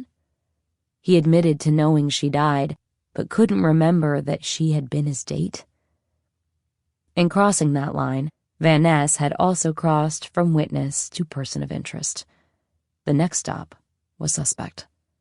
But Ballard had to continue to play the interview as routine. She flipped to another Post-it. "Okay, here's the important one," she said. "Victor Best." Van Ness leaned over to look at the yearbook photo. Ballard tapped the page. "Yeah, Victor. I knew him," he said. "Were you friends?" Ballard asked. "Yeah, we were friends. We hung out." "Still in touch?" "No, not really. We've got a 25th reunion coming up, and he sent me an email to see if I was going. You know, stuff like that." Are you? What? Going to the reunion. No, I'm not into that stuff. I told him no. So, where's he live now? Van Ness paused and took another pull through the straw. So, he's the guy you're trying to find? He said. We want to talk to him, yeah, Ballard said. Do you know where he is? Last I heard, he lived in Hawaii. Where? What island? Oahu, I think. What's he do in Hawaii? Runs a restaurant in one of the hotels over there. Last I heard. He went there from St. Vincent's and never came back? Well, not right away. He went to school, then he ended up over there as a chef or something. When would that have been, that he went over there? I don't know. 20 years ago? We're not really in touch. Not since high school. What about you? Did you go to college after high school? Me? Yeah. CSUN. CSUN was in Northridge, the valley, where several of the pillowcase rapes had occurred. When did you graduate? Ballard asked. I didn't get a degree, if that's what you mean, Van Ness said. I left school for a job. Doing what? Security at the school. CSUN? Yeah, my first security gig. Ballard nodded. She was confident that they had enough leverage on Van Ness to turn the interview into an interrogation. It was just a matter of how long she could keep him talking once he was confronted. As she was considering how to begin that phase, the waitress ducked through the curtain to see if they were ready to order lunch. Ballard asked her to come back in 15 minutes. Before the waitress left, Van Ness held out his empty Bloody Mary glass and asked for another. Ballard looked at the straw still in the glass. The waitress took the glass and left. It was an opportunity Ballard didn't want to miss. She glanced at Maddie, hoping she would get it. You know what? I need to hit the restroom. It was a long drive, lots of coffee. Sure, Ballard said. She slid out of the booth quickly, and Maddie moved just as quickly to follow the waitress. Ballard didn't want to continue asking significant questions without Maddie present, so she detoured into questions about Van Ness's move to Las Vegas and his work for casinos. We found you through LinkedIn, she said, but you haven't updated your resume. I never got a bite through LinkedIn, he said. So why bother, you know? How long have you been at the library? Just a couple years. I'm waiting for something to open up on the Strip again. Why'd you leave in the first place? A bunch of bullshit is why. I don't want to talk about it. That's fine. I was just making conversation until, as if on cue, Maddie split the curtain. Ballard slid over to make room. Maddie gave a slight nod that Ballard took to mean she had secured the straw from the Bloody Mary glass. It was time to put Rodney Van Ness in a corner. Chapter 44. Ballard looked Van Ness directly in the eye. You know, Rodney, we have a problem, she said. Here we go, Van Ness said, shaking his head. I knew this was bullshit. Give it to me. What problem? Well, to begin with, parts of your story don't add up. And that concerns me, because we came here hoping you'd provide information that would help us find Victor Best. But I gotta be honest, I have problems with what you've been telling us. Van Ness put his hands flat on the table, as if he was about to push himself up to leave. Ballard hoped Maddie would be quick to put an arm out to dissuade him. Hey, I'm trying to help you, Van Ness said. I told you all I know about Victor. I haven't seen the guy in like 20 years. I got an email from him. Big deal. Everybody's email was on the thing the reunion committee sent out. That's it. You said he runs a restaurant over there, Ballard said. How do you know that? He said it in the email. He said if I ever went over there, he'd comp me a meal. He was hoping I'd comp him in Vegas. That's it. Fine. But that's not where my problem really lies. It's right here, Rodney. Ballard opened the yearbook again and slid it across the table until it was right in front of him. It was open to the page with Mallory Richardson's photo. Her, Ballard said. You say you didn't know her. No, I said I didn't know her well, Van Ness protested. You can check your recorder. But did you forget something? No. I mean, yes, I could have. It was a long time ago. Did you forget that you took her to your senior prom? Van Ness looked up from the yearbook. Ballard knew that if he was smart, he'd slide out of the booth, push past Maddie, cut through the curtains and be gone. But she was banking on him not having the guts to do that. Instead of leaving, he put on an amateurish look of surprise. Oh, shit. You're right, he said. I did. I mean, we did go together, but it was a one-and-done date. And you couldn't remember that when I first showed you the book and her photo? Look, to be honest, I did a lot of drugs back then. I was high that night, and it's always been a blur. Wrong answer. It opened a door. Did you give her drugs? Ballard asked. No way, he said. I didn't give drugs to anybody. Ballard reached over and flipped the pages to the post-it marking the photos from the prom. She put her finger down on Van Ness, standing in the group photo without Mallory. Why isn't she in this photo, Rodney? She asked. Where was she? I don't know, Van Ness said. Probably the bathroom. How would I know? You're saying she'd ducked out of a group prom photo to go to the bathroom? I told you I don't know where she was. Ballard moved her finger over to the image of Victor Best. What about Victor? She asked. Where is his date? I don't know, Van Ness said. I don't think he had one. A lot of guys came stag because it was the last dance. The courts had long ago ruled that police could lie to suspects about evidence they had against them. The thinking being that if the suspects were innocent, they would know the police were lying. Ballard had always used the privilege judiciously because it never went over well with juries. The logic was murky, and at the end of the day, people didn't like their police to lie. Ballard and Maddie had strategized the interview on the drive from L.A., and they had come up with a lie that Ballard could inject into the interview if the moment called for it. The moment was calling for it now. Ballard tapped the group photo again. This was at the Huntington, she said. You know what's a cool thing about the Huntington and really useful to law enforcement? I don't know, Van Ness said. Cameras? Not back then. But what they have done since day one is keep their occupancy and banquet records. So? Well, we went back and found that the St. Vincent's senior prom was held on May 22nd, 1999. Then we looked at hotel occupancy on that night, and we found a room with your name on it.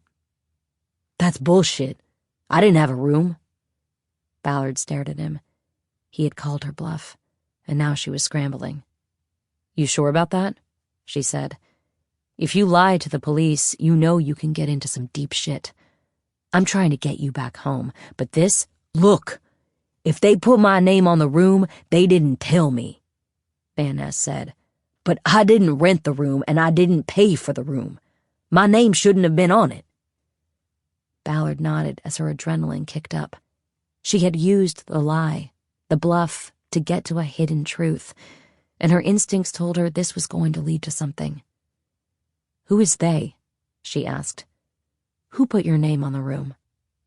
Fine. We got a room to party in, Van Ness said. Lots of kids did. They all shared rooms, and most of us were on the same hallway. It was party central. I get that. Who did you share a room with? Look, I had no money back then. Remember, South Pass? So some guys added me to their room. Okay, sure. Which guys? Show me. Ballard opened the yearbook to the senior photos. Van Ness leaned in. One was Victor, he said. Then there was Andy Bennett and Taylor Weeks. He flipped through the pages and tapped on the photo of each senior. Okay, Ballard said. You said Victor didn't have a date. What about Bennett and Weeks? Andy, I think, went stag. Taylor had a date. Katie Randolph? I think she was a junior, and I heard they ended up getting married. Ballard nodded. She was in the flow, getting solid new information with every answer, getting names of people who were at the heart of the case. Interviews didn't always go this way, but when they did, it felt like there was no stopping her momentum. What happened in that room, Rodney? She asked. The usual, I guess, Van Ness said. Don't guess. Tell me. What was the usual? You know, we partied. Got there early and partied before the dance. The 4 boys and Mallory and Katie? Well, I think Taylor and Katie got there late, but yeah. Was it drugs or alcohol or both? There was a bottle of gin, so we did that. You brought the gin? No, I think it was Andy. Did Mallory drink gin? Yeah, she drank. Nobody forced her. She drank a lot. How long did Andy and Victor stay in the room partying with you? I don't know. It was a while, and then they went down the hall to visit other rooms and get more booze. You ran out of gin? Eventually, yeah. And you were left alone with Mallory? Just for a little bit. Did you have sex with her? Look, I don't know what's going on here, but it wasn't rape, okay? She wanted to have sex, so we did. Was that before or after she passed out? Another bluff, but based on what had been revealed, an informed bluff. I'm not like that, Van Ness protested. She wanted to do it, so we did. There was no rape, and you can't prove that there was. This is complete bullshit. We are not saying it was rape, Ballard said. We weren't in the room. I just want to hear from you whether she was conscious when you had sex. Yes! She was awake and willing. Yes, goddammit! Okay, let's keep our voices down here. Okay, but you are saying shit that isn't true. Look, I believe you, Rodney, but we need to understand what happened. Mallory did pass out, right? That's why she wasn't in the photo, correct? Van Ness shook his head as if it were going to give up secrets about the dead. She got sick from the gin, okay? He said. Then she crawled back into one of the beds in the room and fell asleep. And that's it. She never made it to the dance. I had to wake her up to get her home. So you went down to the dance without her? Yes, I did. It was my senior prom, and I didn't want to spend it in a hotel room, babysitting a girl who couldn't hold her liquor. Did all 4 of the guys have keys to that room? Yes. I mean, no. There were 2 keys, so we had to share. You had a key? No, I borrowed Andy's or Victor's when I went up. They had the keys. I told you, it wasn't my room. I didn't have a key. What about Taylor? He have a key? I don't think so, but I don't remember. So, I want to be sure I'm clear. When Mallory was passed out in that room, anybody with a key could get access to the room. Is that right?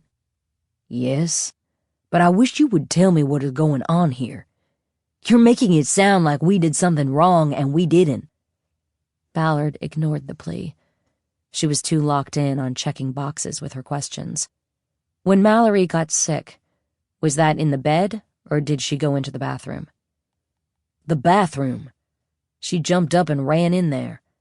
After a while, I checked on her, and she was leaning against the bathtub, passed out.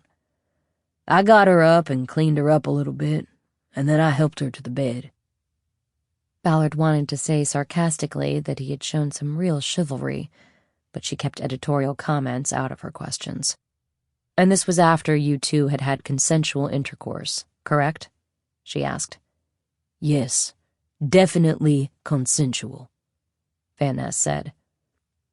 What was she wearing at the time, when she got up to go into the bathroom after sexual relations and when you brought her out? Well, nothing. She had taken off her clothes. When you got her back to the bed, did you cover her up with a blanket or something? Of course.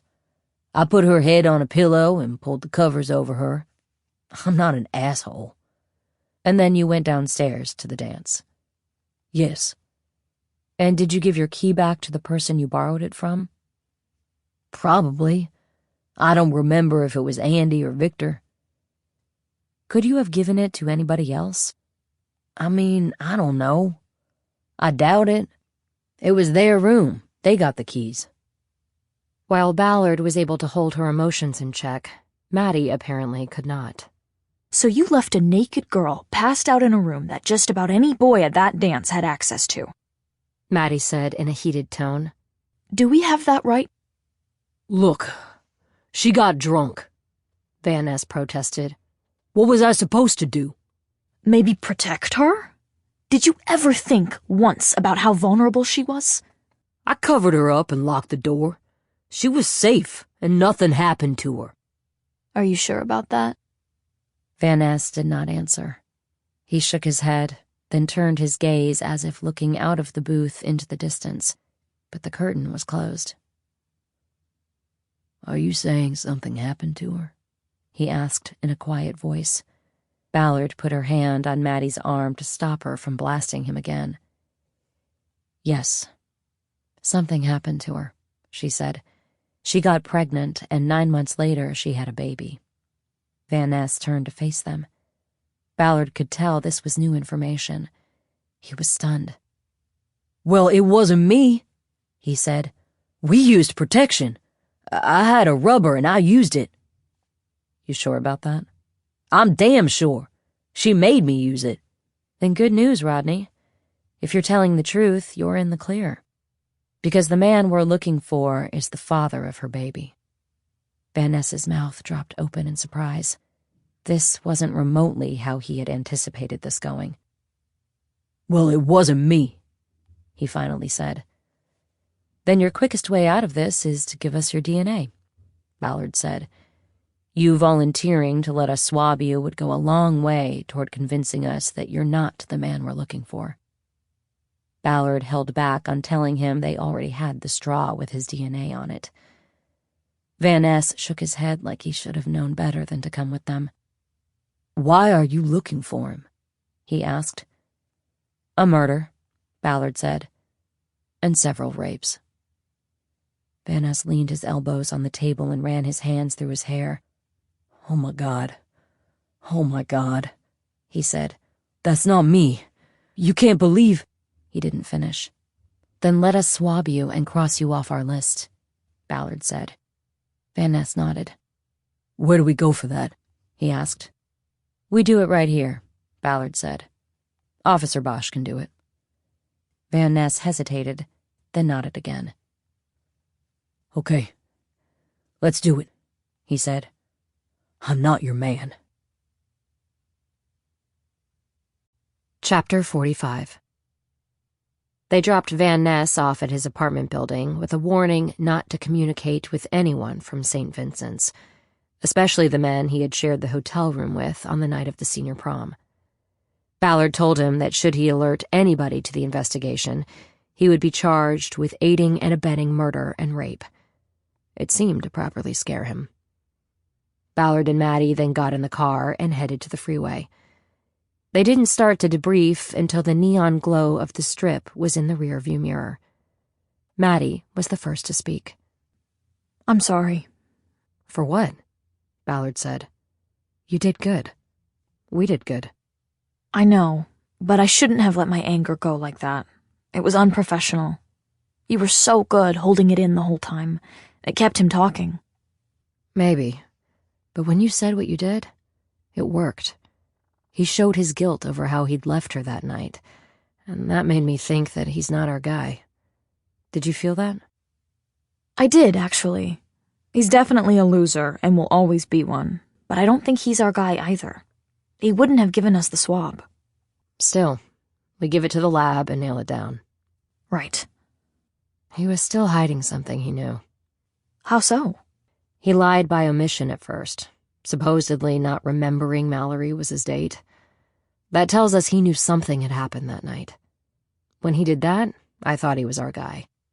But then no hesitation about the swab. That means he lied for some other reason. He probably told those guys that she was passed out in the room.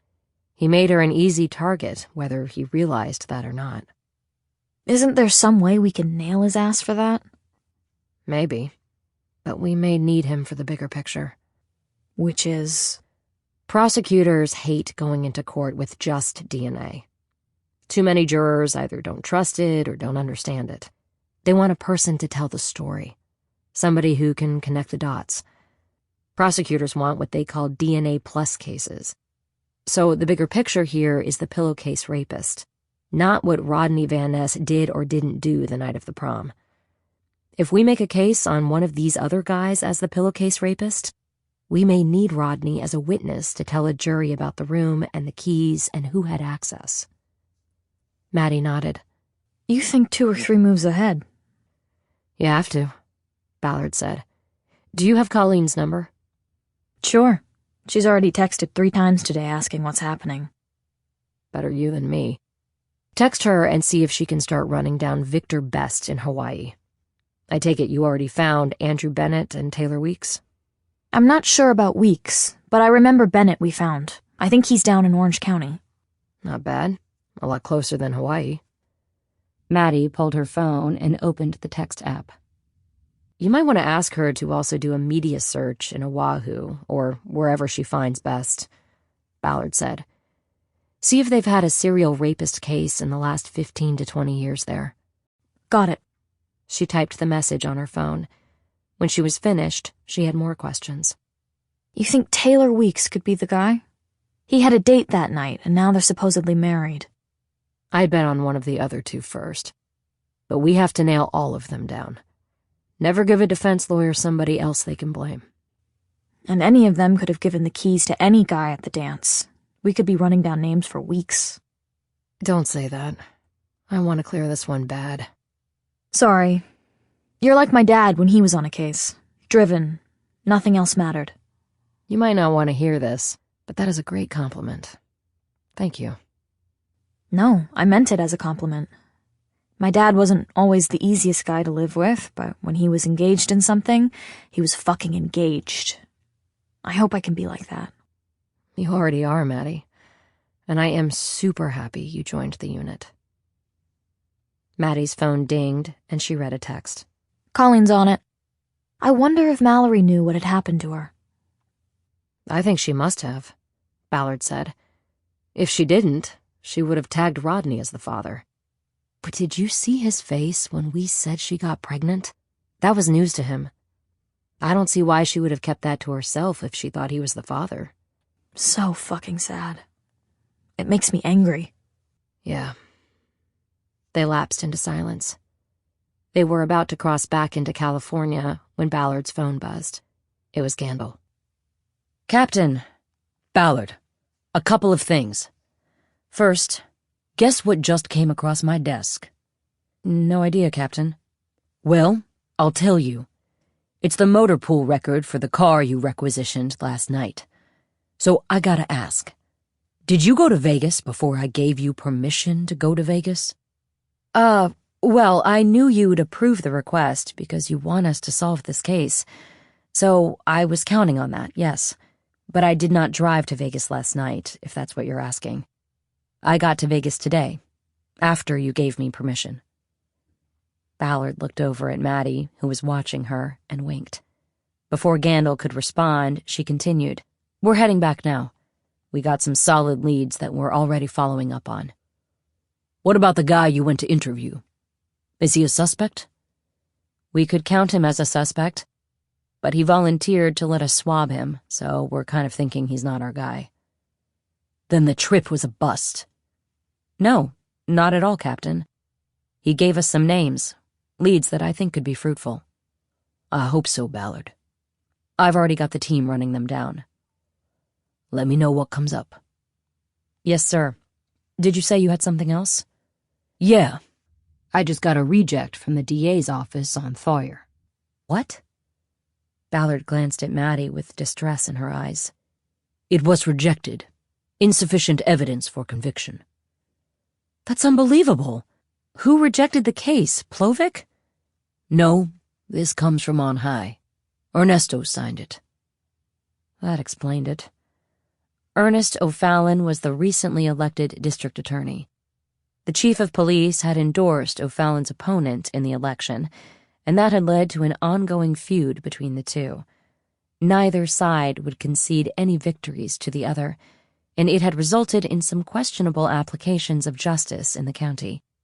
O'Fallon, nicknamed Ernesto by his detractors because of an ill-conceived attempt to claim partial Latino heritage during the election, would never give the LAPD the public relations bonanza of solving the iconic Black Dahlia case.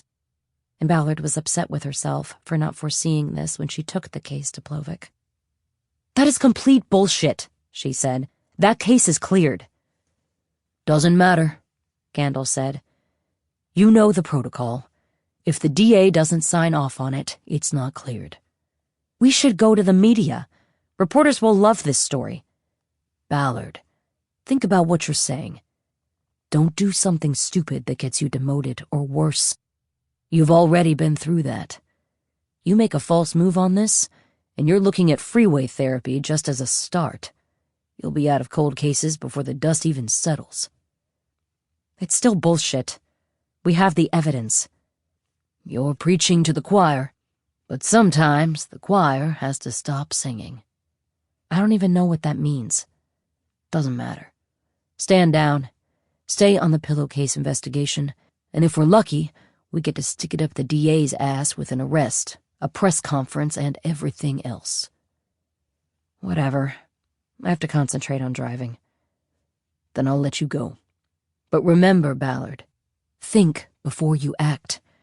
There are consequences.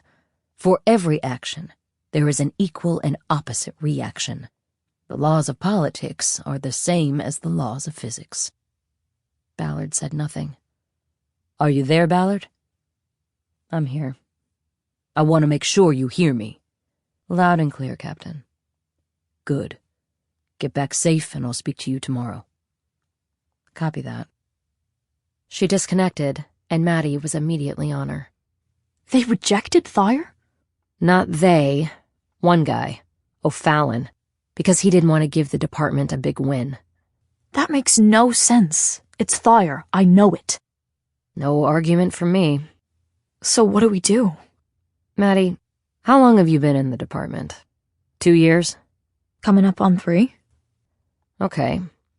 I know you know a lot from your dad. He got tangled in the politics and bureaucracy of it more than once. But even now, in the so-called new LAPD, you'll learn that the politics of policing are ever present, and never more so than when you get into detective services. And so, what? We just roll over because some elected asshole won't close a case we know we solved? That's the point. We know it's solved. We're still going to call the Fords in Wichita and give them final answers. Okay, the DA won't sign off on this because he doesn't want to give our chief the win, but that doesn't matter. We know what we know. It matters to me. Ballard realized that it mattered to Maddie in part because the Dahlia case could launch her career and get her into the detective ranks sooner rather than later. Ballard suddenly felt bad about trying to educate her on the politics of the department. Look, Ballard said, people in the department will know what you did. Captain Gandil already does. When we get back, let's see what we've got and what we could still get to make the case so bulletproof that the DA won't have any choice but to sign off on it. We're already close. There's got to be something else, something we haven't thought of yet. Maddie responded in a dejected voice. We already gave them enough. True, from our point of view, but O'Fallon's a political animal. We have to think about it from his perspective and bring in something so important that the case becomes a liability to him if he doesn't sign off on it. Don't you think if there was such a thing, we would have already found it? Maybe, but there were photos of other victims. Let's confirm another one, or 2 more, whatever it takes. Then we go back to the DA. They passed a freeway sign announcing the exit to Zizek's. Ballard opened her phone contacts and called Carol Plovic. She put the call on speaker so Maddie could hear. Carol, what happened? Renee, I'm sorry. It was completely taken away from me. I brought it across the street to Nikki Gallant, and I had no idea she was going to take it up to O'Fallon. I knew as soon as that happened it would be a reject. I'm sorry. Did you get anything back? Deficiencies? What can we do? Nothing, and I don't expect there to be any feedback. It's the photo analysis. Like I told you, there's reasonable doubt in the numbers. Okay, Carol. Thanks for the effort.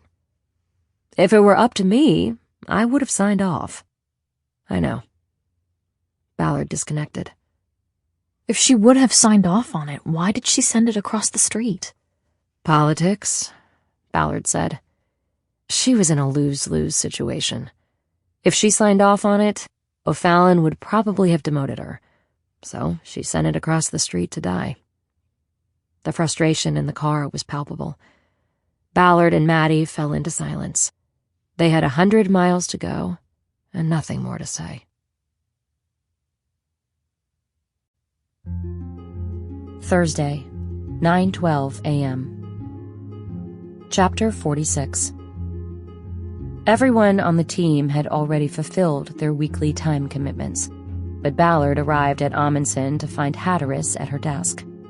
Hatteras could always be counted on for 3 to 5 days a week, but today Ballard had asked her to come in. She knew Hatteras had worked into the night Wednesday to locate Victor Best, Andrew Bennett, and Taylor Weeks. Ballard had been too tired after returning from Vegas to take her report and asked for a morning meeting instead. Colleen, sorry I'm late, Ballard said. I got hung up at the lab. You took in the swab from Van Ness? Hatteras asked. Ballard put her bag down at her desk. I did, she said. I'm going to go up and get coffee. Then we can talk. You want a cup? No, I'm good, Hatteras said. Ballard opened a drawer at her desk and pulled out a coffee mug. It was a memento from her days in the Robbery Homicide Division. Printed on it was a familiar slogan. LAPD Homicide. Our day begins when your day ends. She headed up to the coffee room on the 2nd floor. While she was pouring, she got a call from Captain Gandil. Reluctantly, she accepted it. Any call with the captain these days felt adversarial. This one started off no different. Ballard, I thought I'd have a report from you on Vegas in my email. Sorry, Captain. We got back late yesterday and I was tired. I'm at the office now, and I'll be writing it up this morning, right after an interview I'm in the middle of. She hoped the lie would keep the conversation short. Good, Gandil said. I want to see what you've got. You'll get it before lunch, Ballard promised. There was a silence, but Gandil didn't hang up. Ballard guessed that another shoe was about to drop. Is there something else, Cap? She asked. Yes. I need to talk to you about something, Gandil said. Something that I don't want to blow up in my face. What? Something in Vegas? Did Van Ness file a complaint? No, nothing from Vegas. I got a call from a reporter at the Times first thing today. The FBI shootout at the beach. They won't let that go because they know Harry Bosch was somehow involved. Okay, what's that got?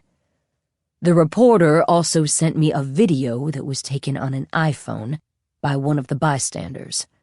Some kid who was playing roller hockey.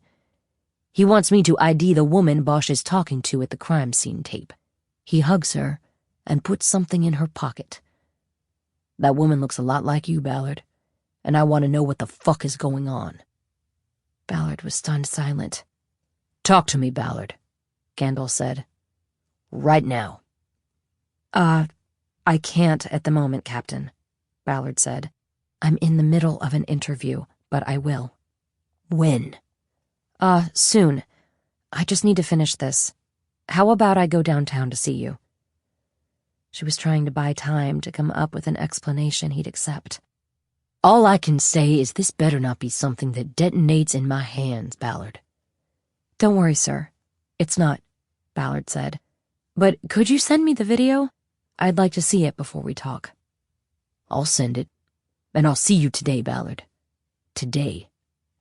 Yes, sir. Ballard disconnected. She was in a fog and felt a little dizzy. There was a single table in the coffee room with 2 chairs. She sat down, put her elbows on the table, and ran her hands through her hair. She had to come up with something to explain why she was in the video, but could think of nothing to say other than the truth. Shit, she said to herself. She felt a pit opening in her chest. It grew wider as she realized that she had recovered her badge, only to possibly lose it again, permanently. Chapter 47. Still in a fog of misgivings, Ballard returned to the unit to find Maddie Bosch talking to Colleen Hatteras at her station. They both saw Ballard's approach and judged that something was wrong. "Are you all right?" Hatteras asked. "I thought you were going to get coffee." Ballard realized she had left her cup on the counter in the coffee room. Yeah," she said. "I drank it up there while I took a phone call." "Well, if you left your cup there, someone's going to steal it," Hatteras said. "I'll get it for you." Okay. Thank you, Colleen." Maddie waited until she was gone before speaking. "Renee, what's wrong? You look like you've seen a ghost." "Nothing's wrong," Ballard said. "Anyway, nothing to do with what we're doing. But I thought you were taking today off." "There's something I want to show you. I think it's another way to take a run at the Black Dahlia case."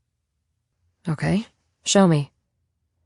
They went to Ballard's desk, and Maddie sat down, opened her terminal, waited for the Wi-Fi to connect, then went to a commercial site of something called the Film Forensics Institute.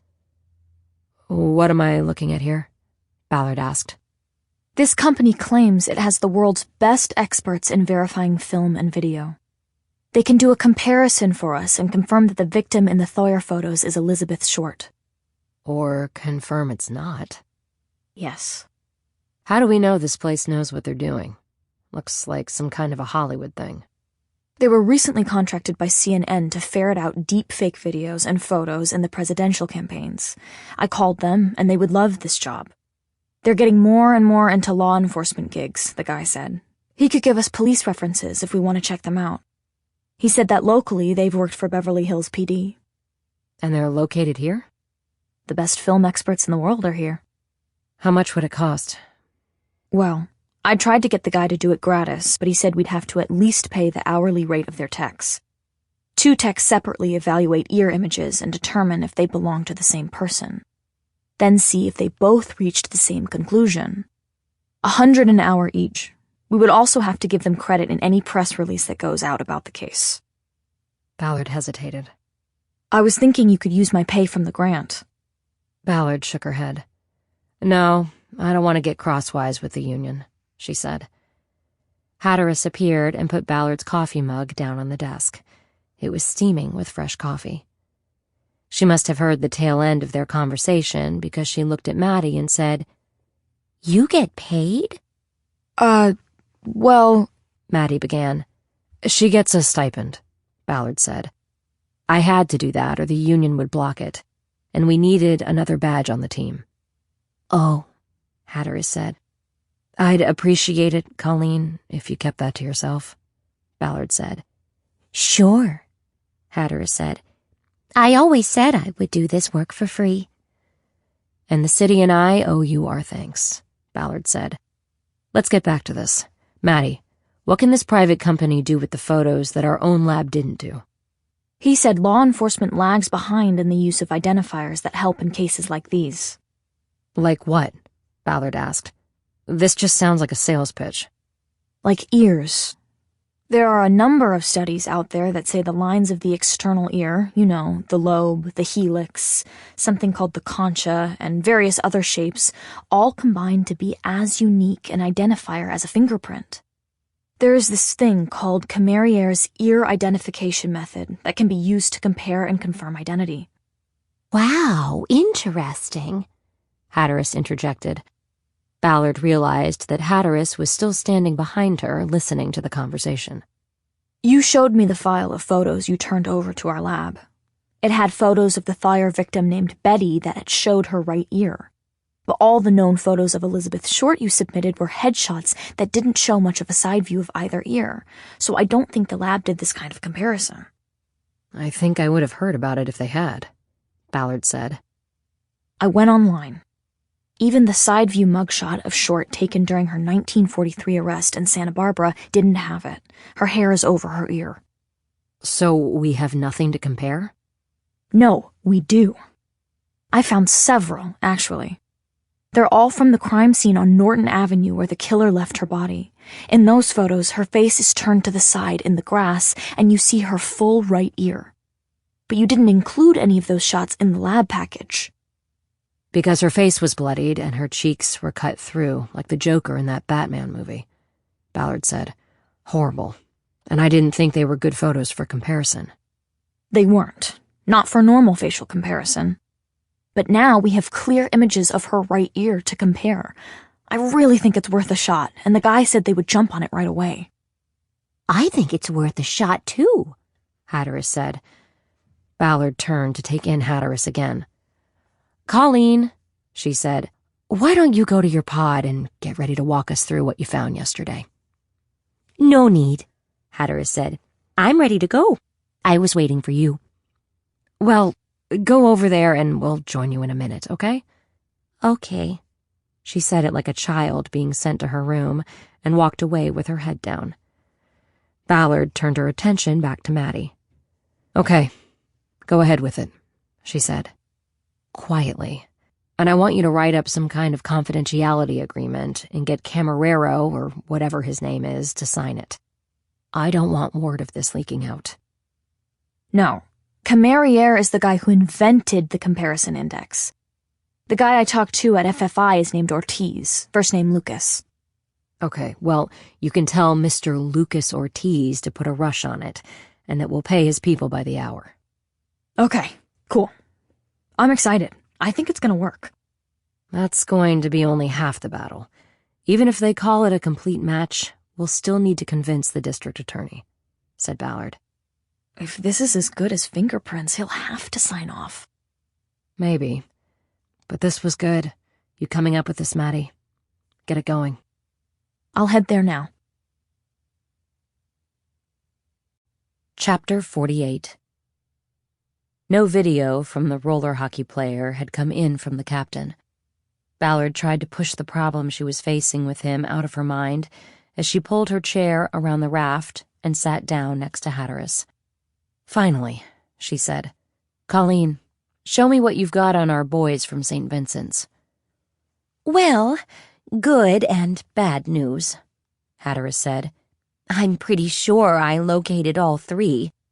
The bad news is that Weeks is in Hollywood forever. He's dead? Died in a car accident 3 years ago. Where? He hit a tree on Los Feliz Boulevard, driving home after a concert at the Greek. I found a story in the Pasadena Star-News. I guess because he grew up there and had sort of made good in Hollywood, they ran a story. What did he do in Hollywood? He was a producer of independent films. None that I ever heard of, but stuff that made the festival circuits. Can you pull up the story? I'd like to read it. I have a printout.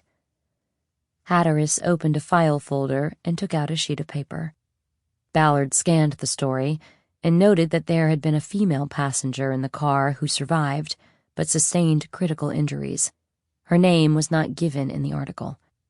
At that time, The accident was under investigation by the LAPD Traffic Division. Then there's this, Hatteras said. She handed Ballard another document from the folder, a printout of a 4-page lawsuit against the estate of Taylor Weeks, filed by Amanda Sheridan, the passenger in the car crash. Her lawsuit said Weeks was driving under the influence of alcohol and ecstasy at the time of the crash, and had refused Sheridan's repeated requests to pull over and let her drive. According to the lawsuit, an angry Weeks yelled, "How about if I pull over here?" and drove intentionally into an oak tree 10 feet off the road, killing himself and seriously injuring Sheridan. "This is good stuff, Colleen," Ballard said. "They would have drawn blood during the autopsy, and it should still be at the coroner's office if this lawsuit is still active." She flipped to the front page of the lawsuit to check the court stamp.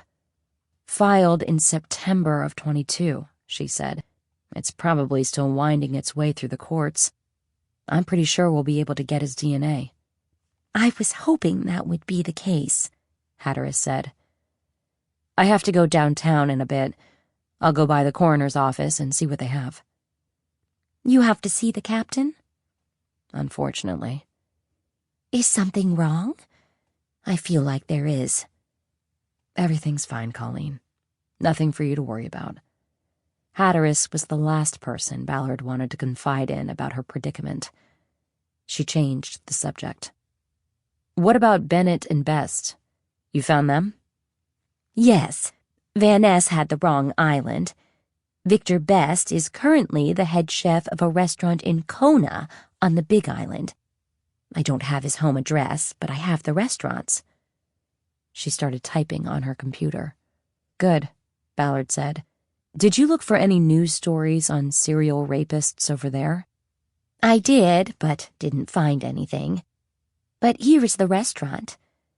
A website for a restaurant called Olu Olu came upon the screen. It showed outdoor seating with a stunning ocean view. Hatteras opened a pull-down menu and clicked on Who We Are.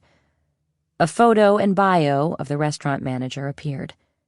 She scrolled down to the next photo, and Ballard was looking at a man in a white chef's jacket, smiling warmly at the camera. That's Victor Best, Hatteras said. Head chef and kitchen manager. Ballard leaned in to read the 2-paragraph bio of Best. Nearly 20 years of experience in restaurants in Hawaii, she read out loud. If that's true, he would have been over there when the last attack occurred here. Van Ness said the same thing. So we scratch him off the list? Hatteras asked. Not yet. We still need to confirm. Bios like this are exaggerated. And Van Ness was wrong about the island, so he could be wrong about the timing, too. Got it. Ballard stared at the photo of Best. He had a shaved head, a wide smile, and a deep tan. She could see how the kid in the yearbook photo had grown into the man on the screen. The eyes were the same, a deep brown so dark that she could barely see the ring around each iris. She wondered if she was staring at the eyes of a rapist murderer. Hatteras interrupted her thoughts by asking, Did you ever live in Kona? No. I never lived on the Big Island. I lived in Maui, and I went to J school in Oahu. J school? Journalism. I was a reporter for a while before I was a cop. Interesting. I didn't know that. The mention of her past suddenly gave Ballard an idea for how she might be able to learn when Best left California for Hawaii. Colleen, how did you find him? She asked. It was easy, Hatteras said. I just Googled Victor Best Hawaii, and this page on the restaurant site came up. I wish it were always this easy. Ballard kept her plan for Best to herself and moved on with the report from Hatteras. Okay, what did you find on Andrew Bennett? It was not as easy with him. As you can imagine, there are a lot of Andrew Bennetts out there. Again, based on what Maddie and Van Ness told you, I made Orange County one of my parameters, and found 4 Andrew Bennetts in the county. I went through them and locked in on one down in Laguna Beach. He works for a real estate firm that has bios of its sales reps on its website. His bio says he was born in California, and then I just did a comparison to the yearbook. Take a look. Hatteras pulled up a photo of a smiling Andy Bennett on a real estate firm's website, then put up next to it an enlarged photo she had scanned in of the Andy Bennett from the yearbook. There was no doubt that the agent was the Andy Bennett who had graduated in 1999 from St. Vincent's in Pasadena. Unlike Victor Best, who had lost hair and added sun wrinkles around the eyes, Bennett looked like he had found the fountain of youth or a good plastic surgeon. There were no wrinkles, and he still had a full head of hair. Ballard realized the style had not changed either. His jet-black hair was still parted cleanly on the left. He was smiling broadly and standing by a sold sign in front of a house. "I wonder how old this photo is," Ballard said. "He looks like he's about 30. "I know," Hatteras said. "I tried to find more photos, but struck out. The California Department of Real Estate database has no record of complaints against him, and he's been licensed since 2007.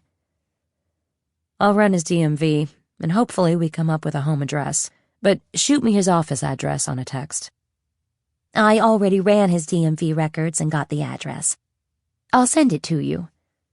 "How did you run his DMV?" "I used your password." "Colleen, how do you have my password?" "Anders gave it to me." "What?" "I think it's yours. That's what he said." "This can't be happening. Look, whatever he gave you, do not use it again. You understand? That could bring the whole unit down. I'll talk to Anders, but don't use it anymore." "Okay, sorry. I didn't know it was such a big deal. The other day you had me run a check on your screen because you were still logged in. I didn't see the difference. I just thought you gave it to him." "No, I didn't. He hacked it, and I'll take care of that with him. What you need to know is that the department is very serious about unauthorized users running DMV checks." "Like what you asked me to do the other day?" Ballard was getting exasperated. Look, that was different," she said, "and I'm not going to argue about it with you. Just don't do it anymore. It's actually illegal. It could get both you and me in trouble." "Okay, fine," Hatteras said. "No more." "Send me Bennett's address, and then at least it will look legal." "Will do. Are you going down to Laguna to see him?" "Eventually. Probably. Tell you what. See if you can find out if he has any open houses this weekend." "Ooh, that would be cool. You posing as a potential buyer to observe him before he knows you're a cop." "Maybe." Ballard knew what was coming next and was not wrong. "If you go down, can I tag along?" Hatteras asked. "Wait, don't answer. I know it's a no. Never mind." Ballard was relieved that she didn't have to lower the boom one more time. Hatteras was self-editing. "Colleen, you might want to think about taking a break and going home," she said. "You've been here every day this week. I really don't want to burn you out. You're too valuable to the team." Ballard left Hatteras with that to think about and rolled her chair back to her desk, where she saw her coffee, now cold, waiting for her. That was 2 cups fallen by the wayside. Before she went upstairs for another refill she might actually drink, she checked her email.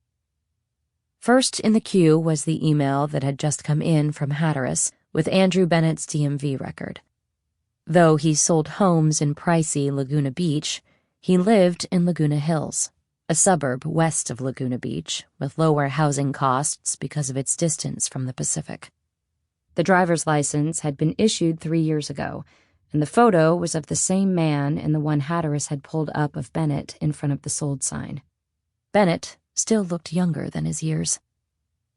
After writing down the pertinent information in a notebook she kept on her desk, Ballard signed into the California DMV database. Through the interagency portal, she was able to pull up Victor Best's Hawaii driver's license records. These showed that Best had not been licensed in the States until 2008, with an address first in Oahu and then on the Big Island in subsequent renewals. But Best not getting his Hawaii driver's license until after the pillowcase rapist's LA rampage had stopped didn't necessarily mean anything. He could have moved there years earlier and simply waited until his California license expired before getting the Hawaii license. The information was useful, but it didn't move the needle on Best. Ballard needed to know more precisely when he had left California for Hawaii. Ballard was also aware that no matter when Best moved to Hawaii, it was not a solid alibi. He could have gone back and forth between Hawaii and California and committed the pillowcase crimes. To help narrow his location history down, she pulled up the website of the Pasadena Star-News and scrolled through its pages until she saw the byline of a reporter named Claudia Gimbel. She didn't need to write the name down. Ballard straightened up to look over the divider and saw that Hatteras was still at her desk. She didn't want to make her next call with Colleen eavesdropping, so she stood up, coffee mug in hand. "You're still here," she said. "I'm going to go," Hatteras said. "Just finishing up a few things." Ballard held up her mug. "I'm going up for a refill, and then I'm heading downtown, so I'll see you tomorrow, or maybe even Monday." "What about Laguna Beach?" "I haven't decided on Laguna Beach. Going down there and back would take up a whole day, and I'm not sure I want to invest that kind of time yet. There's still a lot to do here. I'll let you know when I go." "Okay, fine." "I'll see you, Colleen." "See you." Ballard went up to the coffee room and found the urn empty. She had to brew a fresh batch. By the time she got back to the unit, there was no sign of Hatteras. She was finally alone. She sat down at her desk, blocked the ID on her phone, and called Olu Olu in Kona. It was 3 hours earlier in Hawaii, but Ballard was hopeful that as head chef and kitchen manager of a restaurant that was open for lunch and dinner, Best would be there. The call was answered by a woman who said that Victor was in his office and that she'd put the call through. He answered right away. "This is Victor." Ballard quickly put her phone on speaker and pulled out her mini recorder. As she spoke, she started a new recording. "Hello, Mr. Best. This is Claudia Gimbel with the Pasadena Star-News in California. I was wondering if you had a few minutes for an interview." "Interview? For what?" "As you probably remember from growing up here in Pasadena, we're a small community paper, and we're doing a story on the 25th reunion of the St. Vincent's Class of '99. Would this be a good time to ask you a few questions?" "That's a story? Or is this some kind of prank?" "No, sir, not a prank. It's a feature, a Where Are They Now story, which people love to read. And I wanted to talk to you because you living all the way over in Hawaii makes you one of the most far-flung and exotic members of the Class of '99. My first question is, what made you make the move to Hawaii?" Look, I'm not sure I want to be involved in this feature. Who else have you talked to from the class?" Ballard recited 3 names of female classmates from the yearbook. She knew it was a risky maneuver. Best might be in contact with one of the randomly chosen women, but Best's response didn't indicate that he was. "All right, I guess," he said. "What do you want to know?" "Well, let's see," Ballard said. "When did you move to Hawaii, and why?" That would have been 2003. And to be honest, I did it for a job. I went to the CIA, the Culinary Institute of America, not the spy agency. And the job here was a referral from the school. It was a sous chef gig in Oahu, and I thought, why not? It's an adventure, right? And I've been here ever since. About 9 years ago, I moved from Oahu to the Big Island to work in a new restaurant, and it's doing very well. And I can tell you this, I'm never leaving Hawaii. In fact, I'm looking for investors so I can open my own restaurant. That's great. Do you get back to Pasadena very often? Hate to say it, but no. My parents followed me over here when my dad retired, so there isn't a big reason to go back. What about for the 25th reunion? I'm thinking about it, yeah. Not sure if I can swing it. We're pretty busy here. Ballard suddenly heard typing and realized it wasn't coming from Best's side of the call. Mr. Best, can I put you on hold for a moment? She said quickly. It won't be long. Sure, Best said. Ballard put her phone on mute and paused the recorder. She stood up and looked over the divider. Hatteras was at her workstation, typing something on her computer. Colleen, I thought you left, she said, unable to hide her irritation. No, I was just putting murder books back on the shelves, Hatteras said. That is so cool how you got him talking. Like you're undercover. I love it. Look, you need to go home. You're throwing off my concentration, Colleen, and this conversation is not something I want you hearing, because that could be an issue down the line. Really? How? I'm just listening and learning. I don't want to get into it, but if this guy ends up being the guy, you could be called as a witness to the conversation. I don't want that. You understand? Okay, I'm sorry. I'll just finish this email and send it, and then I'm leaving. That would be good. Hatteras moved her eyes back to the screen, and the now familiar pouting look returned to her face. Ballard sat back down, started the recorder again, and took her phone off mute. Sorry about that, Mr. Best, she said. Where were we? Chapter 49. Ballard's first stop after leaving the West Side was Harry Bosch's house up in the hills. She hadn't called, emailed, or texted ahead of her arrival. Any one of those would have left a trail. She had thought about making an end-around play by calling Maddie Bosch and having her check to make sure her father was home, but that would have left a trail of its own. It would also bring Maddie into the matter, giving her knowledge of the badge recovery scheme that she would be better off without. So Ballard turned her phone off and drove up Woodrow Wilson to the Bosch house unannounced. She knew there would be ring cameras in the neighborhood and other ways to document her visit, but she counted on internal affairs making only a lazy effort from a desk to investigate possible collusion between her and Maddie. They'd check phone and email records, but would likely not go out and knock on doors. She was in luck. Bosch was home and welcomed her in. What's going on? You could have just called instead of driving all the way up here. No, I didn't want to call, Ballard said. And you'll understand when you hear why. They spent the next half hour working out a story. Then Bosch disappeared into his bedroom to get something from a drawer that he believed would seal the deal with Captain Gandil. Ballard was waiting for him at the door when he put it in her hand. Thank you, Harry, she said. I can't believe all of this happened just because I didn't want to report a stolen badge. I'm glad you didn't. Remember, those guys didn't need your badge to do what they were going to do. The badge was just part of a possible escape plan, but it never got to that point.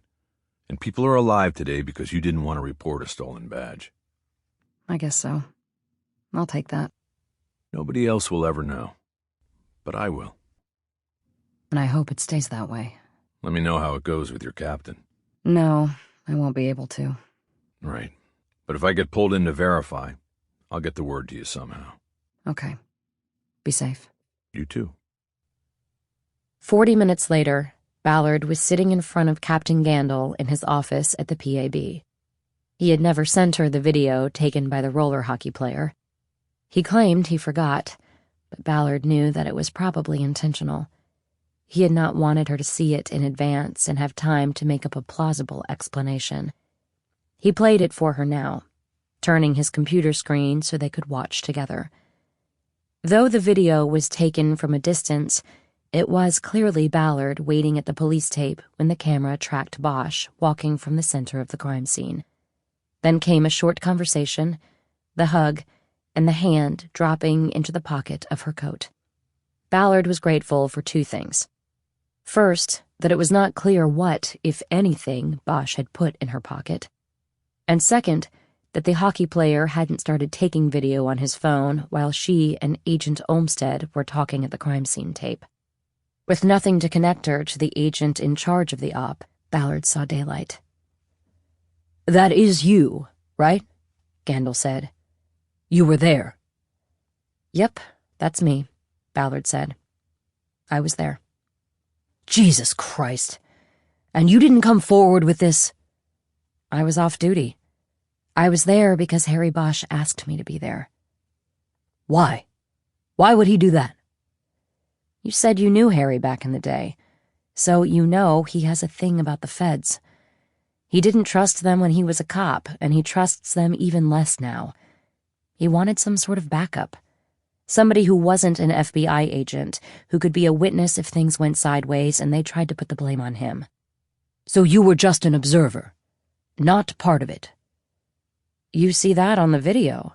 I'm outside the tape. If I were part of what went down, don't you think I'd be inside the tape?" Gandil didn't say anything as he contemplated that. His next question revealed to Ballard that he was finding her story plausible. "What did he put in your pocket?" he asked. Ballard reached into her pocket and took out the medal and chain Bosch had given her at his front door. She held it out to him across the desk, and he took it. One side of the medal depicted St. Michael, the patron saint of police officers. The other side was customized. It showed an LAPD badge with a 6 underneath it. Many officers in the department had side gigs. They sold insurance or real estate or gave self-defense lessons. An officer at Hollywood Division, LAPD's 6th Division, sold the medals, and Bosch had one from his days in Hollywood Homicide. "I got that when I worked the late show at Hollywood," she said. "I gave it to him to keep with him because I guess I wasn't so trusting that the FBI was going to watch out for him if shit went down." Gandil dangled the chain, and the medal swung in front of his eyes.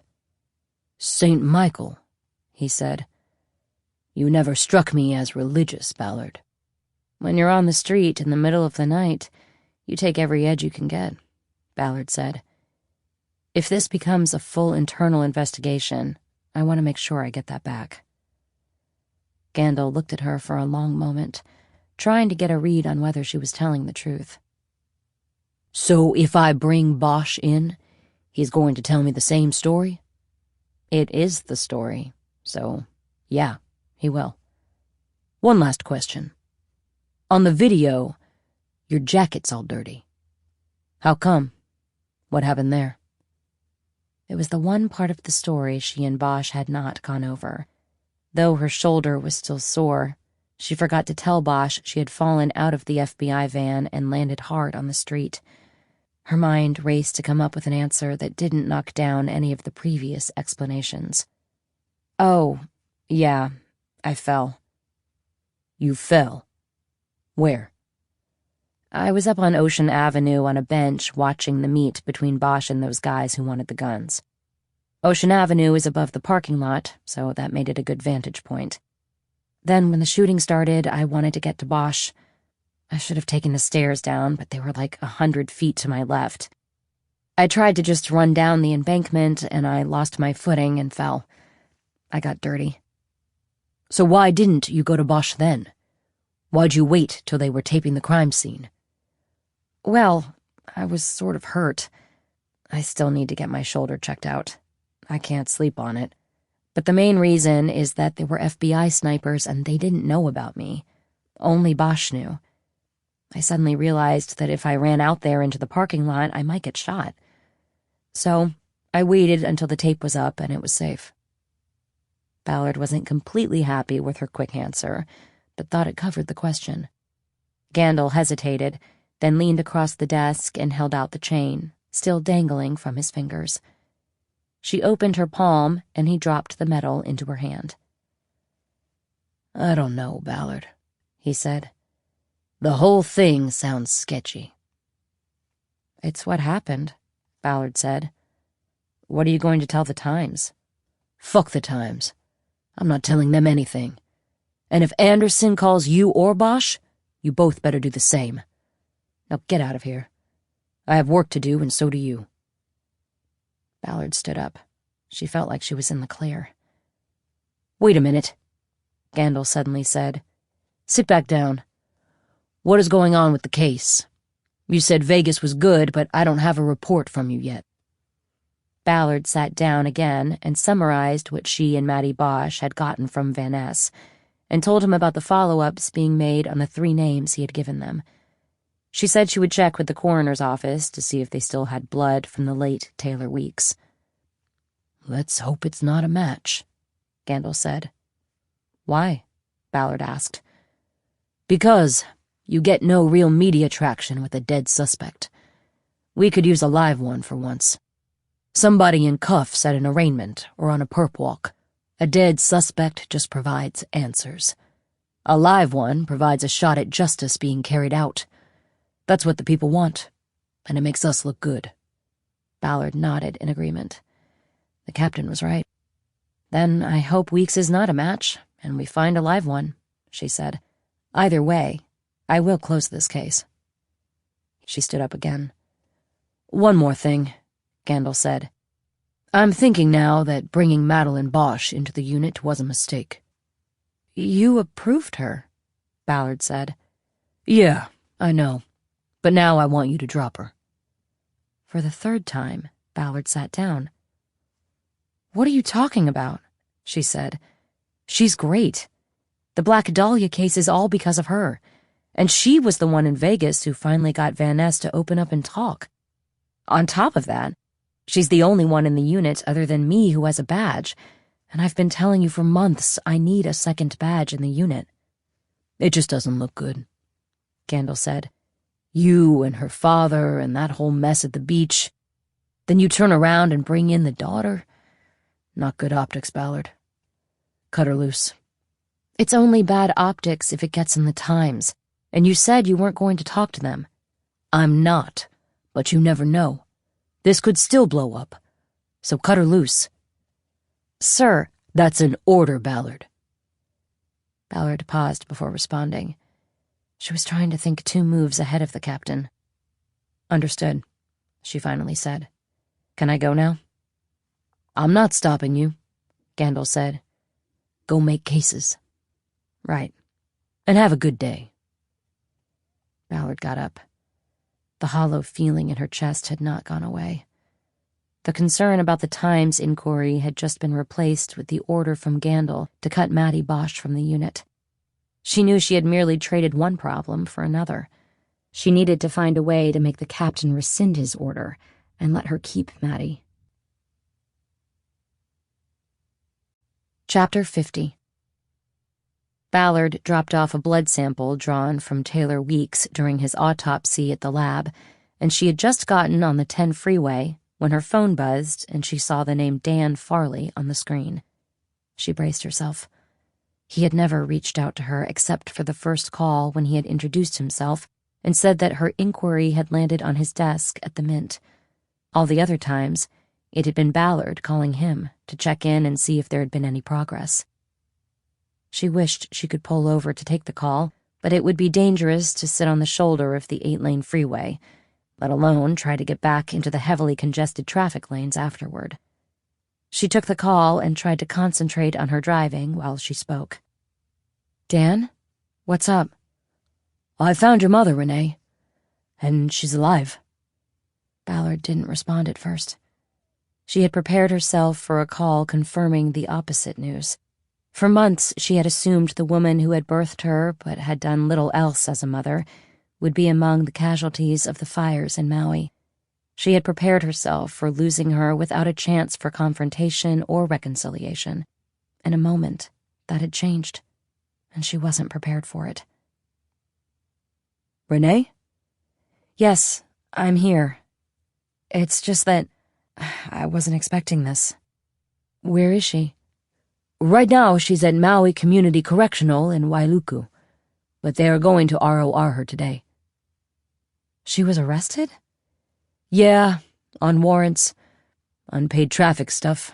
I guess a lot of them. I don't know the details, but I had put a bolo into the system after you filed the missing person report. I got the heads up a little while ago, and I knew you would want to know. Ballard went silent again. Still there? Yes, I'm just thinking. Did she give a home address?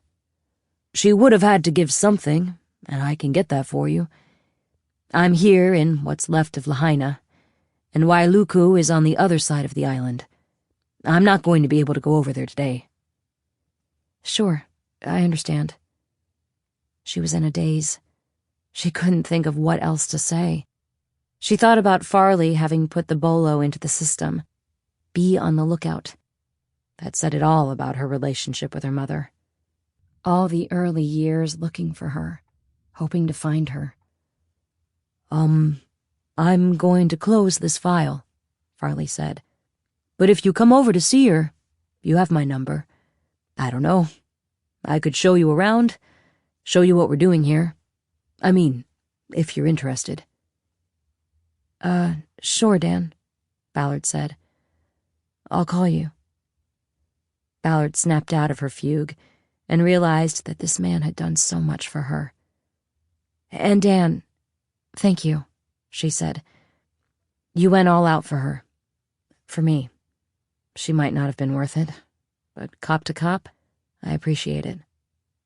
Of course, Farley said. That's what we do here. And this is one of the better endings.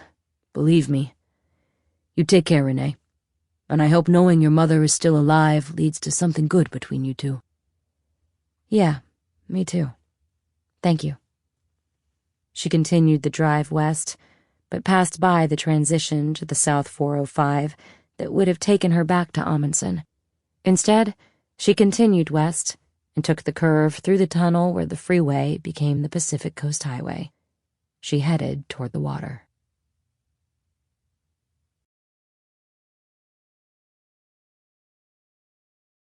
Friday, 9 a.m.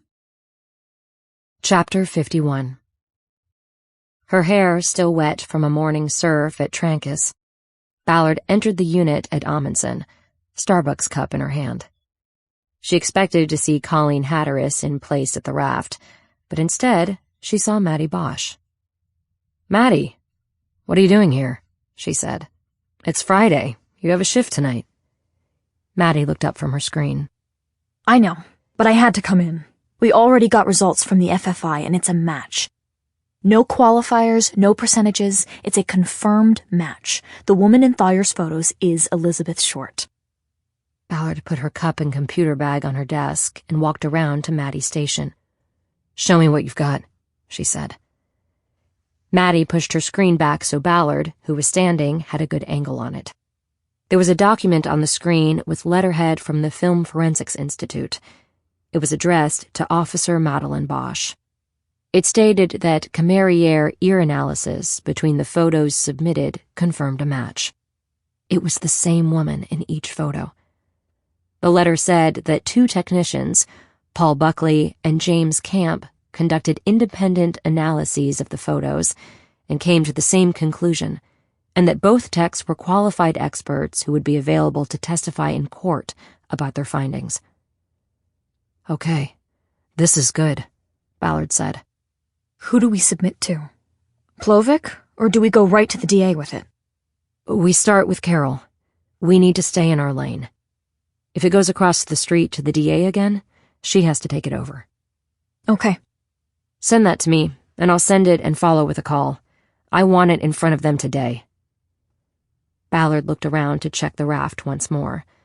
There was no one else in yet, not even Hatteras. You haven't seen Colleen, have you? She asked. Not since yesterday. You need me to do something? No, it's just that she's usually here. She's probably at home sulking because you're so mean to her. Really? You think I'm mean to her? Maddie smiled. I'm just kidding. She just gets too in your face, you know what I mean? Of course I do, Ballard said. That's why I'm so mean to her. Maddie laughed, and then got serious. Will you let me know how Plovic or anybody in the DA's office responds to the ear match? As soon as I know something. I might go, then. I have to do some stuff and I want to work out before I go in. Then get out of here. And thank you for sticking with this. We'll see what happens. They'd better sign off on it. We fucking solved it. We did. You did. But we'll see whether they can see the light. I'll call when I know. Thanks. Ballard headed to her desk. She opened her email to retrieve the FFI letter Maddie had just sent. She then composed a new message addressed to Carol Plovic. Maddie came by her desk on her way out. I forgot to tell you. I was talking to my dad last night and he said Captain Gandil called him up out of the blue. Really? Ballard said. Why? I think to see what he thought of me volunteering for the unit. But then Gandil asked about you. Me? Why? I guess to see if you were doing okay with, the pressures of the job. Anyway, he said to tell you that Gandil called, but that everything is fine. Well, okay, I guess. Thanks. So, I'm heading out. Okay. As soon as I hear something, I'll call you. Ballard watched her go. She knew what Harry's real message was. He had backed Ballard's story when Gandil called. Her only disappointment was that the captain had called Bosch to check the story out, which meant she had not entirely convinced him earlier. At least the whole badge caper was behind her now, and she could concentrate on the cases in front of her. She finished the email to Carol Plovic explaining the new analysis. She sent it with the letter from the FFI attached. Ballard had another reason for urgently wanting to officially clear the Black Dahlia case. She knew that if they cleared LA's greatest mystery, the credit would rightly go to Maddie Bosch, and that would make it politically difficult, if not impossible, for Gandil to have her cut from the open unsolved unit. Ballard wanted it done through official channels, with Captain Gandil agreeing to rescind his order and keep her on. She also knew that if the DA's office failed to sign off on the clearance again, there were other ways to keep Maddie on the team. Ballard took her mug upstairs to get a second cup of coffee. When she returned, she again expected to see Hatteras at her screen, but the raft was empty. She stepped down the aisle next to the archives and looked into each row of shelved murder books. No Colleen. As much as Hatteras's nearly constant presence in the office annoyed her, Ballard realized that the room didn't feel quite the same without her. Ballard had explicitly told Colleen to take time off, and now that she had, Ballard had to acknowledge that she sort of missed her relentless hovering and questioning. She sat down, put her coffee to the side, and sent an email to Hatteras asking if she had determined whether Andrew Bennett had any open houses in Laguna Beach over the weekend. She ended the message with a suggestion that they could both ride down and get a look at him, and maybe they'd get lucky and surreptitiously capture a DNA sample as well. As she wrote it, she wasn't sure if the offer was merely to bait Hatteras into responding or a real offer to take her into the field. She sent the email, sure it would elicit a quick response. While she waited, she opened a Word document and finally started to write the overdue summary report on the trip to Las Vegas. This took over an hour because of the distraction of phone calls from Masser and Lafont, who were checking in to see what was happening with the Black Dahlia and pillowcase rapist cases, and asking if she needed them to come in before the weekend started. After updating them, Ballard told them they didn't have to come in until the usual Monday team meeting. It was almost noon by the time Ballard sent the report to Captain Gandil. Hatteras had still not called or responded to the email, and Ballard wondered if her feelings were still hurt by the way Ballard had dismissed her the day before. She decided to extend an olive branch if that was the case, and called Colleen's cell. It immediately went to voicemail. Ballard hesitated, but left a message. "Colleen, it's Renee. I'm at the office today and just wanted to see if you're interested in going down to Laguna to get a look at Andrew Bennett. Undercover, of course.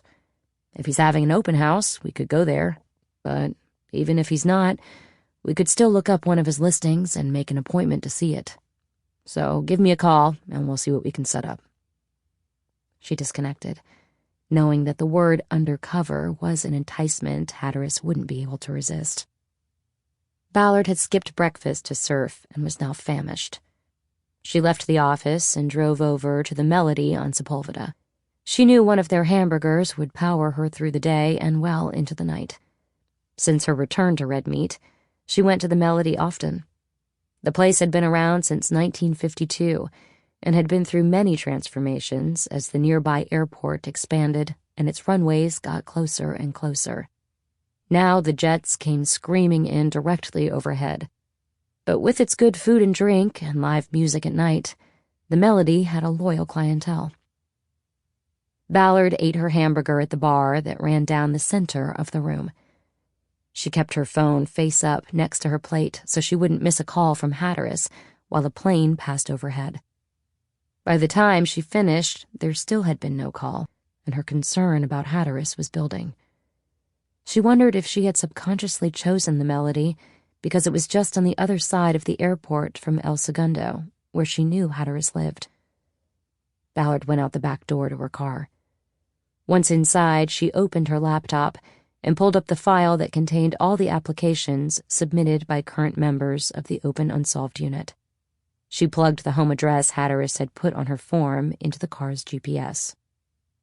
It took her 15 minutes to cross the airport on Sepulveda and make it to Mariposa Avenue in El Segundo. She pulled into the driveway of a small ranch house with pale yellow walls and rust-colored shutters. She had never been to Colleen's home before, and there was something intriguing about seeing how one of her unit's members lived. There was a double-wide garage with the door up. Colleen's Prius was in there. The other space was filled with storage boxes, bicycles, and a lawnmower. Ballard could see that the door leading from the garage into the house appeared to be ajar. Her curiosity turned to alarm. Ballard got out of her car and approached the garage. She pulled her phone and called Colleen once more. She did not hear a ringtone coming from inside the house. The call again went immediately to voicemail. She entered the garage, and as she approached the door to the house, she called out loudly, "Colleen? It's Renee. Are you home?" No answer. Ballard opened the door all the way. She saw that it led into the kitchen. She called out once again, "Colleen Hatteras? Are you home?" Ballard entered the house. The kitchen was neat, the counters clear, with only a rinsed plate and fork in the sink. There was a door to Ballard's left that led to a dining room, and a doorway straight ahead past the refrigerator that led to what looked like a TV room. Ballard went in that direction, scooping her right hand under her jacket and unsnapping the safety strap on her holster. She gripped her gun without pulling it free. She entered the TV room and found it neat and orderly as well. A flat screen on the wall was off. On the coffee table, 2 remotes were lined up next to each other. At the end of the room were doorways on the right and left. Ballard looked through the left opening and saw an empty living room that connected through an archway to the dining room. To the right, the doorway led to a corridor. "Colleen? It's Renee." No answer. There was a closed door on her left, and on the right were several open doors to what were presumably bedrooms, closets, and bathrooms. She checked the room to her left first, opening the door and finding what had been a bedroom converted to an office. She entered and saw a large computer screen that matched what Hatteras had at Amundsen. It was set up on a desk that was part of a built-in shelving and cabinet system, entirely covering 2 walls. Ballard recognized the room, even though she had never been to this house. She had seen the workstation in Facebook videos when she was vetting Hatteras' application to be part of the unit. Colleen had been involved in online sleuthing long before volunteering for the Open Unsolved Unit. She had even been an integral part of a group that identified a previously unknown serial killer by connecting aspects of murders committed in 7 different states. Her work on that case had been the clincher, and Ballard had offered Hatteras a position as her volunteer IGG expert. Closed cabinet doors lined the lower sections of the built-in, with shelving above. The shelves were stocked with books, manuals, DVDs, framed photos of her daughters, and other family keepsakes and knickknacks. On a third wall, next to the only window, was a framed poster of a Matt Damon movie called Hereafter. The fourth wall was dominated by the closed, louvered doors of a closet. Ballard stepped over to the built-in workstation and saw an outline of dust delineating the space where a desktop computer had been. She turned to the closet. Ballard was now on high alert and looked at the embedded finger pulls of the sliding doors. She wanted to open the closet, but was thinking about fingerprints. She turned back to the desk and took a pencil out of a clay mug obviously made by a child. Sloppily painted on it was "World's Best Mom." She turned to the closet again, pushed the pencil between two of the louvered slats, and slid the door open. The body of Colleen Hatteras was slumped on the floor of the closet. An electric cord connected to a computer mouse was tied tightly around her neck. Her eyes were open and bulging. She was wearing a long sleep shirt with a faded design on it. There was lividity, discoloration on her legs, and Ballard could tell she had been dead for hours. Ballard dropped to her knees. "Colleen, no," she whispered. Ballard tried to compose herself. She knew she needed to clear the rest of the house. She stood up, pulled her weapon free, left the room and proceeded quickly down the hallway door by door until she confirmed the house was empty and that whoever had killed Colleen was gone. In the hall, Ballard holstered her weapon, pulled her phone, and called the LAPD comm center. She identified herself and requested that a homicide team from West Bureau meet her at the address in El Segundo. She then disconnected and opened her text app. There was a text chain she used for sending messages to everyone on the open unsolved team at once. She typed out an urgent message to all of them. "I'm sorry to tell you this by text, but Colleen has been murdered. Take all measures to secure yourself and family." She put away the phone, took a pair of latex gloves from her pocket, and re-entered the home office. Keeping her back to the closet, she started looking for anything that might tell her what had drawn death to Colleen Hatteras' door. Chapter 52. The two detectives from West Bureau assigned to the murder of Colleen Hatteras were Charlotte Goring and Winston DuBose. Ballard knew Goring slightly from a loosely affiliated group of the department's female homicide cops that met irregularly at Barney's Beanery in West Hollywood, usually when one had just had a major misogynistic encounter with the patriarchy and needed a therapeutic sharing session or legal advice. Ballard and Goring had both been in that spot and shared but had never worked a case together. The fact was that Ballard had no idea whether Goring or DuBose, whom she didn't know at all, were good at their jobs. Ballard sat in her Defender outside the house while the detectives took their first survey of the crime scene with the criminalists and the coroner's investigators. As she waited, she took calls from every member of her unit, all of them stunned by the news and asking questions Ballard could not yet answer. Who killed Colleen, and why? Most of them said they wanted to come to the scene, but Ballard dissuaded them, saying it would only complicate things. She did tell each to expect a call from the investigators, who would likely be looking for any possible reason for Colleen's murder, and would surely want to question her colleagues. The last call was Maddie Bosch, and after that conversation, Ballard was left to wait with dark thoughts crashing in on her about her own possible culpability. Hatteras had been a volunteer who gave her all to the unit. Had Ballard not trained her well enough? Had Colleen made a mistake that Ballard missed, and that had cost her her life? Had Ballard, through her own actions, somehow caused this? Ballard knew that the death of a volunteer in open unsolved guaranteed an internal review of the entire unit and the department's decision 2 years earlier to follow the law enforcement trend of using non-cop volunteers in cold case squads. The conclusion would obviously be that it had been a mistake. Ballard knew that the whole operation could be shut down because of this. But those thoughts were secondary to the pitiful image of Colleen slumped in the closet. She could not get it out of her head. Her phone buzzed, and she saw that the call was from Captain Gandil. Captain. Renee, I just got your message. I'm in the car, and I'm coming out. Okay. West Bureau is handling it for now, but I want to be there. This is going to be a shit show. You know that, right? Yes. Have you talked to the detectives yet? Just briefly when they arrived. They're in the house. They told me to wait in my car. Good. That's good.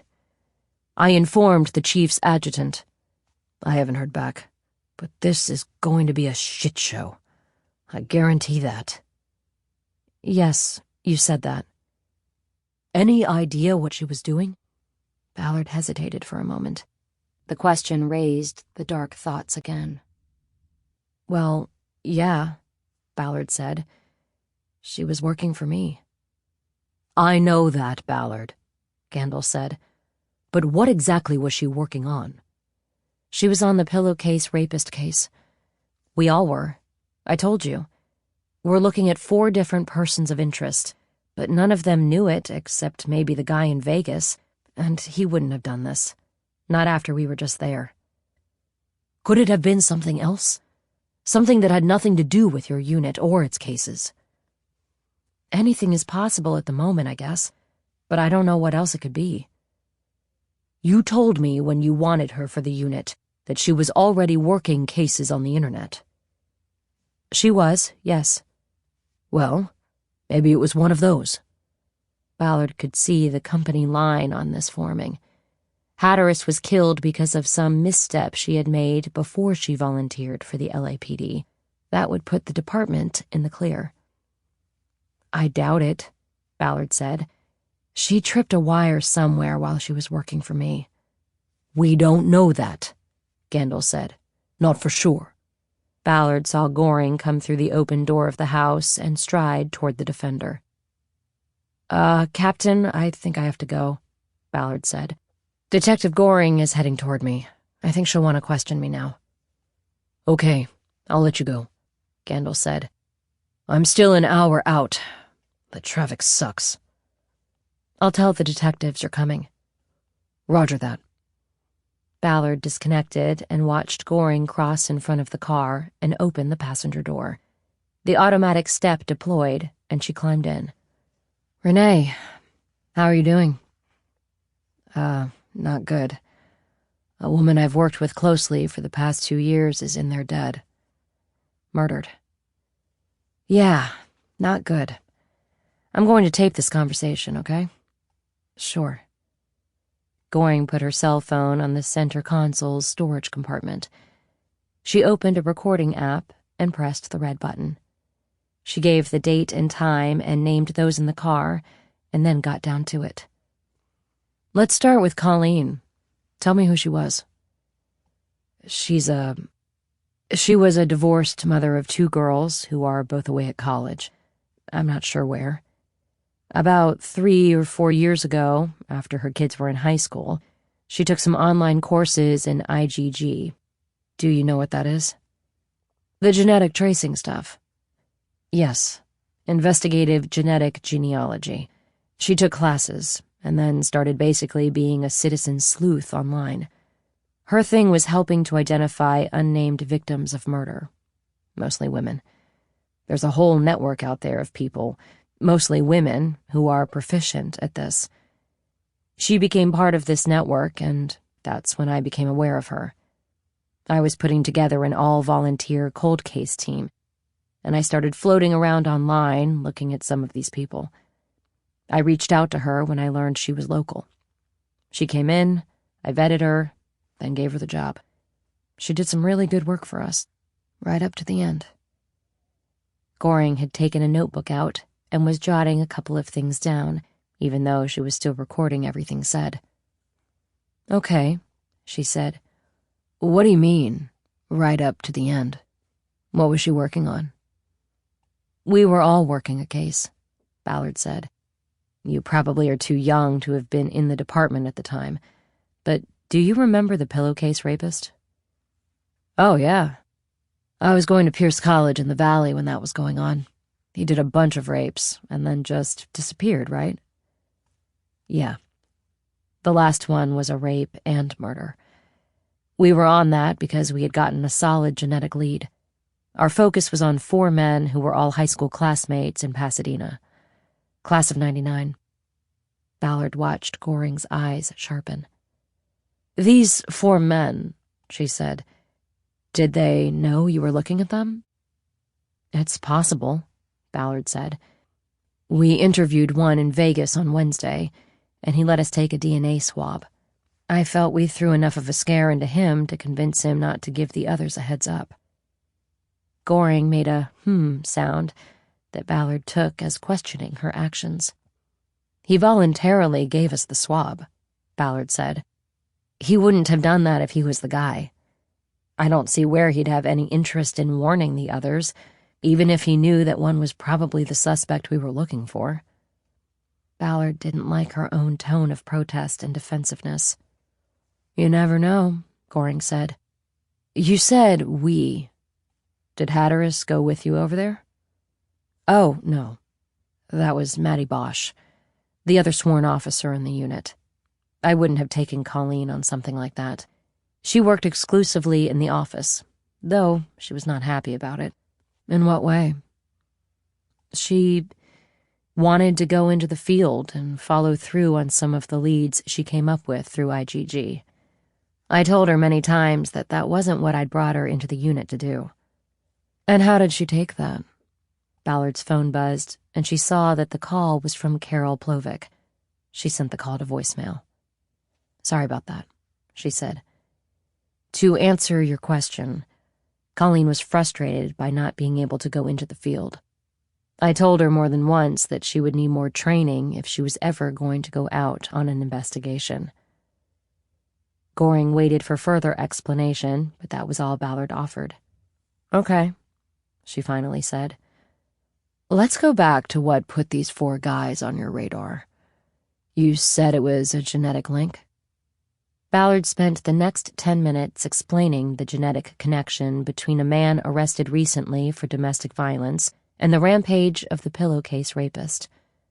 She told Goring about the 1999 prom at the Huntington, Mallory Richardson's vulnerable position in a hotel room, and the fact that at least 4 boys, and maybe more, had access to the room. She said the working theory was that someone used that access to enter the room and have sex with Mallory, leading to the birth of the man who had been arrested 24 years later. Goring just listened and took notes until Ballard was finished. So you got a swab from the guy in Vegas. What about the other 3 suspects? Goring asked. Have you had any contact with them? We weren't really calling them suspects, Ballard said. Not yet. More like persons of interest at this point. Okay, but have you made contact with any of them? Well, one is dead. Colleen found that out. He was killed in a car accident a couple years ago. But the coroner's office took blood at the time and still had it because of a court case that came out of the incident. I picked up a sample, and the lab now has it for DNA analysis. We think the 3rd guy has been living in Hawaii since before the rape stopped here. And the 4th... Why do you think that? Well, I talked to him yesterday, Ballard said. I deked him on a phone call, and he told me he moved to Hawaii in 2003. The last pillowcase rape and murder was in late 2005. Deked? What's that mean? Decoyed. The 25th reunion of their class at St. Vincent's is coming up. I told the guy in Hawaii that I was a reporter for the paper in Pasadena, doing a Where Are They Now story on the class. He bought it, and I did the interview. He was very detailed about his history since St. Vincent's. Went to chef school up in the wine country, and moved to Hawaii right after for a job. And you believed him? Well, we haven't independently confirmed anything yet, but yeah, my feeling is that he was telling the truth. I hit him up out of the blue, and for him to provide the details he did, I'm thinking he couldn't have made it up on the spot. And the 4th guy? We haven't approached him yet. He sells houses down in Laguna Beach. The last thing I told Colleen to do was see if he had any open houses this weekend. I thought we'd go down and take a look at him, maybe get a chance to collect some DNA. When you say we, are you talking about you and Officer Bosch again? No. I actually did throw that out to Colleen. Wait, no. I mean, I did make her the offer when I left a phone message today, but I don't think she ever got it. Why do you think that? Because I saw the body. I saw the lividity. I think she was dead long before I left that message. Goring nodded, and then looked at the notes she had written. Through the windshield, Ballard saw the two investigators from the coroner's office squeeze through the front door, carrying the body bag containing Colleen Hatteras. Ballard looked down at the steering wheel. I'm going to need the names of these 4 persons of interest, Goring said, and any reports you've written up. Sure, Ballard said. I don't have a lot. Today was supposed to be my paperwork day. I did write up a summary of the Vegas trip I can give you. I'll take it. Let me ask you a question. When you deked the guy in Hawaii, was Hatteras there? Ballard hesitated before answering. She was there for part of it, she said, but she left while I was in the middle of it. Goring wrote a note. Ballard watched the morgue men put the body bag into the back of their van. Okay, Goring said. Just a couple more things. What made you come here today to check on her? I thought it was unusual that she hadn't come to the unit this morning, Ballard said. Her husband left her back in September, and with her kids in college, she didn't have much to do. She was at the squad at least 3 days a week, more often 4 or 5 days a week. So I emailed and left phone messages, and when she didn't respond, I started thinking something might be wrong. Nothing like this, but that maybe she was upset with me or something. I ate lunch by the airport, at the Melody, and just thought I would drop by. I wasn't expecting anything, but then I pulled in and saw the garage was up and the door to the house was open. That set off the spidey senses. You could say so, yeah. Did you see anything in the house that could help us? Not really. It looked like her computer was taken. It shouldn't have had anything from work on it. People in the unit use department computers. It's a rule. The killer might not have known that. True. There's a dust pattern on the desk that indicates there was also a backup hard drive taken. I didn't see her phone anywhere, and when I called it, it didn't ring in the house. It's gone. We're already working on getting her records, but that'll take some time. Ballard nodded as a thought came to her that she didn't want to share with Goring. So, she said, what else can I tell you? Her ex. Did she ever talk about him? Goring asked. Should we jump on that angle? She didn't talk about the divorce much. She wasn't blindsided by it, I know that. And she never said anything about being in fear of him. He left her the house, and he pays for the kids' college and all of that. For what it was, it seemed amicable. Do you know if she had a gun? A gun? No. I mean, I didn't know about one. Why do you ask? Just trying to determine whether she might have been shot with her own gun. We'll check ATF. Wait, she was shot? I didn't see that. Once, behind the left ear. Point blank. There wasn't a lot of blood, and her hair covered the wound. I saw the mouse cord around her neck. We're thinking that could have been some kind of control or coercive thing used before the killing. We did find the casing. It was in her hair. A 9mm federal premium. The criminalist in there says the firing pin stamp looks like a Glock's. We'll get that confirmed by the gun unit. Ballard just nodded. She was consumed by thoughts of Colleen's last moments. She had been tortured, and Ballard had to wonder what she had told her killer. I think that's it for now, Goring said. I'm sure we'll have more later. Are you going back to the office? As soon as I'm cleared, yeah. My captain is supposedly coming here. Who's that, Gandil? He thinks RHD is taking this? He didn't say so. Good, because that's been settled. It would be a conflict of interest since your unit falls under RHD. My LT says it's ours to keep. No argument from me. Good. We'll want to take a look at the victim's workspace and get into her computer there. You may need the tech unit to get into it. It's password protected. Not a problem. When are you coming? As soon as we're done here, we'll head over. One of us, at least. I'll make sure it's undisturbed. Am I clear now? You're clear. Let me give you my card in case you think of anything else. She picked up her phone, pulled a card from its case, and handed it to Ballard. Thanks, Ballard said. When Captain Gandil shows up, tell him I went back to Amundsen to protect possible evidence. Goring turned off the recording app. Will do, she said. And Renee, you look like you're carrying this on yourself. It's not on you, okay? We'll see, Ballard said. But thanks for saying that. You know, I haven't seen you the past few sessions at the Beanery. Oh, yeah, well, been kind of busy. But I'll be back. Good. Us girls need to stick together. You got that right. Goring opened her door and got out. Ballard watched her go back up the front walk and through the open door of the house. She pulled her phone and called Anders' person. Renee? Please tell me they've made an arrest. No, not yet. They're just starting. What are you doing right now, Anders? No?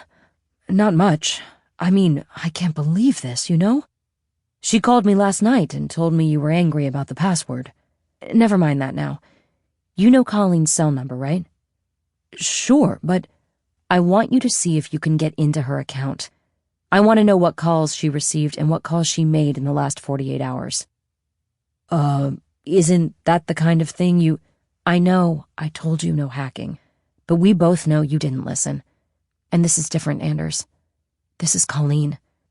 Her phone is missing, and it will take the investigators on the case a week to get a search warrant and get the carrier to come across with the account records. I don't want to waste that much time. Can you do it? Sure, I can do that, but, you know.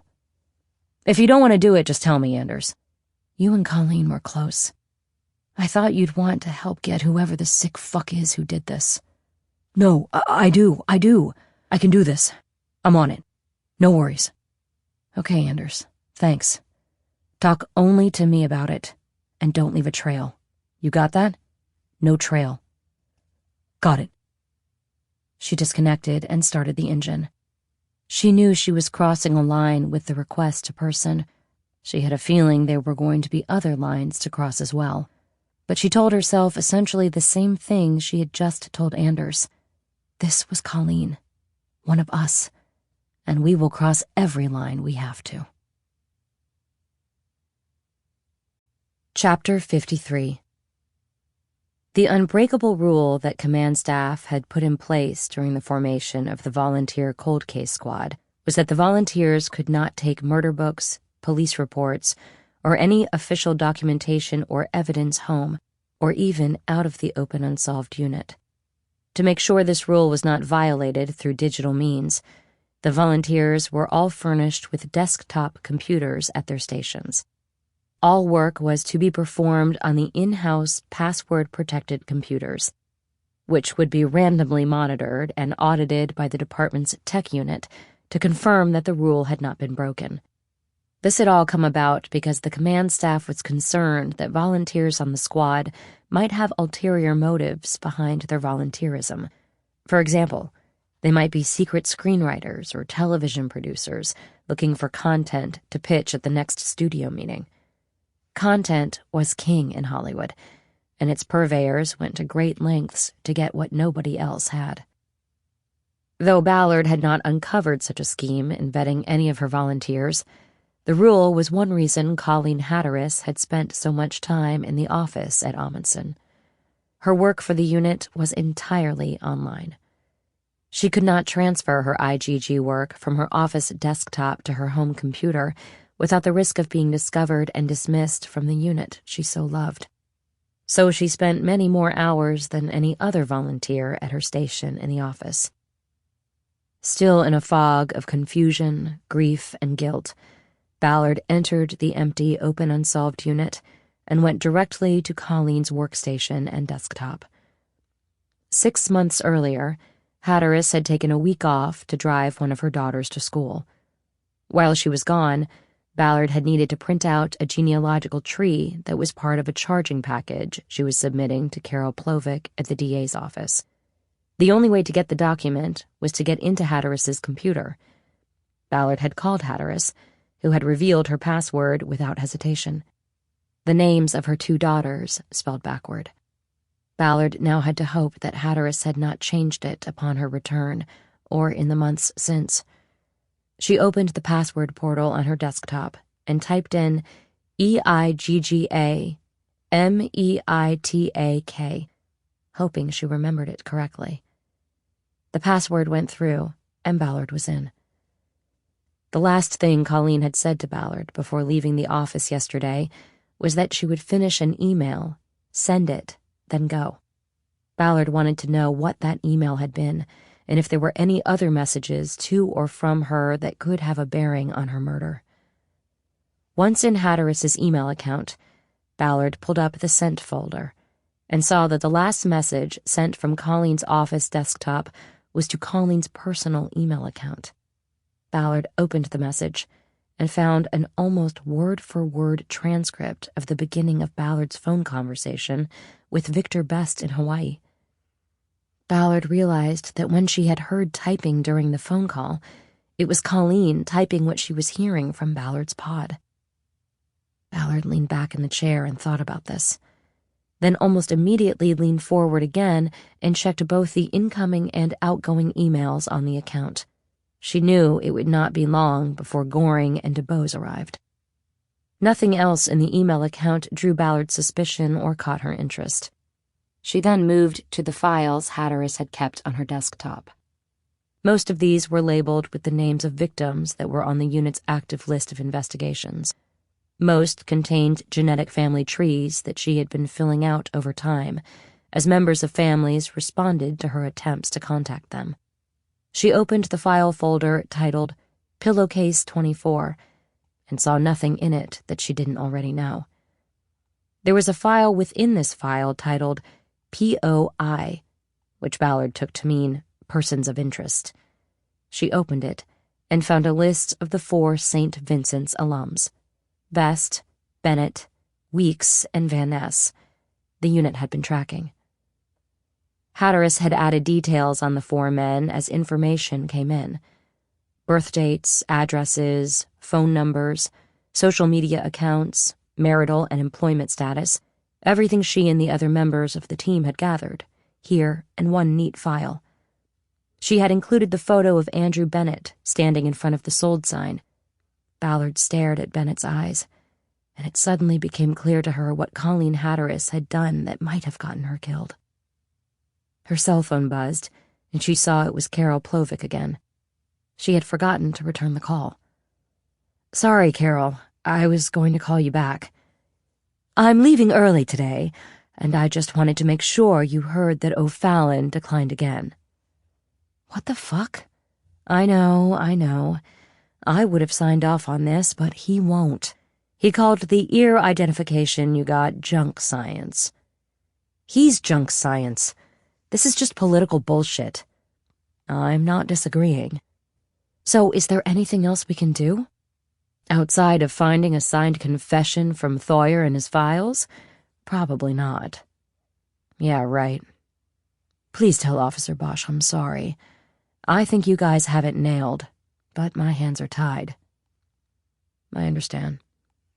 Plovic's voice dropped down to a whisper. "You know there's a recall effort starting, right?" she said. "Yeah, I heard," Ballard said. "Well, if it works and we get a new DA, you bring this to me again." "But when will that be? In a year?" "Elise Ford's sister is in her 80s. She's waited all her life to know who took her sister, and now, thanks to the politics of this town, she may die waiting. I'm sorry. I hope you or Officer Bosch can tell her that it might not be officially closed, but that you consider the case solved." Ballard was silent as she remembered that it was Hatteras who had been dealing directly with the Ford family. She looked at a photo pinned to the workstation's privacy wall. It was Colleen and her 2 teenage daughters sitting at a table behind a birthday cake with lit candles. Ballard knew those girls had just gotten or were about to get news that would permanently alter their lives. "All right, well, I'm in the middle of something here, Carol," she said. "Thanks for fighting the good fight on this." "Anytime," Lovick said. "I'm here when you need me." They disconnected. Ballard reached over and unpinned the photo of Colleen and her daughters. She got up and went to her workstation, pinned the snapshot to her own privacy wall, and stared at it for a long moment. She knew she needed to call Maddie Bosch and tell her the bad news about the Thawyer case, but that could wait. She opened the email Hatteras had sent her with the details from Andrew Bennett's DMV record. She typed his Laguna Hills address into her phone's GPS and saw that the estimated drive time was 93 minutes. If she waited until rush hour, that number would balloon and possibly even double. She wanted to get on the road, but had to wait. She wondered if Goring and DuBose had been held up at the crime scene by Captain Gandil. Though she had put Person on Hatteras' phone records only an hour before, she called him. "Anders, you got anything yet?" "I just got the call records, yes." "Good. Give me the last calls. Give me the time and length." "The last 2 were to her daughters. Do you want them?" "How do you know they were calls to the daughters?" "They are on her family plan." "Got it. What time did she make those calls, and how long was she on?" "She called the first number at 7 last night, and it was only 1 minute. She probably left a message. Then the last call was 1 minute later, and she talked for 9 minutes. Ballard wrote the information down on a fresh page in her notebook. "What was the call before that?" she asked. "That was to me," he said. "She said you were mad about the password." "I am very—" "We can skip that one for now. Go to the one before that." Person gave her a number with a 714 area code and told her the call lasted 29 minutes.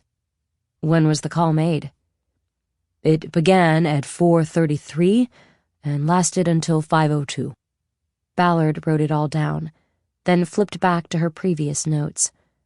She found the page where she had written down the information Hatteras gave her about Andrew Bennett.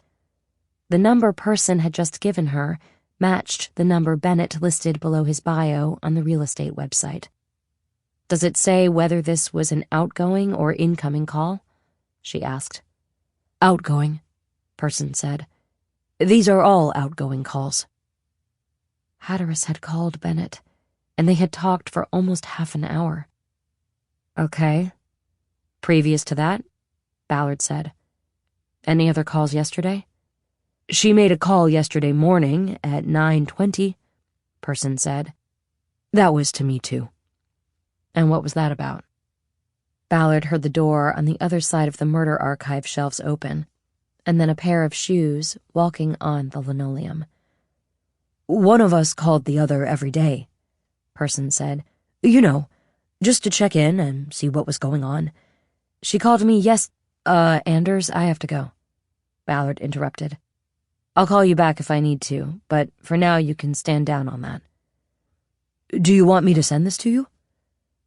Ballard saw Goring come out of the aisle that ran along the murder library. "No, that's fine," Ballard said. "I'll be in touch." She disconnected the call and greeted Goring. "Where's your partner?" "I left him in the neighborhood. He was knocking on doors and collecting video." Ballard nodded. The collecting of video from neighborhood ring cameras and the like was often more important than finding witnesses. Cameras didn't have memory issues and biases. "Did you get anything good yet?" Ballard asked.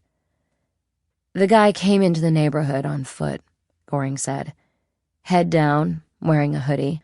So far, no angles that would give us an ID. He was good." That sound like any of your persons of interest? Sounds like it could be anyone. He broke in? What time? We're piecing together video. That's why Winston is still out there and I need to get back. But we have the guy entering the house at 12:30 a.m. and leaving just before 1. He was quick, and it looked like he had a tool that opened the door. What kind of tool? You know what a fireman's friend is? No. You can Google it. It's like a T-shaped blade that slides into a door jamb and pops the lock. Supposedly a guy on the LAPD invented it for getting into burning houses, hence the name. Wow. When the killer left, he had her computer and the extra hard drive under his arm. Goring looked at the desks on the raft. Which spot was the victim's? Hearing Colleen referred to as the victim hit Ballard like a punch to the heart. She stood up and walked Goring over to Hatteris's workstation. "This is hers," she said. "Was." Goring sat down and tapped the space bar on the keyboard. The screen lit up, and the password portal appeared. "You think anybody on the squad would know her password?" she asked. "Probably not," Ballard said, "but I could check." "Don't bother. I'll take it down to the tech unit. The guy there who set these up for us is named Chuck Pell." "Okay, I'll take it to him." Goring tried the file drawer that was built into the workstation. It was locked. "How about a key for this?" she asked. "I have one."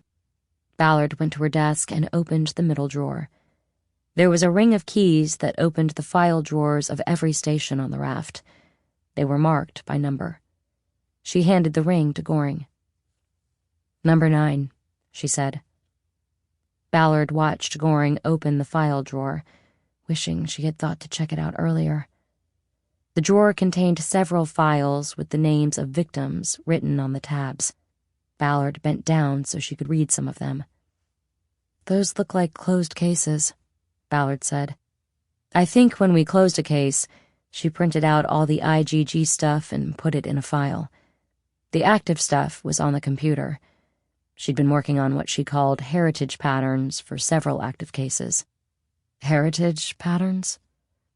"Like a genetic family tree." "Got it." Goring closed the file drawer. "I should get back over there," she said. "I'm going to take the computer and drop it by the tech shop." "Fine by me," Ballard said. "At some point I'll need to get that stuff back.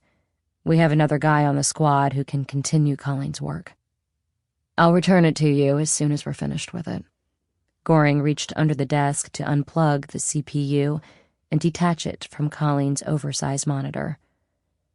Person would inherit that screen, Ballard thought, unless she found another IgG specialist to take Colleen's place. That thought led to another. "Have you told Colleen's daughters?" she asked. "Not yet," Goring said. "Too busy running with the case." Ballard nodded. "You want me to make the notification?" she asked. "I met them once when she brought them here." "There is nothing I would like better than to take a pass on that job," Goring said. "But I need to interview them, see when they last talked and all of that, so I'll do it. They should know soon." "Don't worry. I'll get to them today." Ballard nodded. Goring successfully detached the CPU and slid it out from beneath the workstation. She lifted it, testing its weight. "You want me to get a dolly to roll it out to your car?" Ballard asked. "No, I'm strong," Goring said. She hefted the computer so she could get her hands under it and turned toward the aisle. "In more ways than one," she added. Ballard took it as a reference to experiences that had led her to the Beanery meetings. "Remember, if you think of anything, give me a call," Goring said.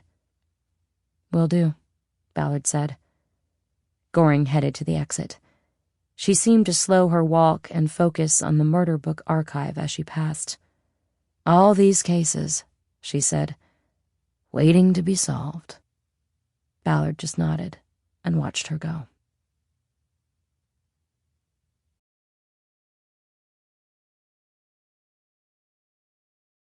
Saturday, 8:42 a.m. Chapter 54. The garage door of Andrew Bennett's home on Linda Vista Drive started to rise. Ballard had a good angle on it and locked in with a small set of binoculars. She was parked in front of a house on El Conejo Lane, half a block away. Bennett's home was at the top of the T where the two streets met.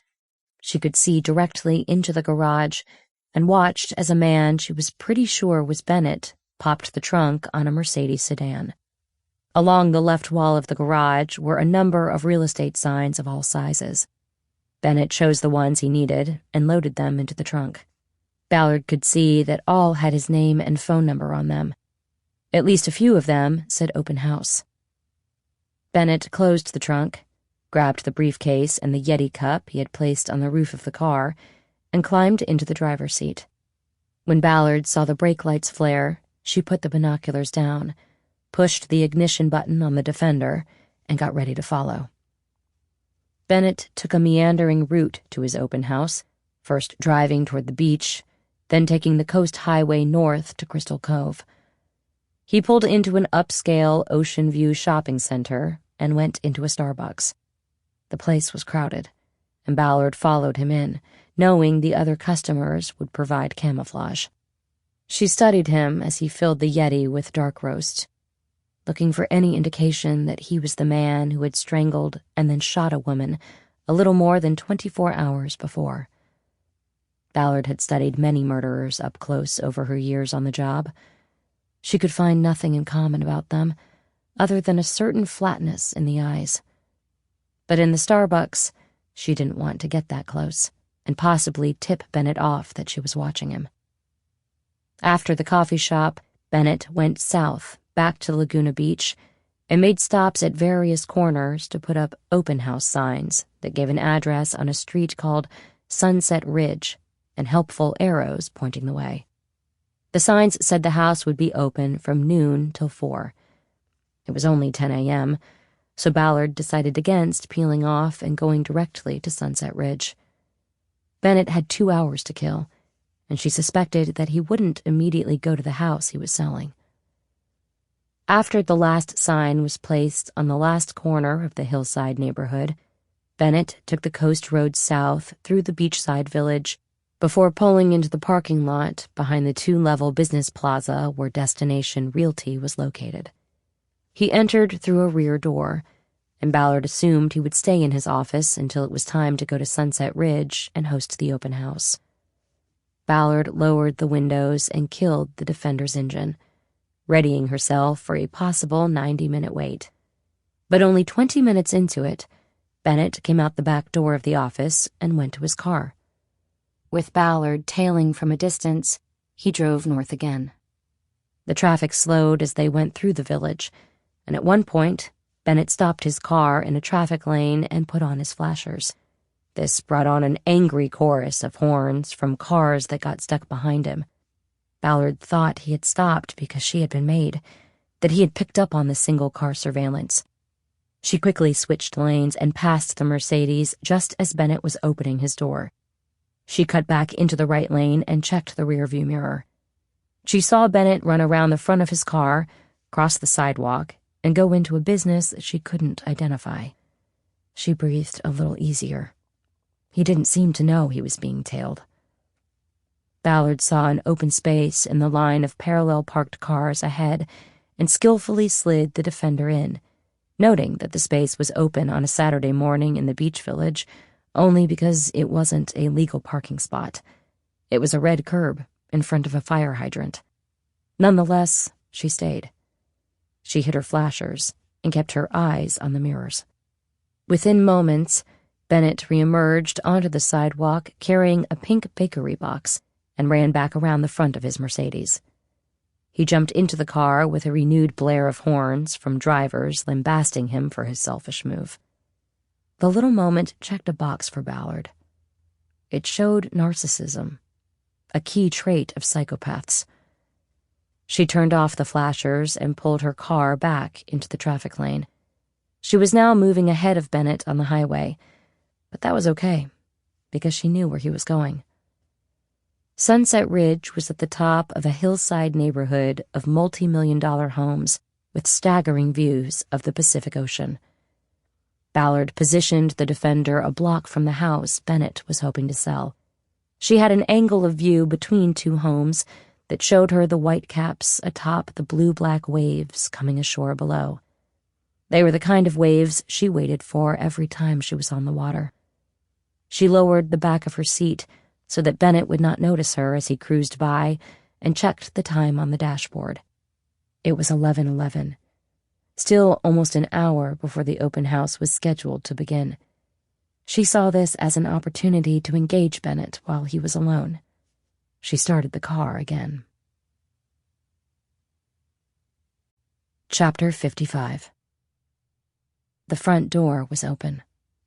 Ballard pulled into the driveway, not worried about announcing her arrival.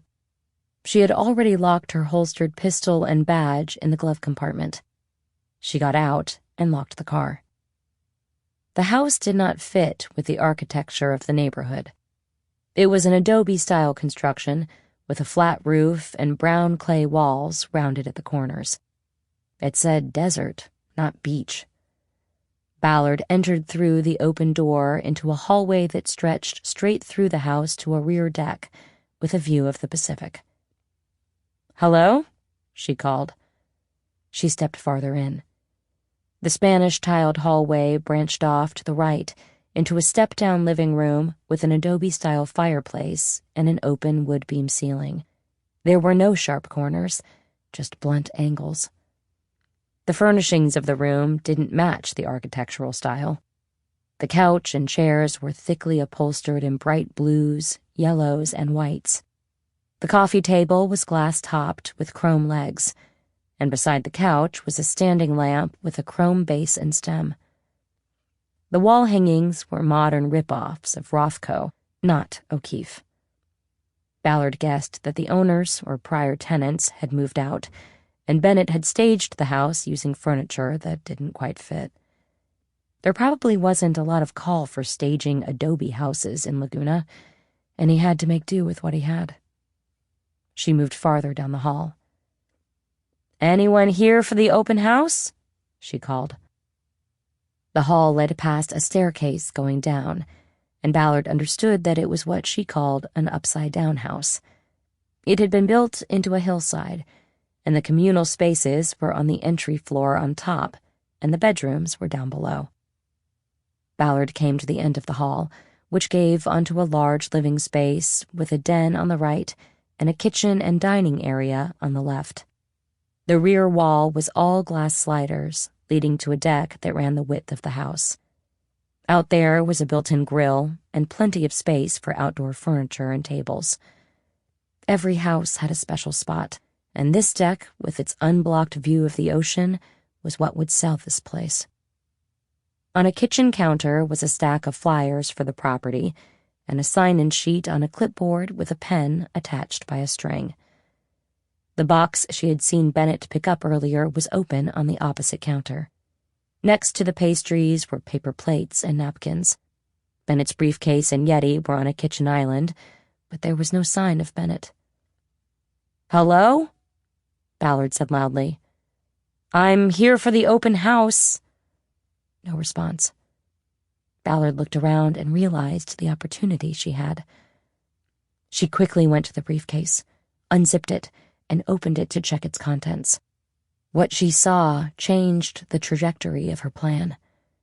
As she reached in, the house started to vibrate, and she knew that someone, Bennett, was opening the garage door.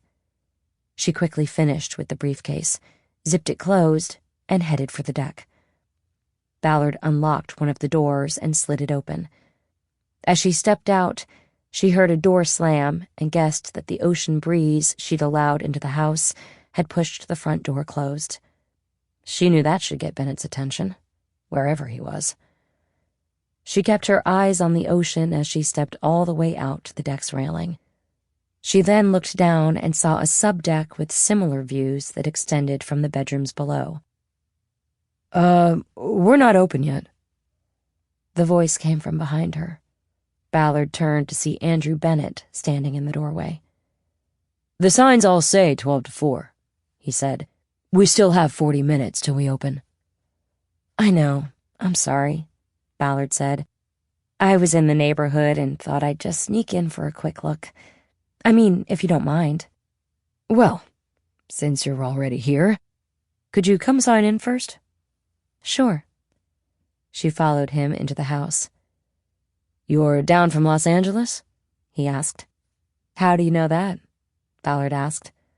I was in the garage tidying up, and I thought I heard a car pull in. When I opened the door, I saw you have a Galpin frame on your license plate. That's the dealership up in Van Nuys, right? Oh, yes, right. I'm from up that way. I remember Galpin ads on TV when I was a kid. They went into the kitchen, and Ballard picked up the pen next to the sign-in sheet on the counter. How long have you been down here? She asked. She wrote Ronnie Mars on the clipboard, a nod to a fictional detective hero of hers. A long time, Bennett said. She added the number of a burner phone she used on occasion for personal as well as police reasons. Ever go back? She asked. No, not really, Bennett said, unless I have to fly out of LAX. But that's a nightmare I try to avoid. I hear you on that. So, I'm Andrew. Ronnie. Ballard turned from the counter to face him. He was on the other side of the kitchen island, his briefcase on the counter between them. He smiled, and she recognized the expression from the website photo. The wide, practiced, and insincere smile of a salesman. So, Ronnie, tell me, he said, are you looking for a full-time home or a getaway place? I'm undecided, Ballard said. I work from home, so I could have a full-time place down here, and the getaway could be up in LA. That would be perfect. What do you do? I'm a writer. TV mostly. Anything I might know? Probably not. It's mostly soft crime stuff. Soft crime? What does that mean? Geared toward women, female endangerment, unfaithful husbands, more romance than mystery. Interesting, but not believable. Yeah, that about covers it. No, I mean you, Ronnie. Not believable. He reached into his briefcase and pulled out a handgun. It was a blue steel Glock. Your friend warned me there would be others, he said. Whoa, wait a minute, Ballard said. I don't know what you're talking about. Colleen Hatteras. You housewife sleuths think you're all Nancy Drew, and look what it gets you. A date with the devil. I don't... Save it, Ronnie, if that's even your real name. Ballard raised her hands as she thought about Colleen. At the end, she had apparently not revealed all to Bennett. No matter how badly he'd hurt her or scared her, she had been able to hold back and leave Bennett thinking the threat to his existence was from the amateur ranks of the internet. You killed Colleen, she said. No. She killed herself, he said. She got too close to the fire, and there was no choice. Blame her, not me. And now I need to know who else you've told about me. No one, I swear. Bennett used his free hand to reach back into the briefcase. He pulled out a plastic bag containing coiled snap ties. You expect me to believe you came down here without telling another soul? I had to. Bennett laughed.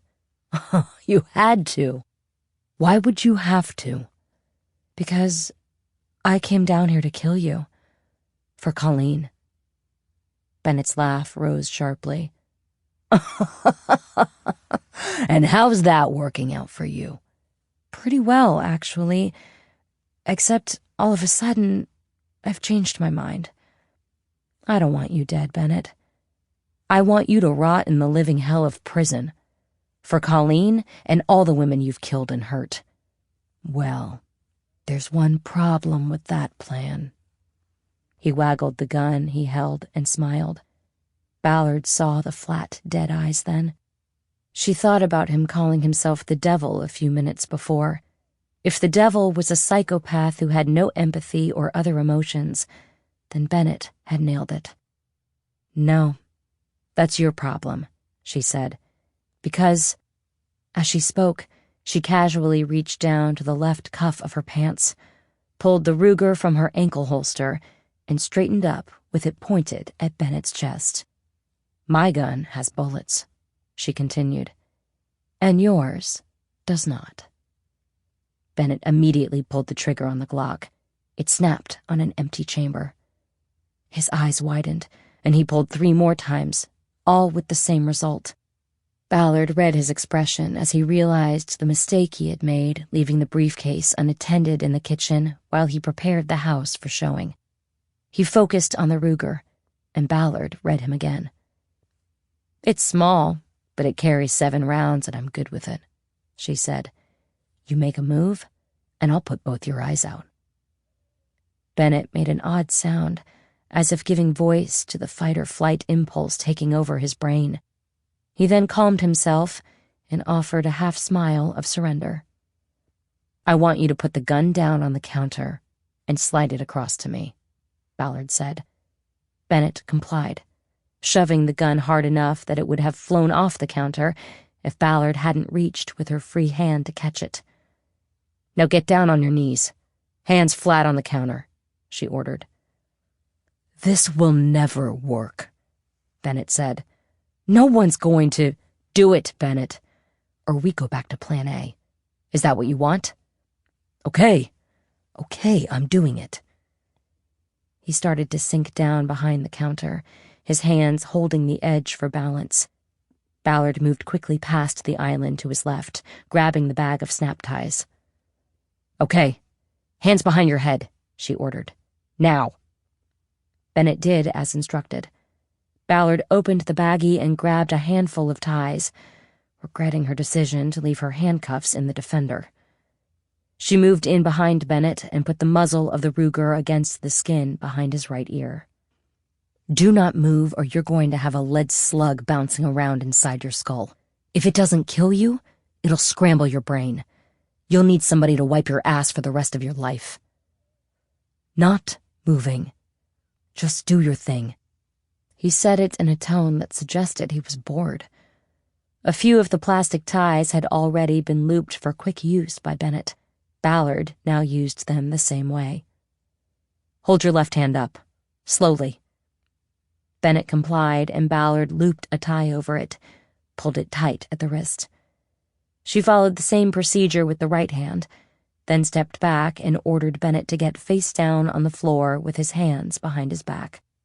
After he did, she quickly wove one of the open ties through the loops on his wrists, and then pulled the free end through the snap lock. Bennett was now secure. "Don't move," she said.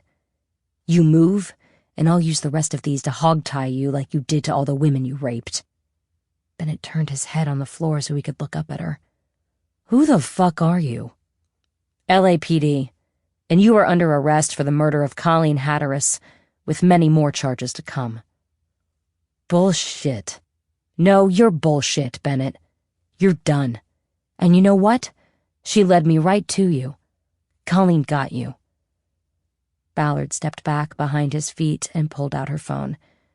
She called Charlotte Goring's cell, and the detective answered with an accusation. "You lied to me, Ballard." "Don't worry about it. No, I'm worried about it. I just got a call from Chuck Pell, and he said Hatteras' computer was accessed yesterday at 3:55 p.m. You were in the office then, Ballard, and you told me you didn't know the password. Charlotte, listen to me. I just arrested Andrew Bennett. I've got the Glock, and he literally just confessed. I need to transport him from Laguna to L.A. Do you want to come down and get him, or do you want to worry about what I said and did yesterday?" There was no response at first. Ballard could tell Goring had covered the phone and was talking to someone, most likely her partner, DeBose. Then she finally came back to the call. "Where exactly are you?" she asked. "I'll text you the address," Ballard said. Bennett raised his head off the floor and screamed, "She said she's going to kill me!" Ballard stepped over, leaned down and pulled the plastic band between his wrists up off his back, putting pain and stress into his shoulders. He lowered his head back to the floor. "You shut the fuck up, Bennett, or I'm going to take your socks off and stick them down your throat, got it?" Bennett didn't answer. She yanked on his arms again. "Yes, I got it," he said. Ballard stood back up and spoke into the phone. "Charlotte, are you there?" "Ballard, we're on our way. He'd better be alive when we get there." "Then don't take too long." Ballard disconnected. "Sounds like this isn't going to go too well for you," Bennett said. "Maybe not," Ballard said. "But it's going to be far worse for you. You hear those waves out there? This is it. You'll never hear or see or taste freedom again." "We'll see about that." "Yeah, we will." Bennett went silent. Ballard texted the address to Goring. As she did so, she heard someone come in the front door. It was time for the open house to begin. She quickly grabbed more of the snap ties and used them to bind Bennett at the ankles, then pulled his feet up to hog-tie them to his wrists. "Help!" he yelled. "Somebody call the police!" Ballard jumped up and turned toward the hallway. A pair of prospective buyers stood there, eyes wide with shock. The man, the arms of a sweater tied around his neck, raised his hands. "We don't want any trouble," he said. "Don't worry. I am the police," Ballard said. "This man is under arrest, and the open house is over."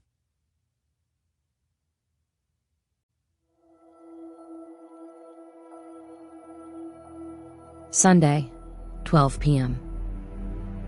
Chapter 56. The press conference on the 10th floor of the PAB started precisely on time. As choreographed by the captain of the Media Relations Unit, Ballard led her full team from the open unsolved unit into the windowless press room. They were followed by Goring and DuBose, and then Captain Gandil and the police chief himself, Carl Detry. Detry was only 2 years into the job, having been appointed by the mayor and approved by the LA Police Commission after the prior chief's surprise retirement. Detry's tenure had started out rough with the political clash caused by his endorsement of Ernest O'Fallon's opponent for district attorney. He had backed the wrong horse, and O'Fallon never missed a chance to take the chief and the LAPD to task for any misdeeds. But Detry had come up through the ranks and knew the importance of the media. He knew how a press conference announcing the arrest of a serial predator could swing the needle of approval toward his department and himself. By city law, a police chief was appointed for a 5-year term with a possible second term to follow with the police commission's approval. So far, no chief in the modern era had posted a full 10 years in the job. If Detry wanted to buck the trend, he needed to court and keep the media on his side. Detry moved to the microphone. It was Sunday, and a slow news day. That meant every seat in front of him was taken, and the raised stage in the back of the room was crowded with TV cameras on tripods and their operating crews. Detry was tall and handsome. He wore a uniform instead of a suit with 4 stars on the collar. He was the image of LAPD pride and progressiveness. He was black and from the city's south side. He had said that as a teenager, he saw his community burn during the 1992 riots, and he had decided to join the LAPD instead of a gang. And now, here he was, 30 years after earning the badge, leading the department that many believed had advanced little beyond those days of discord. "I'm here today with good and bad news," Detry began. "We have arrested a predator who struck fear into our community for many years, but we lost a good person during the investigation. Her loss is a reminder that to protect and serve this community, there are always dangers, and we must remain ever vigilant." He got down to business, identifying Andrew Bennett as the pillowcase rapist and the killer of Colleen Hatteras, a volunteer with the Open Unsolved Unit. Detry said that Bennett was linked to Hatteris's murder through ballistics and preliminary DNA results. He outlined how these connections were made and ended with the news that Detectives Goring and DeBose would present the case to the district attorney's office in the morning. Detry said he would take a few questions, but the overwhelming response from reporters were requests for someone to talk about the volunteer who had lost her life. Detry turned to his left and then to his right and signaled Ballard to the podium. Ballard stepped forward and lowered the microphone. "Colleen Hatteris was with us on the unit since we started 2 years ago," she said. "She played a significant part in every case we worked, every case we cleared, including this one. Colleen's work led to the identification of Andrew Bennett as our suspect, and—" "What went wrong?" a reporter interrupted.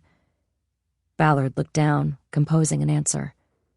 "Colleen did nothing wrong," she said. "She didn't deserve what happened to her. She didn't bring it on herself." "Then why was she killed?" the reporter persisted. "I take responsibility for that," Ballard said. "It's my unit, and I didn't do enough to safeguard my team. I mean, these are volunteers, and I should have been a better leader." "But how did this guy get to her?" the reporter asked, insistent. "Did she—" "We don't know," Ballard said, forcefully cutting him off. "We don't know yet." Ballard felt a hand touch her arm and saw the chief coming to her rescue. He gently moved her away from the microphone and took over. "Those details, as well as the rest of the evidence, will become public when we go to trial," Detry said. "For now, we've said what we can say at this time. With great sacrifice, a grave threat to the community has been removed by the diligent efforts of your police department. Thank you for being here, and that's all for today." As reporters shouted questions, the chief started ushering those behind the podium toward the door to the assembly room. Once they were all back there and the door was closed on the shouting, Detry turned to Ballard. "Tell me this case isn't going to crash and burn," he said. "Chief, it's solid," Ballard said. "He's the guy. He confessed, and when we get the DNA back from the DOJ, it will be bulletproof." Gandil pushed his way past LaFont and Matty Bosch to get close. "We've got this, Chief," he said. "I'm going to hold you to that, Captain," Detry said. "And, Detective." The chief turned and headed to the door that led to his suite of offices. "Ballard, I'll be down in my office," Gandil said. "Stop by." He said it in a tone that implied that the invite was not a suggestion, but an order. Ballard nodded. She turned to look for Goring and DeBose. The powers that be had decided that the West Bureau detectives would take the case to the DA's office in the morning. This would allow them to tailor the presentation of evidence around Ballard's questionable actions. Ballard did not object to the decision. It wasn't her case. She would be a key witness for the prosecution, testifying before a judge and jury to what was said and done in the kitchen of the house on Sunset Ridge. Her credibility would be viciously challenged by Bennett and his lawyers, and she would be ready for it. But Goring and DeBose had slipped out, and after Gandil left, Ballard was alone with her team. She turned and looked at their faces. All eyes were cast down. The victory was hollow. "All right," Ballard said. "Group hug." Everyone gathered around and locked arms. At first they were silent, heads bowed. Then LaFont spoke. "To Colleen," he said, "may she rest in peace."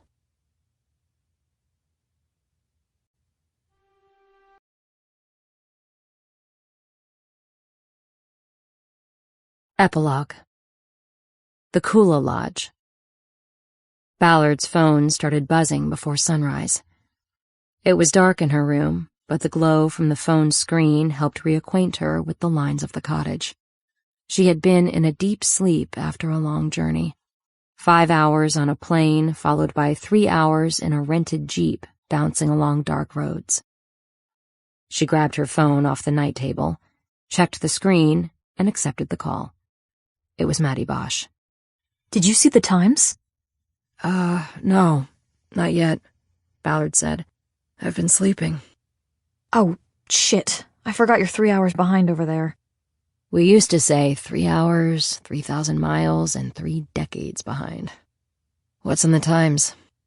They did a story on the Black Dahlia case. They laid the whole thing out. There's going to be a shitstorm. What does it say? I'll send you the link. It's all about the DA not filing on our package. Well, that's good, isn't it? Maybe it will change Ernesto's decision. It names me. They're gonna think I leaked this. Did you? No way. Then you have nothing to worry about. They can't prove it happened if it didn't happen. Was it you? Did you... No. Wait, never mind. I don't want to know. Ballard smiled. Maddie understood that it would be best for her not to have any further knowledge of the leak. Ballard swung her legs off the bed and sat up. The deal she'd made with Scott Anderson was that he had to mention prominently in the story that Officer Madeline Bosch was responsible for the break in the Black Dahlia case. Ballard had trusted him, and it appeared that he had made good on his promise. "Who's on the byline?" she asked, pretending she didn't know. It's that Scott Anderson. He's the one who was asking all the questions at the press conference. Right. Is there anything factually wrong in the story, as far as you can tell? Maddie laughed. No, it's right on. It makes the DA look like a petulant asshole holding out on the chief because he didn't endorse him. Sounds pretty accurate, then. What's it say about... Ballard got a call waiting buzz and checked her screen. It was Captain Gandil, most likely calling about the same thing. "I've got another call I have to take," she said. "Send me the link when you get a chance." Will do, Maddie said. And Renee? Thanks. Ballard didn't respond before she switched over to the other call. "Captain?" "Ballard, have you seen the Times?" His voice was almost shrill. No, Captain. I'm in Hawaii and not really looking at any news." "Hawaii? What are you doing in Hawaii when all hell is breaking loose here?" "I told you I was taking the week. I gave everyone on the unit the week as well. What hell is breaking loose?" "Somebody leaked the Black Dahlia case to the Times. It's all over the front page, the website's homepage, everywhere. Now we've got TV people in the courtyard waiting for the chief to make a statement." "What does the Times say?" "It says we solved Black Dahlia. But the DA won't stamp the case closed. It actually says Maddie solved it, and that puts us in a big fucking bind. Did you fire her yet?" No. I was going to wait until I got back next week." "Thank Christ." Ballard could hear the relief in his voice. "So you don't want me to drop her now?" "Hell no. Just keep her on. We'll look like shit if we fire the officer who broke the case." "You mean you will look like shit," Ballard thought. "Fine with me," Ballard said. "We need the second badge, and she obviously does good work." "Now, Ballard, I'm going to ask you something," Gandil said. "And don't fucking lie, because the 10th floor is going to ask me the same thing." "Okay, ask." "Did you give this story to them? It cites unnamed sources, and you better not be one of them." "Is it written by Scott Anderson?" "It sure is." "Well, he called me about it, and all I said was no comment. I even turned on my phone recorder because I knew somebody was feeding him stuff on the case, and I didn't want to be blamed. You want me to send the recording to you?" "Yes, I do.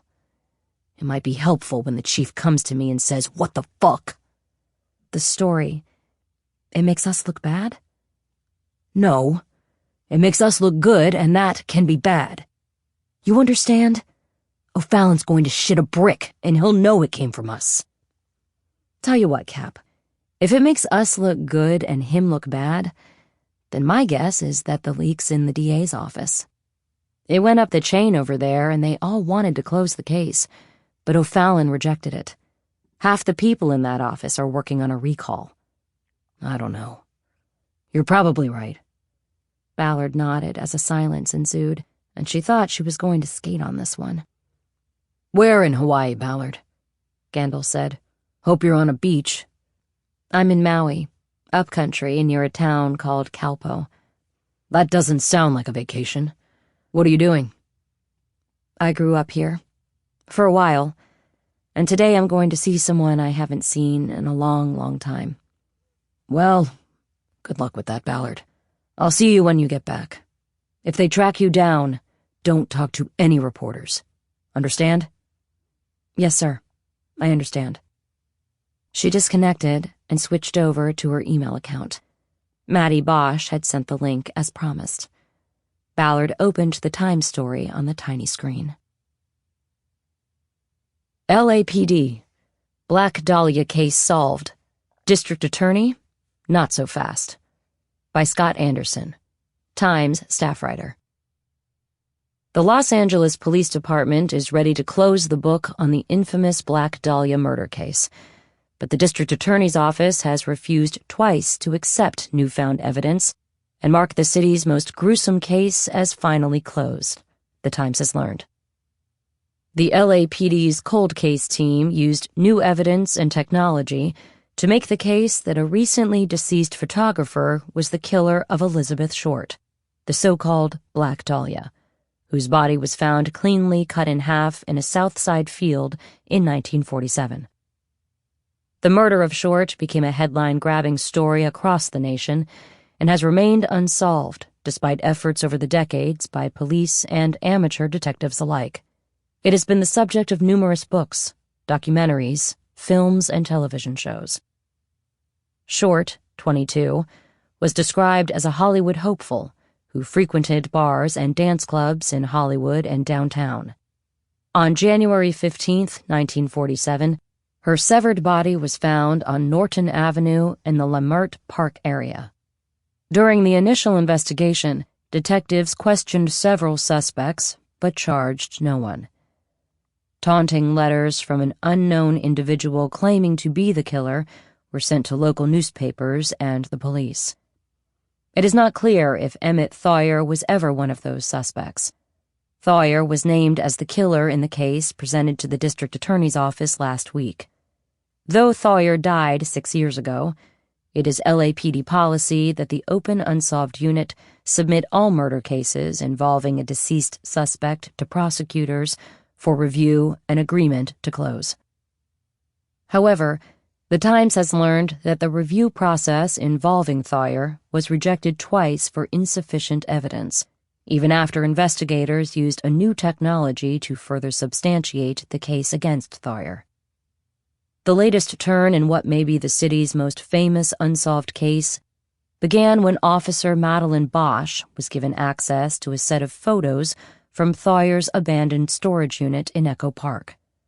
Bosch is assigned to patrol in Hollywood Division and is also a one-day-a-week volunteer on the Open Unsolved team. Bosch had a unit at the rental facility where Thoyer's property was stored. When operators of the business were cleaning out Thoyer's unit, they came across a file containing gruesome photos of several women who appeared to have been tortured and murdered. They turned them over to Bosch. Among these, Bosch recognized photos of Elizabeth Short, both before and after she was viciously assaulted and murdered. According to sources, the LAPD's photo unit confirmed that the paper stock the photos were printed on was from the same era as the murder, and that the photos were not props for a Hollywood film. Technicians in the unit concluded that there was a 90+% probability that one of the victims in the photos was Elizabeth Short. Cold case investigators also identified another woman who appeared in the photos in both life and death. She was an actress who was reported missing in 1950. Investigators also confirmed that all the photos were taken in the basement of a house in Angelino Heights, where Thoyer lived in the 1940s and 1950s. Thoyer was a commercial photographer who primarily took photos for equipment catalogs.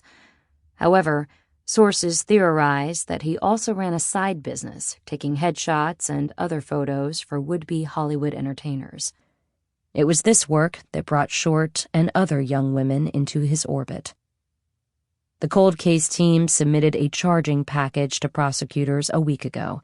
It was rejected by District Attorney Ernest O'Fallon as having insufficient evidence to win a conviction had the case been filed against a live suspect. The stumbling block was confirming without doubt that it was Elizabeth Short in the photos from Thayer's storage unit. Investigators then sought to bolster the case by using a technology new to law enforcement involving ear comparison. Earlier photos of Elizabeth Short in which her ears were visible were compared to the Thayer photos. Paul Buckley, an analyst with the Film Forensics Institute who conducted one of the comparisons, said the tests proved that Short and the woman in the Thayer photos were the same person. "No doubt," Buckley said. "Elizabeth Short is the woman in the photos the police found. Ear identification is as good as fingerprints, and one day, law enforcement will accept that." But when the ear evidence was presented to prosecutors, O'Fallon rejected the case again, claiming ear comparison was an unproven technique. Reached at his office Monday, O'Fallon declined to comment on his rejection of the case. He also denied that his decision was linked to the ongoing friction between him and LAPD Chief Carl Detry, who endorsed O'Fallon's opponent in the 2022 election. "We make our decisions based on the law," O'Fallon said. "Nothing else." But Jacqueline Gaither, who operates a blog called LAPD Watch, said the top prosecutor and police chief are locked in a political battle that is detrimental to the cause of justice in the city. "These guys don't like each other, and this Black Dahlia case is a perfect example of how their issues affect the community," Gaither said. "Luckily, the suspect in this case isn't alive and can't hurt anybody else. But there's no doubt that O'Fallon rejected this case because he doesn't want to give the LAPD and its chief the headlines. It's petty and beneath his office." Gaither, a lifelong resident of Los Angeles, said she was disappointed that the city's most notorious criminal case remains open. "Some say it's a mystery that is part of the fabric of the city and that it should never be solved," she said. "I don't think so. This city has waited a long time for answers. I think we all need answers." Chief Detry did not return multiple calls for comment on the case and its rejection by the district attorney's office. Ballard put the phone aside. Anderson had done a good job with the story, and she was pleased. It had done the trick as far as keeping Maddie Bosch on the open unsolved team. Morning light was beginning to creep around the drawn shades of the cottage. Ballard reached over to the table for the map she had bought at the airport the night before. It had been a long time since she was up country, and she wasn't sure of the route. She couldn't rely on her GPS app because cell service was always spotty there. She had to go the old-fashioned way, with a map. She opened it on the bed and smoothed out the sharp creases with her hand. She found Kaupo and then used a finger to trace the Hana Highway out to Kiowa Bay. The address Makani gave when arrested on traffic warrants was there on Howe Road. It looked like an hour's drive, depending on the terrain. Ballard knew there were mostly growers out there. Some legal, some not. Some surfers, few tourists. She saw that she would pass by the stables where her horse, Kaupo Boy, had been boarded 30 years before. She got up to get dressed for the final destination of the trip. She decided she would head out before she changed her mind. She would go find the woman who had brought her into the world, and then had left her behind.